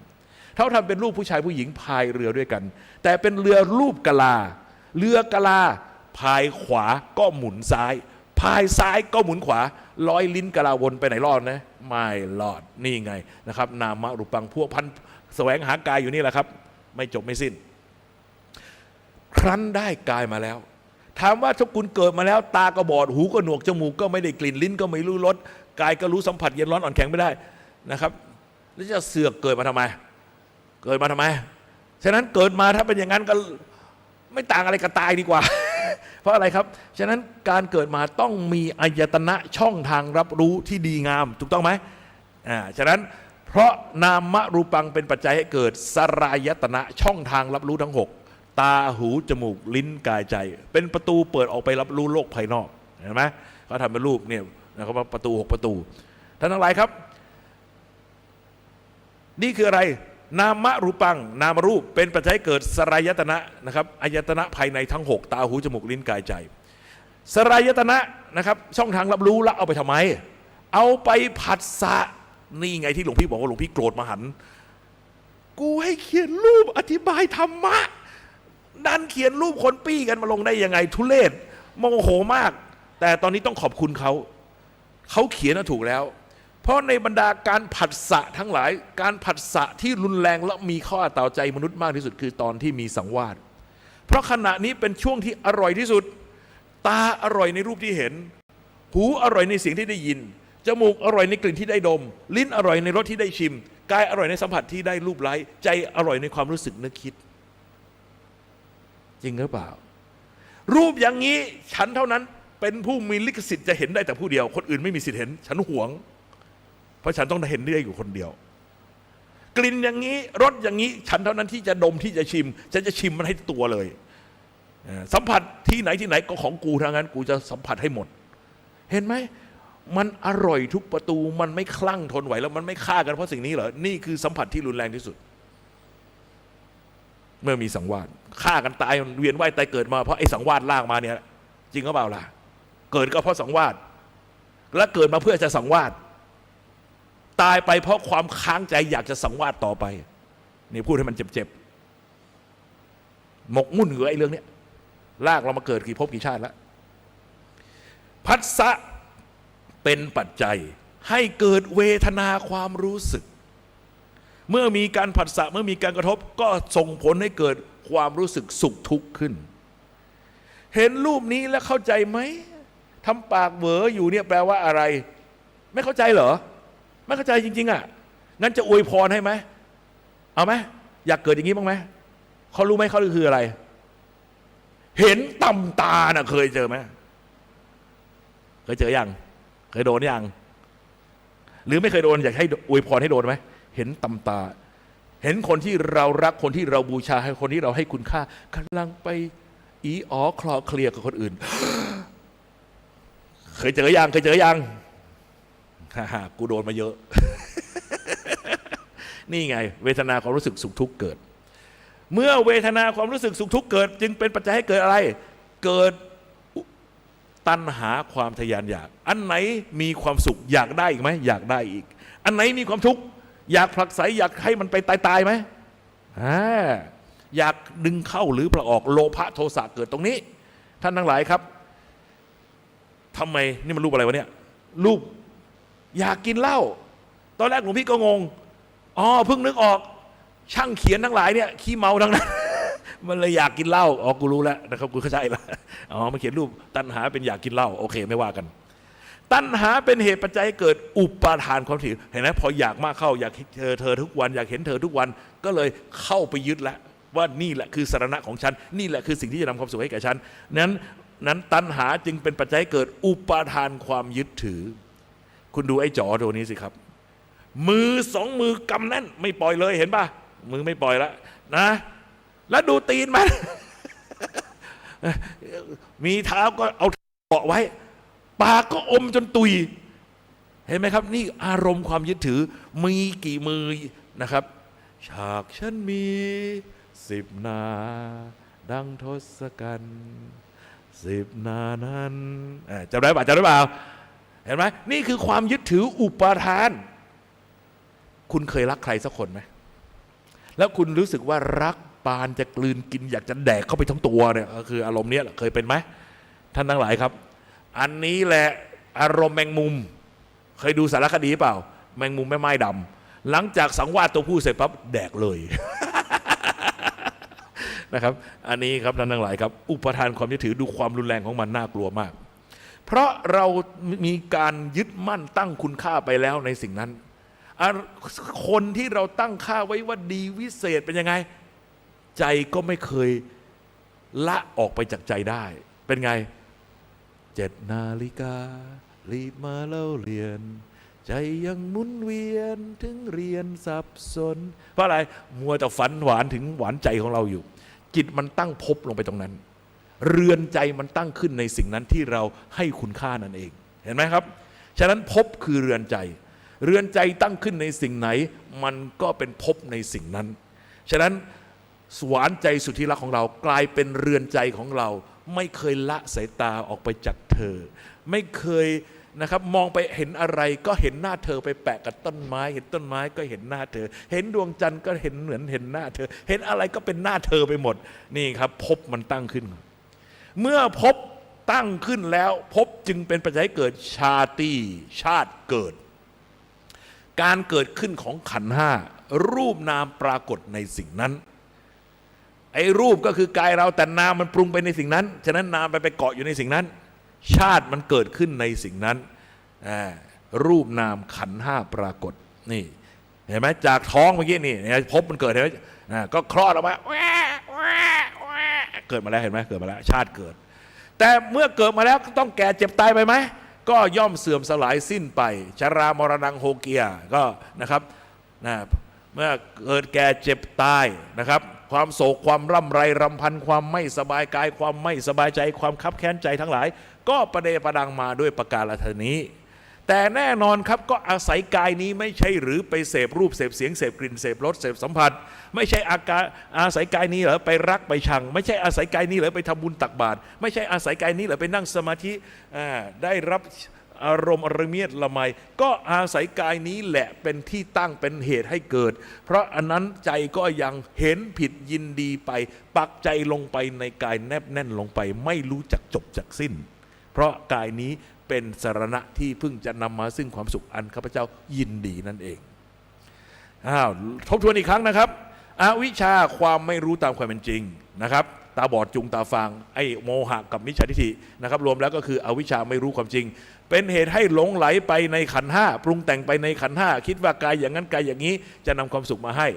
เมื่อปรุงแต่งไปผิดจึงเกิดวิญญาณความรู้ผิดนี่เป็นลิงได้แก้วอยู่นี่นะครับรู้ผิดคิดว่ากายอย่างนั้นกายอย่างนี้ขันธ์ห้าอย่างนั้นอย่างนี้จะนำความสุขมาให้เมื่อปรุงแต่งไปผิดจึงเป็นปัจจัยให้เกิดนามรูปังจิตขาดกายไม่ได้นามขาดรูปไม่ได้เมื่อได้มาซึ่งรูปนั้นได้มาซึ่งกายก็กายนั้นก็ให้มาซึ่งอายตนะเชื่อมต่อช่องทางรับรู้ทั้ง6เมื่อมีช่องทางรับรู้ทั้ง6ก็เอาไปผัสสะเมื่อเอาไปผัสสะแล้วก็เกิดเวทนาความรู้สึกสุขทุกข์ขึ้นเมื่อเกิดความรู้สึกสุขทุกข์ขึ้นแล้วจึงเป็นปัจจัยให้เกิดอะไรอันไหนเกิดความสุขก็อยากได้โลภะอันไหนเกิดทุกข์ก็อยากผลักไสโทสะเห็นไหมแต่เมื่อเกิดความอยากขึ้นมาแล้วก็เกิดอะไรขึ้นอุปทานความยึดถือการเข้าไปตั้งค่าให้คุณค่าการในสิ่งต่างๆยึดมั่นถือมั่นเอาจริงเอาจังเมื่อยึดมั่นถือมั่นไปในสิ่งใดแล้วภพของใจก็ตั้งขึ้นในสิ่งนั้นเมื่อเรือนใจตั้งขึ้นในสิ่งนั้นแล้วเรือนกายก็เกิดขึ้นมาขันธ์ห้าก็ปรากฏขันธ์ห้าปรากฏแล้วแต่ว่าก็จะต้องเสื่อมสลายสิ้นไปชรามรณังโหเกียก็ตามมาผลก็กลับมาอวิชชากันอีกจบเรื่องปฏิจจ์ในเรื่องของ The Wheel of Life ทีนี้มาดูรูปประกอบในนี้มีอะไรบ้างเผื่อว่าคุณไปสวนโมกกรุงเทพคุณจะได้ไปเตะท่าอธิบายชาวบ้านเขาฟังบ้างนะครับแล้วเวลาเขามีอะไรนะงานวัดลอยฟ้าเนี่ยโอ้โหเขาจะเอารูปนี้ไปโชว์แล้วก็แหมเขาจะมาพูดแหมเป็นตุเป็นตะมาดูนี่ครับท่านทั้งหลายครับไอ้ข้างในนี้นะครับ6ช่องเนี่ยที่เป็นเหมือนกลีบส้มเนี่ย3กลีบบนก็คือสุขติภูมิ3กลีบล่างทุกขติภูมินะครับภูมิแห่งความสุขภูมิแห่งความทุกข์นะครับมาดูภูมิแห่งความทุกข์ก่อนด้านซ้ายมือนะครับด้านซ้ายมือคืออะไรนี่โลกเปรตครับนี่นะครับโลกของเปรตนะครับโลภะโลภจนเกินศีลทำให้เป็นเปรตใช่ไหมจำให้ดีนะครับถึงเราเห็นเครื่องทองหยองเพชรนินจินดาเราอยากได้นะครับหรือเราเห็นซุปเปอร์คาร์รถนะครับบ้านช่องห้องหอเราอยากได้แต่เราบอกว่าฉันจะต้องได้มาโดยสุจริตจะเก็บหอมรอมริบทำความดีเพื่อให้ได้มาอย่างนั้นคุณไม่ต้องกลัวคุณเป็นมนุษย์โดยสมบูรณ์นะครับอยากเท่าไรก็ไม่ตกไม่เป็นเปรต แต่ถ้าโลภเกินศีลคืออะไรโลภเกินขอบเขตของศีลโลภพอที่จะฆ่าเขาได้ปล้นเขาได้แย่งผัวแย่งเมียเขาเอาทรัพย์สินสมบัติหรือใส่ร้ายป้ายสีเขาระวังให้ดีอันนี้ก็คือนะครับเปรตครับโลภจนเกินศีลเป็นเปรตนะครับสแตนดาร์ดเปรตมาตรฐานตัวสูงใหญ่ปากเท่ารูเข็มพุงใหญ่เท่าภูเขาหิวครับกินเท่าไหร่ก็ไม่อิ่มไม่พอท่านั้นนะครับเรื่องนี้เรื่องใหญ่นะครับเปรตระวังให้ดีแล้วก็ติดจิตวิจิตตัณหาวิจิตนะครับเมื่อจิตวิจิตตัณหาวิจิตการปรุงแต่งของกายก็ออกมาพิสดารต่างๆนานาอย่างที่ท่านเห็นอยู่นี่นะครับนี่พวกเปรตทั้งหลายนี่นะครับโอ้โหโอ้โหโอ้โหโอ้โหโอ้โหนะครับดูแล้วอย่าเพิ่งไปดูถูกดูแคลนเขาเพราะเราเคยผ่านการเป็นเปรตมาแล้วทุกคนไม่ใช่เรื่องแปลกเมื่อยามใดที่อำนาจอกุศลกรรมฝ่ายโลภะให้ผลนะครับที่เกินศีลแล้วก็ต้องไปเป็นเหล่านี้แหละครับฉะนั้นเวลาพระอรหันต์เห็นเปรตท่านจะอมยิ้มเล็กๆหรือนะครับแย้มยิ้มของพระอรหันต์เกิดขึ้นเมื่อเห็นเปรตเพราะว่าอะไรเพราะบอกกับใจว่ากูรอดแล้วกูรอดแล้วกูไม่ต้องกลับไปเป็นอย่างมึงแล้วกูรอดแล้วนี่คืออารมณ์ใจพระอรหันต์นะครับท่านอาจจะแย้มยิ้มนิดหนึ่งนะครับโอเคเขาเรียกว่าอารมณ์แย้มยิ้มของพระอรหันต์ต่อไปครับนี่นรกนิรยะโกรธจนเกินขอบเขตของศีลโกรธพอที่จะฆ่าเขาทำลายทรัพย์สินเขาเสียหายอันนี้แหละครับโกรธจนเกินขอบเขตของศีลแต่ถ้ายังมีสติระงับได้อยู่ยังเป็นมนุษย์โดยสมบูรณ์ฉะนั้นไม่ต้องกลัวครับถ้ายังอยู่ในขอบเขตของศีลไม่เป็นไรแต่ถ้าทะลุขอบเขตของศีลคือกายวาจาก็ทำออกไปกระทบโลกเมื่อไหร่อันนั้นแหละครับถือได้ว่ามันเลยมาแล้วทะลุแล้วนะครับทะลุศีลแล้วนะครับแต่ถ้ายังคุมอยู่ได้ก็โอเคแต่ถ้าจิตมันเผาไหม้ล่ะประเภทที่แบบว่ามันไม่มีโอกาสจะไปทำร้ายเขาแต่มันเผาไหม้ข้างในก็ลงนรกเหมือนกันนะครับเพราะว่านรกเกิดจากใครเกิดจากใจเข้าใจยังใจมันเผาไหม้รุนแรงก็ลงข้างล่างแหละนะครับไม่มีขอบเขตของศีลเป็นเครื่องกั้นฉะนั้นสติของเราเป็นเรื่องสำคัญมากต้องพัฒนาให้มีความเท่าทันอย่าให้มันเผาทุรนทุรายถึงขนาดนั้นนะครับต่อไปครับลามกเป็นอสุรกายจำได้ไหมลามกคืออะไรยินดีในของอันน่ารังเกียจของอันน่ายินดีฉะนั้นนะครับอะไรสกปรกอย่าไปยินดีนะครับไม่ได้เรื่องนะครับมีโอกาสลงไปเป็นอสุรกายนะครับท่านอะไรครับก็ทั้งขวามือล่ะครับศีลไม่ครบ5ข้อก็เป็นโมหะพวกนี้อยู่ในกลุ่มโมหะนะครับความหลงความที่นะครับความเห็นผิดที่ทำให้ศีลไม่ครบ5ข้อมาเป็นเดรัจฉานพวกนี้เป็นต้นฉะนั้นก็นะครับโลภโกรธหลงนะพูดง่ายๆนะครับนี่คือโลภโกรธและหลงนะครับแดนโลภก็คือแดนเปรตแดนโกรธก็คือนรกนะครับลามกกับนะครับศีลไม่ครบ5ข้อก็เป็นอสุรกายและนะครับเดรัจฉานเอาละครับขึ้นไปข้างบนครับสุคติภูมิมนุษย์นะครับถือว่าเป็นสุคติภูมิเราได้ความเป็นมนุษย์เพราะเราเคยรักษาศีล5มาเคยปฏิบัติศีล5มาในอดีตเราจึงได้พบของความเป็นมนุษย์ในวันนี้มนุษย์เป็นผู้บันเทิงอยู่ด้วยการเสพกามฉะนั้นมนุษย์นั้นมีการเป็นเครื่องหล่อเลี้ยงเห็นไหมครับบีบแกลกันอยู่นี่ปิ้นนะครับมาทางฝั่งนี้ดีกว่านะครับส่วนเทวดาครับเทวดานั้นทำบุญทำทานรักษาศีลแต่ที่สำคัญคือต้องมีหิริโอตตัปปะนี่คือเทวตาธรรมฉะนั้นการเพิ่มหิริโอตตัปปะเข้าไปพ่วงกับศีลไปเป็นสิ่งที่ควรทำอย่างยิ่งเพราะว่าเป็นการเสพคุณให้คุณง่ายที่จะทรงอารมณ์ของความเป็นกุศลเอาไว้แล้วก็ทำให้ง่ายต่อการกลับไปอยู่ในวิมานดั้งเดิมที่คุณจากมานะครับท่านทั้งหลายครับอย่าลืมนะครับตอนนี้หวานใจคุณกำลังคิดถึงมันหายไปไหนหาตัวมันไม่เจออะไรนะครับเอาละครับท่านทั้งหลายครับเทวดามันก็มีเทวดาเดินดินกับเทวดานะครับอากาศเทวาพวกนี้เป็นเทวดาที่ทำบุญแต่ทำบุญหวังผลพอทำบุญหวังผลเนี่ยทำบุญแล้วจะรวยไหมทำบุญแล้วจะถูกหวยไหมประเภทนี้นะครับเตรียมใจให้ดีนะครับจิตมันถ่วงจิตมันหนักมันเหาะไม่ขึ้นฉะนั้นพวกนี้เป็นภูมิเทวาเป็นรุกขเทวาต้องอาศัยตั้งวิมานอยู่บนดินบ้างอยู่บนต้นไม้ใบหญ้าบ้างอะไรก็แล้วแต่อันนี้คือพวกอะไรพวกทำบุญแล้วหวังผลนะครับแต่ถ้าทำบุญไม่หวังผลทำบุญเพื่อบุญทำบุญเพื่อความดีทำบุญตามประเพณีทำบุญตามที่พ่อแม่ทำตามกรรมกันมาอันนี้แหละครับจิตมันเบาฉะนั้นมันก็เลยเป็นอากาศเทวามีวิมานล่องลอยไปในอากาศจะไปไหนก็ได้ทั่วทุกทิศนั่นก็คือพวกอากาศเทวานั่นเองนะครับจิตมันเบาแล้วขึ้นมาตรงนี้ครับพรหมวิหารานี่พรหมวิหารานะครับ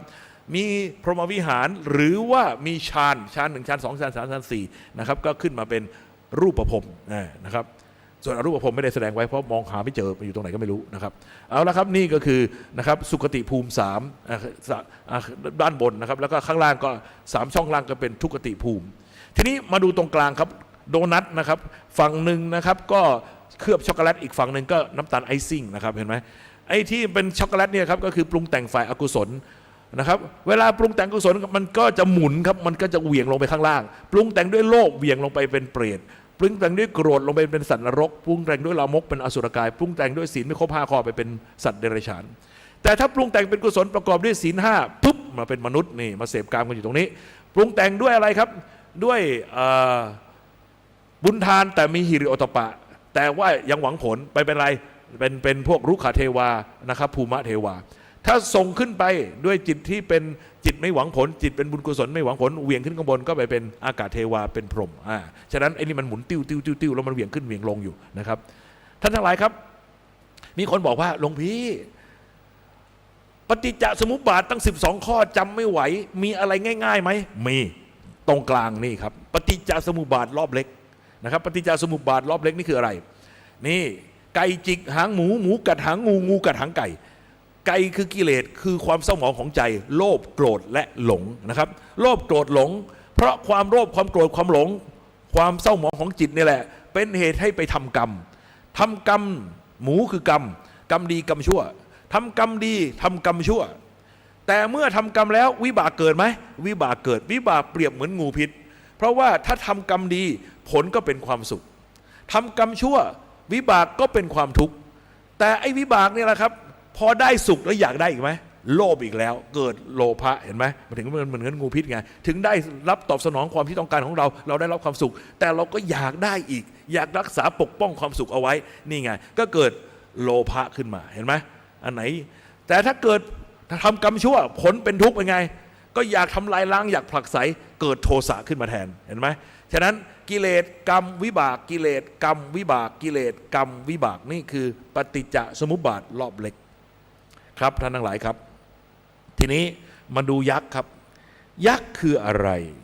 ยักษ์คือการเวลากลืนกินสรรพสิ่งสงครามกรีกโรมันจบไปแล้วสงครามไบเซนไทน์จบไปนานแล้วสงครามโลกครั้งที่1ป่านนี้เข้าโรงเกลี้ยงแล้วแทบจะไม่เหลือแล้วสงครามโลกครั้งที่2รุ่นพ่อหลวงพี่ตอนนี้อายุ90แล้วสงครามเวียดนามหลายๆคนทันอยู่เมืองเว่ยเมืองดานังอะไรต่างๆตอนนี้ก็ประมาณ70-80กันใช่ไหมสงครามโลกไม่ใช่สิสงครามเหลืองแดง ยังมีริ้วรอยแผลเป็นยังไม่หายใช่ไหมใช่ป่ะทะเลาะกันทั่วบ้านทั่วเมืองครอบครัวเดียวกันยังทะเลาะกันมีไหมแยกค่ายกันมีไหม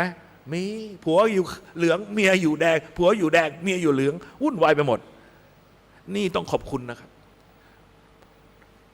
ขอบคุณอะไรรู้ไหมพระอินทร์มาช่วยเขียวลายพลางมาช่วยโอ้รอดไป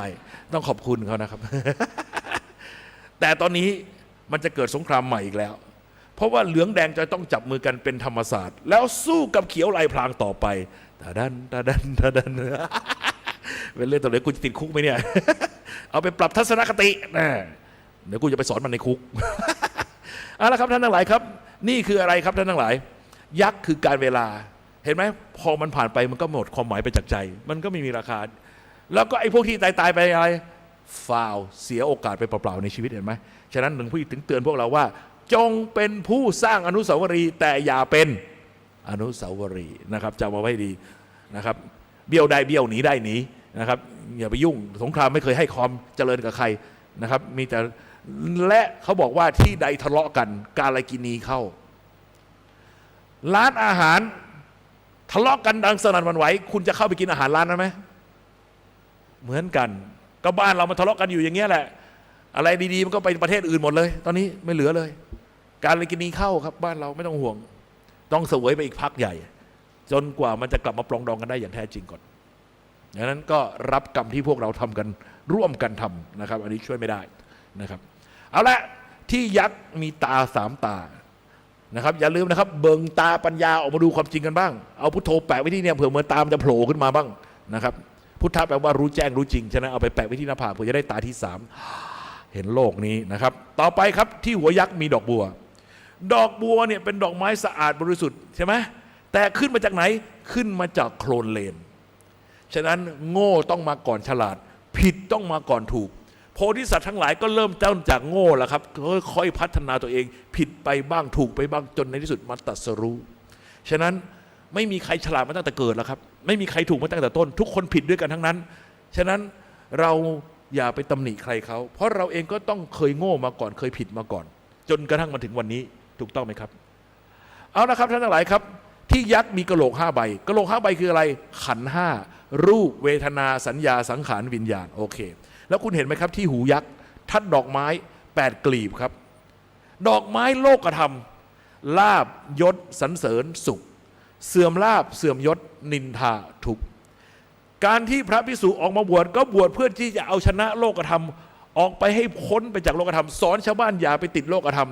แต่พระจำนวนมหาศาลติดโลกธรรมซะเองสมณศักดิ์สังเกตนะครับไปหาหลวงปู่ครูบาอาจารย์อะไรเห็นท่านคุยกัน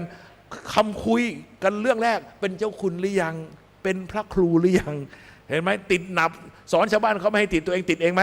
ติดเละเลยครับท่านทั้งหลายแล้วพอเป็นเจ้าเข้าทุกคุณเป็นไงนึกว่าตัวเองเป็นเจ้าลืมไปแล้วว่าสถานะดังเดิมคืออะไรขอทานมึงอะขอทานฉะนั้นไม่ต้องกำเริบแม่เข้าใจยังชัดเจนไหมนะครับท่านทั้งหลายครับทีนี้ลงมาดูข้างล่างยักษ์นั่งอยู่บนหลังเสือแม่ถามว่าขึ้นหลังเสือแล้วลงยากไหมลองไปถามเจ๊ปูกับลุงมาร์กดูว่าลงหลังเสือแล้วลำบากลำบนขนาดไหนลองไปถามดูนะครับแล้วพี่ตู่ของเราว่าไงกูจะฆ่าเสือก่อนกูลงแน่ปมมือนับถือแกจะฆ่าเสือก่อนแกลงหลังเสือเว้ยนะมิน่าตอนนี้แกไล่ล่าฆ่าเขาไปหมดนะครับก็โอเคว่ากันตามอัธยาศัยกันแล้วกันแต่ของฟรีไม่มีในโลกจำไว้ให้ดีนะครับทำกรรมใดไว้กรรมนั้นย่อมตอบสนองต่อผู้คนผู้นั้นฉะนั้นเมื่อทำเหตุแล้วผลก็ต้องรับวิบากเป็นเหมือนเงาที่ติดตามไปไม่เคยละจากไป นี่พระพุทธเจ้าทรงชี้ให้พระสาวกดูว่าสู่เจ้าทั้งหลายจงมองดูโลกอันงามตระการดุจดังราชรถอันคนเขาหมกมุ่นอยู่แต่ผู้มีปัญญาหาหมกมุ่นด้วยไม่คุณลองนึกถึงสมัยพุทธกาลนะครับก็คงจะเหมือนสมัยของพวกเรานี่แหละเขาคงคิดว่าสมัยนั้นของเขาเนี่ยทันสมัยแล้วใช่ไหมแล้วสมัยนั้นก็คงมีขบวนรถบุพชาตินะครับนิคมนี้ส่งประกวดนิคมนี้ส่งประกวดแต่ไฮไลท์อยู่ตรงไหนไฮไลท์อยู่ที่ราชรถของพระราชามาพร้อมกับขบวนแห่อันใหญ่โตเห็นไหมพอไฮไลท์เปิดออกมาโอ้โหคนจะโห่ร้องคว้างริบบิ้นนะคว้างเห็นไหมนะครับโปรยดอกไม้โยนดอกไม้โยนข้าวตอกดอกไม้แสดงความชื่นชมยินดีพระพุทธองค์ทรงคงจะยืนอยู่กับพระสาวกทั้งหลายห่างๆออกมาแล้วก็ชี้ให้สาวกว่าสู่เจ้าทั้งหลายจงมองดูโลกอันงามตระการดุจดังราชรถอันคนเขาหมกมุ่นอยู่แต่ผู้มีปัญญาหาหมกมุ่นด้วยไม่ท่านทั้งหลายครับพระบาทสมเด็จพระจอมเกล้าเจ้าอยู่หัวรัชกาลที่4ลาสิกขานะครับเมื่อก่อนนี้องค์ทรงผนวดอยู่เป็นพระเจ้าฟ้านะครับแล้วก็ปรากฏว่าท่านลาสิกขาออกมาแล้วก็ออกมาครองราชย์เป็นพระบาทสมเด็จพระจอมเกล้าเจ้าอยู่หัวหลังจากนั้นพระองค์ก็ได้สร้างพระราชวังสระปทุมรู้จักไหมพระราชวังสระปทุมตอนนี้ใครอยู่สมเด็จพระเทพอยู่ที่นั่นนะครับพำนักอยู่ที่นั่นก็ปรากฏว่าท่านก็พอสร้างเสร็จแล้วสวยงามแล้วได้ที่แล้วก็ไปนิมนต์นะครับนิมนต์ขัวโตสมเด็จพุทธจารย์โตพรหมรังสีให้มาฉันพระทหารด้วยความที่ท่านสนิทสนมกันตั้งแต่สมัยบวชท่านก็สัพยอกขัวโตเขาบอกว่าอะไรรู้ไหมไม่รู้จักเสือเอาเรือไปจอดเป็นไงขัวโตวังของเรางามไหมกำลังภูมิใจขัวโตก็แสบใช่ย่อยมหาบพิตรวังของพระองค์งามเหลือเกินดุจดังราชรถรัชกาลที่4เคยบวชพระมานานจำสำนวนได้ต่อทันทีเลยอันคนเขาหมกมุ่นอยู่แต่ผู้มีปัญญาหาหมกมุ่นด้วยไหมนี่ครัวโตด่ากูดิโอ้โหเดี๋ยวสวยเราขอใช้สิทธิ์ในฐานะที่เราเป็นเจ้าบ้านผ่านเมืองเราเป็นพระราชามหากษัตริย์ขอใช้สิทธินี้ในการอัปปิหิครัวโตออกจากแผ่นดินของเรา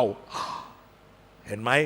นะครับเรื่องเจ้าเรื่องนายอย่าไปใกล้เชียเป็นเรื่องนะครับอันตรายเขาบอกว่าสิ่งอันตรายมีอยู่กี่อย่างงูพิษตัวน้อยใช่ไหมพระภิกษุบวชใหม่สามเณรก็เหมือนกันนะครับดูถูกไม่ได้นะมีอะไรอีกยุวกษัตริย์อย่าอันตรายมีอะไรอีกไฟกองเล็กไอ้พวกนี้คือของประมาทไม่ได้วันนี้เป็นไฟแค่จิตนึงมันลามชิบหายไปวอดได้ไหมได้ฉะนั้นนี่ประมาทผลเป็นไงครับวันนั้นขัวโตคอตกกับวัดนะครับขึ้นเรือข้ามฟากไปอีกฝั่งวัดระฆังเสร็จปั๊บสั่งให้บรรดาเด็กวัดบรรดานะครับสามเณรทั้งหลายช่วยกันขนของออกจากกุฏิย้ายครับย้ายจากกุฏิไปไหนไปอยู่ในโบสถ์นะครับเอากระโถนมาด้วยกูต้องขี้เงี้ยวอยู่ในโบสถ์กูไปไหนไม่ได้แล้วเพราะอะไรเพราะว่าโบสถ์นั้นเป็นพุทธอาณานะครับเป็นเขตนะครับวิสุงคามสีมาซึ่งพระมหากษัตริย์ได้ยกถวายไว้ในพระศาสนาพ้นไปจากอำนาจการปกครองของพระราชามหากษัตริย์ท่านทั้งหลายครับสมัยโบราณเนี่ยนะเวลาพวกผู้ร้ายเนี่ยมันหนีโปลิสหนีโจรเนี่ยมันหนีเข้าโบสถ์ครับพอหนีเข้าไปในโบสถ์ปั๊บเนี่ยตำรวจวิ่งตามมาเนี่ยจะหยุดอยู่ที่ขอบสีมา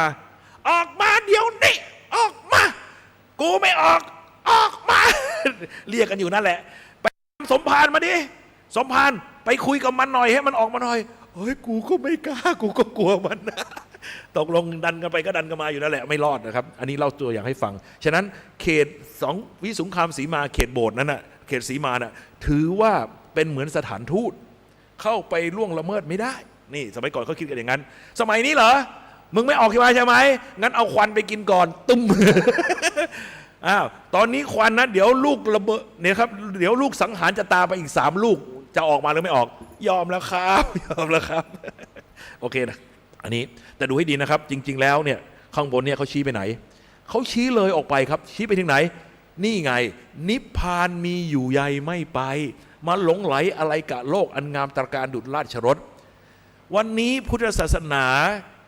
เป็นเพียงแค่กึ่งพุทธกาล 2,600 ปีหลังพุทธกาลซึ่งพุทธกาลนี้มีอายุ 5,000 ปี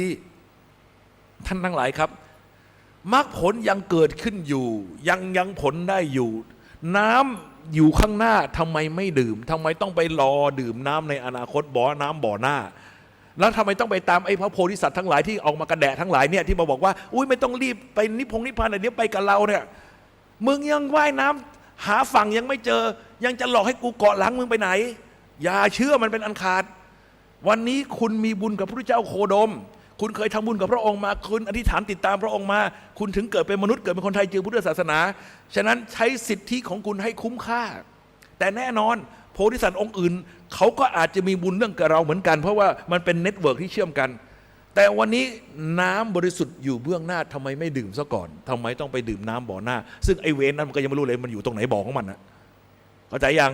นี่ไงหลวงพี่ถึงบอกว่าหลวงพี่ตามเข็นโพธิสัตว์เนี่ยหลวงพี่ไม่ละเว้นเพราะอะไรนี่มันคนละยุคกันนี่ยุคของพระเจ้าโคดมไม่ใช่ยุคของพวกมึงมาทำบารมีก็ดีแล้วแต่ว่าอย่ามาสร้างปัญหาให้กับศาสนานี้เป็นอันขาดไม่งั้นไม่มีการละเว้นไม่เกรงใจด้วยที่มาประกาศโพธิสัตว์กันทั้งหลายเนี่ยไม่ได้วิเศษโสอะไรในสายตาหลวงพี่หรอกเขาบอกแล้วไงคนอยากเป็นโพธิสัตว์ครึ่งโลกอ่ะเข้าใจยังแล้วก็ไอ้พวกที่มาเตะท่าส่วนใหญ่ยังไม่ได้รับพยากรณ์ที่มีพยากรณ์แล้วมีไม่กี่องค์จะบอกให้ก็ได้หลวงปู่ทวดเหยียบน้ำทะเลจืดคือพระศรีอริยเมตไตรครูบาอาจารย์หลวงพี่บอกมาอย่างนี้อย่าเชื่อนะเมื่อกี้พูดกับเรามาสุดไปแล้วนะท่านทั้งหลายครับอีกคนหนึ่งใครครับหลวงพ่อปานวัดบางนมโคอนาคตพระเจ้าองค์ที่10นี่ไงครับท่านทั้งหลายแต่ว่าไอ้ส่วนใหญ่ที่มาเตะท่าอยู่วันนี้ไม่ยกเว้นแม้แต่จานบินก็ยังไม่ได้รับพยากรณ์ทั้งนั้นเข้าใจยังฉะนั้นไม่ได้แปลว่าตามไปแล้วจะรอดนะครับอาจจะเลิกกลางคันก็ได้อย่างหลวงพ่อฤาษีมีลูกศิษย์ตามมาตั้งเยอะแยะก็เลิกกลางคันเหมือนกันลาพุทธภูมิเหมือนกันนะครับมันไม่ใช่เรื่องง่ายหรอกนะครับไม่ใช่เรื่องจิ๊บนะครับที่จะไปเป็นพุทธเจ้าเนี่ยมันต้องแน่จริงๆแล้วสังเกตให้ดีกึ่งพุทธกาลแรกเนี่ยจะไม่มีจะสังเกตว่าจะไม่ค่อยมีพระโพธิสัตว์ลงมามากมายนักเนี่ยมาหลังกึ่งพุทธกาลหลังตั้งแต่ 2,500 มาเนี่ยมาเยอะแยะเพราะอะไรเพราะว่าพวกนี้เนี่ยยังไงก็ตามเขาต้องมาต่อบุญในพุทธกาลเหตุผลเขาว่าอะไรทุกคนเนี่ยที่เป็นโพธิสัตว์เนี่ยเขารู้ว่าเขาต้องเดินทางไกลไม่มีใครอยากเดินทางไกลแบบกระยาจกเข็นใจทุกคนอยากเดินทางไกลเยี่ยงจักรพรรดิผู้ยิ่งใหญ่การที่จะเป็นจักรพรรดิผู้ยิ่งใหญ่เดินทางได้ก็ต้องมีบุญไหมต้องมีบุญ การจะได้บุญที่ยิ่งใหญ่และมากมายเพียงพอที่จะเดินทางอย่างสง่าผ่าเผยนั้นก็ต้องมาตุนบุญในพุทธศาสนาจำได้ไหมเวลาสวดธรรมวัดเย็นพระสงฆ์คือนาบุญอันยิ่งใหญ่กว่านาบุญอันดีทั้งหลายเขาต้องมาต่อบุญในยุคพุทธกาลแต่ครึ่งแรกเขาไม่อยากมาเขากลัวเจอพระอรหันต์เก่งๆที่จะทำให้เขาเสียเซลล์เขาไม่อยากมาฉะนั้นเขากะว่ากึ่งพุทธกาลหลังแล้วคงไม่มีใครที่จะทำให้เขาเสียเซลล์ได้แต่คิดผิดเพราะว่าหลวงพี่มีหน้าที่ล่าพระโพธิสัตว์หลวงพี่อธิษฐานมาเพื่อการนี้ฉะนั้นหลวงพี่จะมาถลกหนังหัวโพธิสัตว์ทั้งหลายให้ลาพุทธภูมิแล้วแต่จริงๆแล้วเคยทำให้ลาไปหลายองค์แต่ขอโทษหนังเหนียวมันกลับไปอีกละแป๊บเดียวอธิษฐานใหม่อีกละเพราะว่าลาไม่ขาดเพราะว่าความตั้งใจของเขาเนี่ยเขาอยากจะสร้างเมืองทั้งเมืองเขาไม่อยากสร้างบ้านหลังเดียวเข้าใจยังฉะนั้นแต่ว่าก็คือให้เขาอยู่ในกรอบในรอยที่ถูกต้องไม่สร้างปัญหานั่นเองที่หลวงพี่เป็นหน้าที่ของหลวงพี่แต่ว่าอย่างไรก็ตามหน้าที่อันนี้ไม่มีสิทธิ์ขัดขวางการมุ่งหวังพระนิพพานของหลวงพี่เพราะว่าหลวงพี่กูจะเอาชาตินี้เป็นชาติสุดท้ายแต่กูจะได้หรือไม่ได้อีกเรื่องหนึ่งเพราะกูสร้างกรรมเยอะเหลือเกินกูรู้เข้าใจยังแต่นั่นแหละไม่กลัวนะครับเอาละอันนี้คือปฏิจจสมุปบาทฉบับ The Wheel of Life ฉะนั้นท่านฟังไปแล้วเวลาไปฟังเขาโม้ที่ไหนก็กูก็รู้เหมือนกันนะอาจารย์ฟังอาจารย์ภัสกรมาแล้วโอเคครับต่อไปเป็นเวอร์ชั่นอธิบายให้ฟังว่าอันนี้สำหรับ The Wheel of Life หลวงพี่ถือว่าเป็นอะไรที่เขาใช้มานานเป็นพันปีแต่มาถึงยุคของพวกเรานะครับในยุคของพวกเราเนี่ยแนวการอธิบายปฏิจจสมุปบาทเนี่ยจะมี2แนวหลักๆแนวหนึ่งก็คือแนวคร่อมสามชาติหรือแนวอภิธรรมนะครับพวกพม่าเก่งมากนะครับพม่าเขาจะเชี่ยวชาญเรื่องอภิธรรมนะครับนี่ครับท่านทั้งหลายครับนี่คือแนวคร่อมสามชาติแนวคร่อมสามชาติคุณดูสิครับมันยากเย็นขนาดไหนนะครับซับซ้อนซ่อนเงื่อนแล้วก็มีนะครับมีอัฏฐาอะไรไม่รู้เยอะแยะไปหมดนะครับบัญญัติศัพท์ขึ้นมาเต็มไปหมดนะครับอันนี้แนวนี้นี่เกิดขึ้นหลังพุทธกาลประมาณ900ปีในเกิดตามในสมัยเดียวกับวิสุทธิมรรคนะครับของพระพุทธโฆษาจารย์นะครับในยุคนั้นนะครับนี่คือแนวคร่อมสามชาตินะครับเขาเชื่อกันว่าสายอภิธรรมเนี่ยเขาเรียนกันเป็นปีๆเลยเรียนจิตเจตสิกรูปนิพพานท่องกันหัวโป่งเสร็จแล้วก็นี่คือวิชาอรหันต์ของเขาเขาบอกว่าถ้าใครเข้าใจปฏิจจสมุปบาทนะครับก็ไม่ยากเลยที่จะเป็นพระอรหันต์ว้าโอเคนี่แต่บอกว่าเลยว่ากูก็ไม่รู้เหมือนกันไม่เข้าใจเหมือนกันที่มันไม่เคยไปเรียนกับเขาเหมือนกันปวดหัวมันยากเกินนะครับอีกแนวหนึ่งครับท่านทั้งหลายครับเดี๋ยวก่อนถ้าแบบนี้รู้สึกมันเข้าใจยากไปหน่อยเอาแบบนี้ไหมครับเป็นภาษาพม่าจะเข้าใจง่ายขึ้นไหมครับโอเคครับท่านทั้งหลายครับอีกแนวหนึ่งก็คือท่านพุทธทาสภิกขุแสดงปฏิจจสมุปบาทแบบที่นี่และเดี๋ยวนี้นะครับท่านพุทธทาสภิกขุนะครับก็หลวงพี่ไม่มีรูปตัวแทนก็เอาไว้งี้ก่อนทีนี้เรามาดูนี่ดีกว่าทั้งสองแนวทางอย่างที่หลวงพี่เล่าให้ฟังว่าทะเลาะกันมายาวนานนะครับแบบที่นี่และเดี๋ยวนี้กับแบบคร่อมสามชาตินะครับสองค่ายนี้เขาตีกันเละในที่สุดในบรรณพิภพก็เกิดเวอร์ชั่น3ของโลกปรากฏขึ้นในบรรณพิภพเป็นที่งงงวยว่ามันคิดได้ยังไง กูเอง นั่นอะไรครับมาดูกันครับนี่ไม่ใช่ผิดอัน อยู่ไหนวะเอาอันนู้นดีกว่า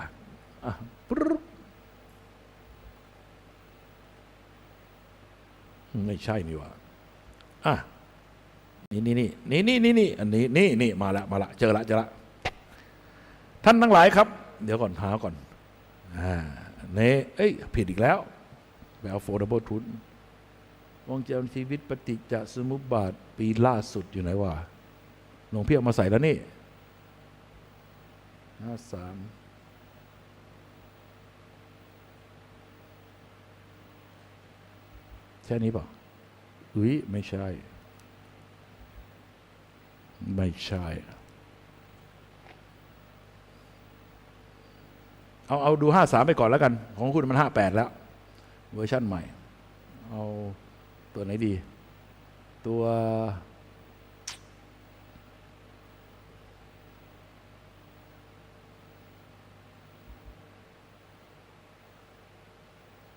เอานี้แล้วกันเนาะท่านทั้งหลายครับมาดูกันเริ่มต้นแล้วนะเวลาพอปะเนี่ยท่านน่าจะทันเพราะว่าเราปูพื้นมาเยอะมากไม่ต้องกลัวนะครับเริ่มต้นที่อวิชชาก่อนอวิชชาในปฏิจจสมุปบาทนั้นมีอยู่8อย่าง นะครับนี่ไปดูตำราเลยนะครับตำราบอกว่าอวิชชา8ได้แก่ไม่รู้ทุกข์ไม่รู้เหตุให้เกิดทุกข์ไม่รู้ความดับทุกข์ไม่รู้ปฏิปทานำไปสู่ความดับทุกข์พูดง่ายๆ4ข้อแรกคือไม่รู้อริยสัจ4ถูกต้องไหมมาดูข้อ5 6 และ 7ครับไม่รู้อดีตไม่รู้อนาคตไม่รู้ว่าอดีตอนาคตสัมพันธ์กันอย่างไรนี่คือนะครับตามตำราเลยอวิชชา8นะครับฉะนั้นในปฏิจจสมุปบาทนี่คืออวิชชา8ไม่รู้อดีตไม่รู้อนาคตไม่รู้อดีตอนาคตสัมพันธ์กันเช่นไรท่านทั้งหลายครับไตรลักษณ์ถ้าไม่มีการเปรียบเทียบอดีตปัจจุบันอนาคตเห็นไตรลักษณ์ได้ไหมไม่ได้ฉะนั้นมันซ่อนกฎไตรลักษณ์เอาไว้แล้วก็กรรมนั้นมีผลตามมาเป็นวิบากมีเวลามาเกี่ยวข้องไหมวิบากมาก่อนกรรมได้ไหมไม่ได้ทำกรรมแล้วผลตามมาเป็นวิบากฉะนั้นเวลามาเกี่ยวข้องนั่นก็คือซ่อนกฎแห่งกรรมเอาไว้ด้วยแล้วก็บอกว่าไม่รู้ในธรรมทั้งหลายซึ่งอาศัยกันจึงเกิดมีขึ้นตามหลักอิทัปปัจจยตาก็คือไม่รู้กฎธรรมชาติว่าด้วยความเป็นปัจจัยโยงใหญ่ที่นำไปสู่ทุกข์และการสิ้นทุกข์นั่นก็คือปฏิจจสมุปบาทนะครับท่านทั้งหลายครับเพราะไม่รู้ในปฏิจจสมุปบาทจึงนะครับนี่ไม่รู้4อย่างนี่อวิชชา8อวิชชา8ตำราสรุปลงแล้วก็ไม่รู้ law of nature 4 law กฎธรรมชาติทั้ง4ไม่รู้กฎธรรมชาติทั้ง4เพราะไม่รู้ในกฎธรรมชาติทั้ง4นี่แหละจึงเป็นเหตุให้ฝ่ายผลก็คือหลงไหลไปในกายยินดีไปในกายตั้งคุณค่าลงไปในกายนี่ไงโง่ในกายโง่ในขันธ์5ไม่รู้ไม่เข้าใจขันธ์5อย่างถูกต้องตามความเป็นจริงฉะนั้นฝ่ายเหตุคือไม่รู้กฎธรรมชาติทั้ง4แต่ผลของมันก็คือหลงไปในกายเห็นผิดไปในกายนะครับไม่รู้ตามความเป็นจริงของกายและขันธ์5นี่คืออวิชชาเพราะอาวิชชาไม่รู้ตามความเป็นจริงในกายในขันธ์5จึงเกิดการปรุงแต่งผิดไปในกายในขันธ์5ฉะนั้นกายสังขารวจีสังขารจิตตสังขารการปรุงแต่งกายการปรุงแต่งคำพูดการปรุงแต่งความคิดก็เป็นไปด้วยความเห็นผิดนะครับปรุงแต่งไปผิดเพราะปรุงแต่งไปผิดในกายในขันธ์5นะครับจึงเกิดอะไรกันเกิดวิญญาณความรู้ผิดที่สั่งสมลงไปในใจว่าขาดกายไม่ได้นี่ท่านทั้งหลายครับวิญญาณความรู้ผิดซึ่งถูกอวิชชาความโง่ความหลงความเห็นผิดในกายในขันธ์5กับสังขารการปรุงแต่งผิดที่เป็นไปในกายในขันธ์5เข้าครอบงำเห็นไหมฉะนั้นผลตามมาคืออะไรนามรูปังจิตขาดกายไม่ได้นามขาดรูปไม่ได้ที่รักเราจะไม่พรากจากกันเราต้องไปในด้วยกันเสมอเมื่อได้รูปมาได้กายมาแล้วมันให้อะไรมาให้ช่องทางติดต่อทั้ง6สลายตนะช่องทางเชื่อมต่อทั้ง6ตาหูจมูกลิ้นกายใจเพื่อเอาไปทำอะไรเพื่อเอาไปผัสสะเอาไปกระทบผัสสะนั้นแปลว่าความประจวบพร้อมนะครับประจวบพร้อมของ3อย่างอายตนะภายในตากระทบอายตนะภายนอกคือรูปเกิดจากสุวิญญาณการเห็นไหมวิญญาณ6เกิดตรงไหนเกิดตรงมีผัสสะฉะนั้นท่านทั้งหลายครับตำแหน่งของวิญญาณ6คือตำแหน่งที่มีผัสสะไม่ใช่วิญญาณตัวนี้นี่คือสิ่งที่ทำให้เขาผิดพลาดกันมาตลอดแล้วก็เขียนหนังสือหนาเป็นเล่มๆเพราะอะไรเพราะว่าพอไปตั้งตัวนี้ว่าเป็นวิญญาณ6ลอจิกไม่ลงตัวมันเลยกลายเป็นหนังสือเล่มโตมหึมาซึ่งนะครับอ่านก็ไม่รู้เรื่องเวลาอ่านแล้วลอจิกมันไม่ลงปั๊บเนี่ยใจมันปฏิเสธฉะนั้นเขียนมากี่ครั้งคนอ่านก็ไม่เคยรู้เรื่องหนาจะขนาดไหนก็แล้วแต่เอาไว้หนุนหัวนอนเผื่อมันออสโมซิสไม่รอดหรอกครับยังไงก็ไม่รอดเพราะว่ามันผิดตั้งแต่ต้นวิญญาณตัวนี้เป็นความรู้ครับไม่ใช่อาการรับรู้แต่วิญญาณอาการรับรู้ที่เป็นวิญญาณ6นั้นเกิดเมื่อมีผัสสะฉะนั้นเมื่อใดก็ตามที่มีผัสสะเป็นการประจวบพร้อมของ3สิ่งนะครับอายตนะภายในตาหูจมูกลิ้นกายใจกระทบอายตนะภายนอกรูปรสกลิ่นเสียงสัมผัสความคิดนึกต่างๆแล้วเกิดอะไรเกิดวิญญาณความรู้ในช่องทางนั้นๆทีนี้มาดูกันครับว่าถ้ากระทบทางกายนี่กระทบทางกายนะ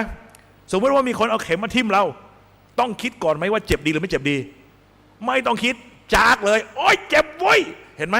ถ้ามันเป็นการกระทบทางกายรู้ทางกายเห็นไหมกายวิญญาณขันธ์ความรู้เกิดแต่โผฏฐัพพะกระทบกายเกิดเวทนาทางกายโดยตรงไม่ต้องปรุงแต่งเห็นไหมมันส่งผลให้เกิดอะไรขึ้นนี่ครับกายิกสุขกายิกทุกเวทนาตามมาเลยทันทีนะครับมีคนนวดหลังเราเบาๆเป็นไงชอบไหมดีอ๋อตรงนี้สะบัดคลิปนี้ นี่เอาตัวนี้ด้วยตัวนี้ชอบไหมชอบไหมชอบเอ๊ะใครนวดกูวะหันไปดูคิงคองกำลังนวดอยู่จากเลยไหมเนี่ยเอาละครับนี่ก็คืออะไรมันต้องปรุงแต่งซะก่อนมันถึงจะไปรู้นะครับแต่ว่าปกติถ้ามันรับทางกายโดยตรงเนี่ยมันไม่ต้องปรุงแต่งมันรู้สุขทุกข์มันเกิดขึ้นทางกายโดยตรงแต่ถ้าช่องทางอื่นล่ะช่องทางอื่นมันขึ้นอยู่ว่าใส่ใจหรือไม่ใส่ใจถ้ารับรู้แต่ไม่ใส่ใจปรุงแต่งจำได้ไหมตอนที่หลวงพี่แลบลิ้นให้ดูนะครับแล้วก็บอกว่าไมโครโฟนเห็นไหมเห็นแต่สนใจไหมไม่สนใจมันเป็นวิญญาณขันธ์อันจิตรับรู้แต่มิได้ใส่ใจปรุงแต่งนะครับนี่วิญญาณขันธ์อันจิตรับรู้แต่ไม่ใส่ใจปรุงแต่งผลที่ตามมาคืออะไรมันเป็นอทุกขมสุขจะสุขก็ไม่ใช่จะทุกข์ก็ไม่ใช่มันเป็นกลางเฉยเฉยเฉยเฉย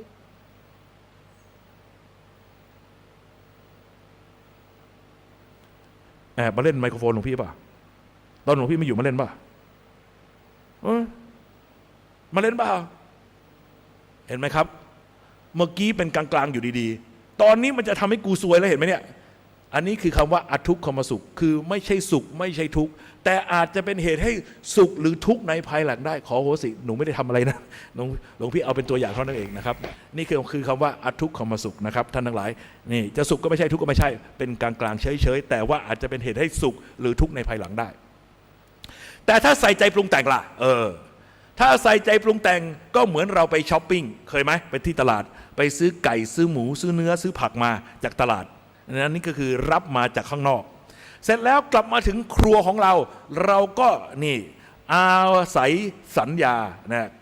อาการจำได้หมายรู้ไปดึงเอาความรู้ที่เก็บไว้วิญญาณความรู้ที่เก็บไว้ในจิตดึงออกมาสัญญาจำได้ไหมสัญญาจำได้คืออะไรเนี่ยความสามารถในการดึงเอาความรู้ที่เก็บไว้ออกมาไปเอาของที่เก็บไว้ในครัวออกมามีอะไรบ้างซีอิ๊วน้ำมันนะกระหอมกระเทียมที่แขวนไว้ดึงออกมาเสร็จแล้วก็เอามารวมกันวิญญาณขันธ์ความรู้เก่าของที่สต็อกไว้ในห้องในครัวนะครับเครื่องปรุงกะปิน้ำปลาเอามาแล้วขณะเดียวกันก็เอาหมูไก่เนื้อที่ตัวเองซื้อมาจากตลาดแล้วเอามาทำอะไรเอามาปรุงเข้าหากันวิญญาณขันธ์ความรู้เก่ากับวิญญาณขันธ์ความรู้ใหม่เอามาปรุงเข้าหากันสังขารการปรุงแต่งวิตกนี่ยกขึ้นสู่อารมณ์วิจารณ์เคล้าไปในอารมณ์เวลาคุณทำกับข้าวคุณก็ตักใส่แล้วคนตักใส่แล้วคนตักใส่แล้วคนเห็นไหมเคล้าไปเคล้ามานี่ก็คืออาการปรุงแต่งวิตกคือยกขึ้นสู่อารมณ์วิจารณ์เคล้าไปในอารมณ์ท่านทั้งหลายครับการทำกับข้าวมีอยู่กี่วิธีการปรุงแต่งจิตมีอยู่5วิธี4วิธีปรุงแล้วแซ่บปรุงแล้วอร่อยปรุงแล้วติดใจอยากกินแล้วอยากกินอีกได้แก่ทอดย่างอบนึ่งนี่ไง4วิธีนี้กินแล้วแซ่บกินแล้วอร่อยกินแล้วติดใจกินแล้วอยากเกิดแล้วอยากเกิดอีกเพื่อที่จะมากินต่อไปนี่คืออะไรปรุงแต่งเป็นบุญปรุงแต่งเป็นบาปปรุงแต่งเป็นรูปฌานปรุงแต่งเป็นอรูปฌานแต่อีกวิธีหนึ่งกินแล้วเซ็งกินแล้วเบื่ออยากจะเลิกกินไปเลยคืออะไรไมโครเวฟอะไรก็ไปยัดไมโครเวฟออกมาก็ซีเซียวกินไปแบบจำใจกินแหมรู้สึกกระเดือกไม่ค่อยลงสังเกตไหมมันซ้ำซากมันน่าเบื่อเซ็งเห็นไหมสู้ของที่สดร้อนๆออกจากเตาได้ไหมไม่ได้เห็นไหมเวลาที่เขาทำข้างถนนแล้วไปกินตรงนั้นมันอร่อยมันสะใจเห็นไหมมาลงจากกระทะมาใส่จานร้อนๆอร่อยไหมอร่อยท่านทั้งหลายครับ4วิธีแรกกินแล้วแซ่บกินแล้วอร่อยนั้นมีตำราอ้างอิงครับนั่นก็คือเขาเรียกว่าอภิสังขาร34อภิสังขารนะครับปรุงแต่งแล้วเป็นบุญแต่บุญยังแยกเป็น2อย่างบุญฝ่ายกามาวจรคือในเรื่องของรูปรสกลิ่นเสียงสัมผัสปรุงแต่งแล้วเป็นบุญในฝ่ายรูปาวจรเป็นเรื่องรูปฌานทั้งหลายเห็นไหมรูปฌานปรุงแต่งแล้วเป็นบาปไอ้เรื่องเป็นบาปนั้นเรื่องของรูปรสกลิ่นเสียงสัมผัสอย่างอื่นไม่มีปรุงแล้วเป็นภพอันมั่นคงไม่หวั่นไหวอเนญญชาภิสังขารก็คือปรุงแต่งแล้วเป็นอารูปฌานก็อันนี้ใส่ไว้เป็นยันกันผีเพราะว่าพวกนักวิชาการทางพุทธศาสนามันชอบบู๊กันมันชอบใส่กันเราก็เลยต้องกาดมวยไว้ดีๆว่ากูก็รู้เหมือนกัน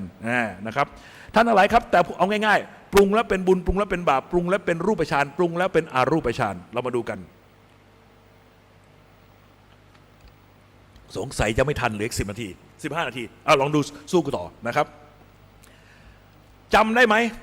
2 คนยนต์ตามช่อง1เห็นโคลนตม1เห็นดวงดาว ชายหนุ่ม2 คนนั่งอยู่ที่ชายหาดมองไปสุดหาดเฮ้ยจุดอะไรดำๆอ๋อคอยอยากสักว่าเป็นคนผู้ชายผู้หญิงแก่หรือสาวสวยไหมสวยโคตรมิสไทยแลนด์ยูนิเวิร์สแต่งทูพีซเดินเพื่อนมาตึมไอ้ชายหนุ่มคนแรกจิตเป็นบุญปรุงแต่งเป็นบุญเป็นไงโอ้โหเธอสวยเธอน่ารักเธอคงทำบุญมาดีรักษาศีลมาดีโมทนาสาธุกับความดีของเธอแหมอยากให้มาทุกวันจะได้โมทนาทุกวันจิตเป็นบุญครับปรุงแต่งเป็นบุญจิตนั้นเป็นมหากุศลจิตนะครับมหากุศลจิตอารมณ์ที่เห็นอยู่นั้นเป็นอิทธารมณ์อารมณ์ที่น่าปรารถนาเห็นแล้วชอบไหมชอบโอ้โหน่ารักสเปคกูเลยนี่เห็นไหมเป็นอารมณ์ที่พึงพอใจแล้วเกิดอะไรขึ้นเวทนาไม่เป็นสมนัตคือยินดีก็เป็นกลางๆแต่สิ่งที่เกิดขึ้นตามมาอะไรอยากเห็นเธอทุกวันอยากให้เธอมาทุกวันจะได้โมทนาทุกวันเกิดกามตัณหาอยากให้เธอมาทุกวันดูให้ดีนะครับระหว่างตัณหากับราคะมันใกล้เคียงกันสมมุติว่านาฬิกานี้เป็นนาฬิกาที่โอ้โหทำจากทับทิมทั้งเรือนโอ้โหสีแดงเห็นไหมแดงไหมทับทิมโอ้โหนี่สยามรูบี้เห็นละอยากได้อารมณ์นี้คือตัณหาเห็นไหมมันมี distance มีระยะห่างแต่ราคะเหรออยากได้ที่ไหนไม่เห็นสนใจเลยแต่แปะกระจายแล้วไปไหนก็ไปด้วยนะครับติดใจครับราคะติดใจตัณหาทยานอยากจริงๆแล้วเป็นศัพท์ที่ใกล้เคียงกันมากเขาใช้แทนกันได้นะครับตัณหาราคะแต่ผลเกิดอะไรขึ้นคิดไปคิดมาสมัครเป็นผัวเธอดีกว่าจะได้โมทนาทุกเช้าเลยอยากได้ฐานะความเป็นสามีเพราะว่าจะได้สกิดมาโมทนาทุกเช้าแน่โอ้โหทีนี้มาดูต่อครับท่านทั้งหลายครับทีนี้เพื่อนคนที่2มันนั่งอยู่ข้างๆไอ้เพื่อนคนนี้ชวนไปทำวัดไปวาไม่เคยไปมีแต่จะไปตามเทคตามผับมันคิดยังไงปรุงแต่งแล้วเป็นบาปนี่จิตเป็นปรุงแต่งเป็นบาปนะครับปรุงแต่งเป็นบาปจิตนั้นเป็นโลภะมูลจิตชอบสเปคกูเลยเห็นแล้วคิดยังไงอีนี่แต่งตัวมายั่วกูข่มขืนมันตรงไหนดีข่มขืนด้วยกายไม่ได้ข่มขืนด้วยสายตาก่อนอยากให้เธอมาทุกวันจะได้ข่มขืนทางสายตาทุกวัน อันนี้กุศลอกุศลเห็นไหมปรุงแต่งแล้วเป็นบาปจิตเป็นโลภะมูลจิตอารมณ์ที่เห็นนั้นเป็นอารมณ์ที่ยินดีไหมสเปคถูกต้องถูกใจนี่สเปคกูเลยอิทธารมณ์เป็นอารมณ์ที่พึงพอใจแต่สิ่งที่ตามมาคืออะไรเกิดเวทนายินดีในการเห็นไหมยินดีในการเห็นมีความสุขในการได้เห็นไหมมีความสุขในการที่ได้เห็นไม่เป็นสมนัตก็เป็นอุเบกขาแต่สิ่งที่ตามมาคืออะไรอยากให้เธอมาทุกวันจะได้ข่มขืนทางสายตาทุกวันคิดไปคิดมาสมัครเป็นผัวเธอดีกว่าสกิดมาข่มขืนทุกเช้าเลย เปิดภาวะตัณหาเหมือนกันเดะเลยนะครับเอาละครับท่านทั้งหลายครับทีนี้ดูต่อไปเพิ่มตัวละครตัวที่3เข้ามาตัวละครตัวที่3เดินมาข้างหลังเห็นเพื่อน2 คนนั่งอยู่กำลังมองสาวตาเขม็งอยู่ไอ้คนแรกจำได้ไอ้คนแรกมันแก่วัดแก่วากำลังมองสาวตาเขม็งอยู่มันก็เลยเอื้อมมือมาปิดตาไอ้คนแรกฮันแน่ดูอะไรอยู่แหมแก่แวดแก่วาที่แท้ก็ลามกเหมือนกันเฮ้ยมึงเอามือออกจากตากูเถอะกูกำลังโมทนาเขาอยู่มึงไม่ต้องมาตอนแหลว่ามึงโมทนาเขาหรอกมึงกับลามกกับเขามึงกันแหละ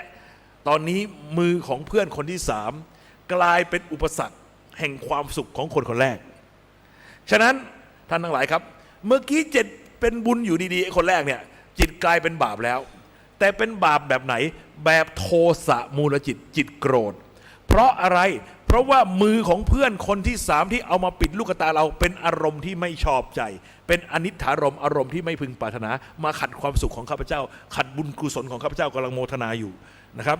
เฮ้ยเอ็งไม่เอามือออกจากตาข้าเดี๋ยวนี้ข้าจะทุ่มเดี๋ยวนี้นะอย่าลืมนะข้ายูโดสายดำนะเว้ย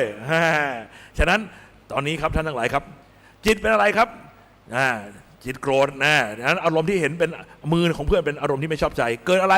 โทมนัสเวทนาเป็นโทมนัสไม่ชอบเคืองใจเผาไหม้ใจเกิดอะไรขึ้น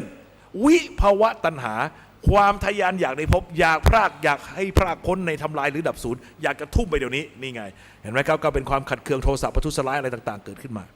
เอาละครับจบตัวอย่างนี้เลยละทีนี้แล้วไอ้โมหะล่ะจิตหลงเป็นยังไงโมหะมูลจิตเห็นไหมครับจิตบาปมันมี3อย่างโลภโกรธหลงแล้วจิตหลงเป็นยังไงจำโฆษณาบรันดีรีเจนซี่ได้ไหมเมืองไทยเมืองทอง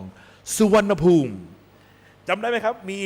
พรีเซนเตอร์เป็นสาวน้อยอนงหนึ่งแต่งตัวประหลาดๆมาแต่หน้าตาน่ารักหน่อยท่าทางหน้าตาเหมือนลูกครึ่งแล้วก็ดูเบ้อๆนิดนึงนะครับแต่เธอกรีดกลายมาด้วยลีลาเหมือนเช่นกระเทยปิ้งเป็นทางปิ้งเป็นทางปิ้งเป็นทางแต่อะไรก็เป็นทองไปหมดสวยนะน่ารักแต่ดูเบ้อๆแล้วลีลามันเว่อร์ๆเหมือนพวกกระเทยตกลงมันผู้หญิงหรือผู้ชายกันแน่ไม่แน่ใจว่ะขณะนี้จิตเป็นบาปฝ่ายไหนโมหะมูลจิตจิตหลงมีความลังเลสงสัยฟุ้งซ่านตกลงมันผู้หญิงหรือผู้ชายกันแน่ว่ากูไม่แน่ใจ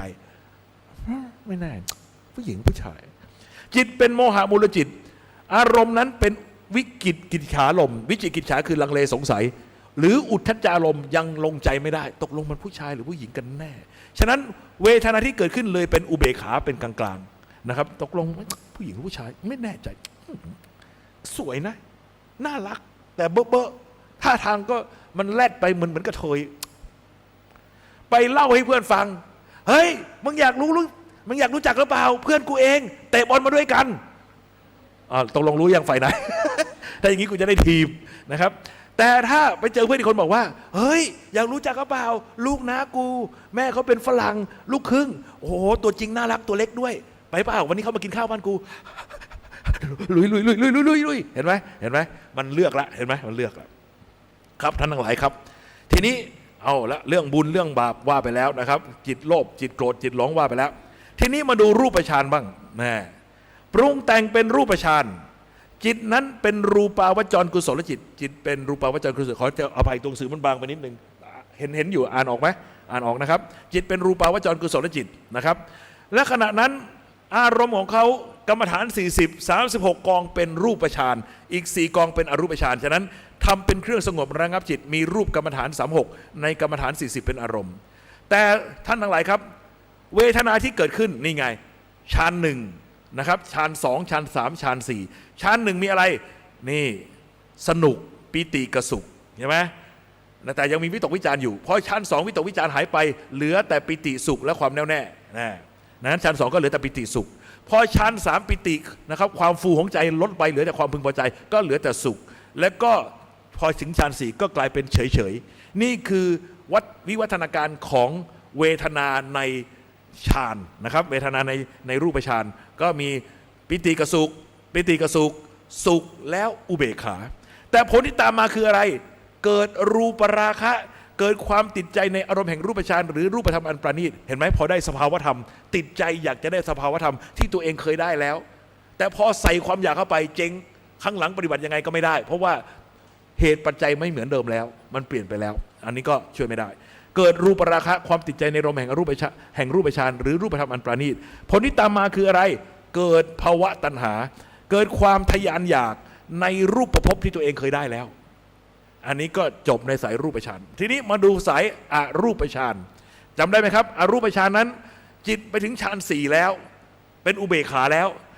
กลับมาวิตกวิจารใหม่ในอะไรในอากาศว่างเปล่าไม่มีประมาณในความรู้ไปไม่มีประมาณในความไม่มีแม้แต่น้อยเป็นอารมณ์หรือว่าในความอะไรจะมีสัญญาก็ไม่ใช่ไม่มีก็ไม่ใช่นี่ก็คืออรูปฌานสี่ฉะนั้นจิตนั้นเป็นอรูปาวจรกุศลจิตนะครับอารมณ์ของเขาคืออรูปกรรมฐาน4นะครับอรูปกรรมฐาน4นะครับอรูปกรรมฐานก็คืออากาศว่างเปล่าไม่มีประมาณความรู้ไปไม่มีประมาณความไม่มีแม้แต่น้อยเป็นประมาณหรือว่าจะมีสัญญาก็ไม่ใช่มีก็ไม่ใช่นะครับโอเคครับแต่ผลตามมาคืออะไรเวทนาอุเบกขาตั้งแต่แรกอยู่แล้วก็ยังเป็นอุเบกขาต่อไปแต่เกิดอะไรขึ้นมาอรูปราคะติดใจในอารมณ์แห่งอรูปฌานเสร็จแล้วผลยังไงก็เกิดนี่ไงอยากได้ฐานะที่เข้าถึงอรูปภพที่ตัวเองได้นั้นแล้วนี่ภาวะตัณหาเกิดครับท่านทั้งหลายครับเพราะตัณหาเป็นปัจจัยให้เกิดอุปาทานนี่เพราะอยากสุดท้ายก็เข้าไปยึดแต่ไอ้ยึดเนี่ยคุณสังเกตดูให้ดีมาในสายกามมี4ตัวแต่ถ้ามาในสายรูปฌานอรูปฌานมีแค่3ตัวเพราะว่าอะไรคุณดูนะครับความยึดมั่นเราว่าไปแล้วมันมี4อย่างยึดในกามยึดแนวคิดยึดแนวปฏิบัติยึดตัวตนเราเขาสายกามมาครบแต่พอสายอะไรสายสมาธิรูปฌานอรูปฌานกามไม่มีครับเพราะว่าสมาธิมันข่มกาม เห็นไหมฉะนั้นมันก็เลยมีแต่ยึดมั่นแนวคิดยึดมั่นแนวปฏิบัติยึดมั่นตัวตนเราเขาเพราะมันยึดนะครับเมื่อจิตสร้างภพตั้งเรือนใจขึ้นในสิ่งนั้นแล้วเรือนกายนี่เพราะความยึดจึงเกิดการตั้งเรือนใจขึ้นในสิ่งนั้นเห็นไหมครับถ้ามาในสายกามเป็นมิจฉาทิฏฐิภพเห็นผิดคิดว่ามันจะนำความสุขมาให้อย่างนี้เห็นผิดคิดว่ามันจะนำทุกข์มาให้ทั้งที่มันก็เป็นของธรรมดาแต่ถ้าเป็นนะครับส่วนสมาธินั้นเป็นการหลงไงหลงสมาธิติดอกติดใจในสมาธิก็เป็นโมหะภพฉะนั้นภพเกิดเมื่อภพเกิดนะครับเมื่อเรือนใจตั้งขึ้นแล้วเรือนกายก็ตามมาขันธ์ห้าปรากฏในสิ่งนั้นนะครับมนุษย์รูปมนุษย์รูปภพมนุษย์อรูปภพมนุษย์เทโวมนุษย์มนุษย์โสเห็นไหมครับว่าวันหนึ่งเนี่ยชาติของเราเกิดแล้วเกิดอีกเป็นชาติของขันธ์ห้าไงขันธ์ห้ามันปรากฏไอ้กายเราไม่เปลี่ยนใช่แต่ใจเราเปลี่ยนไหมเมื่อใจเปลี่ยนถือว่าขันธ์ห้าเปลี่ยนไหมล่ะขันธ์ห้าก็เปลี่ยนฉะนั้นเมื่อขณะใดก็ตามเรามีศีลห้าเราเป็นมนุษย์มนุษย์โส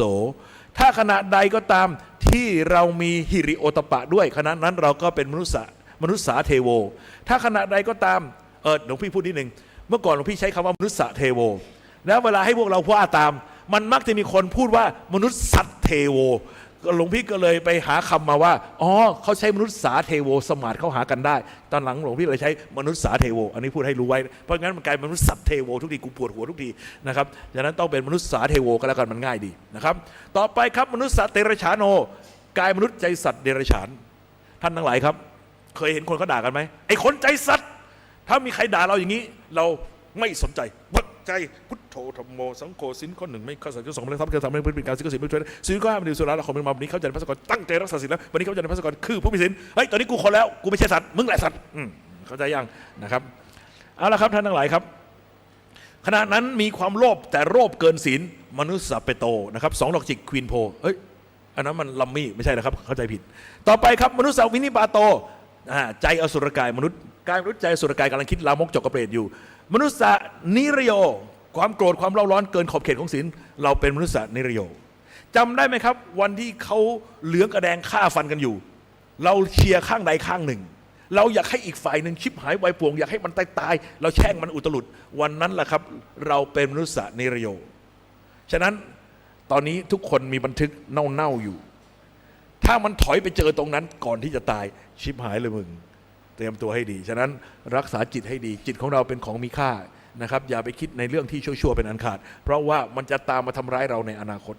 ท่านทั้งหลายครับถ้าใจมีรูปฌานก็หรือกำลังเสวยผลของรูปฌานก็เป็นมนุษย์รูปภพถ้าขณะใดกำลังปฏิบัติอรูปฌานหรือกำลังเสวยผลของอรูปฌานก็เป็นมนุษย์อรูปภพก็แล้วแต่จิตใจของเราแสดงว่าวันหนึ่งชาติเราเปลี่ยนบ่อยไหมเปลี่ยนบ่อยพอชาติมันเปลี่ยนไปปั๊บไอ้ชาติเก่าก็ชรามรณังโฮเกียไปก็เสื่อมสลายไปชาติใหม่เกิดขึ้นแทนเป็นอย่างนี้อยู่ทั้งวีทั้งวันเห็นไหมว่าพูดแนวนี้เนี่ยสอดคล้องกับแนวสอนของอาจารย์พุทธทาสภิกขุที่บอกว่าวันหนึ่งปฏิจจสมุปบาทหมุนติ้ว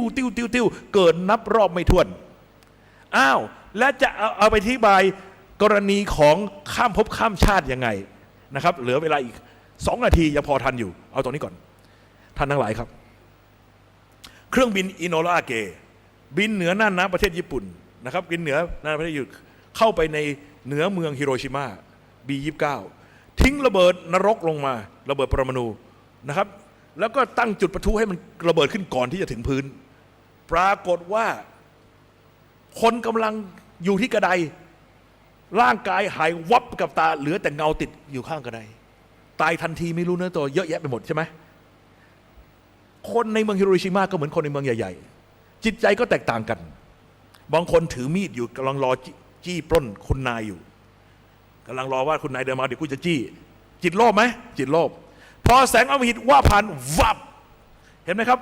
ขณะนั้นเป็นมนุษย์สเปโตกายมนุษย์ใจเปรตไอ้กายมนุษย์ถูกรังสีอมหิตหายวับไปกับตาเหลือแต่จิตขาดกายได้ไหมไม่ได้มันก็สร้างกายใหม่ตามสภาวะของใจณขณะนั้นพรวดเดียวตัวสูงปรี๊ดปากเท่ารูเข็มส่งเสียงเหมือนนกหวีดดังสนั่นไปทั้งบ้านทั้งเมืองเสียงเปรตใครแอบไปเป่านกหวีดมาบ้างคุณหรือยังระวังอย่าไปทำนะครับไม่ดีนะครับท่านทั้งหลายแต่เก็บไว้หน่อยหลวงพี่กำลังจะสร้างพระสมเด็จรุ่นนกหวีด ผื่อว่าเกิดแผ่นดินไหวจะได้เป่าปี๊ดๆอยู่ข้างล่างได้นะครับโอเคครับ นะครับเอาไว้ช่วยชีวิตเวลาตกเวลาเกิดแผ่นดินไหวจะได้ช่วยได้ขั้นอะไรครับกำลังคิดลามกอยู่คุณดูตามไหนตามโรงเรียนสตรีนะครับจะมีชายในมุมมืดอยู่ในชุดเสื้อคลุมรอจังหวะสาวๆเดินออกมาแล้วทำไมท่านโอเคครับกำลังรอจังหวะท่านอยู่สังมหิตว่าผ่านวูบเดียวนั่นเองปากยื่นออกมาหลังเป็นหลังกระดองเต่ากลายเป็นผีกระปะญี่ปุ่นนี่ผีกระปะผีลามกครับเพราะอะไรครับเต่ามันบ้ากามโดยธรรมชาติเนี่ยมันเป็นสัตว์อายุยืนและก็บ้ากามเสพกามกันทั้งวี่ทั้งวันนะครับหลวงพี่ไปสวนโมกทีไรไอ้ตรงธรรมนาวาข้างล่างเขาจะเลี้ยงเต่าไว้มันส่งเสียงสนั่นทุกทีก็ไปดูเสียงอะไรวะโอ้เต่าปี้กันทุกทีเลยครับเครียดเลยนะครับอันนี้ก็เล่าสู่กันฟังนะครับนี่คือนะครับกายมนุษย์ใจอสุรกายก็แล้วแต่ว่าใจอยู่ตรงไหนกำลังสวดมนต์ไหว้พระอยู่จิตมีหิริโอตปะจิตมีบุญมีกุศลแสงมหิตว่าผ่านวึบเฮ้ยกิโมโนเพชรกลายเป็นเทวดานับบัดดลนะครับนี่คือการอธิบายภพแบบข้ามภพข้ามชาติว่าจิตมันขาดกายไม่ได้มันต้องสร้างกายเสมอมันสร้างกายได้ตามคุณสมบัติของใจณขณะนั้นๆครับก็พอดีเป๊ะเชะนะครับท่านทั้งหลายนี่นะครับ11:30 นาทีเรากราบพระกันดีกว่านะครับท่านทั้งหลายครับ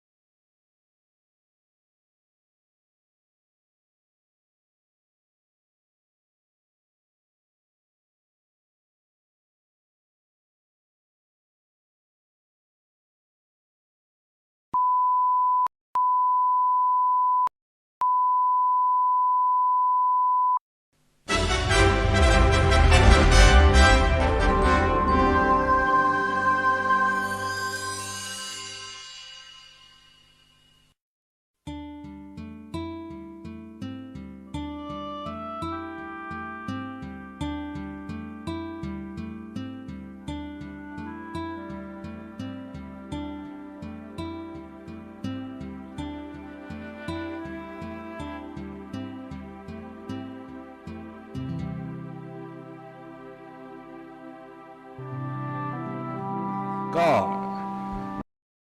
เรายังพูดเรื่องปฏิจจสมุปบาทยังไม่จบงั้นก็ต่อให้จบสายเกิด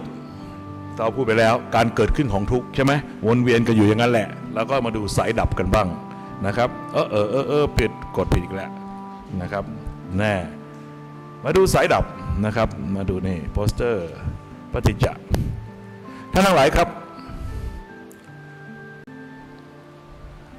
ไหนวะตรงนี้แล้วกันในสายเกิดและสายดับมาดูสายดับกันนะครับจำได้ไหมครับวิธีปรุงแต่งอีกวิธีหนึ่งทำกับข้าวจำวิธีทำกับข้าวได้ปะนะครับทำกับข้าวนะครับอีกวิธีหนึ่งคืออะไรนี่53รวมเลเยอร์ดูเนาะอีกวิธีนึงคืออะไรครับไมโครเวฟอะไรก็ยัดไมโครเวฟกินแล้วเซ็งกินแล้วเบื่ออยากจะเลิกกินไปแต่จะบอกความลับให้ว่ามันมีอาหารชนิดหนึ่งใส่ไมโครเวฟแล้วอร่อยอันนี้มีอย่างนี้ด้วยโมทนาสาธุ อายุวันโนสุขังพลังนะครับใส่ไมโครเวฟแล้วอร่อยมากเป็นอาหารภาคเหนือรูปร่างคล้ายๆไส้กรอกลองดูสิอร่อย มีอย่างเดียวเท่านั้นน้องนั้นห่วย ไม่ได้เรื่องนะครับท่านทั้งหลายครับทอดย่างอบนึ่งเราพูดไปแล้วทอดย่างอบนึ่งตอนนี้เราจะมาอีกวิธีหนึ่งก็คือปฏิบัติการไมโครเวฟ ท่านทั้งหลายครับโปรดอ่านตรงนี้ครับท่านทั้งหลายนี่ให้ดูก่อนนี่คือพุทธพจน์ฉะนั้นนี่เรากาดมวยไว้สูงเลยเห็นไหมภิกษุทั้งหลายทำอันปรุงแต่งทั้งหลายมีประมาณเท่าใดนี่ภิกษุทั้งหลายสังคตธรรมทั้งหลายมีประมาณเท่าใด อริยะอัตถังคิกมักนี่มักมีองค์8ตถาคตกล่าวว่าเป็นธรรมเลิศกว่าธรรมทั้งหลายเหล่านั้นฉะนั้นมรรค8เนี่ยเป็นขบวนการปรุงแต่งเป็นสังขารครับแต่เป็นสังขารที่นำไปสู่การยุติสังขารเห็นไหมเป็นการปรุงแต่งที่นำไปสู่การยุติการปรุงแต่งเป็นการคิดที่นำไปสู่การหยุดคิดน่าคิดท่านทั้งหลายดูให้ดีวิปัสสนาแปลว่ารู้จริงรู้แจ้งรู้วิเศษนะครับวิคือวิเศษรู้ใดไม่ชำระกิเลสแล้วมันจะวิเศษได้อย่างไรชัดไหมฉะนั้นอันไหนที่จะเรียกว่าเป็นความรู้ที่เป็นภาวะวิปัสสนารู้จริงรู้แจ้งรู้วิเศษรู้นั้นต้องชำระกิเลสได้จำได้ไหมครับเราบอกแล้วว่ากิเลสมีโลภโกรธหลงกิเลสแล้วตัวใหญ่มีโลภโกรธหลงไอ้โลภกับโกรธมันคือตัณหาไงดึงเข้าหรือผลักออกใช่ไหมอยากดึงเข้าโลภะอยากผลักออกโทสะอยากเพราะยึดเพราะโง่ไอ้โง่เนี่ยโมหะมันอยู่ในส่วนของความโง่ฉะนั้นแก้โง่โดยไงรู้ใดที่เป็นวิปัสสนารู้นั้นต้องเปลี่ยนความเห็นผิดความรู้ผิดให้เป็นความรู้ถูกชัดเจนไหมรู้ใดจะเปลี่ยนนะครับรู้ใดเป็นวิปัสสนารู้นั้นต้องเปลี่ยนความเห็นผิดให้เป็นความรู้ถูกจำได้ไหมเราพูดกันไปแล้วในเรื่องของอริยสัจสี่เอาไปที่อริยสัจสี่สักเล็กน้อยจำได้บ่นี่เห็นไหมครับมีพุทธดำรัสใครจะไปทะเลาะก็ทะเลาะกับพระพุทธเจ้าเองนะครับหลวงพี่ไม่เกี่ยวนะครับกรุณาไปทะเลาะกันเองนี่เป็นพระดำรัสของพระพุทธองค์เราคือตถาคตไม่เล็งเห็นธรรมอื่นแม้สักข้อหนึ่งซึ่งเป็นเหตุให้สัมมาทิฏฐิที่ยังไม่เกิดก็เกิดขึ้นที่เกิดขึ้นก็เจริญยิ่งขึ้นเหมือนโยนิโสมนสิการฉะนั้นเหตุเกิดของสัมมาทิฏฐิก็คือโยนิโสมนสิการเท่านั้นตัวอื่นไม่ใช่นี่ไงถ้าจะเถียงไปเถียงพระพุทธเจ้าข้าพเจ้าไม่เถียงด้วยเห็นป่ะเราดันไปชน เราไม่เล็งเห็นธรรมอื่นแม้สักข้อหนึ่งซึ่งเป็นเหตุให้ความสงสัยที่ยังไม่เกิดก็เกิดขึ้นที่เกิดขึ้นแล้วถูกกำจัดเสียได้เหมือนโยนิโสมนสิการ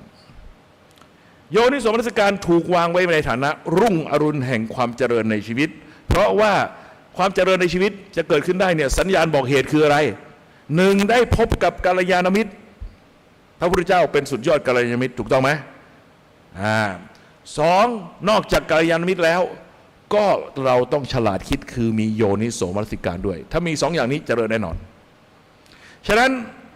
โยนิโสมนสิการคือขบวนการคิดเป็นการคิดที่ชาญฉลาดพระเจ้าไม่เคยสอนห้ามคิดสัมมาสังกัปปะคือการคิดชอบฉะนั้น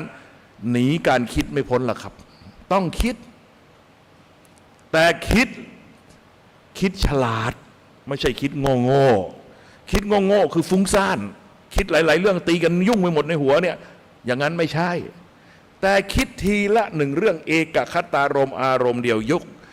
ยกเรื่องไหนเป็นองค์ธรรมก็พิจารณาในเรื่องนั้นเรื่องเดียวแต่ไดนามิกไปรอบๆหาว่ามีเหตุปัจจัยอะไรมันจึงเกิดขึ้นมีเหตุปัจจัยอะไรมันจึงตั้งอยู่ดำเนินมาแล้วมีเหตุปัจจัยอะไรทำให้มันตั้งอยู่ทนโทษในวันนี้แล้วมีเหตุปัจจัยอะไรทำให้มันสูญสลายไปฉะนั้น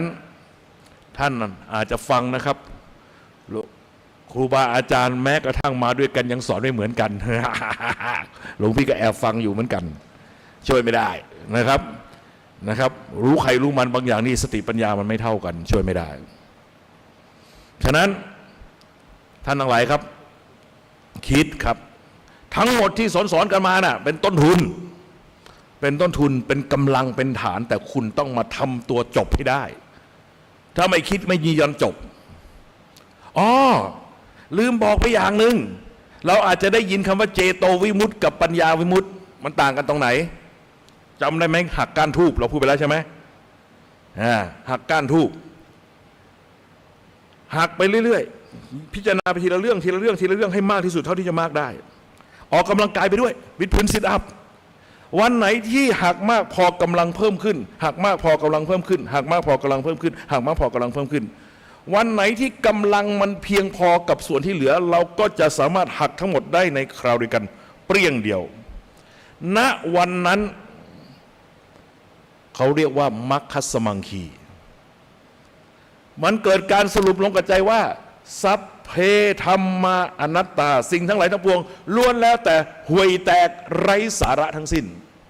ไม่ว่าสิ่งใดก็ตามที่ฉันเคยพิจารณามาแล้วคือหักมาแล้วหรือแม้ไม่เคยหักมันต้องมีสภาพอย่างเดียวกันไม่ต้องสงสัยหรือแม้แต่สิ่งอื่นที่เกิดมาแล้วในอดีตหรือจะเกิดต่อไปในอนาคตมันมีสภาพอย่างเดียวกันคือห่วยแตกไร้สาระถ้าวันนั้นมาถึงเมื่อไรพระอรหันต์องค์ใหม่เกิดขึ้นแล้วในโลกคุณนั่นแหละ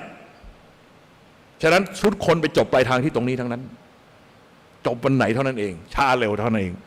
ถ้ารีบถ้าเร่งทำตั้งแต่วันนี้มันก็จบเร็วหน่อยถ้ามัวแต่เรียบม้านะครับขี่ม้าชมเมืองไปเรื่อยๆแล้วยังไม่ยอมปฏิบัติสักทีก็ช่วยไม่ได้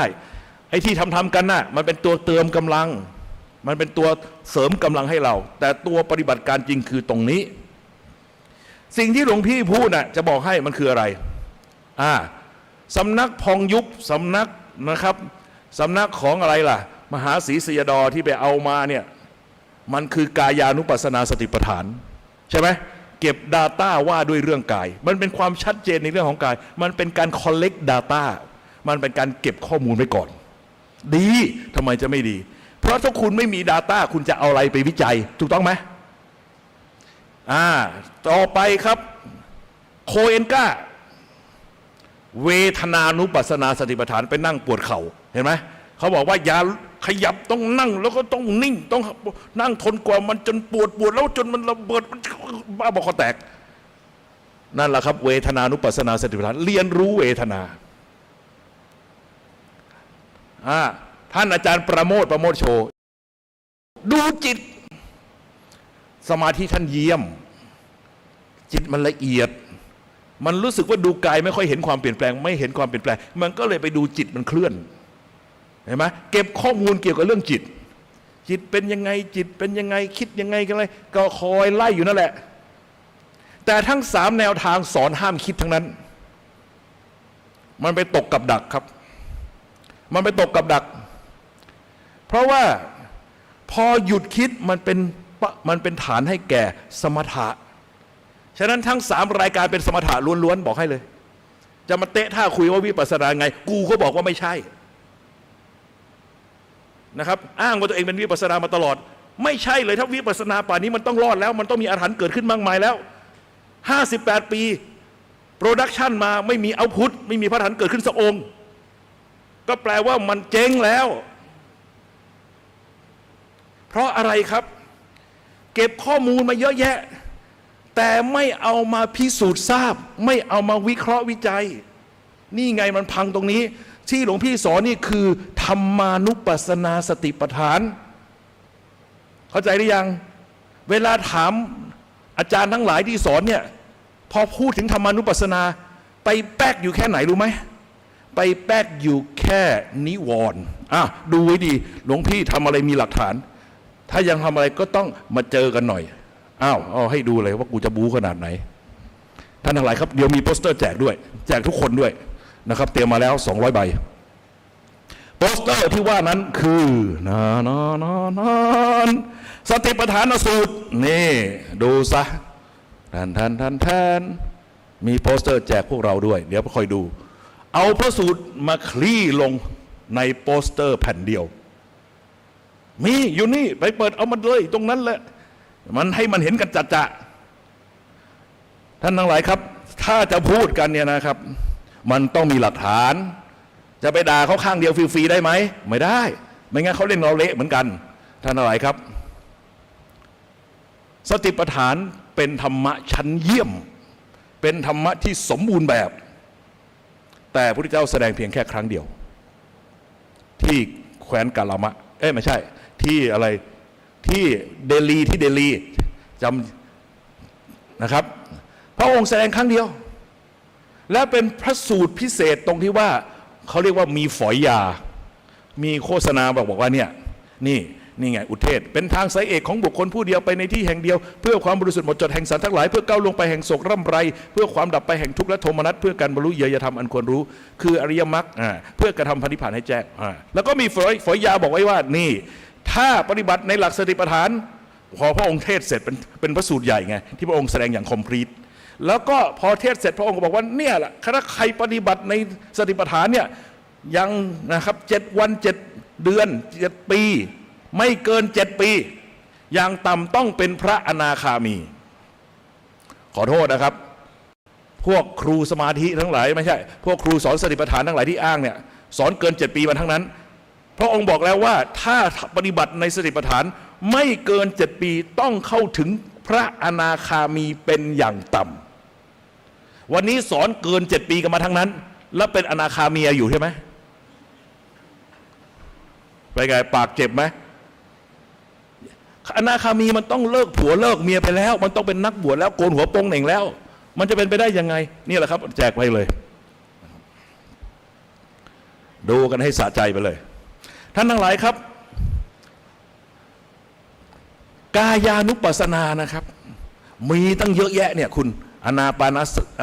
นะอริยบทบัพพะสัมปชัญญะใช่อันนี้แหละแจกไปเลยนะครับสะใจฉะนั้นเมื่อขึ้นมาลัมมนามันต้องมีของแท้มันต้องอ้างอิงได้ทุกวันนี้สอนกันอยู่2 บรรทัดนะครับอริยบทบัพพะกับสัมปชัญญะบัพพะแล้วก็อ้างว่าสอนแนวสติปัฏฐานขอโทษแล้วก็ธรรมานุปัสสนาคุณดูนะครับธรรมานุปัสสนานิวรณ์5ก็ใช่ขันธ์5ก็ใช่อายตนะก็ใช่สังโยชน์ก็ใช่โพชฌงค์ก็ใช่อริยสัจ4ใช่หมดทุกสมุทัยนิโรธมรรคอยู่ในนี้หมดเป็นพระสูตรที่สมบูรณ์พิเศษสุดแต่เวลาสอนไปสอนอยู่แค่นิวรณ์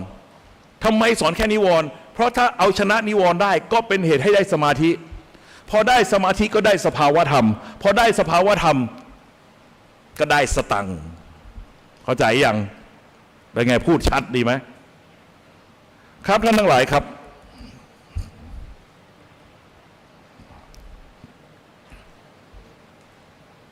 การที่หลวงพี่สอนพวกเรานะครับโยนิโสมนสิการพิจารณาไปโดยแยบขายเพื่อหักอุปทานที่เราให้คุณค่าไว้เห็นไหม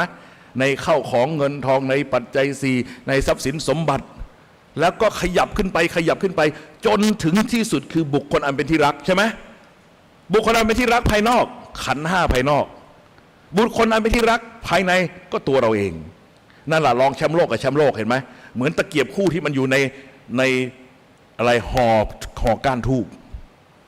ท่านทั้งหลายครับฉะนั้นพูดก็ต้องพูดเพราะว่าพูดความจริงแล้วก็พร้อมต่อการพิสูจน์ทราบบอกแล้วไงครับเวทีที่ไหนเนี่ยรู้มันต้องรู้ให้จริงนะครับฝึกตนให้ดีก่อนแล้วไปฝึกผู้อื่นชื่อว่าทำตามพระพุทธเจ้าพระอรหันต์เจ้าในการก่อนฝึกตนไม่ดีแล้วไปเที่ยวฝึกผู้อื่นชื่อว่าประกาศความชั่วทั่วจตุรทิศเป็นไงเจ็บปวดไหมฉะนั้นพูดกันต้องพูดกันตรงไปตรงมาแล้วก็ต้องชัดเจนนะครับท่านทั้งหลายเอาละทีนี้ที่จะบอกให้คุณดูตรงนี้อยู่ไหนวะนี่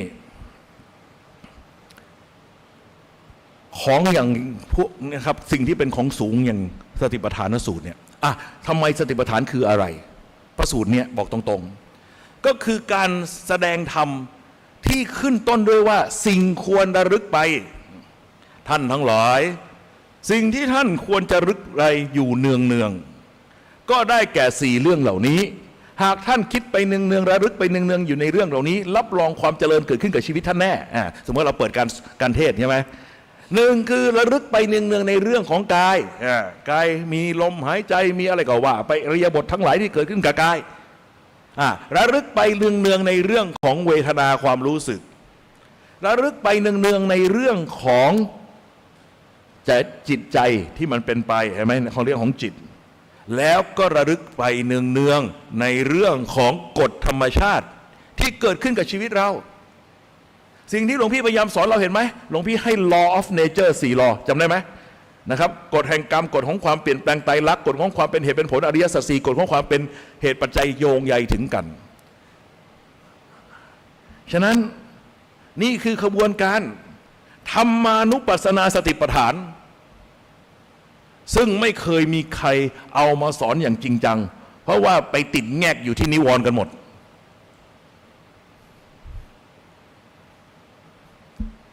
ท่านทั้งหลายครับแต่มันต้องผ่านมันก็ต้องทำเอาละมาดูกันดีกว่านะครับขออนุญาตกลับไปที่โปสเตอร์ของเรานิดหนึ่งนะครับนิดหนึ่งอยากจะให้เห็นตรงนี้หน่อยเดี๋ยวจะหาว่าเราสอนเราไม่ละเอียดละออพอคำว่าเจโตวิมุตติก็คืออะไรครับหักเยอะไม่ใช่หักน้อยแต่แรงเยอะนึกออกไหมคนบางคนแข็งแรงกล้ามใหญ่ฉะนั้นไม่ต้องหักมากหักไปนิดหน่อยพอแต่อาศัยกล้ามใหญ่เปรี้ยงเดียวหักทั้งหมดได้นี่คือเจโตวิมุตติก็คือแรงเยอะสมาธิเยอะส่วนปัญญาวิมุตติคืออะไรแรงน้อยค่อยๆหักไปจนกระทั่งมันเหลือนิดเดียวพอแรงของเรามันน้อยๆก็พอแกลกกูหักได้แล้วเว้ยแต่ช้าไหมช้าเปรียบเทียบอย่างนี้ครับสมมติว่ามีต้นไม้ใหญ่เป็นต้นไม้กิเลสจะโค่นต้นกิเลสทำยังไงว่าเอาค้อนปอนต้มทุบให้ตายต้นไม้ก็ไม่ขาดเพราะอะไรมันไม่มีความคมมันแค่สั่นให้ดูฉะนั้นไอโยคีฤาษีทั้งหลายเนี่ยไอนอกศาสนาทั้งหลายเนี่ยสมาธิมันเก่งกว่าเราเยอะแต่ทำไมมันไม่รอดเพราะมันไม่มีความคมมันไม่รู้กฎธรรมชาติทั้ง4อย่างที่เรารู้เข้าใจยังทีนี้มีขวานเล่มใหญ่คมไม่ต้องมากแต่ก็คมนะต้องคมนะแล้วมาทำไงมาฟันต้นไม้ตั้มเสียงขึ้นตั้มเป็นลิ่มเข้าไปแป๊บเดียวทิมเบอร์ล้มตุ้มพวกเจโตวิมุตติพวกสมาธิเยอะขวานมันหนักขวานคือสมาธิน้ำหนักของขวานคือสมาธิความคมคือปัญญาไม่ต้องอาศัยปัญญามากก็อย่างสายหลวงพ่อชาไอ้ยังมันก็บ่แน่เอามันบ่แน่ไปจับกับทุกอย่างเห็นไหมสวยเหรอมันก็บ่แน่โดนน้ำกรดสิเละมาเห็นไหมไม่สวยเหรอไปเลยเกาหลีกลับมาโอ้โหเห็นไหมฉะนั้นไอ้ยังมันก็บ่แน่นี่เอาคำว่ามันบ่แน่ไปจับทุกอย่างนะครับเอาอนิจจังไปจับทุกเรื่องก็คือเล่นข้างเดียวเลยฟันข้างเดียวทีนี้ปัญญาเยอะแต่ไม่มีสมาธิหรือมีสมาธิน้อยถือคัตเตอร์คมกลิบมาตัดต้นไม้ ก็เดินควันดิพี่ควันไปรอบๆต้นอ่ะควันไปใช้น้ำหนักมือเนี่ยกดแล้วก็เดินไปคูณเวลาเข้าไปแน่นอนครับถ้าคุณทำจริงๆนะครับคุณไม่เว้นช่องไว้เนี่ยน้ำเลี้ยงต้นไม้เนี่ยมันอยู่รอบๆเห็นไหมข้างในมันเป็นแก่นแล้วใช่ไหมข้างในจะเป็นแก่นไอ้ตรงเนื้อในเนี่ยมันอยู่นิดเดียวขอบผิวเนี่ยถ้าคุณควันพอดีนะแล้วทุกช่องนะไม่มีช่องโหว่นะมันยืนตายให้ดูแต่มันยังไม่ขาดคุณก็ต้องควันต่อไปจนมันกิ่วลึกลงไปจนสุดท้ายมันก็ขาดเหมือนกันทิมเบอร์ได้เหมือนกันแต่ช้าฉะนั้นพวกสายปัญญาเนี่ยนะครับสมาธิน้อยก็จะต้องรู้ทุกเรื่องเหมือนกับเดินรอบต้นไม้รู้จักต้นไม้ทุกทิศแต่พวกเจโตเห็นไหมพวกสมาธิเนี่ยเขารู้ทางเดียวพอแล้วเขาฟันฉับเข้าไปเขาขยายความเป็นอนิจจังไปให้ครบเห็นไหมแต่ฟันจากข้างเดียวเข้ามานี่ไงความแตกต่างแต่พวกฉลาดนะสติปัญญาดีแต่สมาธิห่วยนะเดินควันไปเหอะรอบต้นเนี่ยแหละคือมันต้องรู้ทุกเรื่องสงสัยตรงไหนไม่ได้เลยหลวงพี่อยู่ในกลุ่มนี้เพราะว่าหลวงพี่เป็นออทิสติกหลวงพี่เป็นพวกสมาธิสั้นฉะนั้นไอ้คนสมาธิสั้นน่ะสังเกตไหมหลวงพี่ไม่เคยพาพวกเราทำสมาธิแล้วกูก็หนีทุกทีกูไม่ชอบแต่อย่ามาแข่งกันนะครับเรื่องปัญญามึงไม่แพ้ใครหรอกใช่ไหมเพราะอะไรเราเป็นนักเชื่อมโยงมันคิดไม่ทันเราหรอกกูฉลาดกว่าเว้ยไม่กลัวนะครับมันเป็นธรรมชาติครับเราเคยเล่าให้ฟังก็ได้ไอ้คนสมาธิสั้นอย่างหลวงพี่นะเรียนหนังสือไปหลับไปเรียนไป15 นาทีหมดแรงแล้วเรียนไปแล้วท่านทั้งหลายครับ เรียนไป5 นาที10 นาทีหมดแรงหลับไปประมาณ1 นาที2 นาทีเดี๋ยวรู้ตัวขึ้นมาใหม่แต่ว่าเวลาครูสอนมันข้ามไปแล้วฉะนั้นแล้วครูชอบเรียกไอ้คนหลับตึกให้ตอบคำถามซะด้วยฉะนั้นพอรู้ตัวขึ้นมาปั๊บมันต้องเชื่อมเมื่อกี้เขาพูดว่าไงกระดานที่1กูตื่นอยู่พอกระดานที่2กูหลับพอกระดานที่3มันขึ้นมาแล้วก็ต้องเชื่อมกระดานที่1 2 3ให้มันเป็นอันเดียวกันฉะนั้นมันเป็นการฝึกให้เรามีสกิลในการเชื่อมต่อเห็นไหมวิกฤตคือโอกาสฉะนั้นไอ้พวกที่มันเก่งๆมันช่วยสู้เราไม่ได้หรอกเพราะว่าเราเชื่อมโยงได้เอาละครับท่านทั้งหลายครับมาดูต่อโอเคนี่พูดถึงปัญญาวิมุตติเจโตวิมุตติคุณดูนี่ครับท่านทั้งหลายครับส่วนใหญ่ที่เป็นความผิดพลาดของนักปฏิบัติคือไม่ทำเหตุเพื่อความพ้นทุกข์แต่ไปเอาผลมาเป็นตัวตั้งเช่นจิตไม่ว่างก็ทำมันว่างซะอย่าไปคิดมากว่างไอ้อย่างนี้ก็ไม่รอดนะครับเขาบอกว่าพระอรหันต์เป็นผู้สิ้นการงานแล้วเป็นผู้เข้าใจถึงที่สุดแล้วก็วางการปรุงแต่งได้วางการปรุงแต่งมันหยุดเป็นตรงนะเพราะมันจบแล้วไงมันเข้าใจหมดแล้วมันไม่ต้องมานึกอะไรอีกแล้วไม่ต้องคิดแล้วคิดจนจบแล้วไอ้นี่ทำไงยังไม่ทันจบไม่ได้เป็นอรหันต์แต่เลิกคิดไปเลยมันก็โง่ทีครับฉะนั้นไปสอนหยุดคิดอย่าคิดเนี่ยแหละมันไม่ได้ช่วยอะไรให้ดีขึ้นต้องบอกว่าต้องคิดฉลาดคิดตามเหตุตามผลคิดโยนิโสมนสิการและอย่าลืมโอปนัญญิโกน้อมมาสู่ตนด้วยพระอรหันต์เป็นผู้จบการงานแล้วฉะนั้นไม่ต้องมาหนอเหนออะไรกันอีกแล้วพระอรหันต์มีคนมักจะเข้าใจผิดว่าพระอรหันต์มีสติ alert ตลอดเวลาเห็นอะไรก็นอนเข้าโรงพยาบาลบ้าไปเยอะแล้วไอ้ประเภทนี้เข้าใจผิดนี่ไงเขาบอกว่าพระอรหันต์เป็นผู้มีสติสมบูรณ์เกิดการตีความว่าสติสมบูรณ์คือ alert ตลอดเวลาทุกอย่างที่ฉันเห็นฉันรู้ฉันทันหมดขอโทษโรงพยาบาลบ้าเพียบเลยครับไม่ต้องดูอะไรครับใบกรอกของท่านเนี่ยเวลากรอกเข้ามาปฏิบัติธรรมที่ยูพุทธเนี่ยนะครับเขามีช่องให้เขียน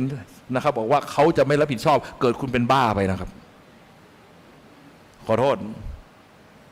สมัยก่อนเนี่ยมีแต่ปฏิบัติธรรมแล้วหายบ้าสมัยนี้ปฏิบัติธรรมแล้วเข้าโรงพยาบาลบ้าเยอะเพียบแล้วเขาไม่รับผิดชอบด้วยเพราะให้คุณเซ็นไปแล้ววัดลำเปิงฝรั่งไปปฏิบัติธรรมวิ่งออกมาจากวัดเอาปืนใส่เลยตั้มกลางถนนเลย เครียดเพราะไป alert แบบบ้าเลือดหวังว่าไม่มีช่องโหว่และจะกลายเป็นอรหันต์มันเป็นเรื่องปัญญาอ่อนครับฟังให้ดีหลวงพี่พูดเรื่องสติให้ฟังนิดสติคู่กับความไม่ประมาทเมื่อใดมีสติเมื่อนั้นชื่อว่าไม่ประมาทถูกต้องไหมเพราะอะไรเพราะเมื่อใดประมาทแล้วซวยใช่ไหมฉะนั้นสติจึงมีไว้กันซวยท่านทั้งหลายครับถามจริงเหอะเพดานทำให้คุณซวยไหมม่านตรงนั้นทำให้สวยไหมแอร์คอนดิชันทำให้สวยไหมเปล่านี่ไงเสาทำให้สวยไหมพื้นพรมทำให้สวยไหมเปล่าไม่มีอำนาจเหนือใจฉันสำหรับคุณผู้ชายปรากฏว่าเปิดประตูออกมาแล้วแอดออกมามิสไทยแลนด์ยูนิเวิร์สเดินมาเบื้องหน้ายืนอยู่หน้าท่านทั้งหลายแล้วถลกหน้าอกพลึบนมปลิ้นออกมาเป็นไงนมหนอนมหนอนมหนอนมหนอนมหนอเพราะอะไรเพราะมันมีค่าต่อใจเราคิดว่าจะนำความสุขมาให้ใช่ไหมท่านทั้งหลายครับฉะนั้นสิ่งที่จะทำให้เราสวยได้เราจะต้องมีสติรู้เท่าทันคือสิ่งที่เรามีคุณค่าตั้งไว้ในสิ่งนั้นว่ามันดีหรือมันเลวมันจะนำสุขหรือนำทุกข์ให้เราต้องรู้ทันในสิ่งเหล่านั้นก็ในเมื่อพระอรหันต์ท่านถอนอุปทานออกไปหมดแล้วไม่มีอะไรมีค่าต่อใจท่านจะมีอะไรในโลกนี้ไหมที่จะทำให้จิตของท่านเป็นทุกข์เป็นโศกเป็นเศร้าได้อีกไหมหรือเป็นท่านที่ยินดีพอใจมีอีกไหมไม่มีฉะนั้นท่านจึงประหนึ่งเหมือนกับว่าผู้มีสติสมบูรณ์เพราะไม่มีอะไรมีอำนาจเหนือใจท่านอีกแล้วท่านเป็นผู้สิ้นการงานแล้วฉะนั้นสติสมบูรณ์ของพระอรหันต์เป็นสติที่สิ้นการงานแล้วไม่ต้องมานั่ง alert เห็นนู่นเห็นนี่อีกไม่ต้องมานอนอีกเข้าใจหรือยังเนี่ยไม่รู้เรื่องไม่รู้อิโนอิเนแล้วก็ปฏิบัติกันแบบสอนกันจนเข้าโรงพยาบาลบ้ากันไปแถวเนี่ย alert ตลอดผิดไม่ถูกและทีนี้การศึกษาเรื่องสติดูให้ดีการเจริญสติมีทั้งเชิงปริมาณและเชิงคุณภาพ ยกตัวอย่างชายหนุ่มขับรถกลับบ้านลาลาลาลาลาตันตันตันตันตันตันตันกำลังเพลิดเพลินอยู่มีรถขับปาดหน้าไปแล้วกระทืบเบรกทิ่มอุ้ยหัวทิ่มหัวตำเป็นคุณจะยั่วไหมกำลังโมโหจะด่าแม่มันอยู่ละพอดีมีสติระลึกขึ้นได้ว่าโกรธคือโง่โมโหคือบ้าไม่โกรธกูไม่อยากโง่กูไม่อยากบ้าเห็นไหม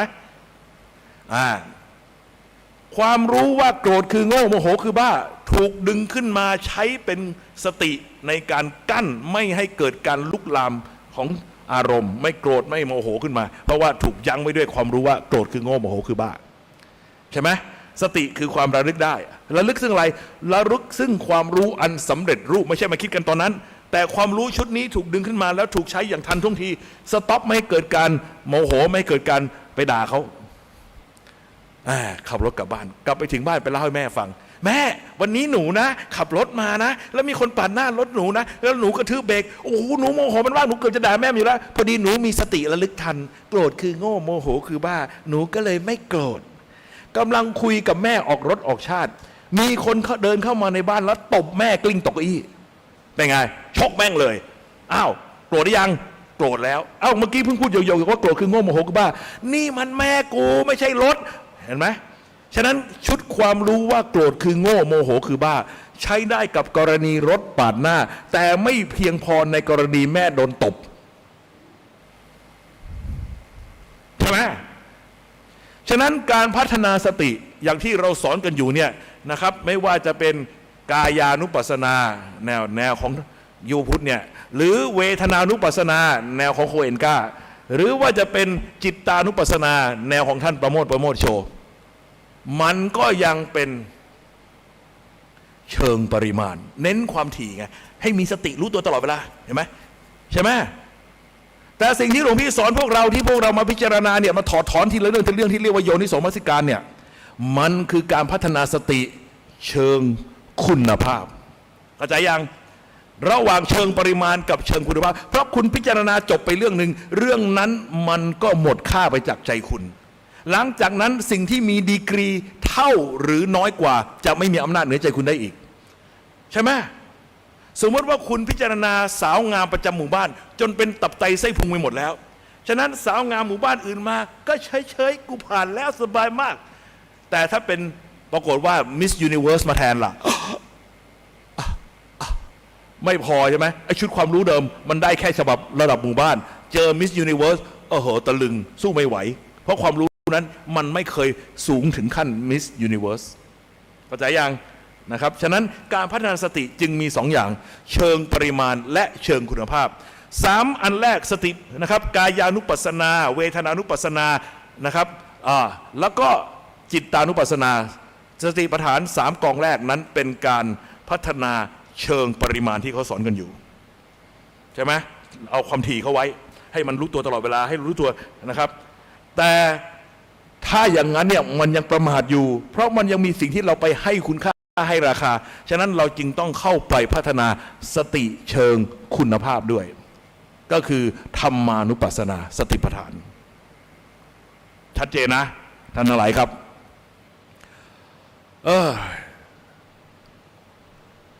นึกถึงนักกีตวิทยาเด็กที่เรียนวิชากีตวิทยาถือวิชาแมลงรู้จักไหมกีตวิทยานี่คือวิชาแมลงถือกรวยไปไล่จับผีเสื้อวิ่งไล่จับเสร็จแล้วจับมาได้แล้วทำไงเอาไปใส่ขวดไซยาไนด์มันดิ้นตายแงกเสร็จแล้วก็เอามาปักเข็มไว้บนโฟมเห็นไหมที่เขาเอานักเรียนกีตาเนี่ยเขาจะเอาว่าไล่จับผีเสื้อเรามาปักเข็มไว้เต็มไปหมดท่านทั้งหลายครับเก็บแล้วเก็บอีกเก็บแล้วเก็บอีกเก็บแล้วเก็บอีกเก็บแล้วเก็บอีกตราบใดก็ตามที่ยังวิ่งไล่จับผีเสื้อมันก็ยังต้องวิ่งจับต่อไปจนกว่าจะหยุดจับสักทีแล้วเอาผีเสื้อที่ตัวเองจับมาเนี่ยเอามาวิเคราะห์วิจัยเอามาเรียงกันว่าสีเหลืองสีฟ้ามีกี่สีปีกปลายปียองปีกกลมปีกยังไงเป็นยังไงแล้วเอามาจัดจนกระทั่งในที่สุดเราก็จะเรียนรู้ว่าในละแวกที่เราอยู่ผีเสื้อมีกี่พันมีกี่สปี ปีชีพมีปีกแบบไหนบ้าง หลังจากรู้แล้วจะต้องไปไล่จับผีเสื้ออีกไหมไม่ต้องจับแล้วจบแล้ว เพราะรู้เรื่องผีเสื้อทั้งหมดแล้วในย่านที่ตัวเองอยู่เหมือนกันครับกายานุปัสสนาสติปัฏฐานเวทนานุปัสสนาสติปัฏฐานจิตตานุปัสสนาสติปัฏฐานคือการไล่จับผีเสื้อตราบใดก็ตามที่คุณไม่เอาผีเสื้อมาวิเคราะห์วิจัยคุณก็ยังต้องไล่จับต่อไปตลอดชาติเป็นไงครับเปรียบเทียบชัดเจนไหมนะครับไม่งั้นพูดกันก็ไม่เคลียร์ไม่จบสักทีนะครับเอาละฉะนั้นหลวงพี่ถึงล้อเลียนไงเขาบอกว่าทุกวันนี้เนี่ยก็เหมือนคนอยากเป็นเทวดาแทนที่จะทำบุญทำทานรักษาศีลมีหิริโอตปะดันซื้อชฎามาใส่หัวก็คือมาเรียนแบบอาการของพระอรหันต์มันก็เป็นได้แค่ละครลิงวันนี้พระอรหันต์ละครลิงเดินสโลโมชั่นอยู่จนแก่จนตายก็ยังเดินสโลโมชั่นอยู่เข้าใจยังนะครับชัดเจนนะครับหลวงพี่ปากร้ายปากเสียก็ไหนก็ปากไปเลยนะครับไหนๆก็เป็นดาราปากเสียไปเลยเอาละครับท่านทั้งหลายครับมาปฏิจจ์ของเราต่อดีกว่านะครับปฏิจจสมุปบาทอยู่ไหนวะนี่ปี58เอ้ยอยู่ตรงไหนนี่58อยู่นี่โอ้โหฮาเอ้ยไม่ใช่ผิดอีกแล้วตาลายนั่นมันอยู่ไหนวะ58เจอแล้วนี่เห็นไหมอุตส่าห์แก้จนตัวหนังสือมันชัดขึ้นแล้วท่านทั้งหลายครับเมื่อกี้เราบอกสายเกิดของทุกวนเห็นไหมที่เราสอนไปแล้วเมื่อเช้าใช่ไหมครับทีนี้เรามาดูสายดับบ้างท่านทั้งหลายครับเหตุเกิดของวิปัสสนาคืออะไรความรู้จริงรู้แจ้งรู้วิเศษนะครับวิปัสสนาจะเกิดขึ้นได้ด้วยการนะครับเปลี่ยนมิจฉาทิฏฐิให้กลายเป็นสัมมาทิฏฐินะครับเหตุเกิดของการทำให้เกิดสัมมาทิฏฐิคืออะไรเมื่อกี้พูดไปแล้วคือโยนิโสมนสิการฉะนั้นจะทำให้เกิดนะครับสัมมาทิฏฐิขึ้นมาได้นั้นก็ด้วยการเข้าไปพิจารณาโดยแยบคายหรือที่เรียกว่าโยนิโสมนสิการแต่โยนิโสมนสิการอย่างเดียวยังไม่พออย่าลืมต้องโอปัญญิโกน้อมมาสู่ตนด้วยฉะนั้นขณะใดก็ตามที่เราปฏิบัติเป็นวิปัสสนานั้นนะครับขบวนการทำให้เกิดวิปัสสนาก็คือโยนิโสมนสิการพิจารณาโดยแยบคายทีละหนึ่งเรื่องตั้งแต่ต้นจนจบแล้วไปลงในกฎ4 กฎใดกฎหนึ่งกฎพระไตรลักษณ์ก็ได้กฎอริยสัจ4ก็ได้ปฏิจจสมุปบาทก็ได้หรือกฎแห่งกรรมก็ได้จำได้ไหมที่หลวงพี่ยกตัวอย่างเรื่องอะไรเรื่องทหารราบใช่ไหมอาวุธ4อย่างจำได้ไหมพูดไปแล้วใช่ไหมครับอาวุธ4อย่าง M16 คืออะไรไตรลักษณ์กรณีทั่วๆไปไตรลักษณ์ใช้ได้ใช่ไหมนะครับมันบ่แน่ทุกแต่ห่วยแตกไร้สาระซูเปอร์อาวุธอันนี้แต่ถ้ามันกระชั้นชิดติดตัวขึ้นมาใช้อะไรครับกฎแห่งกรรม11 มม.ถ้าเป็นเรื่องพันตูเหตุผลซับซ้อนนะครับคดีมันซับซ้อนก็ต้องเอาอะไรอริยสัจ4เหมือนมีดโบวีจำได้ไหมเสร็จแล้วถ้ามันเป็นเรื่องของความเป็นปัจจัยโยงใยถึงกันก็ปฏิจจสมุปบาทนี่ไงอาวุธ4อย่างที่เราต้องใช้เอาละครับ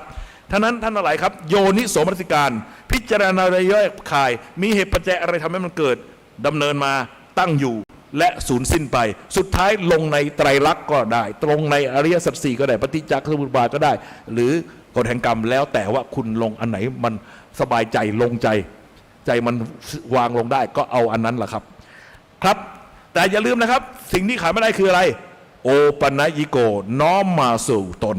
ฉะนั้นขอสรุปเลยว่า v เท่ากับ y บวก o ฟังทันไหมเนี่ย v เท่ากับ y บวก o ก็ v คือวิปัสสนาไงครับเท่ากับโยนิโสมนสิการบวกด้วยโอปัญญิโก นะครับนี่ไงฉะนั้นปฏิบัติยังไงทีนี้ปฏิบัติวิปัสสนานั้นนะครับโดยการโยนิโสมนสิการบวกโอปัญญิโกเนี่ยสิ่งที่เกิดขึ้นคือจิตขณะนั้นเป็นมหากุศลจิตนะครับเป็นมหากุศลจิตอารมณ์ของวิปัสสนาคืออะไรรูปนามขันธ์5ไตรลักษณ์เป็นต้นนะครับพิจารณาลงไปนะครับหลวงพ่อพระพรหมโมลีอดีตเจ้าวาดวัดยานาวาบอกว่าถ้าจะพูดคำว่าวิปัสสนาให้สั้นที่สุดคืออะไรพิจารณาขันธ์5ลงไตรลักษณ์นี่ไงครับนี่ขันธ์5ลงไตรลักษณ์แล้วก็ขณะนั้นตรงนี้น่าสนใจเวทนาที่เกิดในวิปัสสนาเหมือนกันเป๊ะกับรูปฌานดูให้ดีนะครับหลวงพี่พูดไปแล้วในเรื่องของนะครับ นึกถึงว่าเราไปฟังพระพุทธเจ้าเทศน์ใช่ไหมขณะนั้นเราฟังไปนะครับ เราก็คิดตามไปโยนิโสมนสิการพิจารณาตามไป แล้วก็เทียบลงกับประสบการณ์ในชีวิตของเราจริงจริงใช่เลยโอ้โหเราสงสัยมานานแล้ววันนี้ท่านตอบเคลียร์เลยโอ้เข้าใจเห็นไหมสนุกไหมสนุกขณะนั้นกำลังเพลิดเพลินมีความสุขฉะนั้นเมื่อฟังแล้วสนุกไปในธรรมที่พระองค์ทรงแสดงขณะนั้นเป็นฌานหนึ่งจิตมีการคิดนึกพิจารณาตามไปมีวิตกวิจารและขณะนั้นมีความสนุกก็คืออะไรปีติและสุขนั่นเองเห็นไหมปีติคือใจฟูสุขคือความพึงพอใจณขณะนั้นมีทั้งปิติและสุขฉะนั้นนั่นคือฌานหนึ่งพอพระองค์จบคำเทศนาของพระองค์เราเข้าใจทะลุทะลวงโดยตลอดหายสงสัยหมดข้อสงสัยในใจสนุกยังค้างอยู่และก็ยังแน่วแน่อยู่ก็เป็นอะไรฌานสองเห็นไหมปิติกับสุขยังมีอยู่และจากสนุกคลายลงไปเป็นความพึงพอใจและแน่วแน่ฌานสามพอกลายเป็นเฉยแน่วแน่ฌานสี่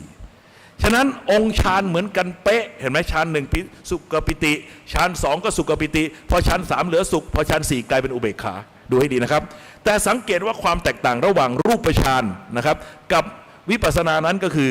ถ้าเป็นรูปฌานนั้นประกอบด้วยปัญญาเพียงเล็กน้อยนำมาซึ่งความสงบเป็นสำคัญแต่ถ้าเป็นวิปัสสนานั้นประกอบด้วยปัญญาเป็นใหญ่นำมาซึ่งความกระจ่างแจ้งในธรรมเห็นไหมครับนี่คือเวทนาที่เกิดในวิปัสสนาสิ่งที่ตามมาคืออะไรละความอยากในสิ่งนั้นในเมื่อเห็นความเป็นจริงของสิ่งนั้นแล้วสิ่งนั้นหมดค่าไปจากใจจะไปอยากจะไปต้องการอะไรกับมันอีกไหมอยากจะดึงเข้าหรืออยากผลักออกอะไรกันอีกไหมจะไปรักไปชังอะไรกันอีกไหมก็ไม่มีตัณหาปหานะละตัณหาเมื่อละตัณหาในสิ่งนั้นได้นะครับพิจารณาจบไปแล้วในสิ่งนั้นก็เกิดอะไรขึ้นความยึดมั่นถือมั่นที่เคยมีในสิ่งนั้นก็ถูกละออกไปด้วยละอุปาทานเมื่ออุปาทานไม่ตั้งขึ้นในสิ่งนั้นนะครับจะไปสร้างภพในสิ่งนั้นไหมก็ไม่สร้างภพเห็นไหมไม่ไปสร้างเรือนใจในสิ่งนั้นนี่ละภพ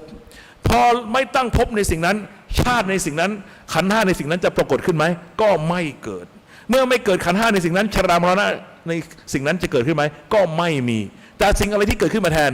วิชชาเกิดขึ้นแทนที่อวิชชาความรู้ถูกขึ้นมาแทนที่ความรู้ผิดไปในสิ่งนั้นฉะนั้นหักให้มากไว้พิจารณาให้มากไว้ทีละอย่างทีละอย่างอย่างที่หลวงพี่วางขั้นตอนไว้ให้พวกเราคืออะไรวิปัสสนาชกมวยใช่ไหมจำได้ไหมยกดัมเบลออกกำลังก่อนสมถะกองไหนกระสินอะไรอันไหนทำแล้วสนุกเลือกทำมาเลยให้กล้ามมันใหญ่ไว้ก่อนแล้วก็อย่าลืมจ็อกกิ้งสวดมนต์ทำวัดอย่าทิ้งนะครับสวดชินบัญชรใครชอบสวดยอดพระกันไปไตรปิฎกอยากจะสวดอะไรก็สวดไปนะครับอันนั้นเป็นการจ็อกกิ้งแล้วไงต่อเสร็จแล้วก็ชกลมหยิบของชาวบ้านที่ไม่ใช่ของเราเอามาพิจารณาเห็นไหมตั้งแต่ต้นจนจบจนกระทั่งเห็นความไร้สาระไปในสิ่งนั้นนั่นก็คือชกลมเห็นไหมออกลีลาชกลมพอชกลมเสร็จแล้วทำไงอีกชกลมเสร็จก็ตอนนี้ชกกระสอบเอาทรัพย์สินสมบัติของรักของหวงของเราที่เป็นเข้าของเราเนี่ยมาทีละอย่างมาพิจารณาให้เห็นความเกิดขึ้นตั้งอยู่ดำเนินมาแล้วก็สูญสลายไปของมันสะเทือนนะตอนนี้เพราะอะไรครับว่ากูชอบของรักของกูใช่ไหมทรัพย์สินสมบัติบ้านช่องห้องหออุตสาหาซื้อมายากเย็นแสนเข็ญสะเทือนไหมสะเทือนพอผ่านของรักของห่วงแล้วก็เพื่อความปลอดภัยของชีวิตโอเคฉันจะเป็นพระโสดาบันฉะนั้นก็โลกธรรม8เอาชนะโลกธรรม8โลกธรรม8มีอะไรบ้างครับมีลาภเสื่อมลาภมียศเสื่อมยศมีทุกข์มีสรรเสริญมีนินทาโลกธรรม8นะครับ8อย่างลาภยศสรรเสริญสุขเสื่อมลาภเสื่อมยศนินทาทุกข์ถ้ามันไม่มีค่าต่อใจคุณมีก็มีไม่มีก็ไม่เสียใจวันนี้เขาตั้งยศให้เราก็ไม่ได้ดีใจเวอร์เวลาเขาถอดยศธรรมดามีได้ก็เสื่อมได้ไม่เห็นเป็นไรเลยเห็นไหมถ้าทำใจอย่างนี้ได้แล้วจะมีเหตุผลอะไรไปผิดศีลมีไหมศีลบริสุทธิ์ได้ไหมได้ฉะนั้นถ้าใครต้องการ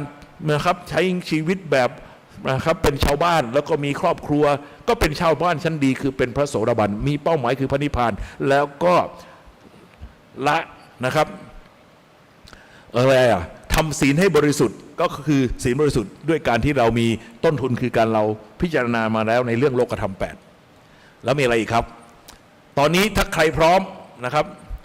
รุ่นพร้อมๆเนี่ยไปนั่งเก้าอี้หมดแล้วข้างหลังเนี่ยนะครับไอ้รุ่นนี้มันยังไม่มันต้องไปหาผัวก่อนปล่อยมันก่อนนะครับไอ้รุ่นที่พร้อมแล้วลูกเต้าโตแล้วแก่เท่าแล้วนะครับแล้วก็ไม่มีแรงจะสนุกแล้วก็เตรียมตัวเดินทางตอนนี้ก็มาพิจารณาบุคคลอันเป็นที่รักจากรักน้อยไปหารักมากชังน้อยไปหาชังมากจนถึงรักที่สุดและชังที่สุดคือใครไอดอลของเราและตัวเราเองถ้าเอาชนะตะเกียบคู่ได้เมื่อไรเตรียมตัวได้มีคำถามถามเลย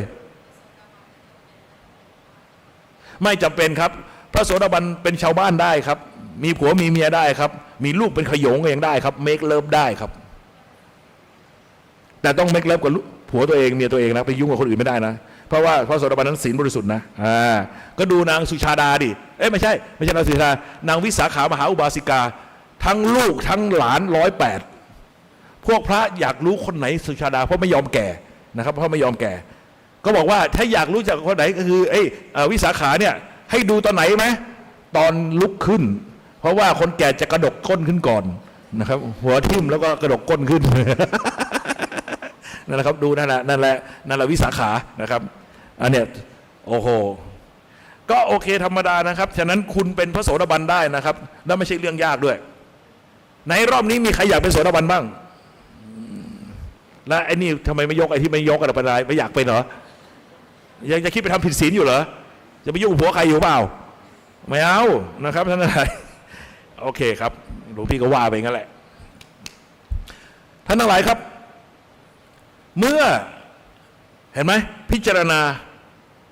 ไปทีละก้านวันใดที่เราสามารถมรรคสมังคีหักได้พร้อมกันวันนั้นคืออวิชชาถูกสำรอกออกไปไม่เหลือเห็นไหมกลายเป็นเปลี่ยนจากอวิชชากลายเป็นวิชาจากมิจฉาทิฏฐิเป็นสัมมาทิฏฐิเมื่อมันถูกหักไปไม่เหลือปั๊บอวิชชาดับไปสังขารจึงดับสังขารการปรุงแต่งผิดๆไม่มีอีกแล้วนะครับวิญญาณความรู้ผิดก็ไม่เกิดขึ้นอีกแล้วนะครับแต่อาศัยยังมีร่างกายอยู่เป็นพระอรหันต์เป็นก่อนใช่ไหมเป็นอรหันต์เป็นฉะนั้นยังมีตาหูจมูกลิ้นกายไหมมียังผัสสะได้ไหมได้แต่สุขทุกข์ทางใจไม่มีแล้วกับใจของพระอรหันต์นะครับเวทนาสุขทุกข์ทางใจไม่มีนะครับฉะนั้นเขาถึงบอกว่าพระอรหันต์แม้แต่ยิ้มยากเหลือเกินที่ท่านจะยิ้มยกเว้นบางครั้งบางคราวเห็นเปรตแล้วยิ้มเห็นเปรตแล้วยิ้มกูรอดแล้วนะครับมีบ้างนี่เป็นนี้มีปรากฏในพระอภิธรรมมีอยู่นะครับตัณหาหมดไปแล้วนะครับความโกรธความชังไม่มีละความรักความชังไม่มีละตัณหาดึงเข้าผลักออกไม่มีโลภโกรธไม่มีละความยึดมั่นถูกถอดถอนไปแล้วฉะนั้นเรือนใจก็ไม่สร้างภพในสิ่งใดๆเป็นใจที่อิสระแท้จริงชาติไม่เกิดขันธ์ห้านะครับขันธ์ห้านั้นก็ใจของท่านยังอยู่แหละแต่ว่ามันก็ไม่ได้เป็นโพสิทีฟมันเป็นโพสิทีฟมันไม่เป็นเนกาทีฟอีกละชรามรณะของอารมณ์ใจนั้นก็ไม่มีก็เป็นฝ่ายเป็นใจของพระอรหันต์วันนั้นที่ต้องไปดูอภิธรรมนะครับจิตของพระอรหันต์มีกี่ดวงอันนี้ว่าไปนะครับก็อยู่ไปทำหน้าที่ไปด้วยความกตัญญูสูงสุดในพระศาสดาคุณจำไว้อย่างหนึ่งพระอรหันต์แท้จริงนั้นกตัญญูสูงสุดต่อพระศาสดาเพราะอะไรครับก็ท่านรอดวัฏฏะสงสารไม่ต้องไปเวียนว่ายตายเกิดพ้นทุกข์ได้ก็เพราะอาศัยธรรมอันพระองค์แสดงฉะนั้นพระอรหันต์จะไม่ทำสิ่งที่ทำให้เกิดความเสียหายต่อพระศาสนาเป็นอันขาดมีคนสมัยหลวงพี่บวชพรรษาแรกมีคนเล่าให้ฟังบอกว่ามีพระอรหันต์อยู่ที่ภาคใต้แล้วก็ท่านบอกว่าท่านเห็นผู้หญิงผู้ชายเสมอกันรูปหัวผู้หญิงรูปหัวผู้ชายราคาเท่ากันหลวงพี่บอกว่าไอ้ตอแหลไอ้นี่ไม่ใช่อรหันต์แน่นอนใช่โดยหัวใจก็คือหญิงและชายเสมอกันเพราะว่าหญิงก็เคยเป็นชายชายก็เคยเป็นหญิงไม่มีราคาของหญิงและชายอยู่ในใจของท่านแต่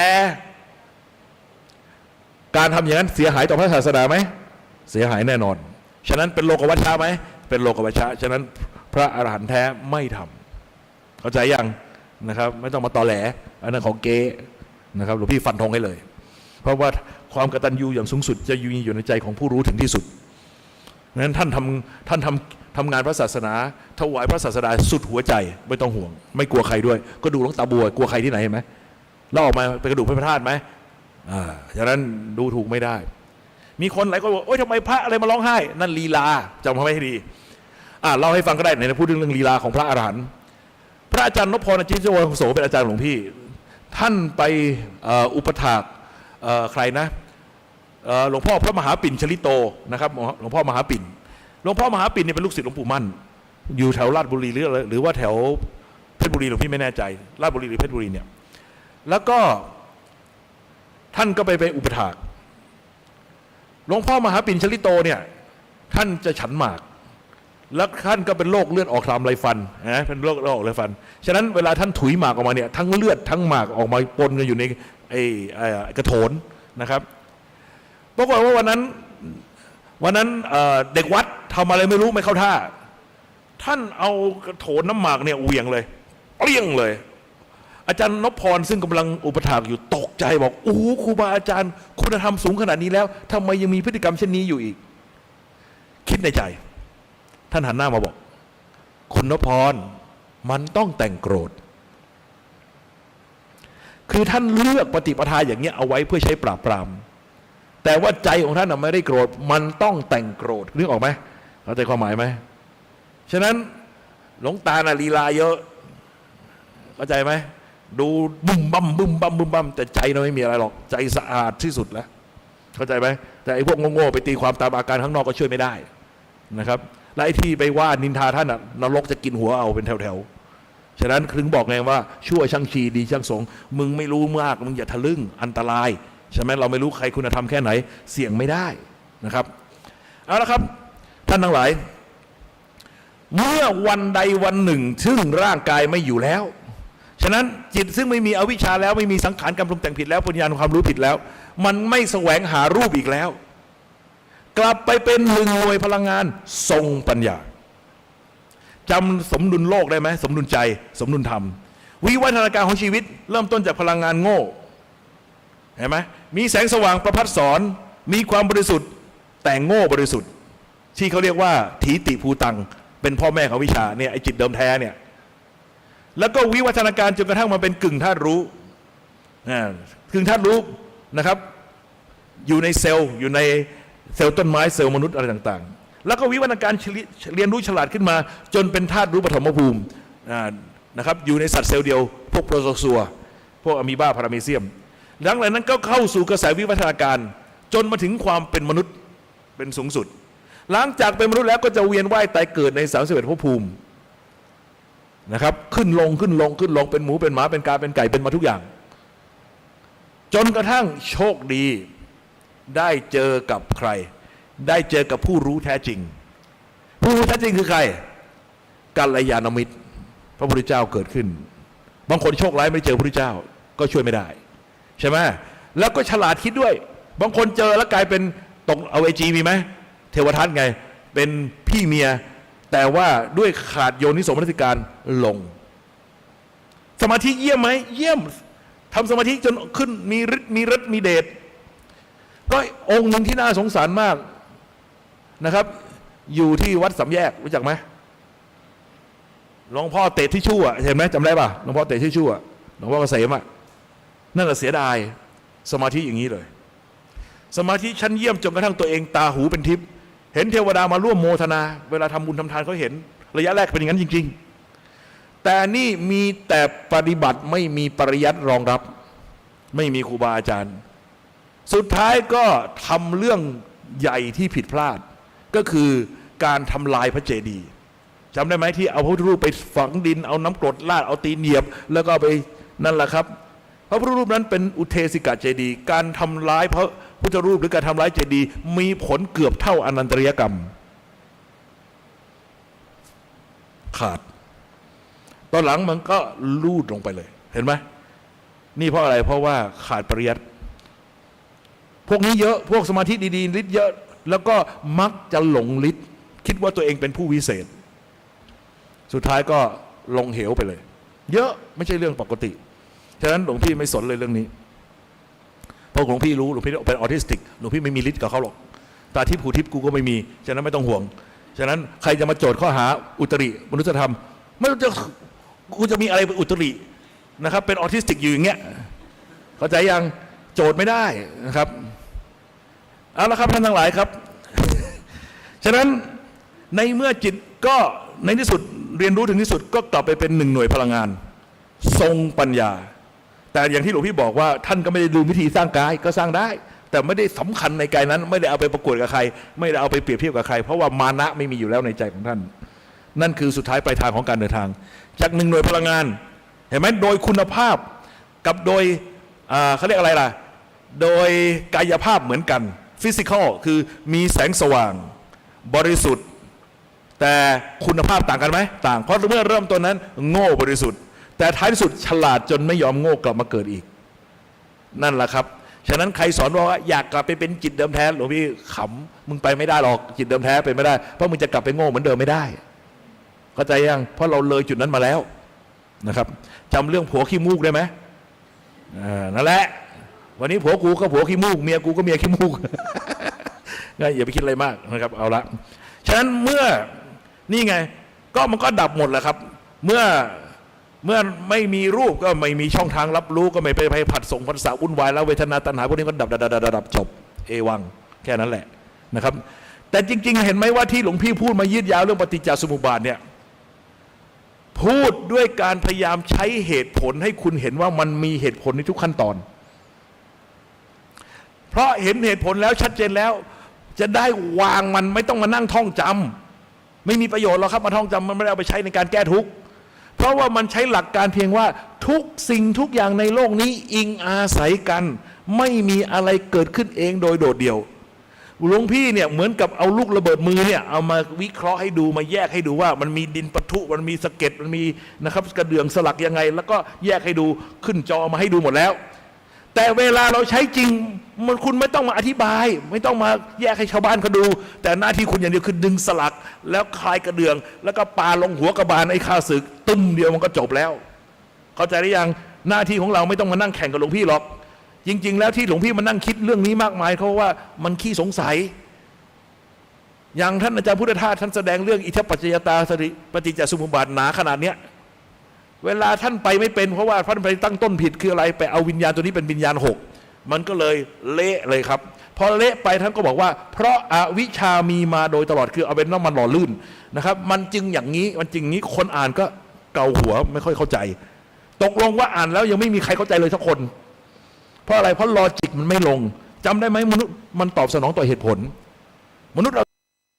ตอบสนองใครพูดด้วยเหตุผลที่ชัดเจนเราพร้อมที่จะเปิดใจเข้าใจและลงใจวางจบมันแค่นี้เองฉะนั้นหน้าที่ก็คือตอบให้มันลงใจความจริงตอนที่เราพูดไปเมื่อวานเนี้ยอันเนี้ยมันก็เหลือเฟือแล้วทีนี้บังเอิญเราเรียนมาเยอะบัญญัติมันเยอะแล้วก็มันตรงไหนที่เราสงสัยอยู่มันจะถูกกิเลสเอาไปใช้เฮ้ยยังไม่เข้าใจจะรีบไปนิพพานทำไมเห็นไหมมันโดนหลอกละฉะนั้นหลวงพี่เลยต้องตอบให้มันเคลียร์แล้วคนที่หลวงพี่ต้องตอบให้เคลียร์คนแรกคือตัวหลวงพี่เองเพราะหลวงพี่ขี้สงสัยถ้าใครเคยดูรายการเจาะใจนะครับหลวงพี่เนี่ยเกือบตายเพราะไอ้ปฏิจจสมุปบาทเพราะว่าตอนนั้นไปพิจารณาอีกโมเดลหนึ่งเป็นรูปเลข8โอ้โหมันเป๊ะครับมันตอบได้ทุกโจทย์เลยมันมากเป็นเหตุเป็นผลชัดเจนเกิดอาหังการมะมังการนี่เราเป็นผู้ค้นพบสิ่งที่ยิ่งใหญ่ที่สุดถ้าเราถูกนะครับท่านพุทธโฆษาสารอาจารย์ต้องผิดไปโจทย์พระอรหันต์เกือบตายท่านอะไรครับเขาเอาไปทำรายการไอ้อะไรนะกรรมลิขิตอะที่หลวงพี่เกือบตายละเกือบช็อกตายวันนั้นอาจารย์ไม่ชี้ท่านช่วยชีวิตเอาไว้เพราะว่าท่านบอกคืนนี้เล่าให้ฟังตอนนั้นพิจารณาเสร็จนะด้วยความ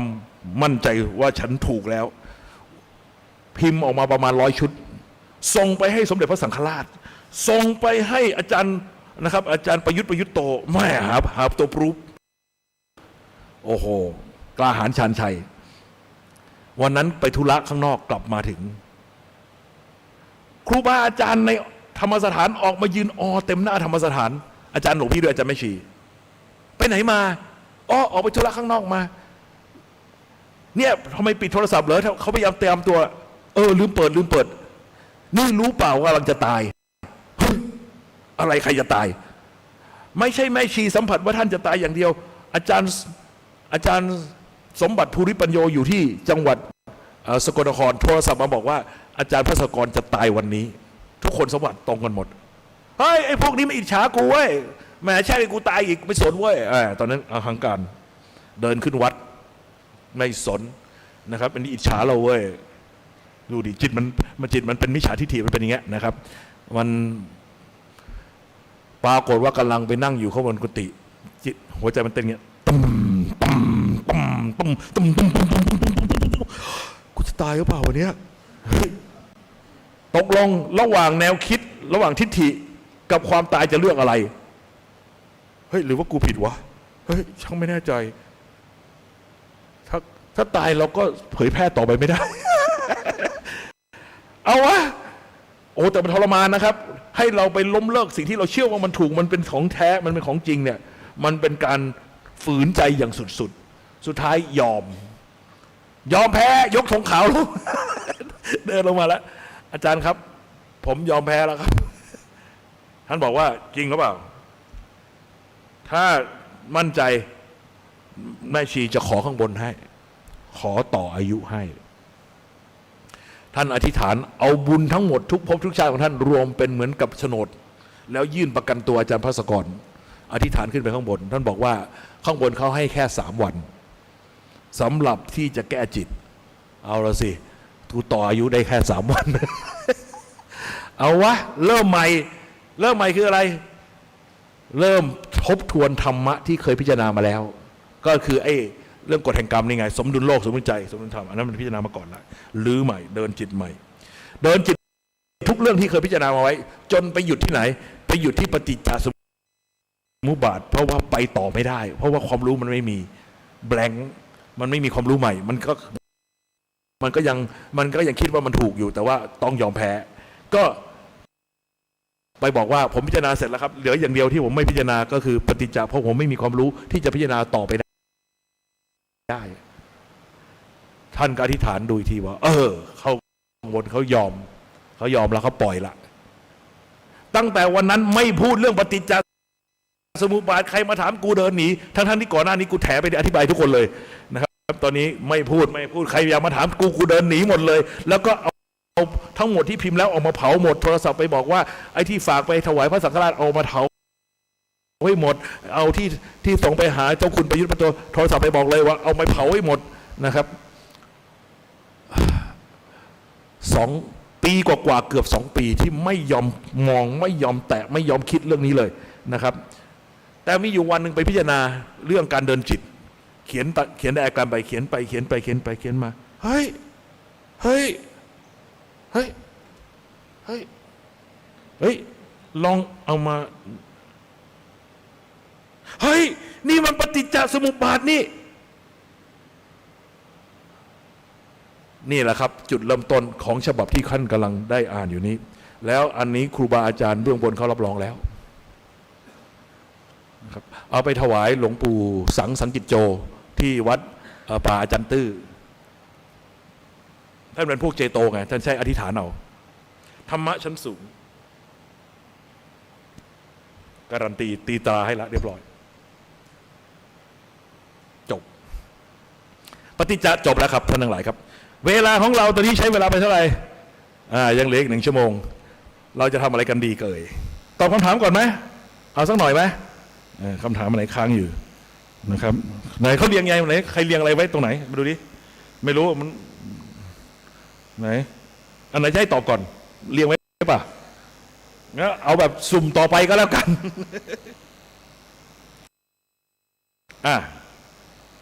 เอางี้มันมีปึกใหม่มาด้วยแล้ว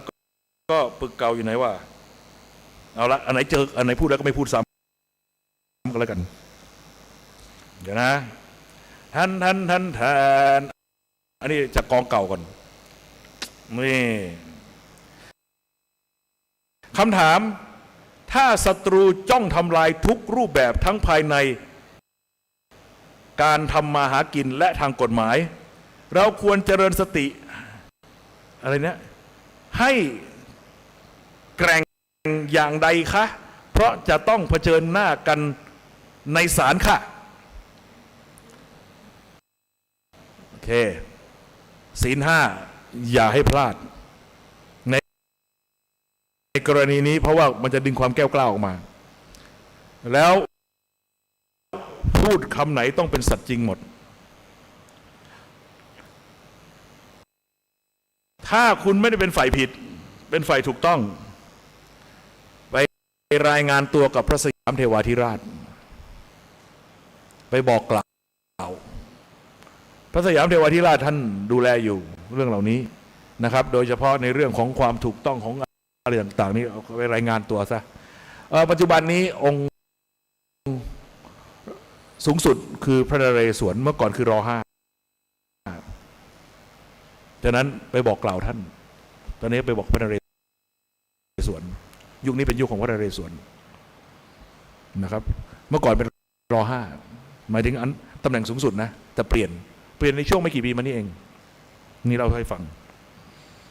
ก็บอกกล่าวแล้วก็เสริมด้วยศีล 8ก่อนวันที่จะต้องขึ้นศาลสัก3 วันศีล 8 3 วันนะครับแล้วตั้งใจเลยฉันจะพูดแต่คำที่เป็นสัจจะพูดสิ่งที่ไม่กักไม่เท็จนะครับอันนี้นี่คือเจริญสติด้วยศีลนี่แหละศีลเป็นเรื่องสำคัญยิ่งนะครับ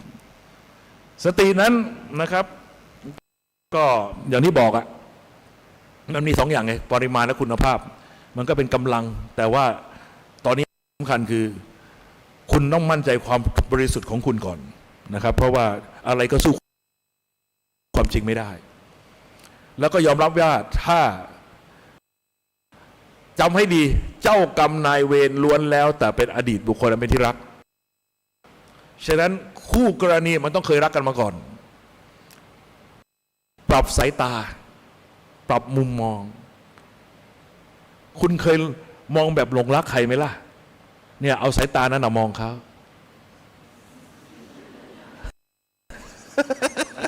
สะกดด้วยความรักด้วยความปรารถนาดีเพราะว่าถ้ามันเกลียดกันได้มันต้องเคยรักกันคุณสังเกตไหมว่านักการเมืองบางคนมันดูเหมือนจะเกลียดกัน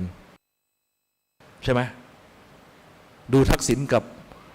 ใครอะสนธิริมอะเมื่อก่อนมันเพื่อนซีกันมันรักกันจะตายท่านทั้งหลายครับ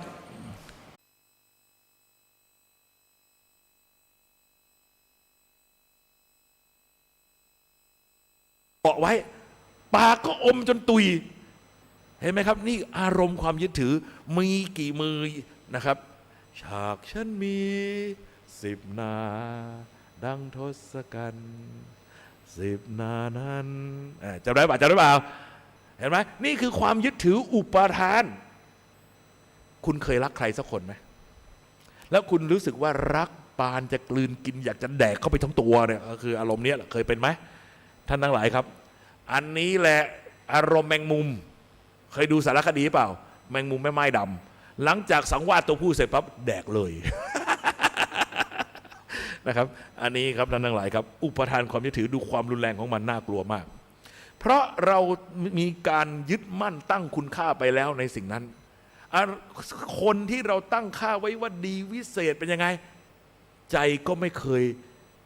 ละออกไปจากใจได้เป็นไง7 นาฬิการีบมาเล่าเรียนใจยังหมุนเวียนถึงเรียนสับสนเพราะอะไรมัวแต่ฝันหวานถึงหวานใจของเราอยู่จิตมันตั้งภพลงไปตรงนั้นเรือนใจมันตั้งขึ้นในสิ่งนั้นที่เราให้คุณค่านั่นเองเห็นไหมครับฉะนั้นภพคือเรือนใจตั้งขึ้นในสิ่งไหนมันก็เป็นภพในสิ่งนั้นฉะนั้น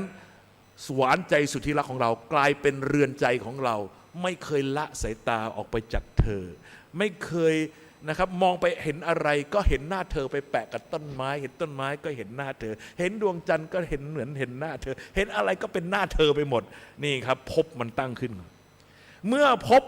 ตั้งขึ้นแล้วภพจึงเป็นปัจจัยเกิดชาติชาติเกิดการเกิดขึ้นของขันธ์5รูปนามปรากฏในสิ่งนั้นไอ้รูปก็คือกายเราแต่นามมันปรุงไปในสิ่งนั้นฉะนั้นนามไปเกาะอยู่ในสิ่งนั้นชาติมันเกิดขึ้นในสิ่งนั้นรูปนามขันธ์5ปรากฏนี่เห็นไหมจากท้องเมื่อกี้นี่ภพมันเกิดเห็นไหม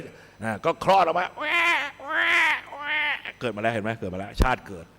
แต่เมื่อเกิดมาแล้วต้องแก่เจ็บตายไปไหมก็ย่อมเสื่อมสลายสิ้นไปชรามรณังโฮเกียก็นะครับเมื่อเกิดแก่เจ็บตายนะครับความโศกความร่ำไรรำพันความไม่สบายกายความไม่สบายใจความคับแค้นใจทั้งหลายก็ประเดประดังมาด้วยประการฉะนี้แต่แน่นอนครับก็อาศัยกายนี้ไม่ใช่หรือไปเสพรูปเสพเสียงเสพกลิ่นเสพรสเสพสัมผัสไม่ใช่อาศัยกายนี้เหรอไปรักไปชังไม่ใช่อาศัยกายนี้เหรอไปทำบุญตักบาตรไม่ใช่อาศัยกายนี้เหรอไปนั่งสมาธิได้รับอารมณ์อรเมียดละไมก็อาศัยกายนี้แหละเป็นที่ตั้งเป็นเหตุให้เกิดเพราะอันนั้นใจก็ยังเห็นผิดยินดีไปปักใจลงไปในกายแนบแน่นลงไปไม่รู้จักจบจักสิ้นเพราะกายนี้เป็นสรณะที่พึ่งจะนำมาซึ่งความสุขอันข้าพเจ้ายินดีนั่นเองทบทวนอีกครั้งนะครับ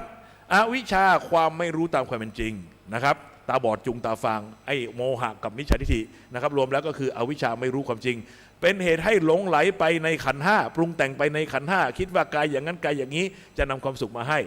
เมื่อปรุงแต่งไปผิดจึงเกิดวิญญาณความรู้ผิดนี่เป็นลิงได้แก้วอยู่นี่นะครับรู้ผิดคิดว่ากายอย่างนั้นกายอย่างนี้ขันธ์ห้าอย่างนั้นอย่างนี้จะนำความสุขมาให้เมื่อปรุงแต่งไปผิดจึงเป็นปัจจัยให้เกิดนามรูปังจิตขาดกายไม่ได้นามขาดรูปไม่ได้เมื่อได้มาซึ่งรูปนั้นได้มาซึ่งกายก็กายนั้นก็ให้มาซึ่งอายตนะเชื่อมต่อช่องทางรับรู้ทั้ง6เมื่อมีช่องทางรับรู้ทั้ง6ก็เอาไปผัสสะเมื่อเอาไปผัสสะแล้วก็เกิดเวทนาความรู้สึกสุขทุกข์ขึ้นเมื่อเกิดความรู้สึกสุขทุกข์ขึ้นแล้วจึงเป็นปัจจัยให้เกิดอะไรอันไหนเกิดความสุขก็อยากได้โลภะอันไหนเกิดทุกข์ก็อยากผลักไสโทสะเห็นไหมแต่เมื่อเกิดความอยากขึ้นมาแล้วก็เกิดอะไรขึ้นอุปทานความยึดถือการเข้าไปตั้งค่าให้คุณค่าการในสิ่งต่างๆยึดมั่นถือมั่นเอาจริงเอาจังเมื่อยึดมั่นถือมั่นไปในสิ่งใดแล้วภพของใจก็ตั้งขึ้นในสิ่งนั้นเมื่อเรือนใจตั้งขึ้นในสิ่งนั้นแล้วเรือนกายก็เกิดขึ้นมาขันธ์ห้าก็ปรากฏขันธ์ห้าปรากฏแล้วแต่ว่าก็จะต้องเสื่อมสลายสิ้นไปชรามรณังโฮเกียก็ตามมาผลก็กลับมาอวิชชากันอีกจบเรื่องปฏิจจ์ในเรื่องของ The Wheel of Life ทีนี้มาดูรูปประกอบในนี้มีอะไรบ้างเผื่อว่าคุณไปสวนโมกกรุงเทพคุณจะได้ไปเตะท่าอธิบายชาวบ้านเขาฟังบ้างนะครับแล้วเวลาเขามีอะไรนั่งงานวัดลอยฟ้าเนี่ยโอ้โหเขาจะเอารูปนี้ไปโชว์แล้วก็แหมเขาจะมาพูดแหมเป็นตุเป็นตะมาดูนี่ครับท่านทั้งหลายครับไอ้ข้างในนี้นะครับ6ช่องเนี่ยที่เป็นเหมือนกลีบส้มเนี่ย3กลีบบนก็คือสุขติภูมิ3กลีบล่างทุกขติภูมินะครับภูมิแห่งความสุขภูมิแห่งความทุกข์นะครับมาดูภูมิแห่งความทุกข์ก่อนด้านซ้ายมือนะครับด้านซ้ายมือคืออะไรนี่โลกเปรตครับนี่นะครับโลกของเปรตนะครับโลภะโลภจนเกินศีลทำให้เป็นเปรตใช่ไหมจำให้ดีนะครับถึงเราเห็นเครื่องทองหยองเพชรนินจินดาเราอยากได้นะครับหรือเราเห็นซุปเปอร์คาร์รถนะครับบ้านช่องห้องฮอสเราอยากได้แต่เราบอกว่าฉันจะต้องได้มาโดยสุจริตจะเก็บหอมรอมริบทำความดีเพื่อให้ได้มาอย่างนั้นคุณไม่ต้องกลัวคุณเป็นมนุษย์โดยสมบูรณ์นะครับอยากเท่าไหร่ก็ไม่ตกแล้วไม่เป็นเปรตแต่ถ้าโลภเกินศีลคืออะไรโลภเกินขอบเขตของศีลโลภพอที่จะฆ่าเขาได้ปล้นเขาได้แย่งผัวแย่งเมียเขาเอาทรัพย์สินสมบัติหรือใส่ร้ายป้ายสีเขาระวังให้ดีอันนี้ก็คือนะครับเปรตครับโลภจนเกินศีลเป็นเปรตนะครับสแตนดาร์ดเปรตมาตรฐานตัวสูงใหญ่ปากเท่ารูเข็มพุงใหญ่เท่าภูเขาหิวครับกินเท่าไหร่ก็ไม่อิ่มไม่พอท่านนั้นนะครับเรื่องนี้เรื่องใหญ่นะครับเปรตระวังให้ดีแล้วก็ติดจิตวิจิตตัณหาวิจิตนะครับเมื่อจิตวิจิตตัณหาวิจิตการปรุงแต่งของกายก็ออกมาพิสดารต่างๆนานาอย่างที่ท่านเห็นอยู่นี่นะครับนี่พวกเปรตทั้งหลายนี่นะครับโอ้โหโอ้โหโอ้โหโอ้โหโอ้โหนะครับดูแล้วอย่าเพิ่งไปดูถูกดูแคลนเขาเพราะเราเคยผ่านการเป็นเปรตมาแล้วทุกคนไม่ใช่เรื่องแปลกเมื่อยามใดที่อำนาจอกุศลกรรมฝ่ายโลภะให้ผลนะครับที่เกินศีลแล้วก็ต้องไปเป็นเหล่านี้แหละครับฉะนั้นเวลาพระอรหันต์เห็นเปรตท่านจะอมยิ้มเล็กๆหรือนะครับแย้มยิ้มของพระอรหันต์เกิดขึ้นเมื่อเห็นเปรตเพราะว่าอะไรเพราะบอกกับใจว่ากูรอดแล้วกูรอดแล้วกูไม่ต้องกลับไปเป็นอย่างมึงแล้วกูรอดแล้วนี่คืออารมณ์ใจพระอรหันต์นะครับท่านอาจจะแย้มยิ้มนิดหนึ่งนะครับโอเคเขาเรียกว่าอารมณ์แย้มยิ้มของพระอรหันต์ต่อไปครับนี่นิระยะโกรธจนเกินขอบเขตของศีลโกรธพอที่จะฆ่าเขาทำลายทรัพย์สินเขาเสียหายอันนี้แหละครับ โกรธจนเกินขอบเขตของศีลแต่ถ้ายังมีสติระงับได้อยู่ยังเป็นมนุษย์โดยสมบูรณ์ฉะนั้นไม่ต้องกลัวครับถ้ายังอยู่ในขอบเขตของศีลไม่เป็นไรแต่ถ้าทะลุขอบเขตของศีลคือกายวาจาก็ทำออกไปกระทบโลกเมื่อไหร่อันนั้นแหละครับถือได้ว่ามันเลยมาแล้วทะลุแล้วนะครับทะลุศีลแล้วนะครับแต่ถ้ายังคุมอยู่ได้ก็โอเคแต่ถ้าจิตมันเผาไหม้ล่ะประเภทที่แบบว่ามันไม่มีโอกาสจะไปทำร้ายเขาแต่มันเผาไหม้ข้างในก็ลงนรกเหมือนกันนะครับเพราะว่านรกเกิดจากใครเกิดจากใจเข้าใจยังใจมันเผาไหม้รุนแรงก็ลงข้างล่างแหละนะครับไม่มีขอบเขตของศีลเป็นเครื่องกั้นฉะนั้นสติของเราเป็นเรื่องสำคัญมากต้องพัฒนาให้มีความเท่าทันอย่าให้มันเผาทุรนทุรายถึงขนาดนั้นนะครับ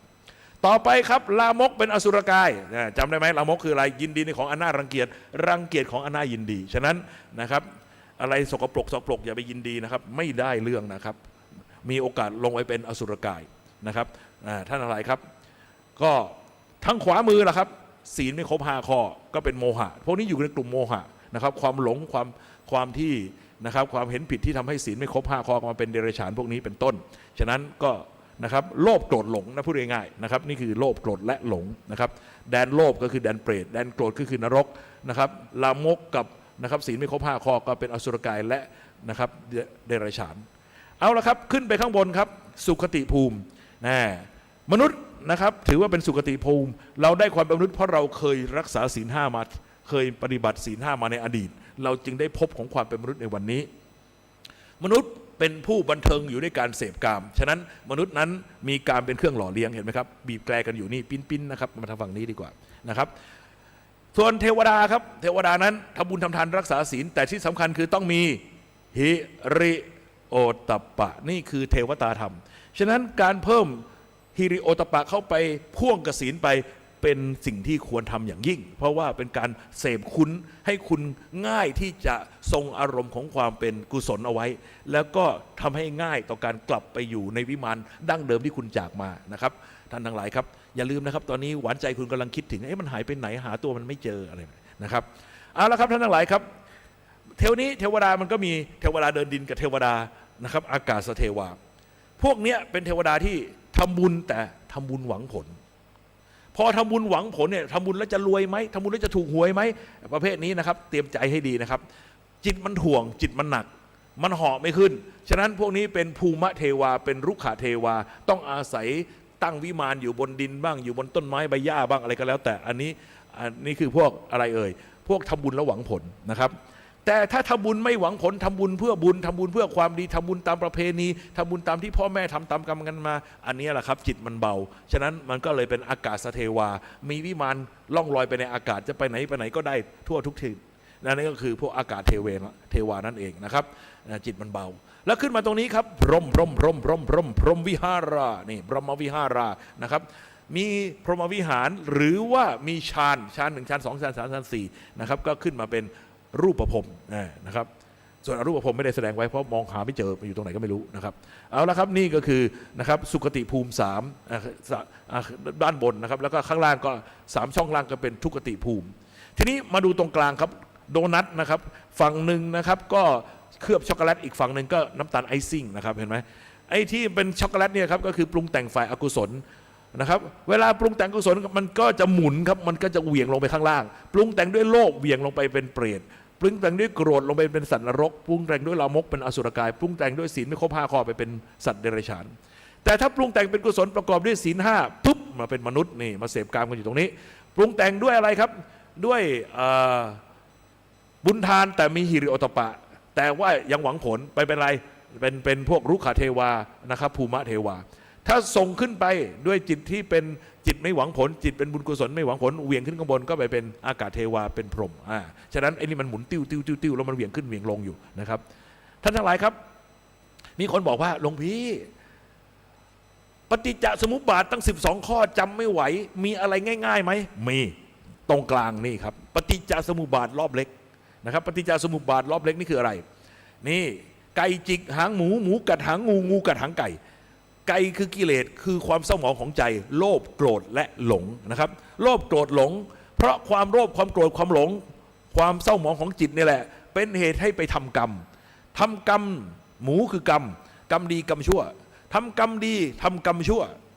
แต่เมื่อทำกรรมแล้ววิบากเกิดไหมวิบากเกิดวิบากเปรียบเหมือนงูพิษ เพราะว่าถ้าทำกรรมดีผลก็เป็นความสุขทำกรรมชั่ววิบากก็เป็นความทุกข์แต่ไอ้วิบากเนี่ยแหละครับพอได้สุขแล้วอยากได้อีกไหมโลภอีกแล้วเกิดโลภะเห็นไหมมันถึงเหมือนงูพิษไงถึงได้รับตอบสนองความที่ต้องการของเราได้รับความสุขแต่เราก็อยากได้อีกอยากรักษาปกป้องความสุขเอาไว้นี่ไงก็เกิดโลภะขึ้นมาเห็นไหมอันไหนแต่ถ้าเกิดทำกรรมชั่วผลเป็นทุกข์เป็นไงก็อยากทำลายล้างอยากผลักไสเกิดโทสะขึ้นมาแทนเห็นไหมฉะนั้นกิเลสกรรมวิบากกิเลสกรรมวิบากกิเลสกรรมวิบากนี่คือปฏิจจสมุปบาทรอบเล็กครับท่านทั้งหลายครับทีนี้มาดูยักษ์ครับยักษ์คืออะไรยักษ์คือการเวลากลืนกินสรรพสิ่งสงครามกรีกโรมันจบไปแล้วสงครามไบเซนไทน์จบไปนานแล้วสงครามโลกครั้งที่หนึ่งป่านนี้เข้าโรงเกลี้ยงแล้วแทบจะไม่เหลือแล้วสงครามโลกครั้งที่สองรุ่นพ่อหลวงพี่ตอนนี้อายุ90แล้วสงครามเวียดนามหลายๆคนทันอยู่เมืองเว่ยเมืองดานังอะไรต่างๆตอนนี้ก็ประมาณ70-80กันใช่ไหมสงครามโลกไม่ใช่สิสงครามเหลืองแดง ยังมีริ้วรอยแผลเป็นยังไม่หายใช่ไหมใช่ไหมทะเลาะกันทั่วบ้านทั่วเมืองครอบครัวเดียวกันยังทะเลาะกันมีไหมแยกค่ายกันมีไหมมีผัวอยู่เหลืองเมียอยู่แดงผัวอยู่แดงเมียอยู่เหลืองวุ่นวายไปหมดนี่ต้องขอบคุณนะครับขอบคุณอะไรรู้ไหมพระอินทร์มาช่วยเขียวลายพลางมาช่วยโอ้รอดไปต้องขอบคุณเขานะครับ แต่ตอนนี้มันจะเกิดสงครามใหม่อีกแล้วเพราะว่าเหลืองแดงจะต้องจับมือกันเป็นธรรมศาสตร์แล้วสู้กับเขียวลายพลางต่อไปตาดันเป็นเรื่องต่อเลยกูจะติดคุกไหมเนี่ย เอาไปปรับทัศนคตินะเดี๋ยวกูจะไปสอนมันในคุก เอาละครับท่านทั้งหลายครับนี่คืออะไรครับท่านทั้งหลายยักษ์คือการเวลาเห็นไหมพอมันผ่านไปมันก็หมดความหมายไปจากใจมันก็ไม่มีราคาแล้วก็ไอ้พวกที่ตายไปอะไรฟาวเสียโอกาสไปเปล่าๆในชีวิตเห็นไหมฉะนั้นหลวงพี่ถึงเตือนพวกเราว่าจงเป็นผู้สร้างอนุสาวรีย์แต่อย่าเป็นอนุสาวรีย์นะครับจำเอาไว้ดีนะครับเบี้ยวได้เบี้ยวหนีได้หนีนะครับอย่าไปยุ่งสงครามไม่เคยให้ความเจริญกับใครนะครับมีแต่และเขาบอกว่าที่ใดทะเลาะกันกาลกินีเข้าร้านอาหารทะเลาะกันดังสนั่นหวั่นไหวคุณจะเข้าไปกินอาหารร้านนั้นไหมเหมือนกันก็บ้านเรามาทะเลาะกันอยู่อย่างเงี้ยแหละอะไรดีๆมันก็ไปประเทศอื่นหมดเลยตอนนี้ไม่เหลือเลยการกินีเข้าครับบ้านเราไม่ต้องห่วงต้องเสวยไปอีกพักใหญ่จนกว่ามันจะกลับมาปรองดองกันได้อย่างแท้จริงก่อนดังนั้นก็รับกรรมที่พวกเราทำกันร่วมกันทำนะครับอันนี้ช่วยไม่ได้นะครับเอาละที่ยักษ์มีตา3 ตานะครับอย่าลืมนะครับเบิ่งตาปัญญาออกมาดูความจริงกันบ้างเอาพุทโธแปะไว้ที่เนี่ยเผื่อเมื่อตามันจะโผล่ขึ้นมาบ้างนะครับพุทธะแปลว่ารู้แจ้งรู้จริงฉะนั้นเอาไปแปะไว้ที่หน้าผากเผื่อจะได้ตาที่3เห็นโลกนี้นะครับต่อไปครับที่หัวยักษ์มีดอกบัวเนี่ยเป็นดอกไม้สะอาดบริสุทธิ์ใช่ไหมแต่ขึ้นมาจากไหนขึ้นมาจากโคลนเลนฉะนั้นโง่ต้องมาก่อนฉลาดผิดต้องมาก่อนถูกโพธิสัตว์ทั้งหลายก็เริ่มต้นจากโง่แล้วครับค่อยๆพัฒนาตัวเองผิดไปบ้างถูกไปบ้างจนในที่สุดมาตรัสรู้ฉะนั้นไม่มีใครฉลาดมาตั้งแต่เกิดแล้วครับไม่มีใครถูกมาตั้งแต่ต้นทุกคนผิดด้วยกันทั้งนั้นฉะนั้นเราอย่าไปตำหนิใครเขาเพราะเราเองก็ต้องเคยโง่มาก่อนเคยผิดมาก่อนจนกระทั่งมาถึงวันนี้ถูกต้องไหมครับเอาละครับท่านทั้งหลายครับที่ยักษ์มีกะโหลก5 ใบกะโหลก5 ใบคืออะไรขันธ์5รูปเวทนาสัญญาสังขารวิญญาณโอเคแล้วคุณเห็นไหมครับที่หูยักษ์ทัดดอกไม้8 กลีบครับดอกไม้โลกธรรมลาบยศสรรเสริญสุขเสื่อมลาบเสื่อมยศนินทาทุกข์การที่พระภิกษุออกมาบวชก็บวชเพื่อที่จะเอาชนะโลกธรรม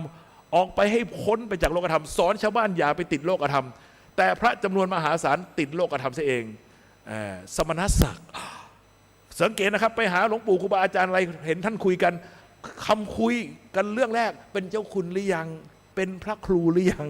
เห็นไหมติดหนับสอนชาวบ้านเขาไม่ให้ติดตัวเองติดเองไหมติดเละเลยครับท่านทั้งหลายแล้วพอเป็นเจ้าเข้าทุกคุณเป็นไงนึกว่าตัวเองเป็นเจ้าลืมไปแล้วว่าสถานะดังเดิมคืออะไรขอทานมึงอะขอทานฉะนั้นไม่ต้องกำเริบแม่เข้าใจยังชัดเจนไหมนะครับท่านทั้งหลายครับทีนี้ลงมาดูข้างล่างยักษ์นั่งอยู่บนหลังเสือแม่ถามว่าขึ้นหลังเสือแล้วลงยากไหมลองไปถามเจ๊ปูกับลุงมาร์กดู ว่าลงหลังเสือแล้วลำบากลำบนขนาดไหนลองไปถามดูนะครับแล้วพี่ตู่ของเราว่าไงกูจะฆ่าเสือก่อนกูลงนะปรบมือนับถือแกจะฆ่าเสือก่อนแกลงหลังเสือเว้ยนั้นมิน่าตอนนี้แกไล่ล่าฆ่าเขาไปหมดนะครับก็โอเคว่ากันต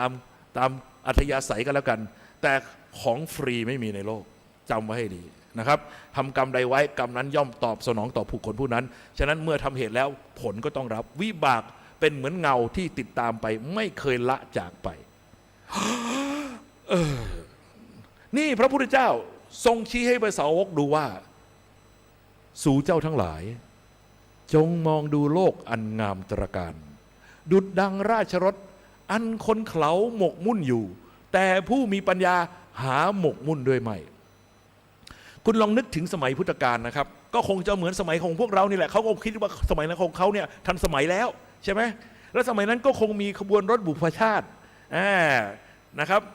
นิคมนี้ส่งประกวดนิคมนี้ส่งประกวดแต่ไฮไลท์อยู่ตรงไหนไฮไลท์อยู่ที่ราชรถของพระราชามาพร้อมกับขบวนแห่อันใหญ่โตเห็นไหมพอไฮไลท์เปิดออกมาโอ้โหคนจะโห่ร้องคว้างริบบิ้นนะคว้างเห็นไหมนะครับโปรยดอกไม้โยนดอกไม้โยนข้าวตอกดอกไม้แสดงความชื่นชมยินดีพระพุทธองค์ทรงคงจะยืนอยู่กับพระสาวกทั้งหลายห่างๆออกมาแล้วก็ชี้ให้สาวกว่าสู่เจ้าทั้งหลายจงมองดูโลกอันงามตระการดุจดังราชรถอันคนเขาหมกมุ่นอยู่แต่ผู้มีปัญญาหาหมกมุ่นด้วยไม่ท่านทั้งหลายครับพระบาทสมเด็จพระจอมเกล้าเจ้าอยู่หัวรัชกาลที่4ลาสิกขานะครับเมื่อก่อนนี้องค์ทรงผนวดอยู่เป็นพระเจ้าฟ้านะครับแล้วก็ปรากฏว่าท่านลาสิกขาออกมาแล้วก็ออกมาครองราชย์เป็นพระบาทสมเด็จพระจอมเกล้าเจ้าอยู่หัวหลังจากนั้นพระองค์ก็ได้สร้างพระราชวังสระปทุมรู้จักไหมพระราชวังสระปทุมตอนนี้ใครอยู่สมเด็จพระเทพอยู่ที่นั่นนะครับพำนักอยู่ที่นั่นก็ปรากฏว่าท่านก็พอสร้างเสร็จแล้วสวยงามแล้วได้ที่แล้วก็ไปนิมนต์นะครับนิมนต์ขัวโตสมเด็จพุทธจารย์โตพรหมรังสีให้มาฉันพระทหารด้วยความที่ท่านสนิทสนมกันตั้งแต่สมัยบวชท่านก็สัพยอกขัวโตเขาบอกว่าอะไรรู้ไหมไม่รู้จักเสือเอาเรือไปจอดเป็นไงขัวโตวังของเรางามไหมกำลังภูมิใจขัวโตก็แสบใช่ย่อยมหาบพิตรวังของพระองค์งามเหลือเกินดุจดังราชรถรัชกาลที่4เคยบวชพระมานานจำสำนวนได้ต่อทันทีเลยอันคนเขาหมกมุ่นอยู่แต่ผู้มีปัญญาหาหมกมุ่นด้วยไหมนี่ครัวโตด่ากูนี่โอ้โหเดี๋ยวสวยเราขอใช้สิทธิ์ในฐานะที่เราเป็นเจ้าบ้านผ่านเมืองเราเป็นพระราชามหากษัตริย์ขอใช้สิทธินี้ในการอปหิครัวโตออกจากแผ่นดินของเราเห็นไหมนะครับเรื่องเจ้าเรื่องนายอย่าไปใกล้เยอะเป็นเรื่องนะครับอันตรายเขาบอกว่าสิ่งอันตรายมีอยู่กี่อย่างงูพิษตัวน้อยใช่ไหมพระภิกษุบวชใหม่สามเณรก็เหมือนกันนะครับดูถูกไม่ได้นะมีอะไรอีกยุวกษัตริย์อย่าอันตรายมีอะไรอีกไฟกองเล็กไอ้พวกนี้คือของประมาทไม่ได้วันนี้เป็นไฟแค่จิตนึงมันลามชิบหายไปวอดได้ไหมได้ฉะนั้นนี่ประมาทผลเป็นไงครับวันนั้นขัวโตคอตกกับวัดนะครับขึ้นเรือข้ามฟากไปอีกฝั่งวัดระฆังเสร็จปั๊บสั่งให้บรรดาเด็กวัดบรรดานะครับสามเณรทั้งหลายช่วยกันขนของออกจากกุฏิย้ายจากกุฏิไปไหนไปอยู่ในโบสถ์นะครับเอากระโถนมาด้วยกูต้องขี้เงี้ยวอยู่ในโบสถ์กูไปไหนไม่ได้แล้วเพราะอะไรเพราะว่าโบสถ์นั้นเป็นพุทธอาณานะครับเป็นเขตนะครับวิสุงคามสีมาซึ่งพระมหากษัตริย์ได้ยกถวายไว้ในพระศาสนาพ้นไปจากอำนาจการปกครองของพระราชามหากษัตริย์ท่านทั้งหลายครับสมัยโบราณเนี่ยนะเวลาพวกผู้ร้ายเนี่ยมันหนีโปลิสหนีโจรเนี่ยมันหนีเข้าโบสถ์ครับพอหนีเข้าไปในโบสถ์ปั๊บเนี่ยตำรวจวิ่งตามมาเนี่ยจะหยุดอยู่ที่ขอบสีมาออกมาเดี๋ยวนี้ออกมากูไม่ออกมาเรียกกันอยู่นั่นแหละไปสมภารมาดิสมภารไปคุยกับมันหน่อยให้มันออกมาหน่อยเฮ้ยกูก็ไม่กล้ากูก็กลัวมันนะตกลงดันกันไปก็ดันกันมาอยู่นั่นแหละไม่รอดนะครับอันนี้เล่าตัวอย่างให้ฟังฉะนั้นเขตวิสุงคามสีมาเขตโบสถ์นั้นน่ะเขตสีมาน่ะถือว่าเป็นเหมือนสถานทูตเข้าไปล่วงละเมิดไม่ได้ นี่สมัยก่อนเขาคิดกันอย่างนั้นสมัยนี้เหรอมึงไม่ออกใช่ไหมงั้นเอาควันไปกินก่อนตุ้ม อ้าวตอนนี้ควันนะเดี๋ยวลูกระเบิดเนี่ยครับเดี๋ยวลูกสังหารจะตามไปอีก3 ลูกจะออกมาหรือไม่ออกยอมแล้วครับ ยอมแล้วครับ โอเคนะอันนี้แต่ดูให้ดีนะครับจริงๆแล้วเนี่ยข้างบนเนี่ยเขาชี้ไปไหนเขาชี้เลยออกไปครับชี้ไปถึงไหนนี่ไงนิพพานมีอยู่ใยไม่ไปมาหลงไหลอะไรกับโลกอันงามตระการดุจราชรสวันนี้พุทธศาสนาเป็นเพียงแค่กึ่งพุทธกาล 2,600 ปีหลังพุทธกาลซึ่งพุทธกาลนี้มีอายุ 5,000 ปีท่านทั้งหลายครับมรรคผลยังเกิดขึ้นอยู่ยังผลได้อยู่น้ำอยู่ข้างหน้าทำไมไม่ดื่มทำไมต้องไปรอดื่มน้ำในอนาคตบ่อน้ำบ่อหน้าแล้วทำไมต้องไปตามไอ้พระโพธิสัตว์ทั้งหลายที่ออกมากระแดะทั้งหลายเนี่ยที่มาบอกว่าอุ้ยไม่ต้องรีบไปนิพพานเดี๋ยวไปกับเราเนี่ยมึงยังว่ายน้ำหาฝั่งยังไม่เจอยังจะหลอกให้กูเกาะหลังมึงไปไหนอย่าเชื่อมันเป็นอันขาดวันนี้คุณมีบุญกับพระพุทธเจ้าโคดมคุณเคยทำบุญกับพระองค์มาคุณอธิษฐานติดตามพระองค์มาคุณถึงเกิดเป็นมนุษย์เกิดเป็นคนไทยเจอพุทธศาสนาฉะนั้นใช้สิทธิของคุณให้คุ้มค่าแต่แน่นอนโพธิสัตว์องค์อื่นเขาก็อาจจะมีบุญเรื่องกับเราเหมือนกันเพราะว่ามันเป็นเน็ตเวิร์กที่เชื่อมกันแต่วันนี้น้ำบริสุทธิ์อยู่เบื้องหน้าทำไมไม่ดื่มซะก่อนทำไมต้องไปดื่มน้ำบ่อหน้าซึ่งไอเวนนั้นมันก็ยังไม่รู้เลยมันอยู่ตรงไหนบ่อของมันนะเข้าใจยังนี่ไงหลวงพี่ถึงบอกว่าหลวงพี่ตามเข็นโพธิสัตว์เนี่ยหลวงพี่ไม่ละเว้นเพราะอะไรนี่มันคนละยุคกันนี่ยุคของพระเจ้าโคดมไม่ใช่ยุคของพวกมึงมาทำบารมีก็ดีแล้วแต่ว่าอย่ามาสร้างปัญหาให้กับศาสนานี้เป็นอันขาดไม่งั้นไม่มีการละเว้นไม่เกรงใจด้วยที่มาประกาศโพธิสัตว์กันทั้งหลายเนี่ยไม่ได้วิเศษโสอะไรในสายตาหลวงพี่หรอกเขาบอกแล้วไงคนอยากเป็นโพธิสัตว์ครึ่งโลกอ่ะเข้าใจยังแล้วก็ไอ้พวกที่มาเตะท่าส่วนใหญ่ยังไม่ได้รับพยากรณ์ที่มีพยากรณ์แล้วมีไม่กี่องค์จะบอกให้ก็ได้หลวงปู่ทวดเหยียบน้ำทะเลจืดคือพระศรีอริยเมตไตรครูบาอาจารย์หลวงพี่บอกมาอย่างนี้อย่าเชื่อนะเมื่อกี้พูดกับเรามาสุดไปแล้วนะท่านทั้งหลายครับอีกคนหนึ่งใครครับหลวงพ่อปานวัดบางนมโคอนาคตพระเจ้าองค์ที่10นี่ไงครับท่านทั้งหลายแต่ว่าไอ้ส่วนใหญ่ที่มาเตะท่าอยู่วันนี้ไม่ยกเว้นแม้แต่จานบิน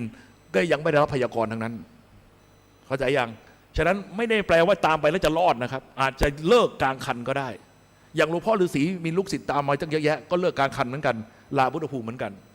นะครับมันไม่ใช่เรื่องง่ายหรอกนะครับไม่ใช่เรื่องจิ๊บนะครับที่จะไปเป็นพุทธเจ้าเนี่ยมันต้องแน่จริงๆแล้วสังเกตให้ดีกึ่งพุทธกาลแรกเนี่ยจะไม่มีจะสังเกตว่าจะไม่ค่อยมีพระโพธิสัตว์ลงมามากมายนักเนี่ยมาหลังกึ่งพุทธกาลหลังตั้งแต่ 2,500 มาเนี่ยมาเยอะแยะเพราะอะไรเพราะว่าพวกนี้เนี่ยยังไงก็ตามเขาต้องมาต่อบุญในพุทธกาลเหตุผลเขาว่าอะไรทุกคนเนี่ยที่เป็นโพธิสัตว์เนี่ยเขารู้ว่าเขาต้องเดินทางไกลไม่มีใครอยากเดินทางไกลแบบกระยาจกเข็นใจทุกคนอยากเดินทางไกลเยี่ยงจักรพรรดิผู้ยิ่งใหญ่การที่จะเป็นจักรพรรดิผู้ยิ่งใหญ่เดินทางได้ก็ต้องมีบุญไหมต้องมีบุญการจะได้บุญที่ยิ่งใหญ่และมากมายเพียงพอที่จะเดินทางอย่างสง่าผ่าเผยนั้นก็ต้องมาตุนบุญในพุทธศาสนาจำได้ไหมเวลาสวดธรรมวัดเย็นพระสงฆ์คือนาบุญอันยิ่งใหญ่กว่านาบุญอันดีทั้งหลายเขาต้องมาต่อบุญในยุคพุทธกาลแต่ครึ่งแรกเขาไม่อยากมาเขากลัวเจอพระอรหันต์เก่งๆที่จะทำให้เขาเสียเซลล์เขาไม่อยากมาฉะนั้นเขากะว่ากึ่งพุทธกาลหลังแล้วคงไม่มีใครที่จะทำให้เขาเสียเซลล์ได้แต่คิดผิดเพราะว่าหลวงพี่มีหน้าที่ล่าพระโพธิสัตว์หลวงพี่อธิษฐานมาเพื่อการนี้ฉะนั้นหลวงพี่จะมาถลกหนังหัวโพธิสัตว์ทั้งหลายให้ลาพุทธภูมิแล้วแต่จริงๆแล้วเคยทำให้ลาไปหลายองค์แต่ขอโทษหนังเหนียวมันกลับไปอีกละแป๊บเดียวอธิษฐานใหม่อีกละเพราะว่าลาไม่ขาดเพราะว่าความตั้งใจของเขาเนี่ยเขาอยากจะสร้างเมืองทั้งเมืองเขาไม่อยากสร้างบ้านหลังเดียวเข้าใจยังฉะนั้นแต่ว่าก็คือให้เขาอยู่ในกรอบในรอยที่ถูกต้องไม่สร้างปัญหานั่นเองที่หลวงพี่เป็นหน้าที่ของหลวงพี่แต่ว่าอย่างไรก็ตามหน้าที่อันนี้ไม่มีสิทธิ์ขัดขวางการมุ่งหวังพระนิพพานของหลวงพี่เพราะว่าหลวงพี่กูจะเอาชาตินี้เป็นชาติสุดท้ายแต่กูจะได้หรือไม่ได้อีกเรื่องหนึ่งเพราะกูสร้างกรรมเยอะเหลือเกินกูรู้เข้าใจยังแต่นั่นแหละไม่กลัวนะครับเอาละอันนี้คือปฏิจจสมุปบาทฉบับ The Wheel of Life ฉะนั้นท่านฟังไปแล้วเวลาไปฟังเขาโม้ที่ไหนก็กูก็รู้เหมือนกันอาจารย์ฟังอาจารย์ภัสกรมาแล้วโอเคครับต่อไปเป็นเวอร์ชั่นอธิบายให้ฟังว่าอันนี้สำหรับ The Wheel of Life หลวงพี่ถือว่าเป็นอะไรที่เขาใช้มานานเป็นพันปี แต่มาถึงยุคของพวกเรานะครับในยุคของพวกเราเนี่ยแนวการอธิบายปฏิจจสมุปบาทเนี่ยจะมี2แนวหลักๆแนวหนึ่งก็คือแนวคร่อมสามชาติหรือแนวอภิธรรมนะครับพวกพม่าเก่งมากนะครับพม่าเขาจะเชี่ยวชาญเรื่องอภิธรรมนะครับนี่ครับท่านทั้งหลายครับนี่คือแนวคร่อมสามชาติแนวแนวคร่อมสามชาติคุณดูสิครับมันยากเย็นขนาดไหนนะครับซับซ้อนซ่อนเงื่อนแล้วก็มีนะครับมีอัฏฐาอะไรไม่รู้เยอะแยะไปหมดนะครับบัญญัติศัพท์ขึ้นมาเต็มไปหมดนะครับอันนี้แนวนี้นี่เกิดขึ้นหลังพุทธกาลประมาณ900 ปีในเกิดตามในสมัยเดียวกับวิสุทธิมรรคนะครับของพระพุทธโฆษาจารย์นะครับในยุคนั้นนะครับนี่คือแนวคร่อมสามชาตินะครับเขาเชื่อกันว่าสายอภิธรรมเนี่ยเขาเรียนกันเป็นปีๆเลยเรียนจิตเจตสิกรูปนิพพานท่องกันหัวโป่งเสร็จแล้วก็นี่คือวิชาอรหันต์ของเขาเขาบอกว่าถ้าใครเข้าใจปฏิจจสมุปบาทนะครับก็ไม่ยากเลยที่จะเป็นพระอรหันต์ว้าโอเคนี่แต่บอกว่าเลยว่ากูก็ไม่รู้เหมือนกันไม่เข้าใจเหมือนกันที่มันไม่เคยไปเรียนกับเขาเหมือนกันปวดหัวมันยากเกินนะครับอีกแนวหนึ่งครับท่านทั้งหลายครับเดี๋ยวก่อนถ้าแบบนี้รู้สึกมันเข้าใจยากไปหน่อยเอาแบบนี้ไหมครับเป็นภาษาพม่าจะเข้าใจง่ายขึ้นไหมครับโอเคครับท่านทั้งหลายครับอีกแนวหนึ่งก็คือท่านพุทธทาสภิกขุแสดงปฏิจจสมุปบาทแบบที่นี่และเดี๋ยวนี้นะครับท่านพุทธทาสภิกขุนะครับก็หลวงพี่ไม่มีรูปตัวแทนก็เอาไว้งี้ก่อนทีนี้เรามาดูนี่ดีกว่าทั้งสองแนวทางอย่างที่หลวงพี่เล่าให้ฟังว่าทะเลาะกันมายาวนานนะครับแบบที่นี่และเดี๋ยวนี้กับแบบคร่อมสามชาตินะครับสองค่ายนี้เขาตีกันเละในที่สุดในบรรณพิภพก็เกิดเวอร์ชั่น3ของโลกปรากฏขึ้นในบรรณพิภพเป็นที่งงงวยว่ามันคิดได้ยังไง กูเอง นั่นอะไรครับมาดูกันครับนี่เอ้ยไม่ใช่ผิดอัน อยู่ไหนวะเอ้ยเอาอันนู้นดีกว่า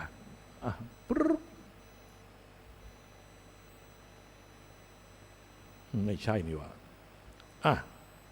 นี่อันนี้นี่มาละเจอละท่านทั้งหลายครับเดี๋ยวก่อนหาก่อนนี่เอ้ยผิดอีกแล้วแบบ affordable truth วงจรชีวิตปฏิจจสมุปบาทปีล่าสุดอยู่ไหนวะหลวงพี่เอามาใส่แล้วนี่53แค่นี้เปล่าไม่ใช่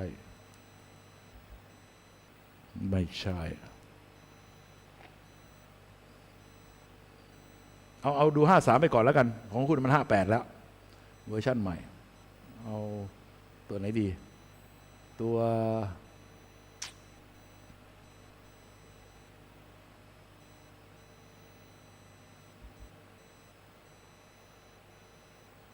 เอานี้แล้วกันเนาะ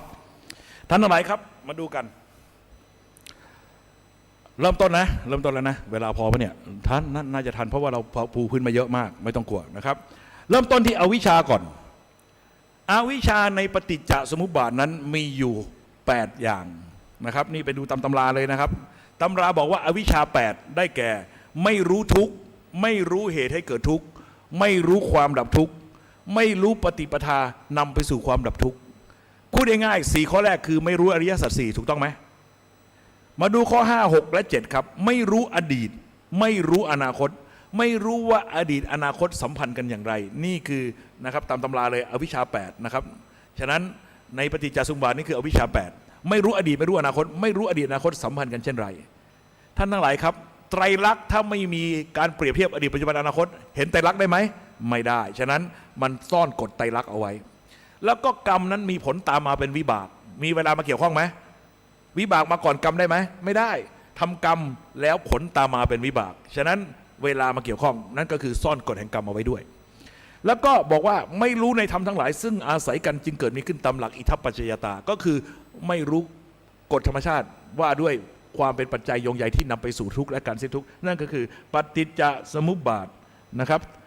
ท่านทั้งหลายครับเพราะไม่รู้ในปฏิจจสมุปบาทจึงนะครับนี่ไม่รู้4อย่างนี่อวิชชา8อวิชชา8ตำราสรุปลงแล้วก็ไม่รู้ law of nature 4 law กฎธรรมชาติทั้ง4ไม่รู้กฎธรรมชาติทั้ง4เพราะไม่รู้ในกฎธรรมชาติทั้ง4นี่แหละจึงเป็นเหตุให้ ฝ่ายผลก็คือหลงไหลไปในกาย ยินดีไปในกาย ตั้งคุณค่าลงไปในกาย นี่ไงโง่ในกายโง่ในขันธ์ห้าไม่รู้ไม่เข้าใจขันธ์ห้าอย่างถูกต้องตามความเป็นจริงฉะนั้นฝ่ายเหตุคือไม่รู้กฎธรรมชาติทั้ง4แต่ผลของมันก็คือหลงไปในกายเห็นผิดไปในกายนะครับไม่รู้ตามความเป็นจริงของกายและขันธ์ห้านี่คืออวิชชาเพราะอาวิชชาไม่รู้ตามความเป็นจริงในกายในขันธ์ห้าจึงเกิดการปรุงแต่งผิดๆไปในกายในขันธ์ห้าฉะนั้นกายสังขารวจีสังขารจิตสังขารการปรุงแต่งกายการปรุงแต่งคำพูดการปรุงแต่งความคิดก็เป็นไปด้วยความเห็นผิดนะครับปรุงแต่งไปผิดเพราะปรุงแต่งไปผิดในกายในขันธ์ห้านะครับจึงเกิดอะไรกันเกิดวิญญาณความรู้ผิดที่สั่งสมลงไปในใจว่าขาดกายไม่ได้นี่ท่านทั้งหลายครับวิญญาณความรู้ผิดซึ่งถูกอวิชชาความโง่ความหลงความเห็นผิดในกายในขันธ์ห้ากับสังขารการปรุงแต่งผิดที่เป็นไปในกายในขันธ์ห้าเข้าครอบงำเห็นไหมฉะนั้นผลตามมาคืออะไรนามรูปังจิตขาดกายไม่ได้นามขาดรูปไม่ได้ที่รักเราจะไม่พรากจากกันเราต้องไปในด้วยกันเสมอเมื่อได้รูปมาได้กายมาแล้วมันให้อะไรมาให้ช่องทางติดต่อทั้ง6สลายตนะช่องทางเชื่อมต่อทั้ง6ตาหูจมูกลิ้นกายใจเพื่อเอาไปทำอะไรเพื่อเอาไปผัสสะเอาไปกระทบผัสสะนั้นแปลว่าความประจวบพร้อมนะครับประจวบพร้อมของ3อย่างอายตนะภายในตากระทบอายตนะภายนอกคือรูปเกิดจักษุวิญญาณการเห็นไหมวิญญาณ6เกิดตรงไหนเกิดตรงมีผัสสะ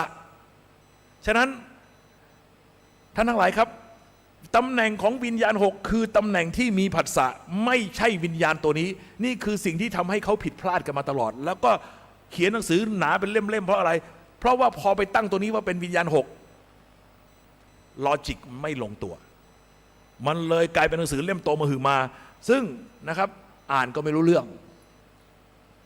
เวลาอ่านแล้วลอจิกมันไม่ลงปั๊บเนี่ยใจมันปฏิเสธ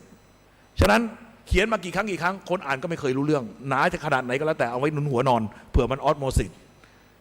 ไม่รอดหรอกครับยังไงก็ไม่รอดเพราะว่ามันผิดตั้งแต่ต้น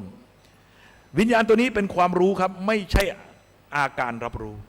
แต่วิญญาณอาการรับรู้ที่เป็นวิญญาณ6นั้นเกิดเมื่อมีผัสสะฉะนั้นเมื่อใดก็ตามที่มีผัสสะเป็นการประจวบพร้อมของ3สิ่งนะครับอายตนะภายใน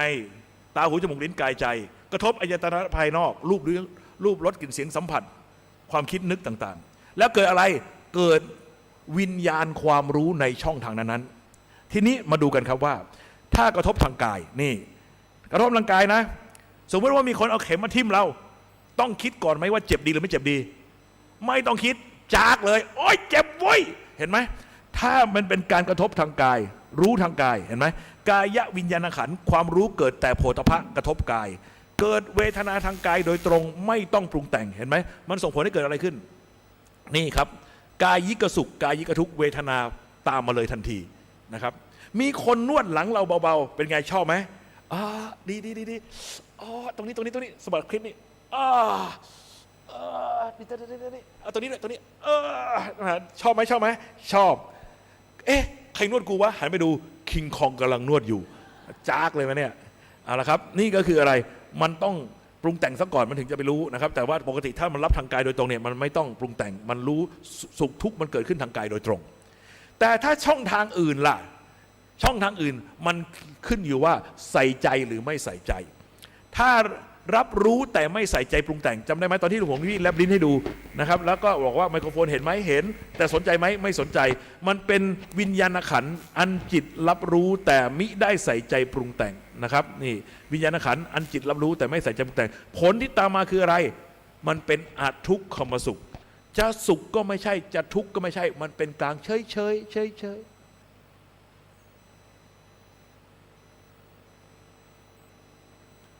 แอบมาเล่นไมโครโฟนหลวงพี่ป่ะตอนหลวงพี่ไม่อยู่มาเล่นป่ะมาเล่นป่ะเห็นไหมครับเมื่อกี้เป็นกลางๆอยู่ดีๆตอนนี้มันจะทำให้กูซวยแล้วเห็นไหมเนี่ยอันนี้คือคำว่าอทุกขมสุขคือไม่ใช่สุขไม่ใช่ทุกข์แต่อาจจะเป็นเหตุให้สุขหรือทุกข์ในภายหลังได้ขอโหสิหนูไม่ได้ทำอะไรนะหลวงพี่เอาเป็นตัวอย่างเท่านั้นเองนะครับนี่คือคำว่าอทุกขมสุขนะครับท่านทั้งหลายนี่จะสุขก็ไม่ใช่ทุกข์ก็ไม่ใช่เป็นกลางๆเฉยๆแต่ว่าอาจจะเป็นเหตุให้สุขหรือทุกข์ในภายหลังได้ แต่ถ้าใส่ใจปรุงแต่งล่ะถ้าใส่ใจปรุงแต่งก็เหมือนเราไปช้อปปิ้งเคยไหมไปที่ตลาดไปซื้อไก่ซื้อหมูซื้อเนื้อซื้อผักมาจากตลาดนี่ก็คือรับมาจากข้างนอกเสร็จแล้วกลับมาถึงครัวของเราเราก็นี่อาศัยสัญญานะอาการจำได้หมายรู้ไปดึงเอาความรู้ที่เก็บไว้วิญญาณความรู้ที่เก็บไว้ในจิตดึงออกมาสัญญาจำได้ไหมสัญญาจำได้คืออะไรเนี่ยความสามารถในการดึงเอาความรู้ที่เก็บไว้ออกมาไปเอาของที่เก็บไว้ในครัวออกมามีอะไรบ้างซีอิ๊วน้ำมันนะกระหอมกระเทียมที่แขวนไว้ดึงออกมาเสร็จแล้วก็เอามารวมกันวิญญาณขันธ์ความรู้เก่าของที่สต็อกไว้ในห้องในครัวนะครับเครื่องปรุงกะปิน้ำปลาเอามาแล้วขณะเดียวกันก็เอาหมูไก่เนื้อที่ตัวเองซื้อมาจากตลาดแล้วเอามาทำอะไรเอามาปรุงเข้าหากันวิญญาณขันธ์ความรู้เก่ากับวิญญาณขันธ์ความรู้ใหม่เอามาปรุงเข้าหากันสังขารการปรุงแต่งวิตกนี่ยกขึ้นสู่อารมณ์วิจารณ์เคล้าไปในอารมณ์เวลาคุณทำกับข้าวคุณก็ตักใส่แล้วคนตักใส่แล้วคนตักใส่แล้วคนเห็นไหมเคล้าไปเคล้ามานี่ก็คืออาการปรุงแต่งวิตกคือยกขึ้นสู่อารมณ์วิจารณ์เคล้าไปในอารมณ์ท่านทั้งหลายครับการทำกับข้าวมีอยู่กี่วิธีการปรุงแต่งจิตมีอยู่5วิธี4วิธีปรุงแล้วแซ่บปรุงแล้วอร่อยปรุงแล้วติดใจอยากกินแล้วอยากกินอีกได้แก่ทอดย่างอบนึ่งนี่ไง4วิธีนี้กินแล้วแซ่บกินแล้วอร่อยกินแล้วติดใจกินแล้วอยากเกิดแล้วอยากเกิดอีกเพื่อที่จะมากินต่อไปนี่คืออะไรปรุงแต่งเป็นบุญปรุงแต่งเป็นบาปปรุงแต่งเป็นรูปฌานปรุงแต่งเป็นอรูปฌานแต่อีกวิธีหนึ่งกินแล้วเซ็งกินแล้วเบื่ออยากจะเลิกกินไปเลยคืออะไรไมโครเวฟอะไรก็ไปยัดไมโครเวฟออกมาก็ซีเซียวกินไปแบบจำใจกินแหมรู้สึกกระเดือกไม่ค่อยลงสังเกตไหมมันซ้ำซากมันน่าเบื่อเซ็งเห็นไหมสู้ของที่สดร้อนๆออกจากเตาได้ไหมไม่ได้เห็นไหมเวลาที่เขาทำข้างถนนแล้วไปกินตรงนั้นมันอร่อยมันสะใจเห็นไหมมาลงจากกระทะมาใส่จานร้อนๆอร่อยไหมอร่อยท่านทั้งหลายครับ4วิธีแรกกินแล้วแซ่บกินแล้วอร่อยนั้นมีตำราอ้างอิงครับนั่นก็คือเขาเรียกว่าอภิสังขาร3-4อภิสังขารนะครับปรุงแต่งแล้วเป็นบุญแต่บุญยังแยกเป็น2อย่างบุญฝ่ายกามาวจรคือในเรื่องของรูปรสกลิ่นเสียงสัมผัสปรุงแต่งแล้วเป็นบุญในฝ่ายรูปาวจรเป็นเรื่องรูปฌานทั้งหลายเห็นไหมรูปฌานปรุงแต่งแล้วเป็นบาปไอ้เรื่องเป็นบาปนั้นเรื่องของรูปรสกลิ่นเสียงสัมผัสอย่างอื่นไม่มีปรุงแล้วเป็นภพอันมั่นคงไม่หวั่นไหวอเนญญชาภิสังขารก็คือปรุงแต่งแล้วเป็นอารูปฌานก็อันนี้ใส่ไว้เป็นยันกันผีเพราะว่าพวกนักวิชาการทางพุทธศาสนามันชอบบู๊กันมันชอบใส่กันเราก็เลยต้องกาดมวยไว้ดีๆว่ากูก็รู้เหมือนกันนะครับท่านทั้งหลายครับแต่เอาง่ายๆปรุงแล้วเป็นบุญปรุงแล้วเป็นบาปปรุงแล้วเป็นรูปฌานปรุงแล้วเป็นอารูปฌานเรามาดูกันสงสัยจะไม่ทันเหลืออีก10 นาที15 นาทีลองดูสู้กูต่อนะครับจำได้ไหม2 คนยนต์ตามช่อง1เห็นโคลนตม1เห็นดวงดาวชายหนุ่ม2 คนนั่งอยู่ที่ชายหาดมองไปสุดหาดเฮ้ยจุดอะไรดำๆคอยอยากสักว่าเป็นคนผู้ชายผู้หญิงแก่หรือสาวสวยไหมสวยโคตรมิสไทยแลนด์ยูนิเวิร์สแต่งทูพีซเดินเพื่อนมาไอ้ชายหนุ่มคนแรกจิตเป็นบุญปรุงแต่งเป็นบุญเป็นไงโอ้โหเธอสวยเธอน่ารักเธอคงทำบุญมาดีรักษาศีลมาดีโมทนาสาธุกับความดีของเธอแหมอยากให้มาทุกวันจะได้โมทนาทุกวันจิตเป็นบุญครับปรุงแต่งเป็นบุญจิตนั้นเป็นมหากุศลจิตนะครับมหากุศลจิตอารมณ์ที่เห็นอยู่นั้นเป็นอิทธารมณ์อารมณ์ที่น่าปรารถนาเห็นแล้วชอบไหมชอบโอ้โหน่ารักสเปคกูเลยนี่เห็นไหมเป็นอารมณ์ที่พึงพอใจแล้วเกิดอะไรขึ้นเวทนาไม่เป็นสมนัตคือยินดีก็เป็นกลางๆแต่สิ่งที่เกิดขึ้นตามมาอะไรอยากเห็นเธอทุกวันอยากให้เธอมาทุกวันจะได้โมทนาทุกวันเกิดกามตัณหาอยากให้เธอมาทุกวันดูให้ดีนะครับระหว่างตัณหากับราคะมันใกล้เคียงกันสมมุติว่านาฬิกานี้เป็นนาฬิกาที่โอ้โหทำจากทับทิมทั้งเรือนโอ้โหสีแดงเห็นไหมแดงไหมทับทิมโอ้โหนี่สยามรูบี้เห็นละอยากได้อารมณ์นี้คือตัณหาเห็นไหมมันมี distance มีระยะห่างแต่ราคะเหรออยากได้ที่ไหนไม่เห็นสนใจเลยแต่แปะกระจายแล้วไปไหนก็ไปด้วยนะครับติดใจครับราคะติดใจตัณหาทยานอยากจริงๆแล้วเป็นศัพท์ที่ใกล้เคียงกันมาก เขาใช้แทนกันได้นะครับตัณหาราคะแต่ผลเกิดอะไรขึ้นคิดไปคิดมาสมัครเป็นผัวเธอดีกว่าจะได้โมทนาทุกเช้าเลยอยากได้ฐานะความเป็นสามีเพราะว่าจะได้สกิดมาโมทนาทุกเช้าแน่โอ้โหทีนี้มาดูต่อครับท่านทั้งหลายครับทีนี้เพื่อนคนที่สองมันนั่งอยู่ข้างๆไอ้เพื่อนคนนี้ชวนไปทำวัดไปวาไม่เคยไปมีแต่จะไปตามเทคตามผับมันคิดยังไงปรุงแต่งแล้วเป็นบาปนี่จิตเป็นปรุงแต่งเป็นบาปนะครับปรุงแต่งเป็นบาปจิตนั้นเป็นโลภะมูลจิตชอบสเปคกูเลยเห็นแล้วคิดยังไง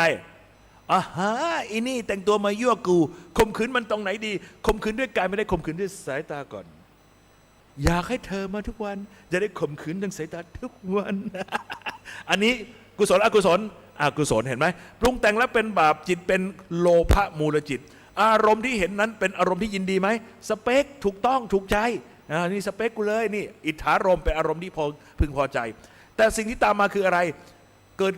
เวทนายินดีในการเห็นไหมยินดีในการเห็นมีความสุขในการได้เห็นไหมมีความสุขในการที่ได้เห็นไม่เป็นสมนัตก็เป็นอุเบกขาแต่สิ่งที่ตามมาคืออะไรอยากให้เธอมาทุกวันจะได้ข่มขืนทางสายตาทุกวันคิดไปคิดมาสมัครเป็นผัวเธอดีกว่าสกิดมาข่มขืนทุกเช้าเลย เปิดภาวะตัณหาเหมือนกันเดะเลยนะครับเอาละครับท่านทั้งหลายครับทีนี้ดูต่อไปเพิ่มตัวละครตัวที่3เข้ามาตัวละครตัวที่3เดินมาข้างหลังเห็นเพื่อน2คนนั่งอยู่กำลังมองสาวตาเขม็งอยู่ไอ้คนแรกจำได้ไอ้คนแรกมันแก่วัดแก่วากำลังมองสาวตาเขม็งอยู่มันก็เลยเอื้อมมือมาปิดตาไอ้คนแรกฮันแน่ดูอะไรอยู่แหมแก่แวดแก่วาที่แท้ก็ลามกเหมือนกันเฮ้ยมึงเอามือออกจากตากูเถอะกูกำลังโมทนาเขาอยู่มึงไม่ต้องมาตอแหลว่ามึงโมทนาเขาหรอกมึงกับลามกกับเขามึงกันแหละตอนนี้มือของเพื่อนคนที่3กลายเป็นอุปสรรคแห่งความสุขของคนคนแรกฉะนั้นท่านทั้งหลายครับเมื่อกี้จิตเป็นบุญอยู่ดีๆไอ้คนแรกเนี่ยจิตกลายเป็นบาปแล้วแต่เป็นบาปแบบไหนแบบโทสะมูลจิตจิตโกรธเพราะอะไรเพราะว่ามือของเพื่อนคนที่3ที่เอามาปิดลูกตาเราเป็นอารมณ์ที่ไม่ชอบใจเป็นอนิจฐารมณ์อารมณ์ที่ไม่พึงปรารถนามาขัดความสุขของข้าพเจ้าขัดบุญกุศลของข้าพเจ้ากำลังโมทนาอยู่นะครับเฮ้ยเองไม่เอามือออกจากตาข้าเดี๋ยวนี้ข้าจะทุ่มเดี๋ยวนี้นะอย่าลืมนะข้ายูโดสายดำนะเว้ยฉะนั้นตอนนี้ครับท่านทั้งหลายครับจิตเป็นอะไรครับจิตโกรธ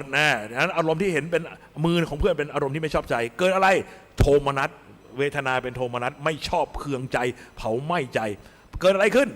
วิภาวะตัณหาความทยานอยากได้พบอยากพรากอยากให้พรากพ้นในทำลายหรือดับสูญอยากจะทุ่มไปเดี๋ยวนี้นี่ไงเห็นไหมครับก็เป็นความขัดเคืองโทสะประทุษร้ายอะไรต่างๆเกิดขึ้นมาเอาละครับจบตัวอย่างนี้เลยละทีนี้แล้วไอ้โมหะล่ะจิตหลงเป็นยังไงโมหะมูลจิตเห็นไหมครับจิตบาปมันมี3อย่างโลภโกรธหลงแล้วจิตหลงเป็นยังไงจำโฆษณาบรันดีรีเจนซี่ได้ไหมเมืองไทยเมืองทองสุวรรณภูมิจำได้ไหมครับมีพรีเซนเตอร์เป็นสาวน้อยอนงหนึ่งแต่งตัวประหลาดๆมาแต่หน้าตาน่ารักหน่อยท่าทางหน้าตาเหมือนลูกครึ่งแล้วก็ดูเบ้อๆนิดนึงนะครับแต่เธอกรีดกลายมาด้วยลีลาเหมือนเช่นกระเทยปิ้งเป็นทางปิ้งเป็นทางปิ้งเป็นทางแต่อะไรก็เป็นทองไปหมดสวยนะน่ารักแต่ดูเบ้อๆแล้วลีลามันเว่อร์ๆเหมือนพวกกระเทยตกลงมันผู้หญิงหรือผู้ชายกันแน่ไม่แน่ใจว่ะขณะนี้จิตเป็นบาปฝ่ายไหนโมหะมูลจิตจิตหลงมีความลังเลสงสัยฟุ้งซ่านตกลงมันผู้หญิงหรือผู้ชายกันแน่ว่ากูไม่แน่ใจไม่แน่ผู้หญิงผู้ชายจิตเป็นโมหะมูลจิตอารมณ์นั้นเป็นวิกิจกิจฉาลมวิจิกิจฉาคือลังเลสงสัยหรืออุทธัจจารมยังลงใจไม่ได้ตกลงมันผู้ชายหรือผู้หญิงกันแน่ฉะนั้นเวทนาที่เกิดขึ้นเลยเป็นอุเบกขาเป็นกลางๆนะครับตกลงผู้หญิงหรือผู้ชายไม่แน่ใจสวยนะน่ารักแต่เบ้อท่าทางก็มันแลดไปเหมือนกระเทยไปเล่าให้เพื่อนฟังเฮ้ยมึงอยากรู้จักหรือเปล่าเพื่อนกูเองเตะบอลมาด้วยกันตกลงรู้ยังฝ่ายไหน ถ้าอย่างนี้กูจะได้ทีมนะครับแต่ถ้าไปเจอเพื่อนอีกคนบอกว่าเฮ้ยอยากรู้จักหรือเปล่าลูกน้ากูแม่เขาเป็นฝรั่งลูกครึ่งโอ้โหตัวจริงน่ารักตัวเล็กด้วยไปเปล่าวันนี้เขามากินข้าวบ้านกูลุยเห็นไหมมันเลือกละเห็นไหมมันเลือกละครับท่านทั้งหลายครับทีนี้ เอาละเรื่องบุญเรื่องบาปว่าไปแล้วนะครับ จิตโลภจิตโกรธจิตหลงว่าไปแล้ว ทีนี้มาดูรูปฌานบ้างนะปรุงแต่งเป็นรูปฌานจิตนั้นเป็นรูปาวจรกุศลจิตจิตเป็นรูปาวจรกุศลขอจะอภัยตรงสื่อมันบางไปนิดนึงเห็นอยู่อ่านออกไหมอ่านออกนะครับ จิตเป็นรูปาวจรกุศลจิตนะครับและขณะนั้นอารมณ์ของเขากรรมฐาน40 36 กองเป็นรูปฌานอีก4กองเป็นอรูปฌานฉะนั้นทำเป็นเครื่องสงบระงับจิตมีรูปกรรมฐาน36ในกรรมฐาน40เป็นอารมณ์แต่ท่านทั้งหลายครับเวทนาที่เกิดขึ้นนี่ไงฌานหนึ่งนะครับฌานสองฌานสามฌานสี่ฌานหนึ่งมีอะไรนี่สนุกปิติกสุขใช่ไหมแต่ยังมีวิตกวิจารอยู่เพราะฌานสองวิตกวิจารหายไปเหลือแต่ปิติสุขและความแน่วแน่นั้นฌานสองก็เหลือแต่ปิติสุขพอฌานสามปิตินะครับความฟูของใจลดไปเหลือแต่ความพึงพอใจก็เหลือแต่สุขและก็พอถึงฌานสี่ก็กลายเป็นเฉยๆนี่คือวิวัฒนาการของเวทนาในฌานนะครับเวทนาในรูปฌานก็มี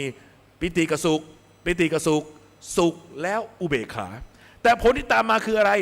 เกิดรูปราคะเกิดความติดใจในอารมณ์แห่งรูปฌานหรือรูปธรรมอันประณีตเห็นไหมพอได้สภาวธรรมติดใจอยากจะได้สภาวธรรมที่ตัวเองเคยได้แล้วแต่พอใส่ความอยากเข้าไปเจ๊ง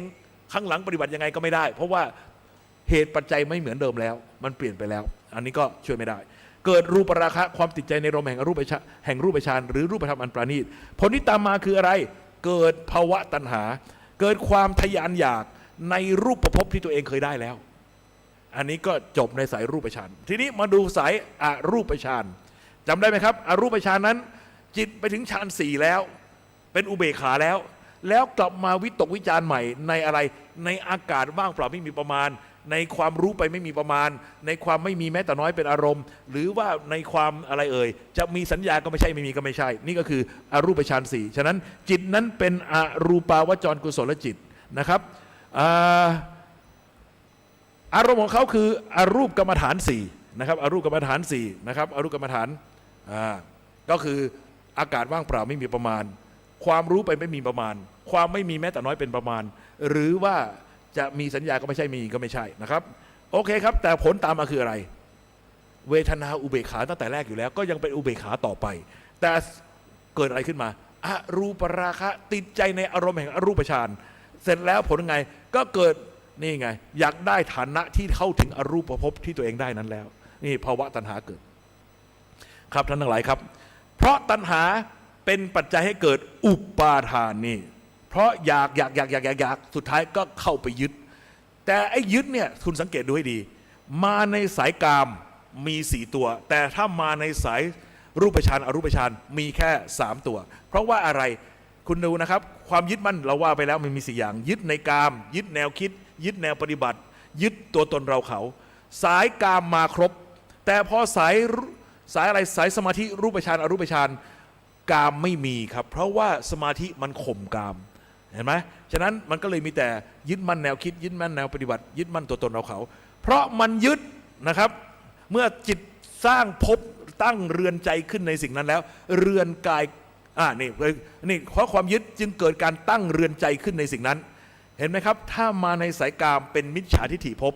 เห็นผิดคิดว่ามันจะนำความสุขมาให้อย่างนี้เห็นผิดคิดว่ามันจะนำทุกข์มาให้ทั้งที่มันก็เป็นของธรรมดาแต่ถ้าเป็นนะครับส่วนสมาธินั้นเป็นการหลงไงหลงสมาธิติดอกติดใจในสมาธิก็เป็นโมหะภพฉะนั้นภพเกิดเมื่อภพเกิดนะครับเมื่อเรือนใจตั้งขึ้นแล้วเรือนกายก็ตามมาขันธ์5ปรากฏในสิ่งนั้นนะครับมนุษย์รูปมนุษย์รูปภพมนุษย์อรูปภพมนุษย์เทโวมนุษย์มนุษย์โสเห็นไหมครับว่าวันหนึ่งเนี่ยชาติของเราเกิดแล้วเกิดอีกเป็นชาติของขันธ์5ไงขันธ์5มันปรากฏไอ้กายเราไม่เปลี่ยนใช่แต่ใจเราเปลี่ยนไหมเมื่อใจเปลี่ยนถือว่าขันธ์5เปลี่ยนไหมล่ะขันธ์5ก็เปลี่ยนฉะนั้นเมื่อขณะใดก็ตามเรามีศีล5เราเป็นมนุษย์มนุษย์โสถ้าขณะใดก็ตามที่เรามีหิริโอตปะด้วยขณะนั้นเราก็เป็นมนุษย์เทโวถ้าขณะใดก็ตามหลวงพี่พูดนิดนึงเมื่อก่อนหลวงพี่ใช้คำว่ามนุษย์เทโวแล้วเวลาให้พวกเราว่าตามมันมักจะมีคนพูดว่ามนุษย์สัตเทโว หลวงพี่ก็เลยไปหาคำมาว่าอ๋อเขาใช้มนุษย์สาเทโวสมาร์ทเข้าหากันได้ตอนหลังหลวงพี่เลยใช้มนุษย์สาเทโวอันนี้พูดให้รู้ไว้เพราะงั้นมันกลายเป็นมนุษย์สัตเทโวทุกทีกูปวดหัวทุกทีนะครับดังนั้นต้องเป็นมนุษย์สาเทโวก็แล้วกันมันง่ายดีนะครับต่อไปครับมนุษย์สัตเตระฉานโนกายมนุษย์ใจสัตว์เดรัจฉานท่านทั้งหลายครับเคยเห็นคนเขาด่ากันไหมไอ้คนใจสัตว์ถ้ามีใครด่าเราอย่างนี้เราไม่สนใจวัดใจพุทโธธรรมโมสังโฆศีลข้อหนึ่งไม่ข้อสองข้อสองไม่ทำการทำไม่เป็นการสิ่งสิ่งไม่ช่วยสิ่งก็ห้ามไม่ดื่มสุราและของมึนเมาวันนี้เข้าใจในพระสกรตั้งใจรักษาศีลแล้ววันนี้เข้าใจในพระสกรคือผู้มีศีลเฮ้ยตอนนี้กูคนแล้วกูไม่ใช่สัตว์มึงแหละสัตว์เข้าใจยังนะครับเอาละครับท่านทั้งหลายครับขณะนั้นมีความโลภแต่โลภเกินศีลมนุษย์สัพเปโตนะครับ2ดอกจิกควีนโพเอ้ยอันนั้นมันลัมมี่ไม่ใช่นะครับเข้าใจผิดต่อไปครับมนุษย์สัพวินิปาโตใจอสุรกายมนุษย์กายมนุษย์ใจอสุรกายกำลังคิดลามกจกกระเปรตอยู่มนุษย์นิรโยความโกรธความเล่าร้อนเกินขอบเขตของศีลเราเป็นมนุษย์นิรโยจำได้ไหมครับวันที่เขาเหลืองกระแดงฆ่าฟันกันอยู่เราเชียร์ข้างใดข้างหนึ่งเราอยากให้อีกฝ่ายหนึ่งชิบหายไวป่วงอยากให้มันตายเราแช่งมันอุตลุดวันนั้นแหละครับเราเป็นมนุษย์นิรโยฉะนั้นตอนนี้ทุกคนมีบันทึกเน่าๆอยู่ถ้ามันถอยไปเจอตรงนั้นก่อนที่จะตายชิบหายเลยมึงเตรียมตัวให้ดีฉะนั้นรักษาจิตให้ดีจิตของเราเป็นของมีค่านะครับอย่าไปคิดในเรื่องที่ชั่วๆเป็นอันขาดเพราะว่ามันจะตามมาทำร้ายเราในอนาคต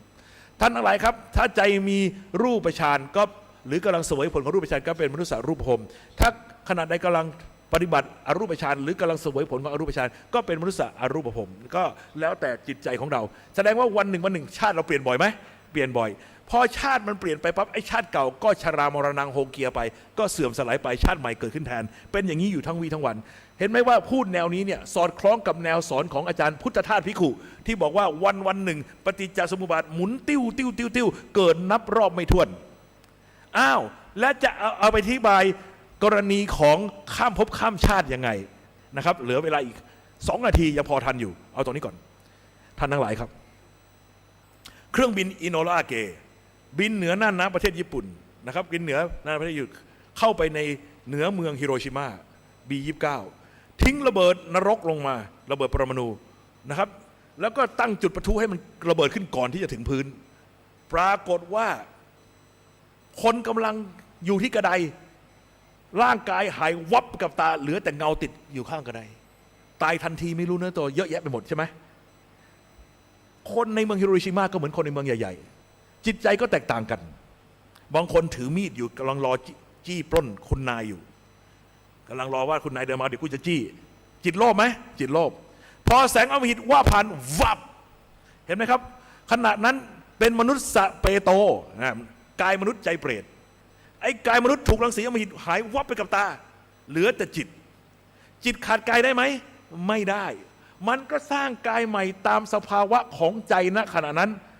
พรวดเดียวตัวสูงปรี๊ดปากเท่ารูเข็มส่งเสียงเหมือนนกหวีดดังสนั่นไปทั้งบ้านทั้งเมืองเสียงเปรตใครแอบไปเป่านกหวีดมาบ้างคุณหรือยังระวังอย่าไปทำนะครับไม่ดีนะครับท่านทั้งหลายแต่เก็บไว้หน่อยหลวงพี่กำลังจะสร้างพระสมเด็จรุ่นนกหวีดเผื่อว่าเกิดแผ่นดินไหวจะได้เป่าปี๊ดอยู่ข้างล่างได้นะครับโอเคครับ นะครับเอาไว้ช่วยชีวิตเวลาตกเวลาเกิดแผ่นดินไหวจะได้ช่วยได้ขั้นอะไรครับกำลังคิดลามกอยู่คุณดูตามไหนตามโรงเรียนสตรีนะครับจะมีชายในมุมมืดอยู่ในชุดเสื้อคลุมรอจังหวะสาวๆเดินออกมาแล้วทำไมท่านโอเคครับกำลังรอจังหวะท่านแทนอยู่แสงอมหิตว่าผ่านวูบเดียวท่านเองปากยื่นออกมาหลังเป็นหลังกระดองเต่ากลายเป็นผีกระปะ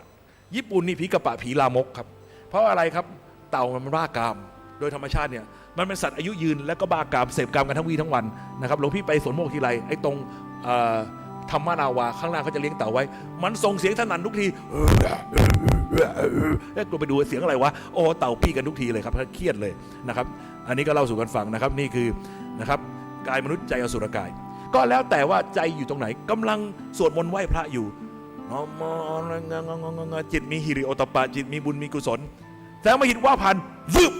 เฮ้ยกิโมโนเพชรกลายเป็นเทวดานับบัดดลนะครับนี่คือการอธิบายภพแบบข้ามภพข้ามชาติว่าจิตมันขาดกายไม่ได้มันต้องสร้างกายเสมอ มันสร้างกายได้ตามคุณสมบัติของใจณขณะนั้นๆครับก็พอดีเป๊ะเชะนะครับท่านทั้งหลายนี่นะครับ11:30 นาทีเรากราบพระกันดีกว่านะครับท่านทั้งหลายครับ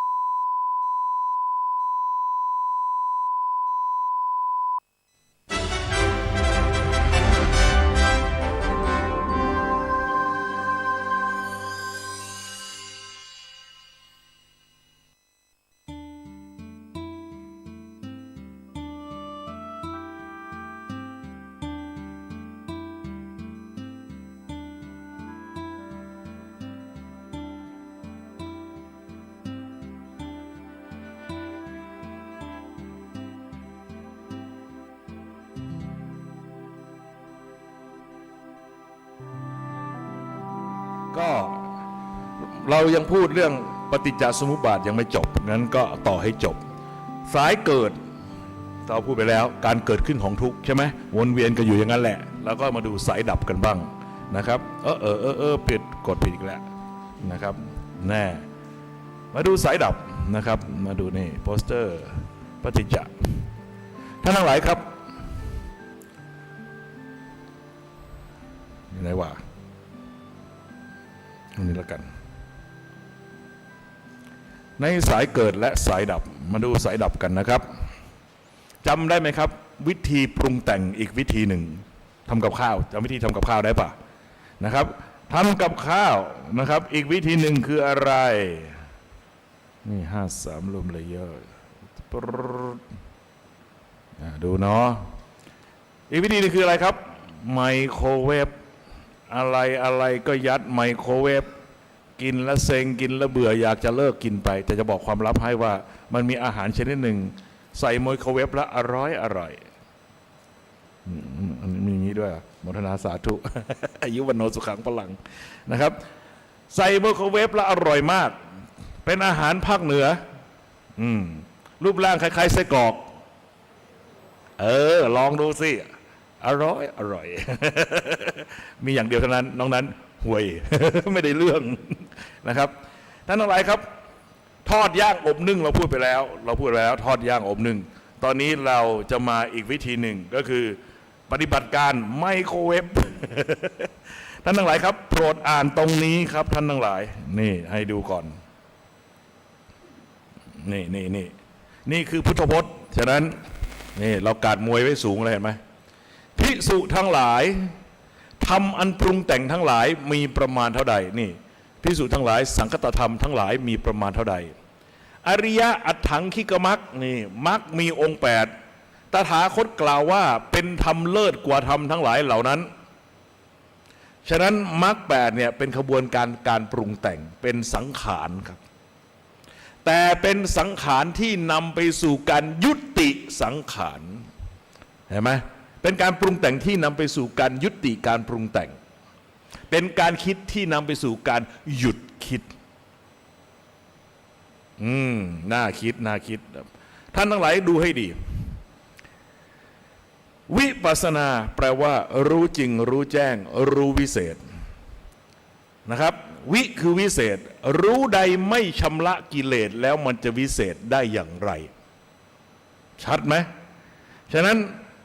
อันไหนที่จะเรียกว่าเป็นความรู้ที่เป็นภาวะวิปัสสนารู้จริงรู้แจ้งรู้วิเศษรู้นั้นต้องชำระกิเลสได้จำได้ไหมครับเราบอกแล้วว่ากิเลสมีโลภโกรธหลงเกลียดแล้วตัวใหญ่มีโลภโกรธหลงไอ้โลภกับโกรธมันคือตัณหาไงดึงเข้าหรือผลักออกใช่ไหมอยากดึงเข้าโลภะอยากผลักออกโทสะอยากเพราะยึดเพราะโง่ไอ้โง่เนี่ยโมหะมันอยู่ในส่วนของความโง่ ฉะนั้นแก้โง่โดยไง รู้ใดที่เป็นวิปัสสนา รู้นั้นต้องเปลี่ยนความเห็นผิด ความรู้ผิดให้เป็นความรู้ถูก ชัดเจนไหมรู้ใดจะเปลี่ยนนะครับ รู้ใดเป็นวิปัสสนา รู้นั้นต้องเปลี่ยนความเห็นผิดให้เป็นความรู้ถูกจำได้ไหมเราพูดกันไปแล้วในเรื่องของอริยสัจสี่เอาไปที่อริยสัจสี่สักเล็กน้อยจำได้บอนี่เห็นไหมครับมีพุทธดำรัสใครจะไปทะเลาะก็ทะเลาะกับพระพุทธเจ้าเองนะครับหลวงพี่ไม่เกี่ยวนะครับกรุณาไปทะเลาะกันเองนี่เป็นพระดำรัสของพระพุทธองค์เราคือตถาคตไม่เล็งเห็นธรรมอื่นแม้สักข้อหนึ่งซึ่งเป็นเหตุให้สัมมาทิฏฐิที่ยังไม่เกิดก็เกิดขึ้นที่เกิดขึ้นก็เจริญยิ่งขึ้นเหมือนโยนิโสมนสิการฉะนั้นเหตุเกิดของสัมมาทิฏฐิก็คือโยนิโสมนสิการเท่านั้นตัวอื่นไม่ใช่นี่ไงถ้าจะเถียงไปเถียงพระพุทธเจ้าข้าพเจ้าไม่เถียงด้วยเห็นป่ะเราดันไปชน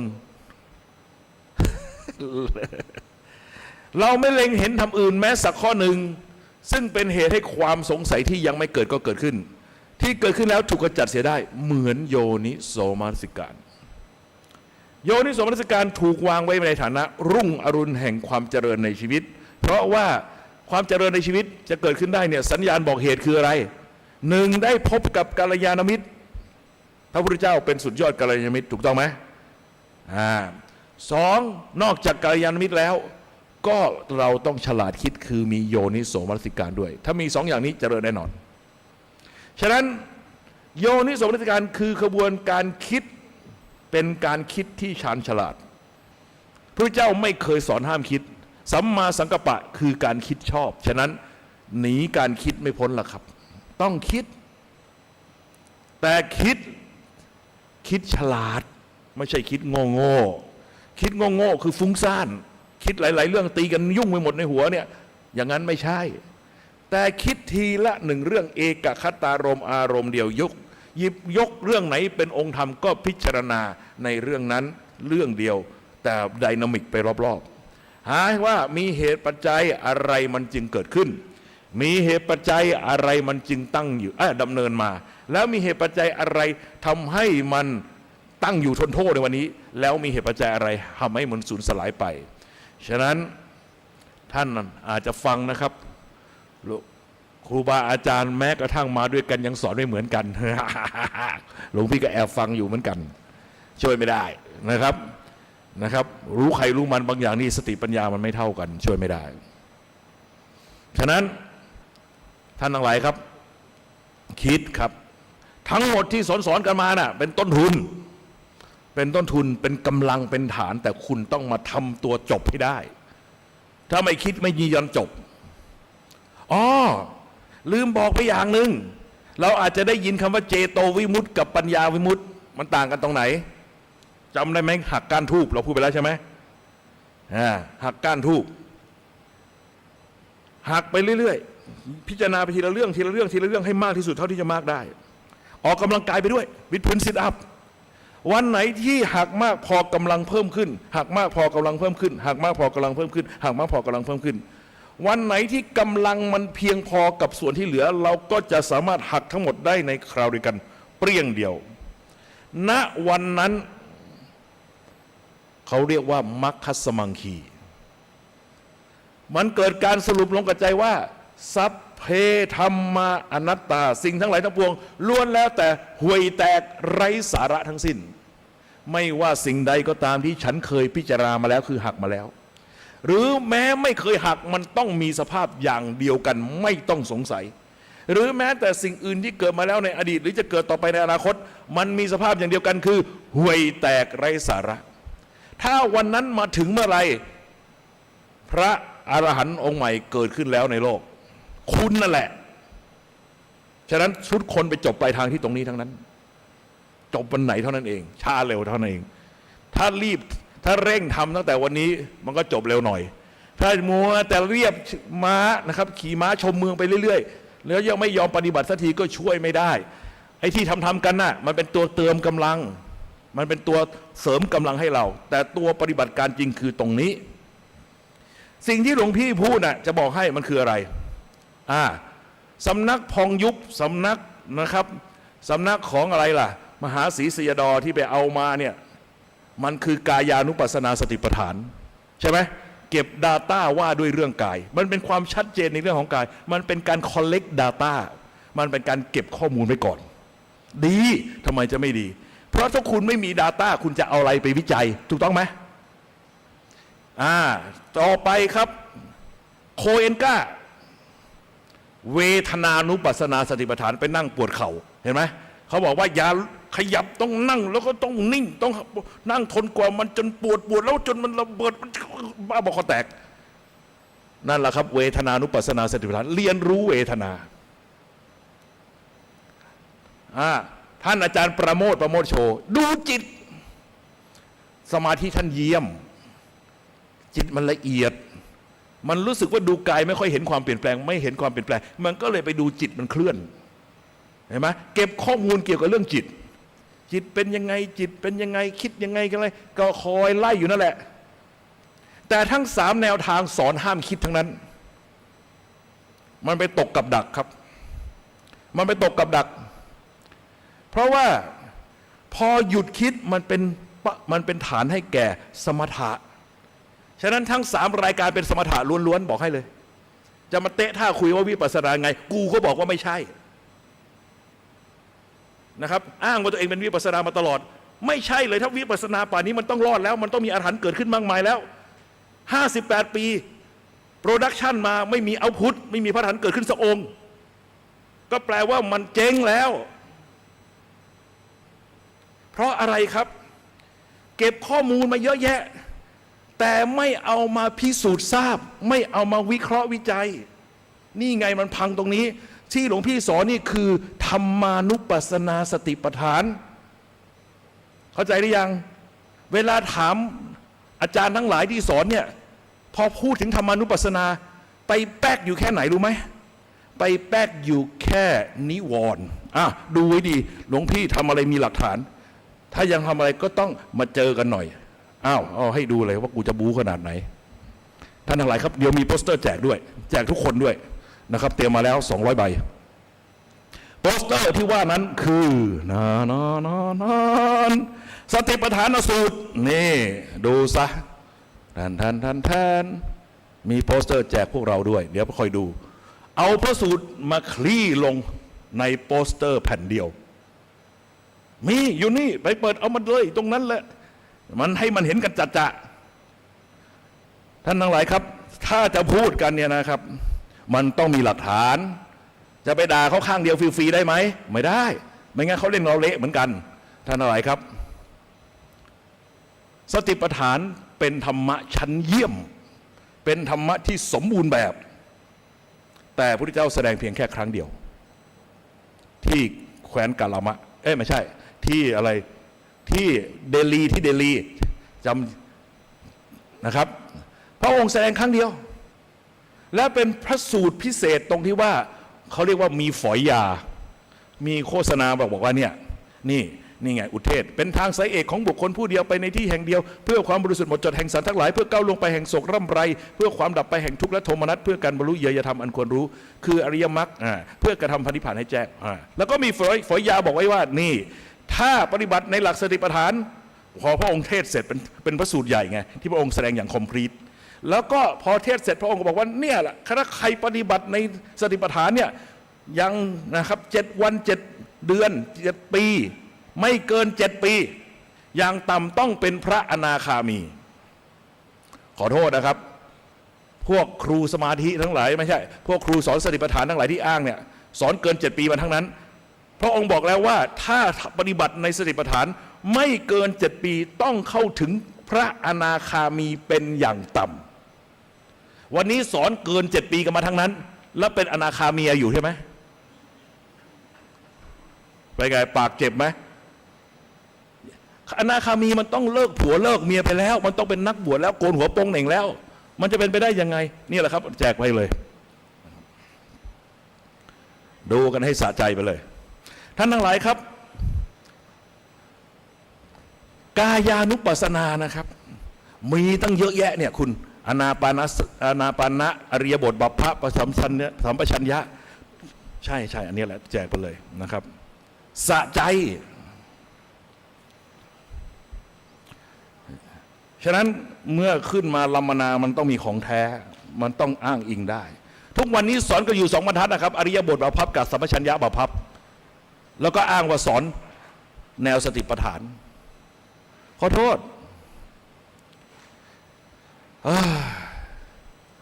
แล้วก็ธรรมานุปัสสนาคุณดูนะครับธรรมานุปัสสนานิวรณ์5ก็ใช่ขันธ์5ก็ใช่อายตนะก็ใช่สังโยชน์ก็ใช่โพชฌงค์ก็ใช่อริยสัจ4ใช่หมดทุกสมุทัยนิโรธมรรคอยู่ในนี้หมดเป็นพระสูตรที่สมบูรณ์พิเศษสุดแต่เวลาสอนไปสอนอยู่แค่นิวรณ์ทำไมสอนแค่นิวรณ์เพราะถ้าเอาชนะนิวรณ์ได้ก็เป็นเหตุให้ได้สมาธิพอได้สมาธิก็ได้สภาวธรรมพอได้สภาวธรรมก็ได้สตังค์เข้าใจยังเป็นไงพูดชัดดีไหม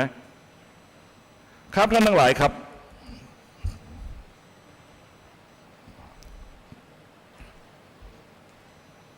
การที่หลวงพี่สอนพวกเรานะครับโยนิโสมนสิการพิจารณาไปโดยแยบขายเพื่อหักอุปทานที่เราให้คุณค่าไว้เห็นไหม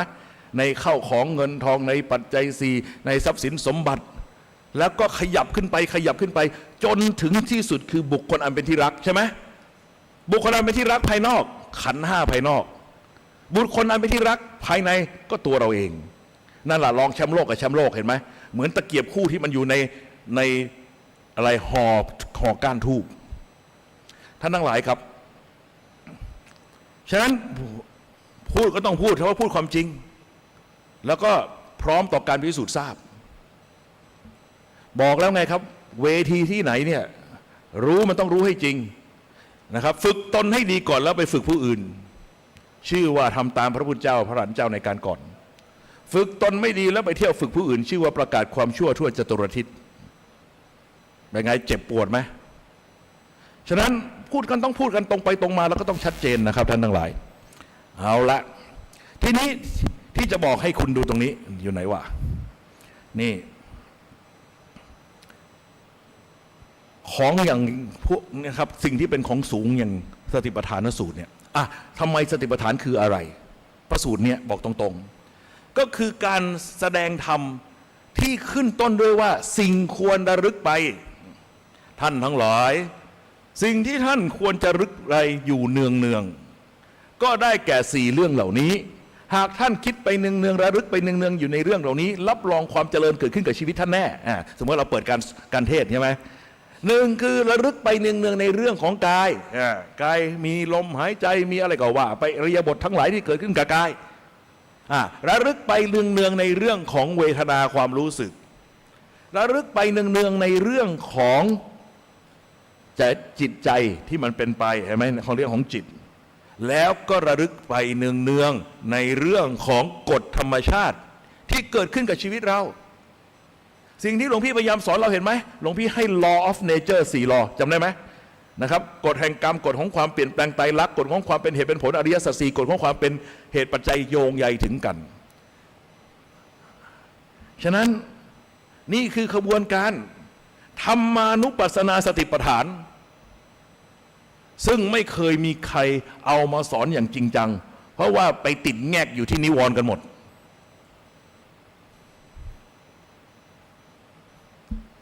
ท่านทั้งหลายครับแต่มันต้องผ่านมันก็ต้องทำเอาละมาดูกันดีกว่านะครับขออนุญาตกลับไปที่โปสเตอร์ของเรานิดหนึ่งนะครับนิดหนึ่ง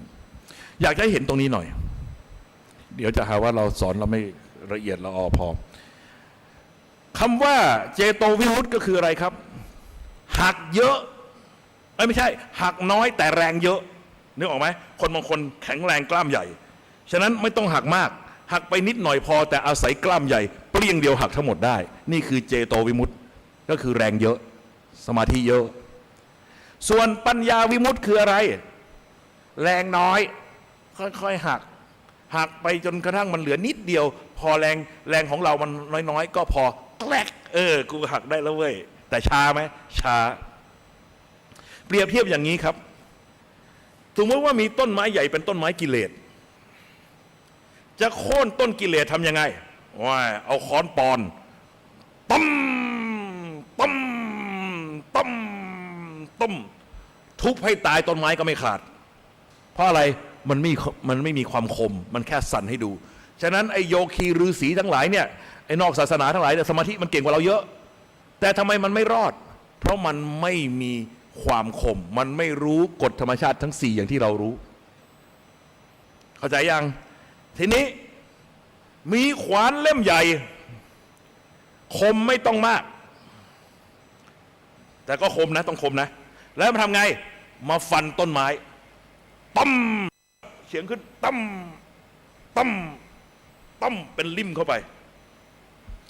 แป๊บเดียวทิมเบอร์ล้มตุ้มพวกเจโตวิมุตติพวกสมาธิเยอะขวานมันหนักขวานคือสมาธิน้ำหนักของขวานคือสมาธิความคมคือปัญญาไม่ต้องอาศัยปัญญามากก็อย่างสายหลวงพ่อชาไอ้ยังมันก็บ่แน่เอามันบ่แน่ไปจับกับทุกอย่างเห็นไหมสวยเหรอมันก็บ่แน่โดนน้ำกรดสิเละมาเห็นไหมไม่สวยเหรอไปเลยเกาหลีกลับมาโอ้โหเห็นไหมฉะนั้นไอ้ยังมันก็บ่แน่นี่เอาคำว่ามันบ่แน่ไปจับทุกอย่างนะครับเอาอนิจจังไปจับทุกเรื่องก็คือเล่นข้างเดียวเลยฟันข้างเดียวทีนี้ปัญญาเยอะแต่ไม่มีสมาธิหรือมีสมาธิน้อยถือคัตเตอร์คมกลิบมาตัดต้นไม้ ก็เดินควันดิพี่ควันไปรอบๆต้นอ่ะควันไปควันไปใช้น้ำหนักมือเนี่ยกดแล้วก็เดินไปคูณเวลาเข้าไปแน่นอนครับถ้าคุณทำไปจริงๆนะครับคุณไม่เว้นช่องไว้เนี่ยน้ำเลี้ยงต้นไม้เนี่ยมันอยู่รอบๆเห็นไหมข้างในมันเป็นแก่นแล้วใช่ไหมข้างในจะเป็นแก่นไอ้ตรงเนื้อในเนี่ยมันอยู่นิดเดียวขอบผิวเนี่ยถ้าคุณควันพอดีนะแล้วทุกช่องนะไม่มีช่องโหว่นะมันยืนตายให้ดูแต่มันยังไม่ขาด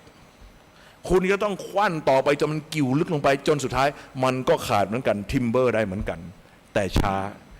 ฉะนั้นพวกสายปัญญาเนี่ยนะครับสมาธิน้อยก็จะต้องรู้ทุกเรื่องเหมือนกับเดินรอบต้นไม้รู้จักต้นไม้ทุกทิศ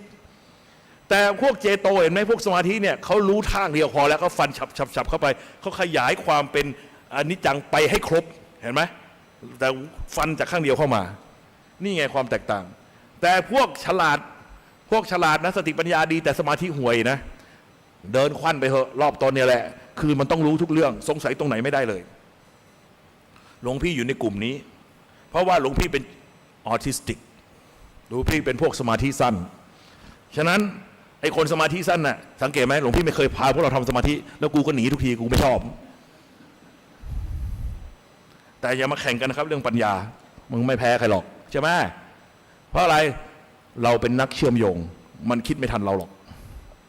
กูฉลาดกว่าเว้ยไม่กลัวนะครับมันเป็นธรรมชาติครับเราเคยเล่าให้ฟังก็ได้ไอ้คนสมาธิสั้นอย่างหลวงพี่นะเรียนหนังสือไปหลับไป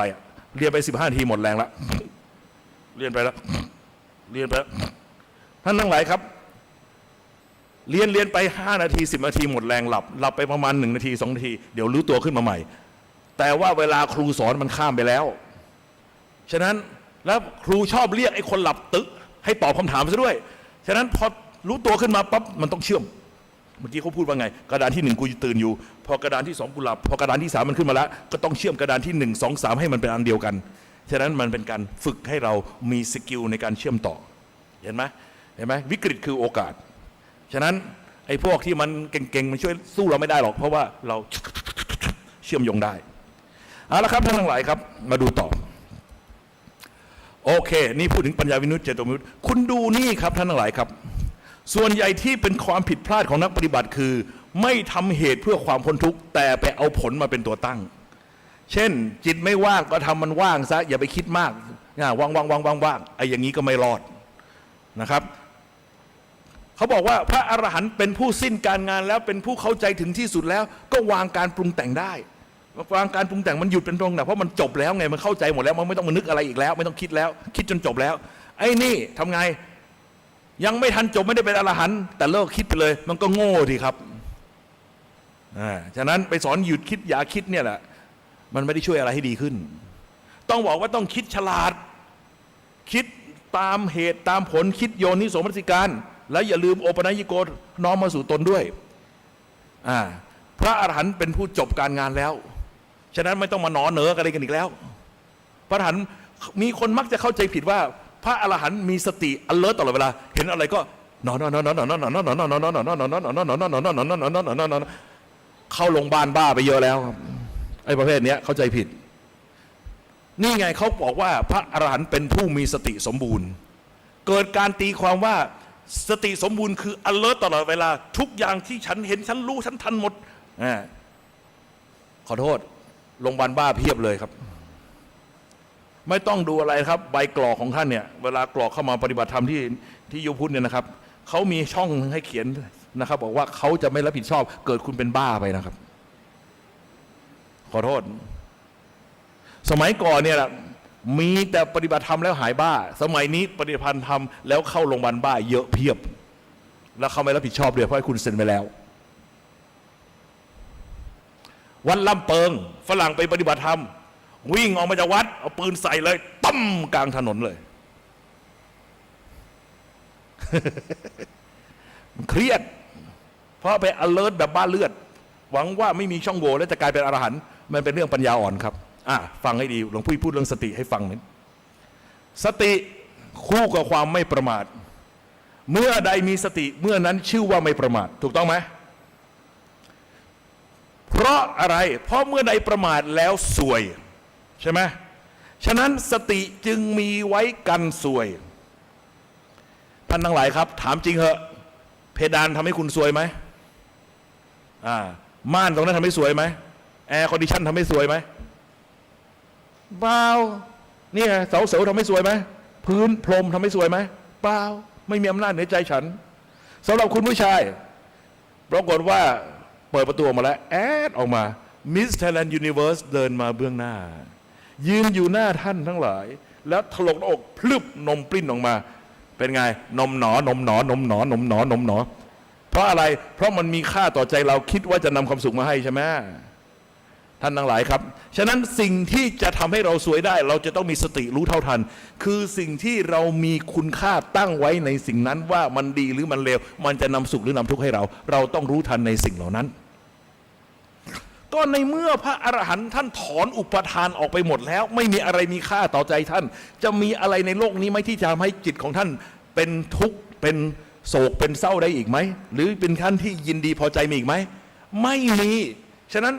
ท่านจึงประหนึ่งเหมือนกับว่าผู้มีสติสมบูรณ์เพราะไม่มีอะไรมีอำนาจเหนือใจท่านอีกแล้วท่านเป็นผู้สิ้นการงานแล้วฉะนั้นสติสมบูรณ์ของพระอรหันต์เป็นสติที่สิ้นการงานแล้วไม่ต้องมานั่ง alert เห็นนู่นเห็นนี่อีกไม่ต้องมานอนอีกเข้าใจหรือยังเนี่ยไม่รู้เรื่องไม่รู้อิโนอิเนแล้วก็ปฏิบัติกันแบบสอนกันจนเข้าโรงพยาบาลบ้ากันไปแถวเนี่ย alert ตลอดผิดไม่ถูกและทีนี้การศึกษาเรื่องสติดูให้ดีการเจริญสติมีทั้งเชิงปริมาณและเชิงคุณภาพยกตัวอย่างชายหนุ่มขับรถกลับบ้านกำลังเพลินอยู่มีรถขับปาดหน้าไปแล้วกระทืบเบรกทิ่มหัวทิ่มหัวตำเป็นคุณจะยั่วไหมกำลังโมโหจะด่าแม่มันอยู่ละพอดีมีสติระลึกขึ้นได้ว่าโกรธคือโง่โมโหคือบ้าไม่โกรธกูไม่อยากโง่กูไม่อยากบ้าเห็นไหมความรู้ว่าโกรธคือโง่โมโหคือบ้าถูกดึงขึ้นมาใช้เป็นสติในการกั้นไม่ให้เกิดการลุกลามของอารมณ์ไม่โกรธไม่โมโหขึ้นมาเพราะว่าถูกยั้งไว้ด้วยความรู้ว่าโกรธคือโง่โมโหคือบ้าใช่ไหมสติคือความระลึกได้ระลึกซึ่งอะไรระลึกซึ่งความรู้อันสำเร็จรูปไม่ใช่มาคิดกันตอนนั้นแต่ความรู้ชุดนี้ถูกดึงขึ้นมาแล้วถูกใช้อย่างทันท่วงทีสต็อปไม่ให้เกิดการโมโหไม่ให้เกิดการไปด่าเขาขับรถกลับบ้านกลับไปถึงบ้านไปเล่าให้แม่ฟังแม่วันนี้หนูนะขับรถมานะแล้วมีคนปาดหน้ารถหนูนะแล้วหนูกระทืบเบรกหนูโมโหมันว่าหนูเกือบจะด่าแม่อยู่แล้วพอดีหนูมีสติระลึกทันโกรธคือโง่โมโหคือบ้าหนูก็เลยไม่โกรธกำลังคุยกับแม่ออกรถออกชาติมีคนเดินเข้ามาในบ้านแล้วตบแม่กลิ้งตกเก้าอี้เป็นไงชกแม่งเลยโกรธหรือยัง โกรธแล้วเอ้าเมื่อกี้เพิ่งพูดโยกๆว่าโกรธคือโง่โมโหคือบ้านี่มันแม่กูไม่ใช่รถเห็นไหมฉะนั้นชุดความรู้ว่าโกรธคือโง่โมโหคือบ้าใช้ได้กับกรณีรถปาดหน้าแต่ไม่เพียงพอในกรณีแม่โดนตบใช่ไหมฉะนั้นการพัฒนาสติอย่างที่เราสอนกันอยู่เนี่ยนะครับไม่ว่าจะเป็นกายานุปัสสนาแนวของยูพุทธเนี่ยหรือเวทนานุปัสสนาแนวของโคเอนกาหรือว่าจะเป็นจิตตานุปัสสนาแนวของท่านประโมทโชมันก็ยังเป็นเชิงปริมาณเน้นความถี่ไงให้มีสติรู้ตัวตลอดเวลาเห็นไหมใช่ไหมแต่สิ่งที่หลวงพี่สอนพวกเราที่พวกเรามาพิจารณาเนี่ยมาถอดถอนทีละเรื่องที่เรียกว่าโยนิโสมนสิการเนี่ยมันคือการพัฒนาสติเชิงคุณภาพเข้าใจยังระหว่างเชิงปริมาณกับเชิงคุณภาพเพราะคุณพิจารณาจบไปเรื่องหนึ่งเรื่องนั้นมันก็หมดค่าไปจากใจคุณหลังจากนั้นสิ่งที่มีดีกรีเท่าหรือน้อยกว่าจะไม่มีอำนาจเหนือใจคุณได้อีกใช่ไหมสมมติว่าคุณพิจารณาสาวงามประจำหมู่บ้านจนเป็นตับไตไส้พุงไปหมดแล้วฉะนั้นสาวงามหมู่บ้านอื่นมาก็เฉยๆกูผ่านแล้วสบายมากแต่ถ้าเป็นปรากฏว่ามิสยูนิเวิร์สมาแทนล่ะไม่พอใช่ไหมไอชุดความรู้เดิมมันได้แค่ฉบับระดับหมู่บ้านเจอมิสยูนิเวิร์สตะลึงสู้ไม่ไหวเพราะความรู้นั้นมันไม่เคยสูงถึงขั้นมิสยูนิเวิร์สเข้าใจยังนะครับฉะนั้นการพัฒนาสติจึงมี2 อย่างเชิงปริมาณและเชิงคุณภาพ3อันแรกสตินะครับกายานุปัสสนาเวทนานุปัสสนานะครับแล้วก็จิตตานุปัสสนา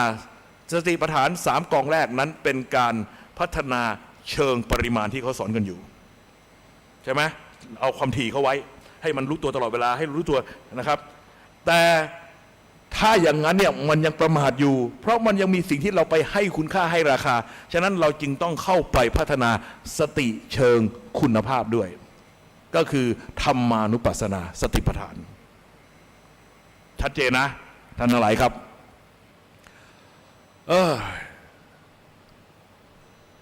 นึกถึงนักกีตวิทยาเด็กที่เรียนวิชากีตวิทยาถือวิชาแมลงรู้จักไหมกีตวิทยานี่คือวิชาแมลงถือกรวยไปไล่จับผีเสื้อวิ่งไล่จับเสร็จแล้วจับมาได้แล้วทำไงเอาไปใส่ขวดไซยาไนด์มันดิ้นตายแงกเสร็จแล้วก็เอามาปักเข็มไว้บนโฟมเห็นไหมที่เขาเอานักเรียนกีตาเนี่ยเขาจะเอาว่าไล่จับผีเสื้อเรามาปักเข็มไว้เต็มไปหมด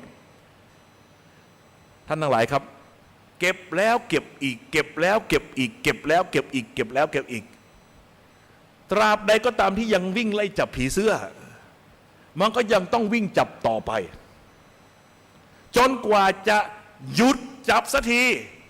แล้วเอาผีเสื้อที่ตัวเองจับมาเนี่ยเอามาวิเคราะห์วิจัยเอามาเรียงกันว่าสีเหลืองสีฟ้ามีกี่สีปีกปลายปียองปีกกลมปีกยังไงเป็นยังไงแล้วเอามาจัดจนกระทั่งในที่สุดเราก็จะเรียนรู้ว่าในละแวกที่เราอยู่ผีเสื้อมีกี่พันมีกี่สปีชีส์มีปีกแบบไหนบ้างหลังจากรู้แล้วจะต้องไปไล่จับผีเสื้ออีกไหมไม่ต้องจับแล้วจบแล้วเพราะรู้เรื่องผีเสื้อทั้งหมดแล้วในย่านที่ตัวเองอยู่เหมือนกันครับกายานุปัสสนาสติปัฏฐานเวทนานุปัสสนาสติปัฏฐานจิตตานุปัสสนาสติปัฏฐานคือการไล่จับผีเสื้อตราบใดก็ตามที่คุณไม่เอาผีเสื้อมาวิเคราะห์วิจัยคุณก็ยังต้องไล่จับต่อไปตลอดชาติเป็นไงครับเปรียบเทียบชัดเจนไหมนะครับไม่งั้นพูดกันก็ไม่เคลียร์ไม่จบสักทีนะครับเอาละฉะนั้นหลวงพี่ถึงล้อเลียนไงเขาบอกว่าทุกวันนี้เนี่ยก็เหมือนคุณอยากเป็นเทวดาแทนที่จะทำบุญทำทานรักษาศีลมีหิริโอตปะดันซื้อชดามาใส่หัวก็คือมาเรียนแบบอาการของพระอรหันต์มันก็เป็นได้แค่ละครลิงวันนี้พระอรหันต์ละครลิงเดินสโลโมชั่นอยู่จนแก่จนตายก็ยังเดินสโลโมชั่นอยู่เข้าใจยังนะครับชัดเจนนะครับหลวงพี่ปากร้ายปากเสียก็ไหนก็ปากไปเลยนะครับไหนๆก็เป็นดาราปากเสียไปเลยเอาละครับท่านทั้งหลายครับมาปฏิจจ์ของเราต่อดีกว่านะครับปฏิจจสมุปบาทอยู่ไหนวะนี่ปี58อยู่ตรงไหนนี่58อยู่นี่โอ้โหฮาไม่ใช่ผิดอีกแล้วตาลายนั่นมันอยู่ไหนวะ 58เจอแล้วนี่เห็นไหมอุตส่าห์แก้จนตัวหนังสือมันชัดขึ้นแล้วท่านทั้งหลายครับ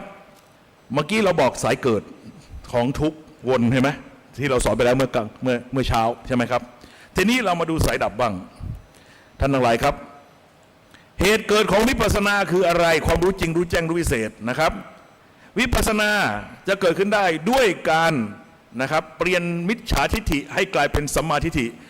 นะครับเหตุเกิดของการทำให้เกิดสัมมาทิฏฐิคืออะไรเมื่อกี้พูดไปแล้วคือโยนิโสมนสิการฉะนั้นจะทำให้เกิดนะครับ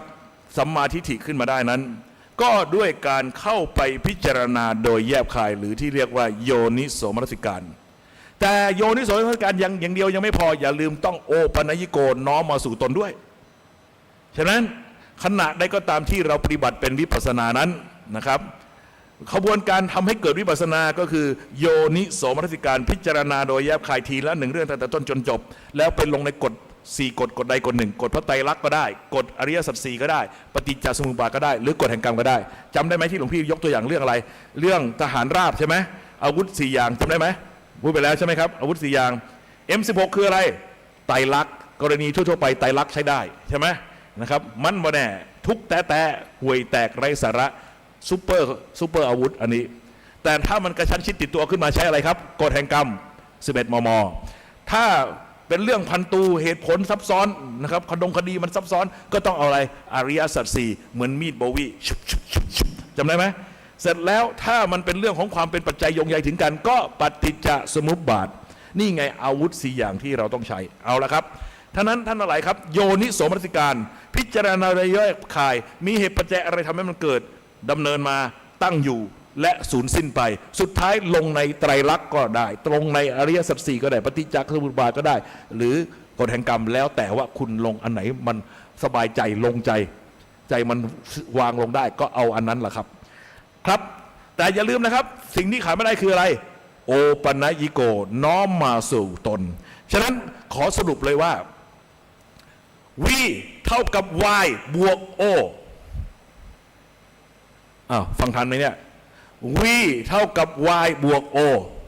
ก็ V คือวิปัสสนาไงครับเท่ากับโยนิโสมนสิการบวกด้วยโอปัญญิโก นะครับนี่ไงฉะนั้นปฏิบัติยังไงทีนี้ปฏิบัติวิปัสสนานั้นนะครับโดยการโยนิโสมนสิการบวกโอปัญญิโกเนี่ยสิ่งที่เกิดขึ้นคือจิตขณะนั้นเป็นมหากุศลจิตนะครับเป็นมหากุศลจิตอารมณ์ของวิปัสสนาคืออะไรรูปนามขันธ์5ไตรลักษณ์เป็นต้นนะครับพิจารณาลงไปนะครับหลวงพ่อพระพรหมโมลีอดีตเจ้าวาดวัดยานาวาบอกว่าถ้าจะพูดคำว่าวิปัสสนาให้สั้นที่สุดคืออะไรพิจารณาขันธ์5ลงไตรลักษณ์นี่ไงครับนี่ขันธ์5ลงไตรลักษณ์แล้วก็ขณะนั้นตรงนี้น่าสนใจเวทนาที่เกิดในวิปัสสนาเหมือนกันเป๊ะกับรูปฌานดูให้ดีนะครับหลวงพี่พูดไปแล้วในเรื่องของนะครับนึกถึงว่าเราไปฟังพระพุทธเจ้าเทศใช่ไหมขณะนั้นเราฟังไปนะครับเราก็คิดตามไปโยนิโสมนสิการพิจารณาตามไปแล้วก็เทียบลงกับประสบการณ์ในชีวิตของเราจริงใช่เลยโอ้โหเราสงสัยมานานแล้ววันนี้ท่านตอบเคลียร์เลยโอ้เข้าใจเห็นไหมสนุกไหมสนุกขณะนั้นกำลังเพลิดเพลินมีความสุขฉะนั้นเมื่อฟังแล้วสนุกไปในธรรมที่พระองค์ทรงแสดงขณะนั้นเป็นฌานหนึ่งจิตมีการคิดนึกพิจารณาตามไปมีวิตกวิจารและขณะนั้นมีความสนุกก็คืออะไรปีติและสุขนั่นเองเห็นไหมปีติคือใจฟูสุขคือความพึงพอใจณขณะนั้นมีทั้งปิติและสุขฉะนั้นนั่นคือฌานหนึ่งพอพระองค์จบคำเทศนาของพระองค์เราเข้าใจทะลุทะลวงโดยตลอดหายสงสัยหมดข้อสงสัยในใจสนุกยังค้างอยู่และก็ยังแน่วแน่อยู่ก็เป็นอะไรฌาน2เห็นไหมปิติกับสุขยังมีอยู่และจากสนุกคลายลงไปเป็นความพึงพอใจและแน่วแน่ฌาน3พอกลายเป็นเฉยแน่วแน่ฌาน4ฉะนั้นองค์ฌานเหมือนกันเป๊ะเห็นไหมฌาน1สุขกับปิติฌาน2ก็สุขกับปิติพอฌาน3เหลือสุขพอฌาน4กลายเป็นอุเบกขาดูให้ดีนะครับแต่สังเกตว่าความแตกต่างระหว่างรูปฌานนะครับกับวิปัสสนานั้นก็คือถ้าเป็นรูปฌานนั้นประกอบด้วยปัญญาเพียงเล็กน้อย นำมาซึ่งความสงบเป็นสำคัญ แต่ถ้าเป็นวิปัสสนานั้นประกอบด้วยปัญญาเป็นใหญ่นำมาซึ่งความกระจ่างแจ้งในธรรมเห็นไหมครับนี่คือเวทนาที่เกิดในวิปัสสนา สิ่งที่ตามมาคืออะไรละความอยากในสิ่งนั้นในเมื่อเห็นความเป็นจริงของสิ่งนั้นแล้วสิ่งนั้นหมดค่าไปจากใจจะไปอยากจะไปต้องการอะไรกับมันอีกไหมอยากจะดึงเข้าหรืออยากผลักออกอะไรกันอีกไหมจะไปรักไปชังอะไรกันอีกไหมก็ไม่มีตัณหาปหานะละตัณหาเมื่อละตัณหาในสิ่งนั้นได้นะครับพิจารณาจบไปแล้วในสิ่งนั้นก็เกิดอะไรขึ้นความยึดมั่นถือมั่นที่เคยมีในสิ่งนั้นก็ถูกละออกไปด้วยละอุปาทานเมื่ออุปาทานไม่ตั้งขึ้นในสิ่งนั้นนะครับจะไปสร้างภพในสิ่งนั้นไหมก็ไม่สร้างภพเห็นไหมไม่ไปสร้างเรือนใจในสิ่งนั้นนี่ละภพพอไม่ตั้งภพในสิ่งนั้นชาติในสิ่งนั้นขันธ์ห้าในสิ่งนั้นจะปรากฏขึ้นไหมก็ไม่เกิดเมื่อไม่เกิดขันธ์ห้าในสิ่งนั้นชรามรณะในสิ่งนั้นจะเกิดขึ้นไหมก็ไม่มีแต่สิ่งอะไรที่เกิดขึ้นมาแทนวิชชาเกิดขึ้นแทนที่อวิชชาความรู้ถูกขึ้นมาแทนที่ความรู้ผิดไปในสิ่งนั้นฉะนั้นหักให้มากไว้พิจารณาให้มากไว้ทีละอย่างทีละอย่างอย่างที่หลวงพี่วางขั้นตอนไว้ให้พวกเราคืออะไรวิปัสสนาชกมวยใช่ไหมจำได้ไหมยกดัมเบลออกกำลังก่อนสมถะกองไหนกระสงกระสินอะไรอันไหนทำแล้วสนุกเลือกทำมาเลยให้กล้ามมันใหญ่ไว้ก่อนแล้วก็อย่าลืมจ็อกกิ้งสวดมนต์ทำวัดอย่าทิ้งนะครับสวดชินบัญชรใครชอบสวดยอดพระกันไปไตรปิฎกอยากจะสวดอะไรก็สวดไปนะครับอันนั้นเป็นการจ็อกกิ้งแล้วไงต่อเสร็จแล้วก็ชกลมหยิบของชาวบ้านที่ไม่ใช่ของเราเอามาพิจารณาเห็นไหมตั้งแต่ต้นจนจบจนกระทั่งเห็นความไร้สาระไปในสิ่งนั้นนั่นก็คือชกลมเห็นไหมออกลีลาชกลมพอชกลมเสร็จแล้วทำไงอีกชกลมเสร็จก็ตอนนี้ชกกระสอบเอาทรัพย์สินสมบัติของรักของหวงของเราที่เป็นเข้าของเราเนี่ยมาทีละอย่างมาพิจารณาให้เห็นความเกิดขึ้นตั้งอยู่ดำเนินมาแล้วก็สูญสลายไปของมันสะเทือนนะตอนนี้เพราะอะไรครับว่ากูชอบของรักของกูใช่ไหมทรัพย์สินสมบัติบ้านช่องห้องหออุตสาหาซื้อมายากเย็นแสนเข็ญสะเทือนไหมสะเทือนพอผ่านของรักของห่วงแล้วก็เพื่อความปลอดภัยของชีวิตโอเคฉันจะเป็นพระโสดาบันฉะนั้นก็โลกธรรม 8เอาชนะโลกธรรม 8โลกธรรม 8มีอะไรบ้างครับมีลาภเสื่อมลาภมียศเสื่อมยศมีทุกข์มีสรรเสริญมีนินทาโลกธรรม 8นะครับ8อย่างลาภยศสรรเสริญสุขเสื่อมลาภเสื่อมยศนินทาทุกข์ถ้ามันไม่มีค่าต่อใจคุณมีก็มีไม่มีก็ไม่เสียใจวันนี้เขาตั้งยศให้เราก็ไม่ได้ดีใจเวอร์เวลาเขาถอดยศธรรมดามีได้ก็เสื่อมได้ไม่เห็นเป็นไรเลยเห็นไหมถ้าทำใจอย่างนี้ได้แล้วจะมีเหตุผลอะไรไปผิดศีลมีไหมศีลบริสุทธิ์ได้ไหมได้ฉะนั้นถ้าใครต้องการนะครับใช้ชีวิตแบบนะครับเป็นชาวบ้านแล้วก็มีครอบครัวก็เป็นชาวบ้านชั้นดีคือเป็นพระโสดาบันมีเป้าหมายคือพระนิพพานแล้วก็ละนะครับอะไรทำศีลให้บริสุทธิ์ก็คือศีลบริสุทธิ์ด้วยการที่เรามีต้นทุนคือการเราพิจารณามาแล้วในเรื่องโลกธรรม 8แล้วมีอะไรอีกครับตอนนี้ถ้าใครพร้อมนะครับ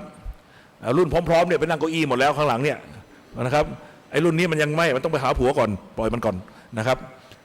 ไอ้รุ่นที่พร้อมแล้วลูกเต้าโตแล้วแก่เท่าแล้วนะครับแล้วก็ไม่มีแรงจะสนุกแล้วก็เตรียมตัวเดินทางตอนนี้ก็มาพิจารณาบุคคลอันเป็นที่รักจากรักน้อยไปหารักมากชังน้อยไปหาชังมากจนถึงรักที่สุดและชังที่สุดคือใครไอดอลของเราและตัวเราเองถ้าเอาชนะตะเกียบคู่ได้เมื่อไรเตรียมตัวได้มีคำถามถามเลยไม่จำเป็นครับพระโสดาบันเป็นชาวบ้านได้ครับมีผัวมีเมียได้ครับมีลูกเป็นขโยงก็ยังได้ครับเมคเลิฟได้ครับแต่ต้องเมคเลิฟกับผัวตัวเองเมียตัวเองนะไปยุ่งกับคนอื่นไม่ได้นะเพราะว่าพระโสดาบันนั้นศีลบริสุทธิ์นะ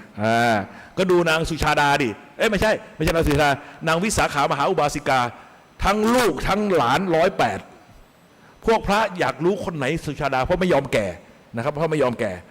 ก็บอกว่าถ้าอยากรู้จากคนไหนก็คือวิสาขาเนี่ยให้ดูตอนไหนไหมตอนลุกขึ้น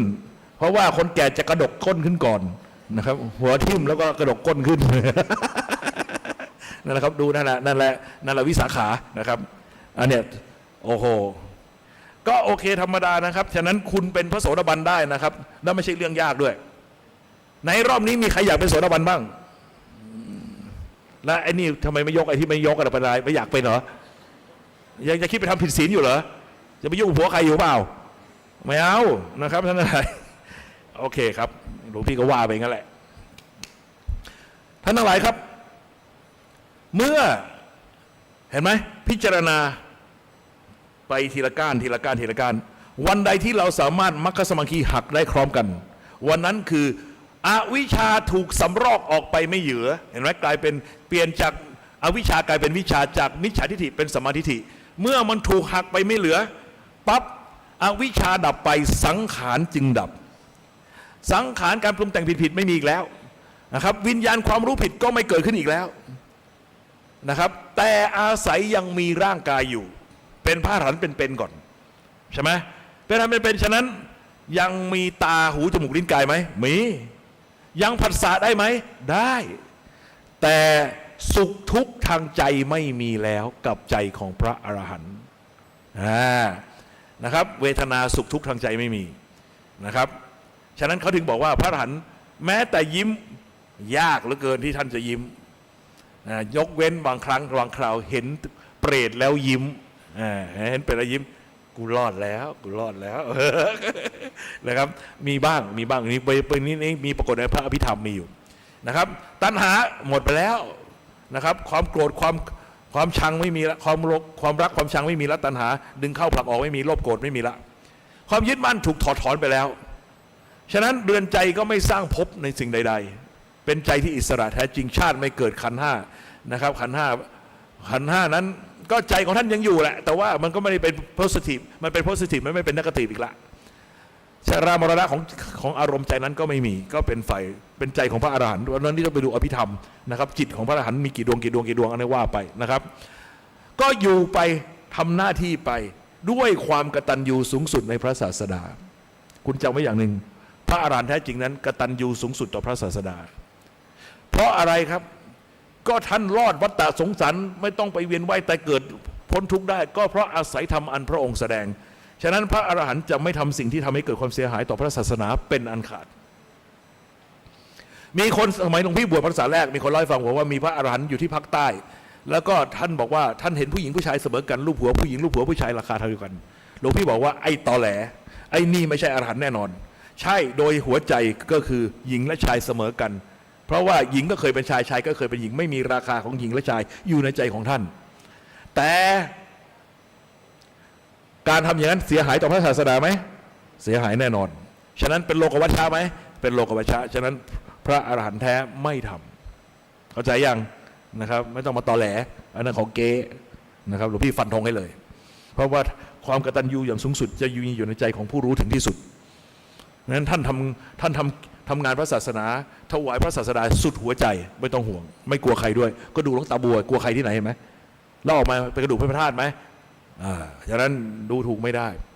มีคนหลายคนบอกโอ๊ยทำไมพระอะไรมาร้องไห้นั่นลีลาจำไว้ให้ดีเล่าให้ฟังก็ได้ในพูดเรื่องลีลาของพระอรหันต์พระอาจารย์นพพรจิตโวโสเป็นอาจารย์หลวงพี่ท่านไปอุปถากใครนะหลวงพ่อพระมหาปิ่นชลิโตนะครับหลวงพ่อมหาปิ่นเนี่ยเป็นลูกศิษย์หลวงปู่มั่นอยู่แถวลาดบุรีหรือว่าแถวเพชรบุรีหลวงพี่ไม่แน่ใจลาดบุรีหรือเพชรบุรีเนี่ยแล้วก็ท่านก็ไปอุปถากหลวงพ่อมหาปิ่นชลิโตเนี่ยท่านจะฉันหมากแล้วท่านก็เป็นโรคเลือดออกตามไรฟันนะเป็นโรคออกไรฟันฉะนั้นเวลาท่านถุยหมากออกมาเนี่ยทั้งเลือดทั้งหมากออกมาปนกันอยู่ในกระโถนนะครับปรากฏว่าวันนั้นเด็กวัดทำอะไรไม่รู้ไม่เข้าท่าท่านเอากระโถนน้ำหมากเนี่ยเหวี่ยงเลยเปรี้ยงเลยอาจารย์นพพรซึ่งกำลังอุปถากอยู่ตกใจบอกโอ้โหครูบาอาจารย์คุณธรรมสูงขนาดนี้แล้วทำไมยังมีพฤติกรรมเช่นนี้อยู่อีกคิดในใจท่านหันหน้ามาบอกคุณนพพรมันต้องแต่งโกรธคือท่านเลือกปฏิปทาอย่างนี้เอาไว้เพื่อใช้ปราบปรามแต่ว่าใจของท่านไม่ได้โกรธมันต้องแต่งโกรธนึกออกไหมเข้าใจความหมายไหมฉะนั้นหลวงตาลีลาเยอะเข้าใจไหมดูบุ้มบั่มแต่ใจเราไม่มีอะไรหรอกใจสะอาดที่สุดแล้วเข้าใจไหมแต่ไอ้พวกโง่ๆไปตีความตามอาการข้างนอกก็ช่วยไม่ได้นะครับและไอ้ที่ไปว่านินทาท่านนรกจะกินหัวเอาเป็นแถวๆ ฉะนั้นถึงบอกไงว่าชั่วช่างชีดีช่างสงมึงไม่รู้มากมึงอย่าทะลึ่งอันตรายใช่ไหมเราไม่รู้ใครคุณธรรมแค่ไหนเสี่ยงไม่ได้นะครับเอาละครับท่านทั้งหลายเมื่อวันใดวันหนึ่งซึ่งร่างกายไม่อยู่แล้วฉะนั้นจิตซึ่งไม่มีอวิชชาแล้วไม่มีสังขารการปรุงแต่งผิดแล้วปัญญาความรู้ผิดแล้วมันไม่แสวงหารูปอีกแล้วกลับไปเป็นหนึ่งหน่วยพลังงานทรงปัญญาจำสมดุลโลกได้ไหมสมดุลใจสมดุลธรรมวิวัฒนาการของชีวิตเริ่มต้นจากพลังงานโง่เห็นไหมมีแสงสว่างประพัดสอนมีความบริสุทธิ์แต่โง่บริสุทธิ์ที่เขาเรียกว่าถีติภูตังเป็นพ่อแม่ของวิชาเนี่ยไอจิตเดิมแท้เนี่ยแล้วก็วิวัฒนาการจนกระทั่งมาเป็นกึ่งธาตุรู้กึ่งธาตุรู้นะครับอยู่ในเซลล์อยู่ในเซลล์ต้นไม้เซลล์มนุษย์อะไรต่างๆแล้วก็วิวัฒนาการเรียนรู้ฉลาดขึ้นมาจนเป็นธาตุรู้ปฐมภูมินะครับอยู่ในสัตว์เซลล์เดียวพวกโปรโตซัวพวกอะมีบาพาราเมเซียมหลังจากนั้นก็เข้าสู่กระแสวิวัฒนาการจนมาถึงความเป็นมนุษย์เป็นสูงสุดหลังจากเป็นมนุษย์แล้วก็จะเวียนว่ายตายเกิดใน31ภพภูมินะครับขึ้นลงขึ้นลงขึ้นลงเป็นหมูเป็นหมาเป็นกาเป็นไก่เป็นมาทุกอย่างจนกระทั่งโชคดีได้เจอกับใครได้เจอกับผู้รู้แท้จริงผู้รู้แท้จริงคือใครกัลยาณมิตรพระพุทธเจ้าเกิดขึ้นบางคนโชคร้ายไม่เจอพระพุทธเจ้าก็ช่วยไม่ได้ใช่ไหมแล้วก็ฉลาดคิดด้วยบางคนเจอแล้วกลายเป็นตกเอาเวจีมีไหมเทวทัตไงเป็นพี่เมียแต่ว่าด้วยขาดโยนิโสมนสิการลงสมาธิเยี่ยมไหมเยี่ยมทำสมาธิจนขึ้นมีฤทธิ์มีเดชก็องค์หนึ่งที่น่าสงสารมากนะครับอยู่ที่วัดสามแยกรู้จักไหมหลวงพ่อเตะที่ชั่วเห็นไหมจำได้ป่ะหลวงพ่อเตะที่ชั่วหลวงพ่อเกษมอ่ะนั่นแหละเสียดายสมาธิอย่างนี้เลยสมาธิชั้นเยี่ยมจนกระทั่งตัวเองตาหูเป็นทิพย์เห็นเทวดามาร่วมโมทนาเวลาทำบุญทำทานเขาเห็นระยะแรกเป็นอย่างนั้นจริงๆแต่นี่มีแต่ปฏิบัติไม่มีปริยัติรองรับไม่มีครูบาอาจารย์สุดท้ายก็ทำเรื่องใหญ่ที่ผิดพลาดก็คือการทำลายพระเจดีย์จำได้ไหมที่เอาพระพุทธรูปไปฝังดินเอาน้ำกรดราดเอาตีนเหยียบแล้วก็ไปนั่นแหละครับพระพุทธรูปนั้นเป็นอุเทสิกะเจดีย์การทำร้ายพระพุทธรูปหรือการทำร้ายเจดีย์มีผลเกือบเท่าอนันตริยกรรมขาดตอนหลังมันก็ลูดลงไปเลยเห็นไหมนี่เพราะอะไรเพราะว่าขาดปริยัติพวกนี้เยอะพวกสมาธิดีๆฤทธิ์เยอะแล้วก็มักจะหลงฤทธิ์คิดว่าตัวเองเป็นผู้วิเศษสุดท้ายก็ลงเหวไปเลยเยอะไม่ใช่เรื่องปกติฉะนั้นหลวงพี่ไม่สนเลยเรื่องนี้เพราะหลวงพี่รู้หลวงพี่เป็นออทิสติกหลวงพี่ไม่มีฤทธิ์กับเขาหรอกตาทิพย์หูทิพย์กูก็ไม่มีฉะนั้นไม่ต้องห่วงฉะนั้นใครจะมาโจทย์ข้อหาอุตริมนุษยธรรมไม่รู้จะกูจะมีอะไรเป็นอุตรินะครับเป็นออทิสติกอยู่อย่างเงี้ยเข้าใจยังโจทย์ไม่ได้นะครับเอาละครับท่านทั้งหลายครับ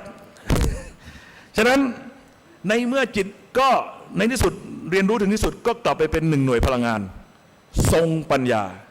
แต่อย่างที่หลวงพี่บอกว่าท่านก็ไม่ได้ดูวิธีสร้างกายก็สร้างได้แต่ไม่ได้สำคัญในกายนั้นไม่ได้เอาไปประกวดกับใครไม่ได้เอาไปเปรียบเทียบกับใครเพราะว่ามานะไม่มีอยู่แล้วในใจของท่านนั่นคือสุดท้ายปลายทางของการเดินทางจากหนึ่งหน่วยพลังงานเห็นไหมโดยคุณภาพกับโดยเขาเรียกอะไรล่ะโดยกายภาพเหมือนกันฟิสิกอลคือมีแสงสว่างบริสุทธิ์แต่คุณภาพต่างกันไหมต่างเพราะเมื่อเริ่มต้นนั้นโง่บริสุทธิ์แต่ท้ายที่สุดฉลาดจนไม่ยอมโง่กลับมาเกิดอีกนั่นแหละครับฉะนั้นใครสอนว่าอยากกลับไปเป็นจิตเดิมแท้หลวงพี่ขำมึงไปไม่ได้หรอกจิตเดิมแท้เป็นไม่ได้เพราะมึงจะกลับไปโง่เหมือนเดิมไม่ได้เข้าใจยังเพราะเราเลยจุดนั้นมาแล้วนะครับจำเรื่องผัวขี้มูกได้ไหมนั่นแหละวันนี้ผัวกูก็ผัวขี้มูกเมียกูก็เมียขี้มูกงั้นอย่าไปคิดอะไรมากนะครับเอาละฉะนั้นเมื่อนี่ไงก็มันก็ดับหมดแหละครับเมื่อไม่มีรูปก็ไม่มีช่องทางรับรู้ก็ไม่ไปผัดส่งผัสสะวุ่นวายแล้วเวทนาตัณหาพวกนี้ก็ดับจบเอวังแค่นั้นแหละนะครับแต่จริงๆเห็นไหมว่าที่หลวงพี่พูดมายืดยาวเรื่องปฏิจจสมุปบาทเนี่ยพูดด้วยการพยายามใช้เหตุผลให้คุณเห็นว่ามันมีเหตุผลในทุกขั้นตอนเพราะเห็นเหตุผลแล้วชัดเจนแล้วจะได้วางมันไม่ต้องมานั่งท่องจำไม่มีประโยชน์หรอกครับมาท่องจำมันไม่ได้เอาไปใช้ในการแก้ทุกข์ เพราะว่ามันใช้หลักการเพียงว่าทุกสิ่งทุกอย่างในโลกนี้อิงอาศัยกันไม่มีอะไรเกิดขึ้นเองโดยโดดเดี่ยวหลวงพี่เนี่ยเหมือนกับเอาลูกระเบิดมือเนี่ยเอามาวิเคราะห์ให้ดูมาแยกให้ดูว่ามันมีดินปะทุมันมีสะเก็ดมันมีนะครับกระเดื่องสลักยังไงแล้วก็แยกให้ดูขึ้นจอมาให้ดูหมดแล้วแต่เวลาเราใช้จริงมันคุณไม่ต้องมาอธิบายไม่ต้องมาแยกให้ชาวบ้านเขาดูแต่หน้าที่คุณอย่างเดียวคือดึงสลักแล้วคลายกระเดื่องแล้วก็ปาลงหัวกระบาลไอ้ข้าศึกตึ้มเดียวมันก็จบแล้วเข้าใจหรือยังหน้าที่ของเราไม่ต้องมานั่งแข่งกับหลวงพี่หรอกจริงๆแล้วที่หลวงพี่มานั่งคิดเรื่องนี้มากมายเพราะว่ามันขี้สงสัยอย่างท่านอาจารย์พุทธทาสท่านแสดงเรื่องอิทธิปัจจยตาสติปฏิจจสมุปบาทหนาขนาดเนี้ยเวลาท่านไปไม่เป็นเพราะว่าท่านไปตั้งต้นผิดคืออะไรไปเอาวิญญาณตัวนี้เป็นวิญญาณ6มันก็เลยเละเลยครับพอเละไปท่านก็บอกว่าเพราะอวิชชามีมาโดยตลอดคือเอาเป็นน้ำมันหล่อลื่นนะครับมันจึงอย่างนี้มันจึงนี้คนอ่านก็เกาหัวไม่ค่อยเข้าใจตกลงว่าอ่านแล้วยังไม่มีใครเข้าใจเลยสักคนเพราะอะไรเพราะลอจิกมันไม่ลงจำได้ไหมมนุษย์มันตอบสนองต่อเหตุผล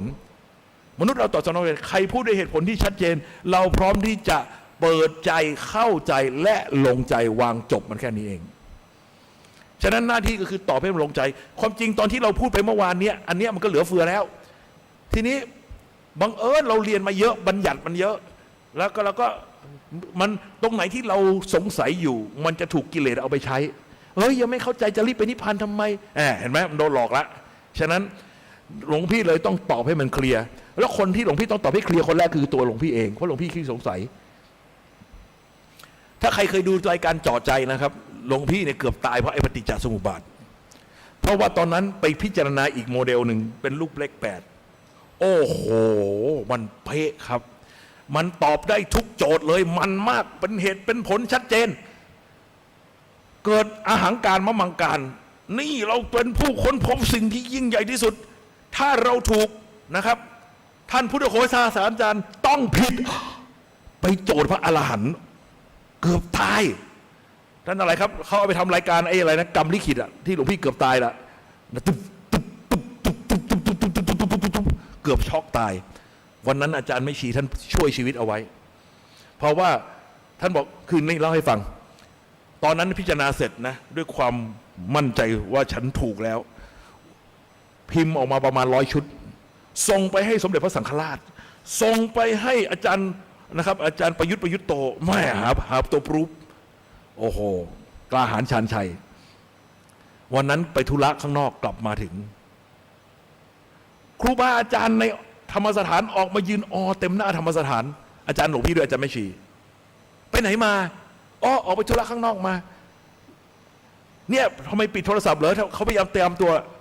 ลืมเปิดนี่รู้เปล่าว่ากำลังจะตายอะไรใครจะตายไม่ใช่แม่ชีสัมผัสว่าท่านจะตายอย่างเดียวอาจารย์สมบัติภูริปัญโยอยู่ที่จังหวัดสกลนครโทรศัพท์มาบอกว่าอาจารย์พระสกรจะตายวันนี้ทุกคนสมบัติตรงกันหมดเฮ้ยไอ้พวกนี้ไม่อิจฉากูเว้ยแหมใช่กูตายอีกไม่สนเว้ยตอนนั้นอาหังการเดินขึ้นวัดไม่สนนะครับอันนี้อิจฉาเราเว้ยดูดิจิตมันเป็นมิจฉาทิฏฐิมันเป็นอย่างเงี้ยนะครับมันปรากฏว่ากำลังไปนั่งอยู่ข้างบนกุฏิจิตหัวใจมันเต้นเงี้ยกูจะตายหรือเปล่าวันนี้ตกลงระหว่างแนวคิดระหว่างทิฏฐิกับความตายจะเลือกอะไรเฮ้ยหรือว่ากูผิดวะเฮ้ยช่างไม่แน่ใจถ้าตายเราก็เผยแพร่ต่อไปไม่ได้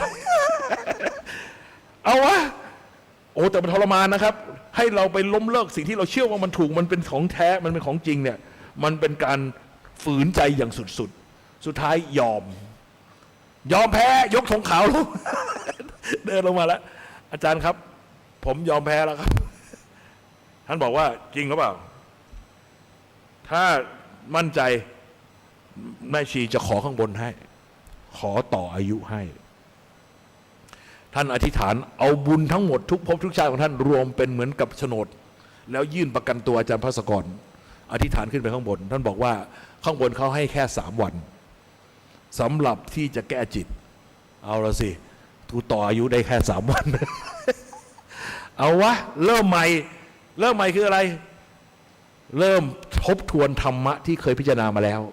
ก็คือไอ้เรื่องกฎแห่งกรรมนี่ไงสมดุลโลกสมดุลใจสมดุลธรรมอันนั้นมันพิจารณามาก่อนแล้วลื้อใหม่เดินจิตใหม่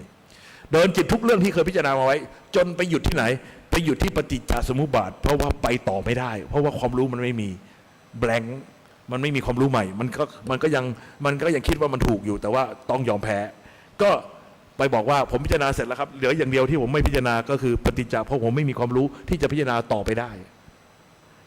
ท่านก็อธิษฐานดูอีกทีว่าเขางดเขายอมแล้วเขาปล่อยละ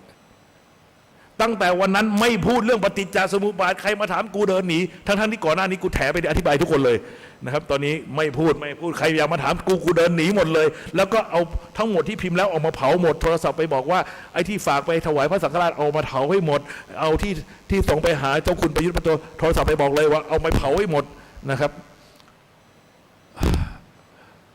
2 ปีกว่าเกือบ2 ปีที่ไม่ยอมมองไม่ยอมแตะไม่ยอมคิดเรื่องนี้เลยนะครับแต่มีอยู่วันหนึ่งไปพิจารณาเรื่องการเดินจิตเขียนไดอะแกรมไปเขียนมาเฮ้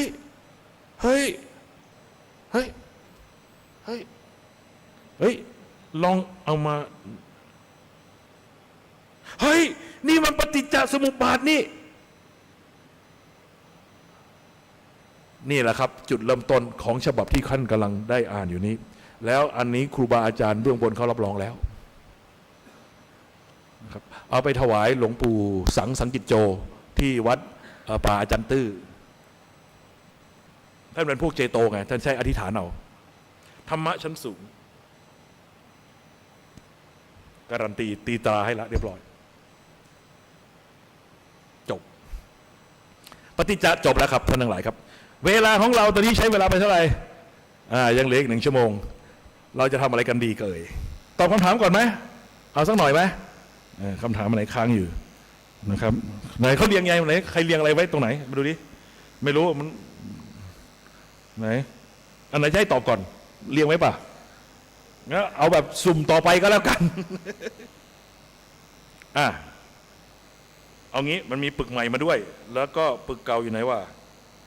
เอาละอันไหนเจออันไหนพูดแล้วก็ไม่พูดซ้ำก็แล้วกันเดี๋ยวนะท่านอันนี้จากกองเก่าก่อนนี่คำถามถ้าศัตรูจ้องทำลายทุกรูปแบบทั้งภายในการทำมาหากินและทางกฎหมายเราควรเจริญสติอะไรเนี่ยให้แกร่งอย่างใดคะเพราะจะต้องเผชิญหน้ากันในศาลค่ะโอเคศีล 5อย่าให้พลาดในกรณีนี้เพราะว่ามันจะดึงความแก้วกล้าออกมาแล้ว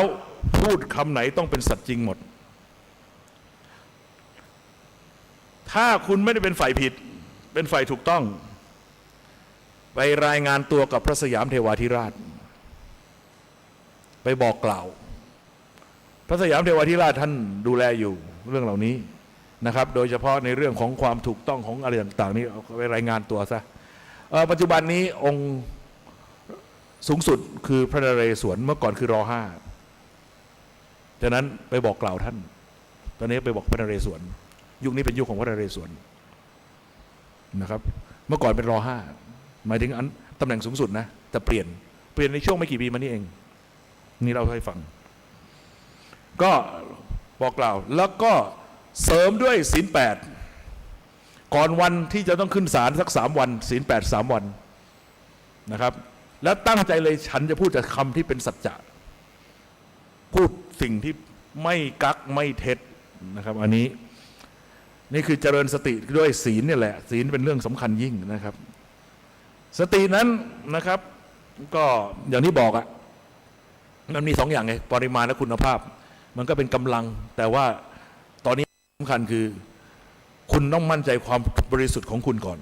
นะครับเพราะว่าอะไรก็สู้ความจริงไม่ได้แล้วก็ยอมรับว่าถ้าจำให้ดีเจ้ากรรมนายเวรล้วนแล้วแต่เป็นอดีตบุคคลและเป็นที่รักฉะนั้นคู่กรณีมันต้องเคยรักกันมาก่อนปรับสายตาปรับมุมมองคุณเคย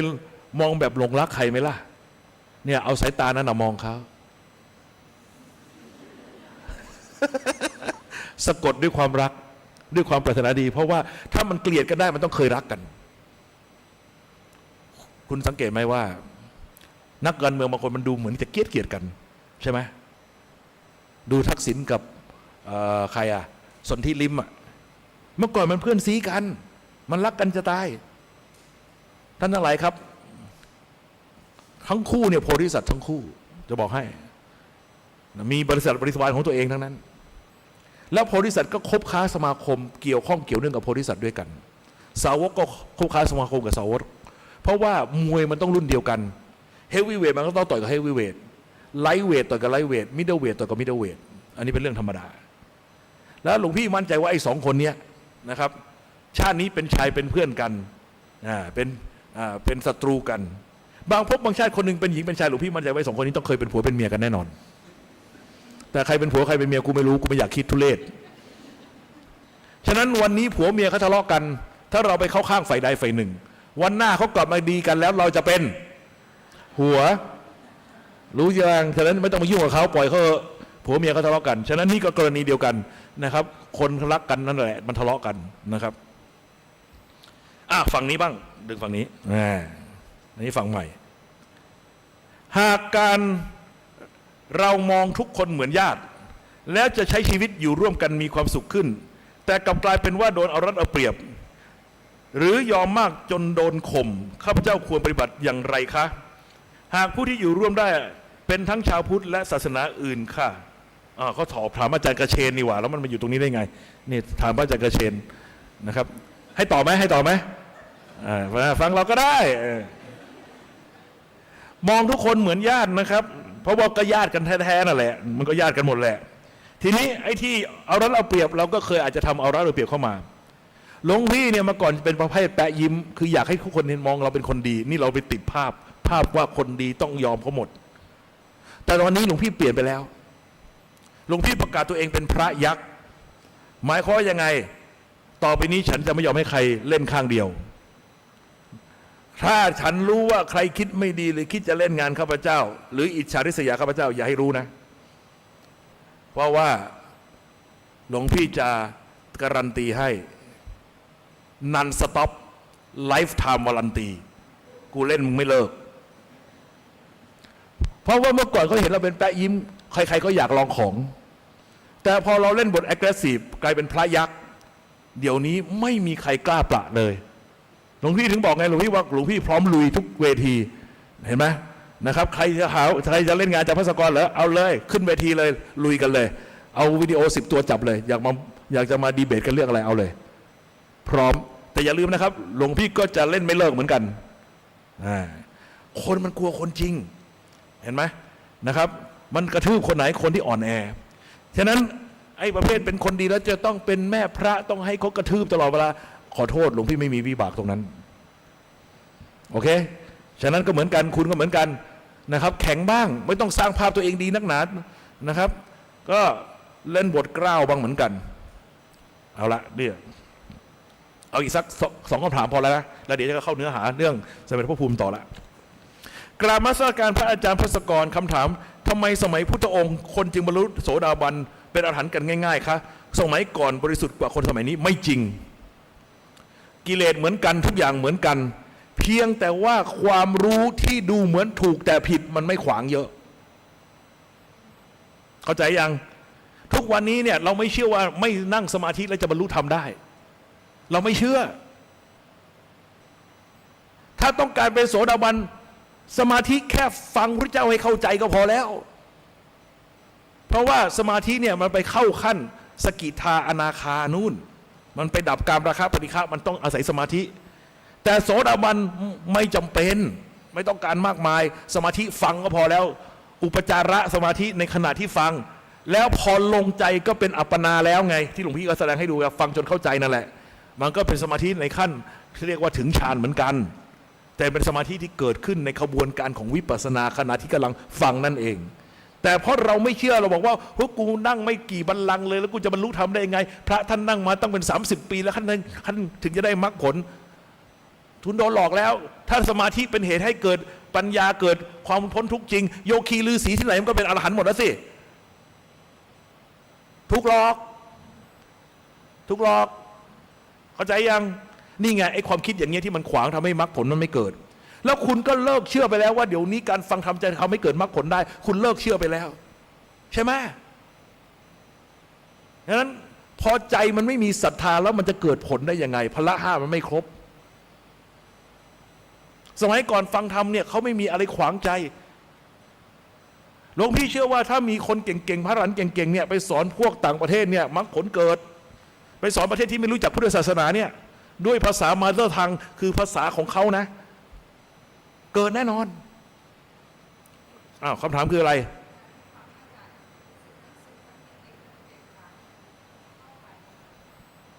อย่าคิดว่าเราจะต้องเป็นอะไรแต่ว่าถ้าปฏิบัติหรือฟังธรรมแล้วศีลสมาธิปัญญา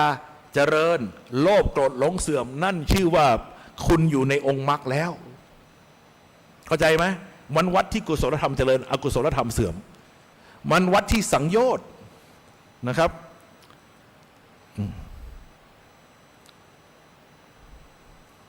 ใช้กรรมฐานกองไหนช่วยทำให้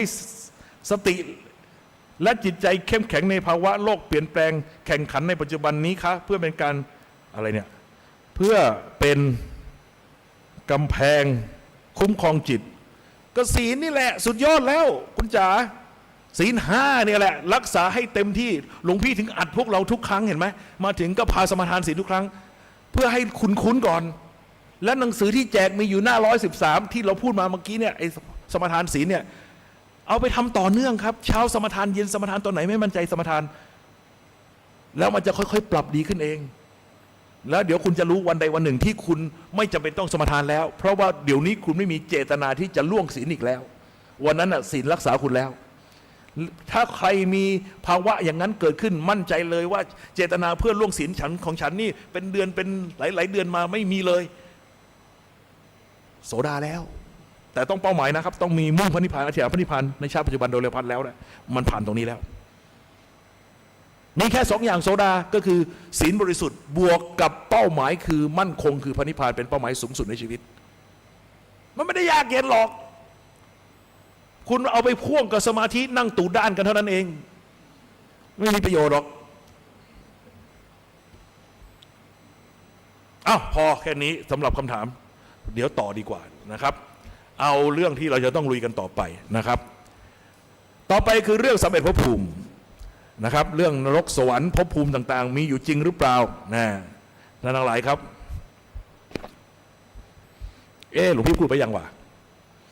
ที่บอกว่าเดี๋ยวนะเพราะวันนี้พี่พูดหลายครั้งมึงทักมึนๆนอนหลับฝันดีคือพูดไปยังพูดแล้วใช่ไหมโอเคอันนั้นจบมาดูเรื่องนรกสวรรค์กันดีกว่าโปสเตอร์มีแจกพวกเราครับไม่ต้องกลัวครับเอานรกมาแจกไม่ใช่ผู้ผิดนะครับนรกสวรรค์ด้วยนะครับภพภูมิสำเร็จภพภูมิเป็นโปสเตอร์ใหญ่ที่สุดในประเทศไทยครับเพราะว่าพิมพ์ออฟเซ็ตเนี่ยแท่นมันไม่มีใหญ่กว่านี้แล้วนะครับมาแล้วโปสเตอร์อันนี้ถือว่าเป็นยันด้วยนะครับมีความขลังนะครับ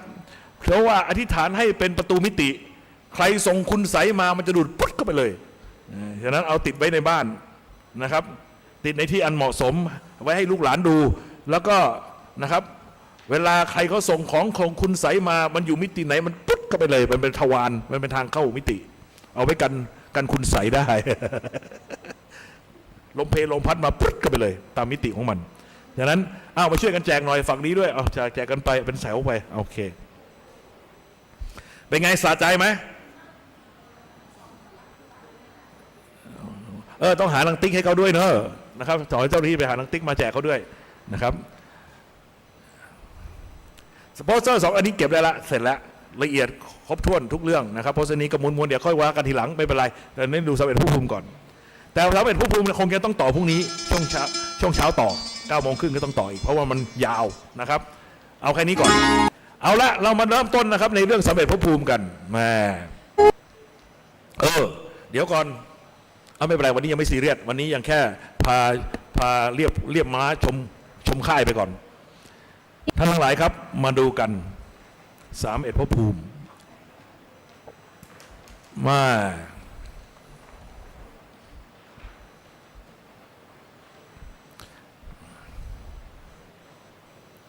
เป็นไงจูใจไหมท่านทั้งหลายครับ Where are we เราอยู่ที่ไหนสถานที่เราอยู่วันนี้เขาเรียกว่ามงคลจักรวาลนะครับไม่ใช่มงคลเมเจอร์นะครับมงคลจักรวาลท่านหลายครับที่เราอยู่นั่นคือมงคลจักรวาลมงคลจักรว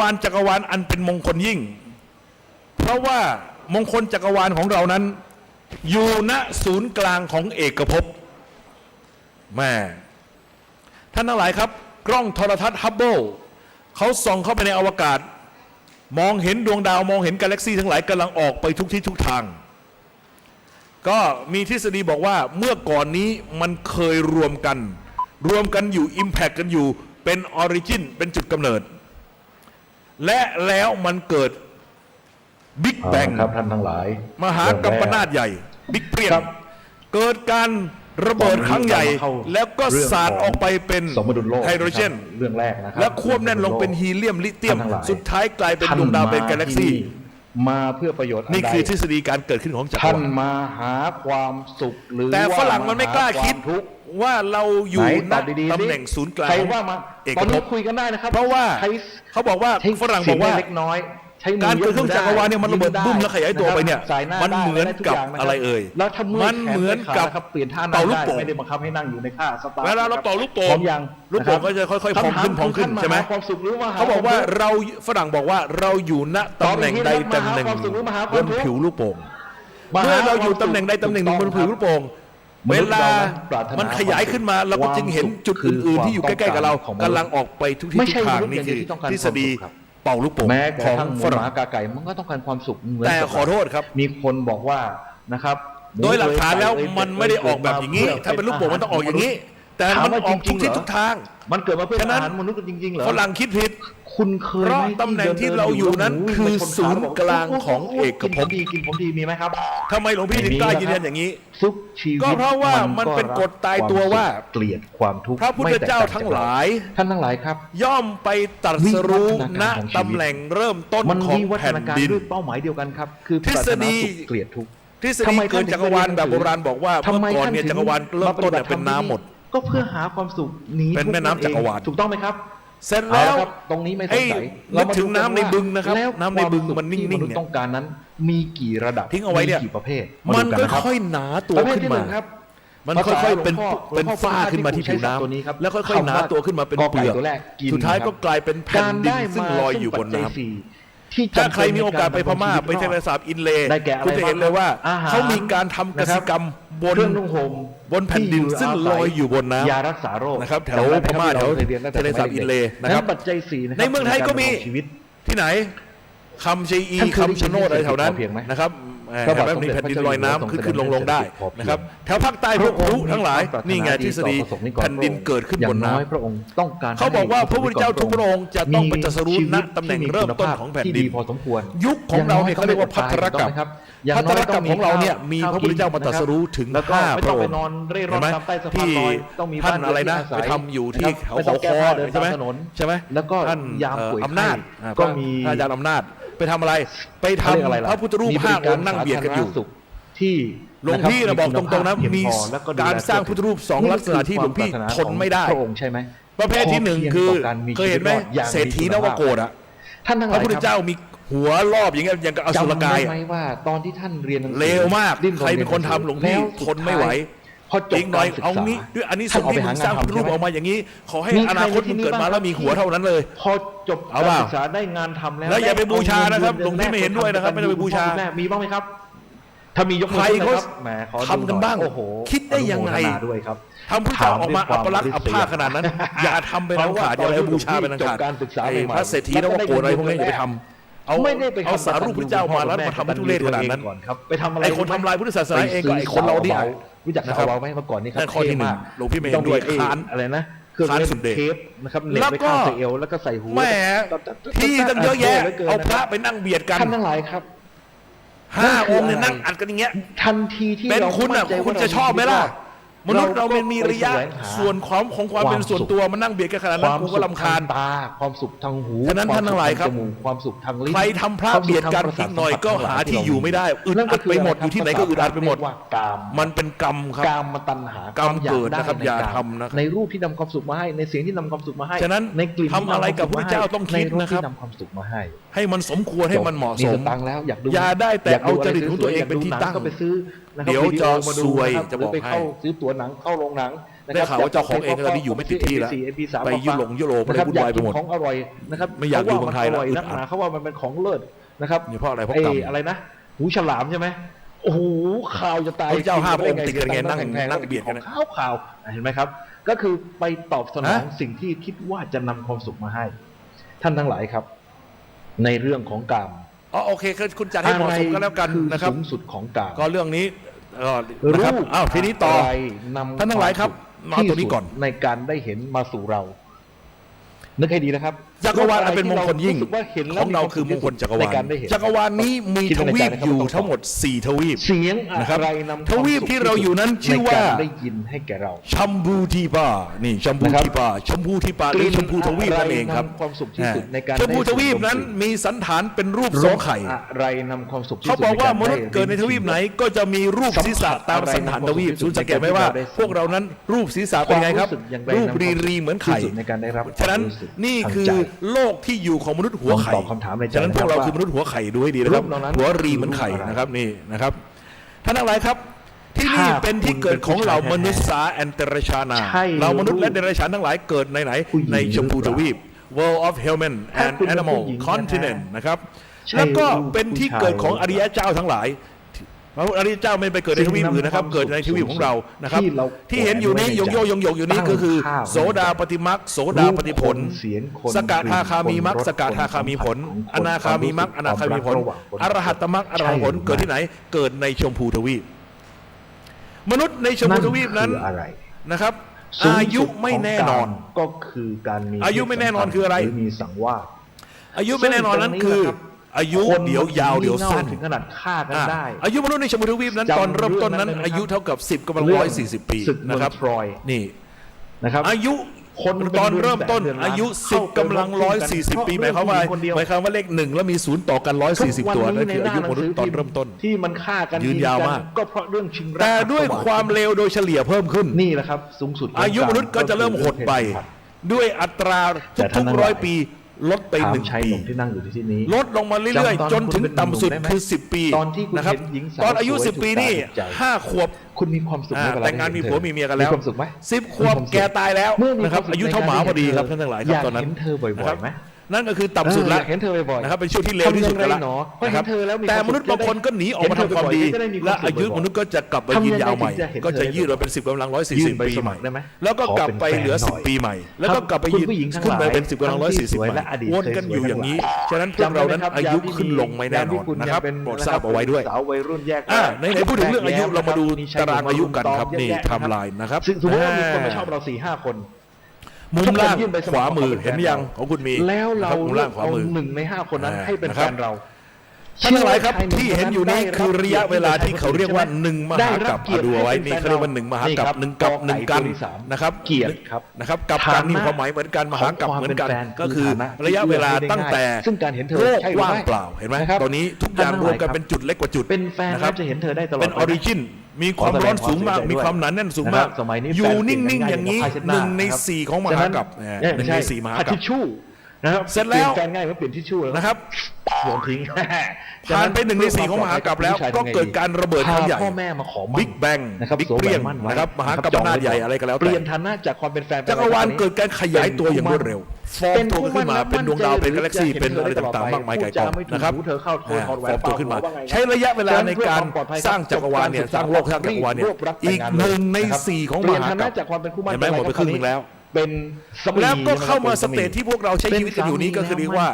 ช่วงที่โลกกำลังดำเนินอยู่นี่คือช่วง สมัยนี้ ช่วง stable ใช่ไหมครับ ช่วงมัน กิ๊กๆน่าก ช่ ลั วงที่ าก มันนะครับ ฉะนั้น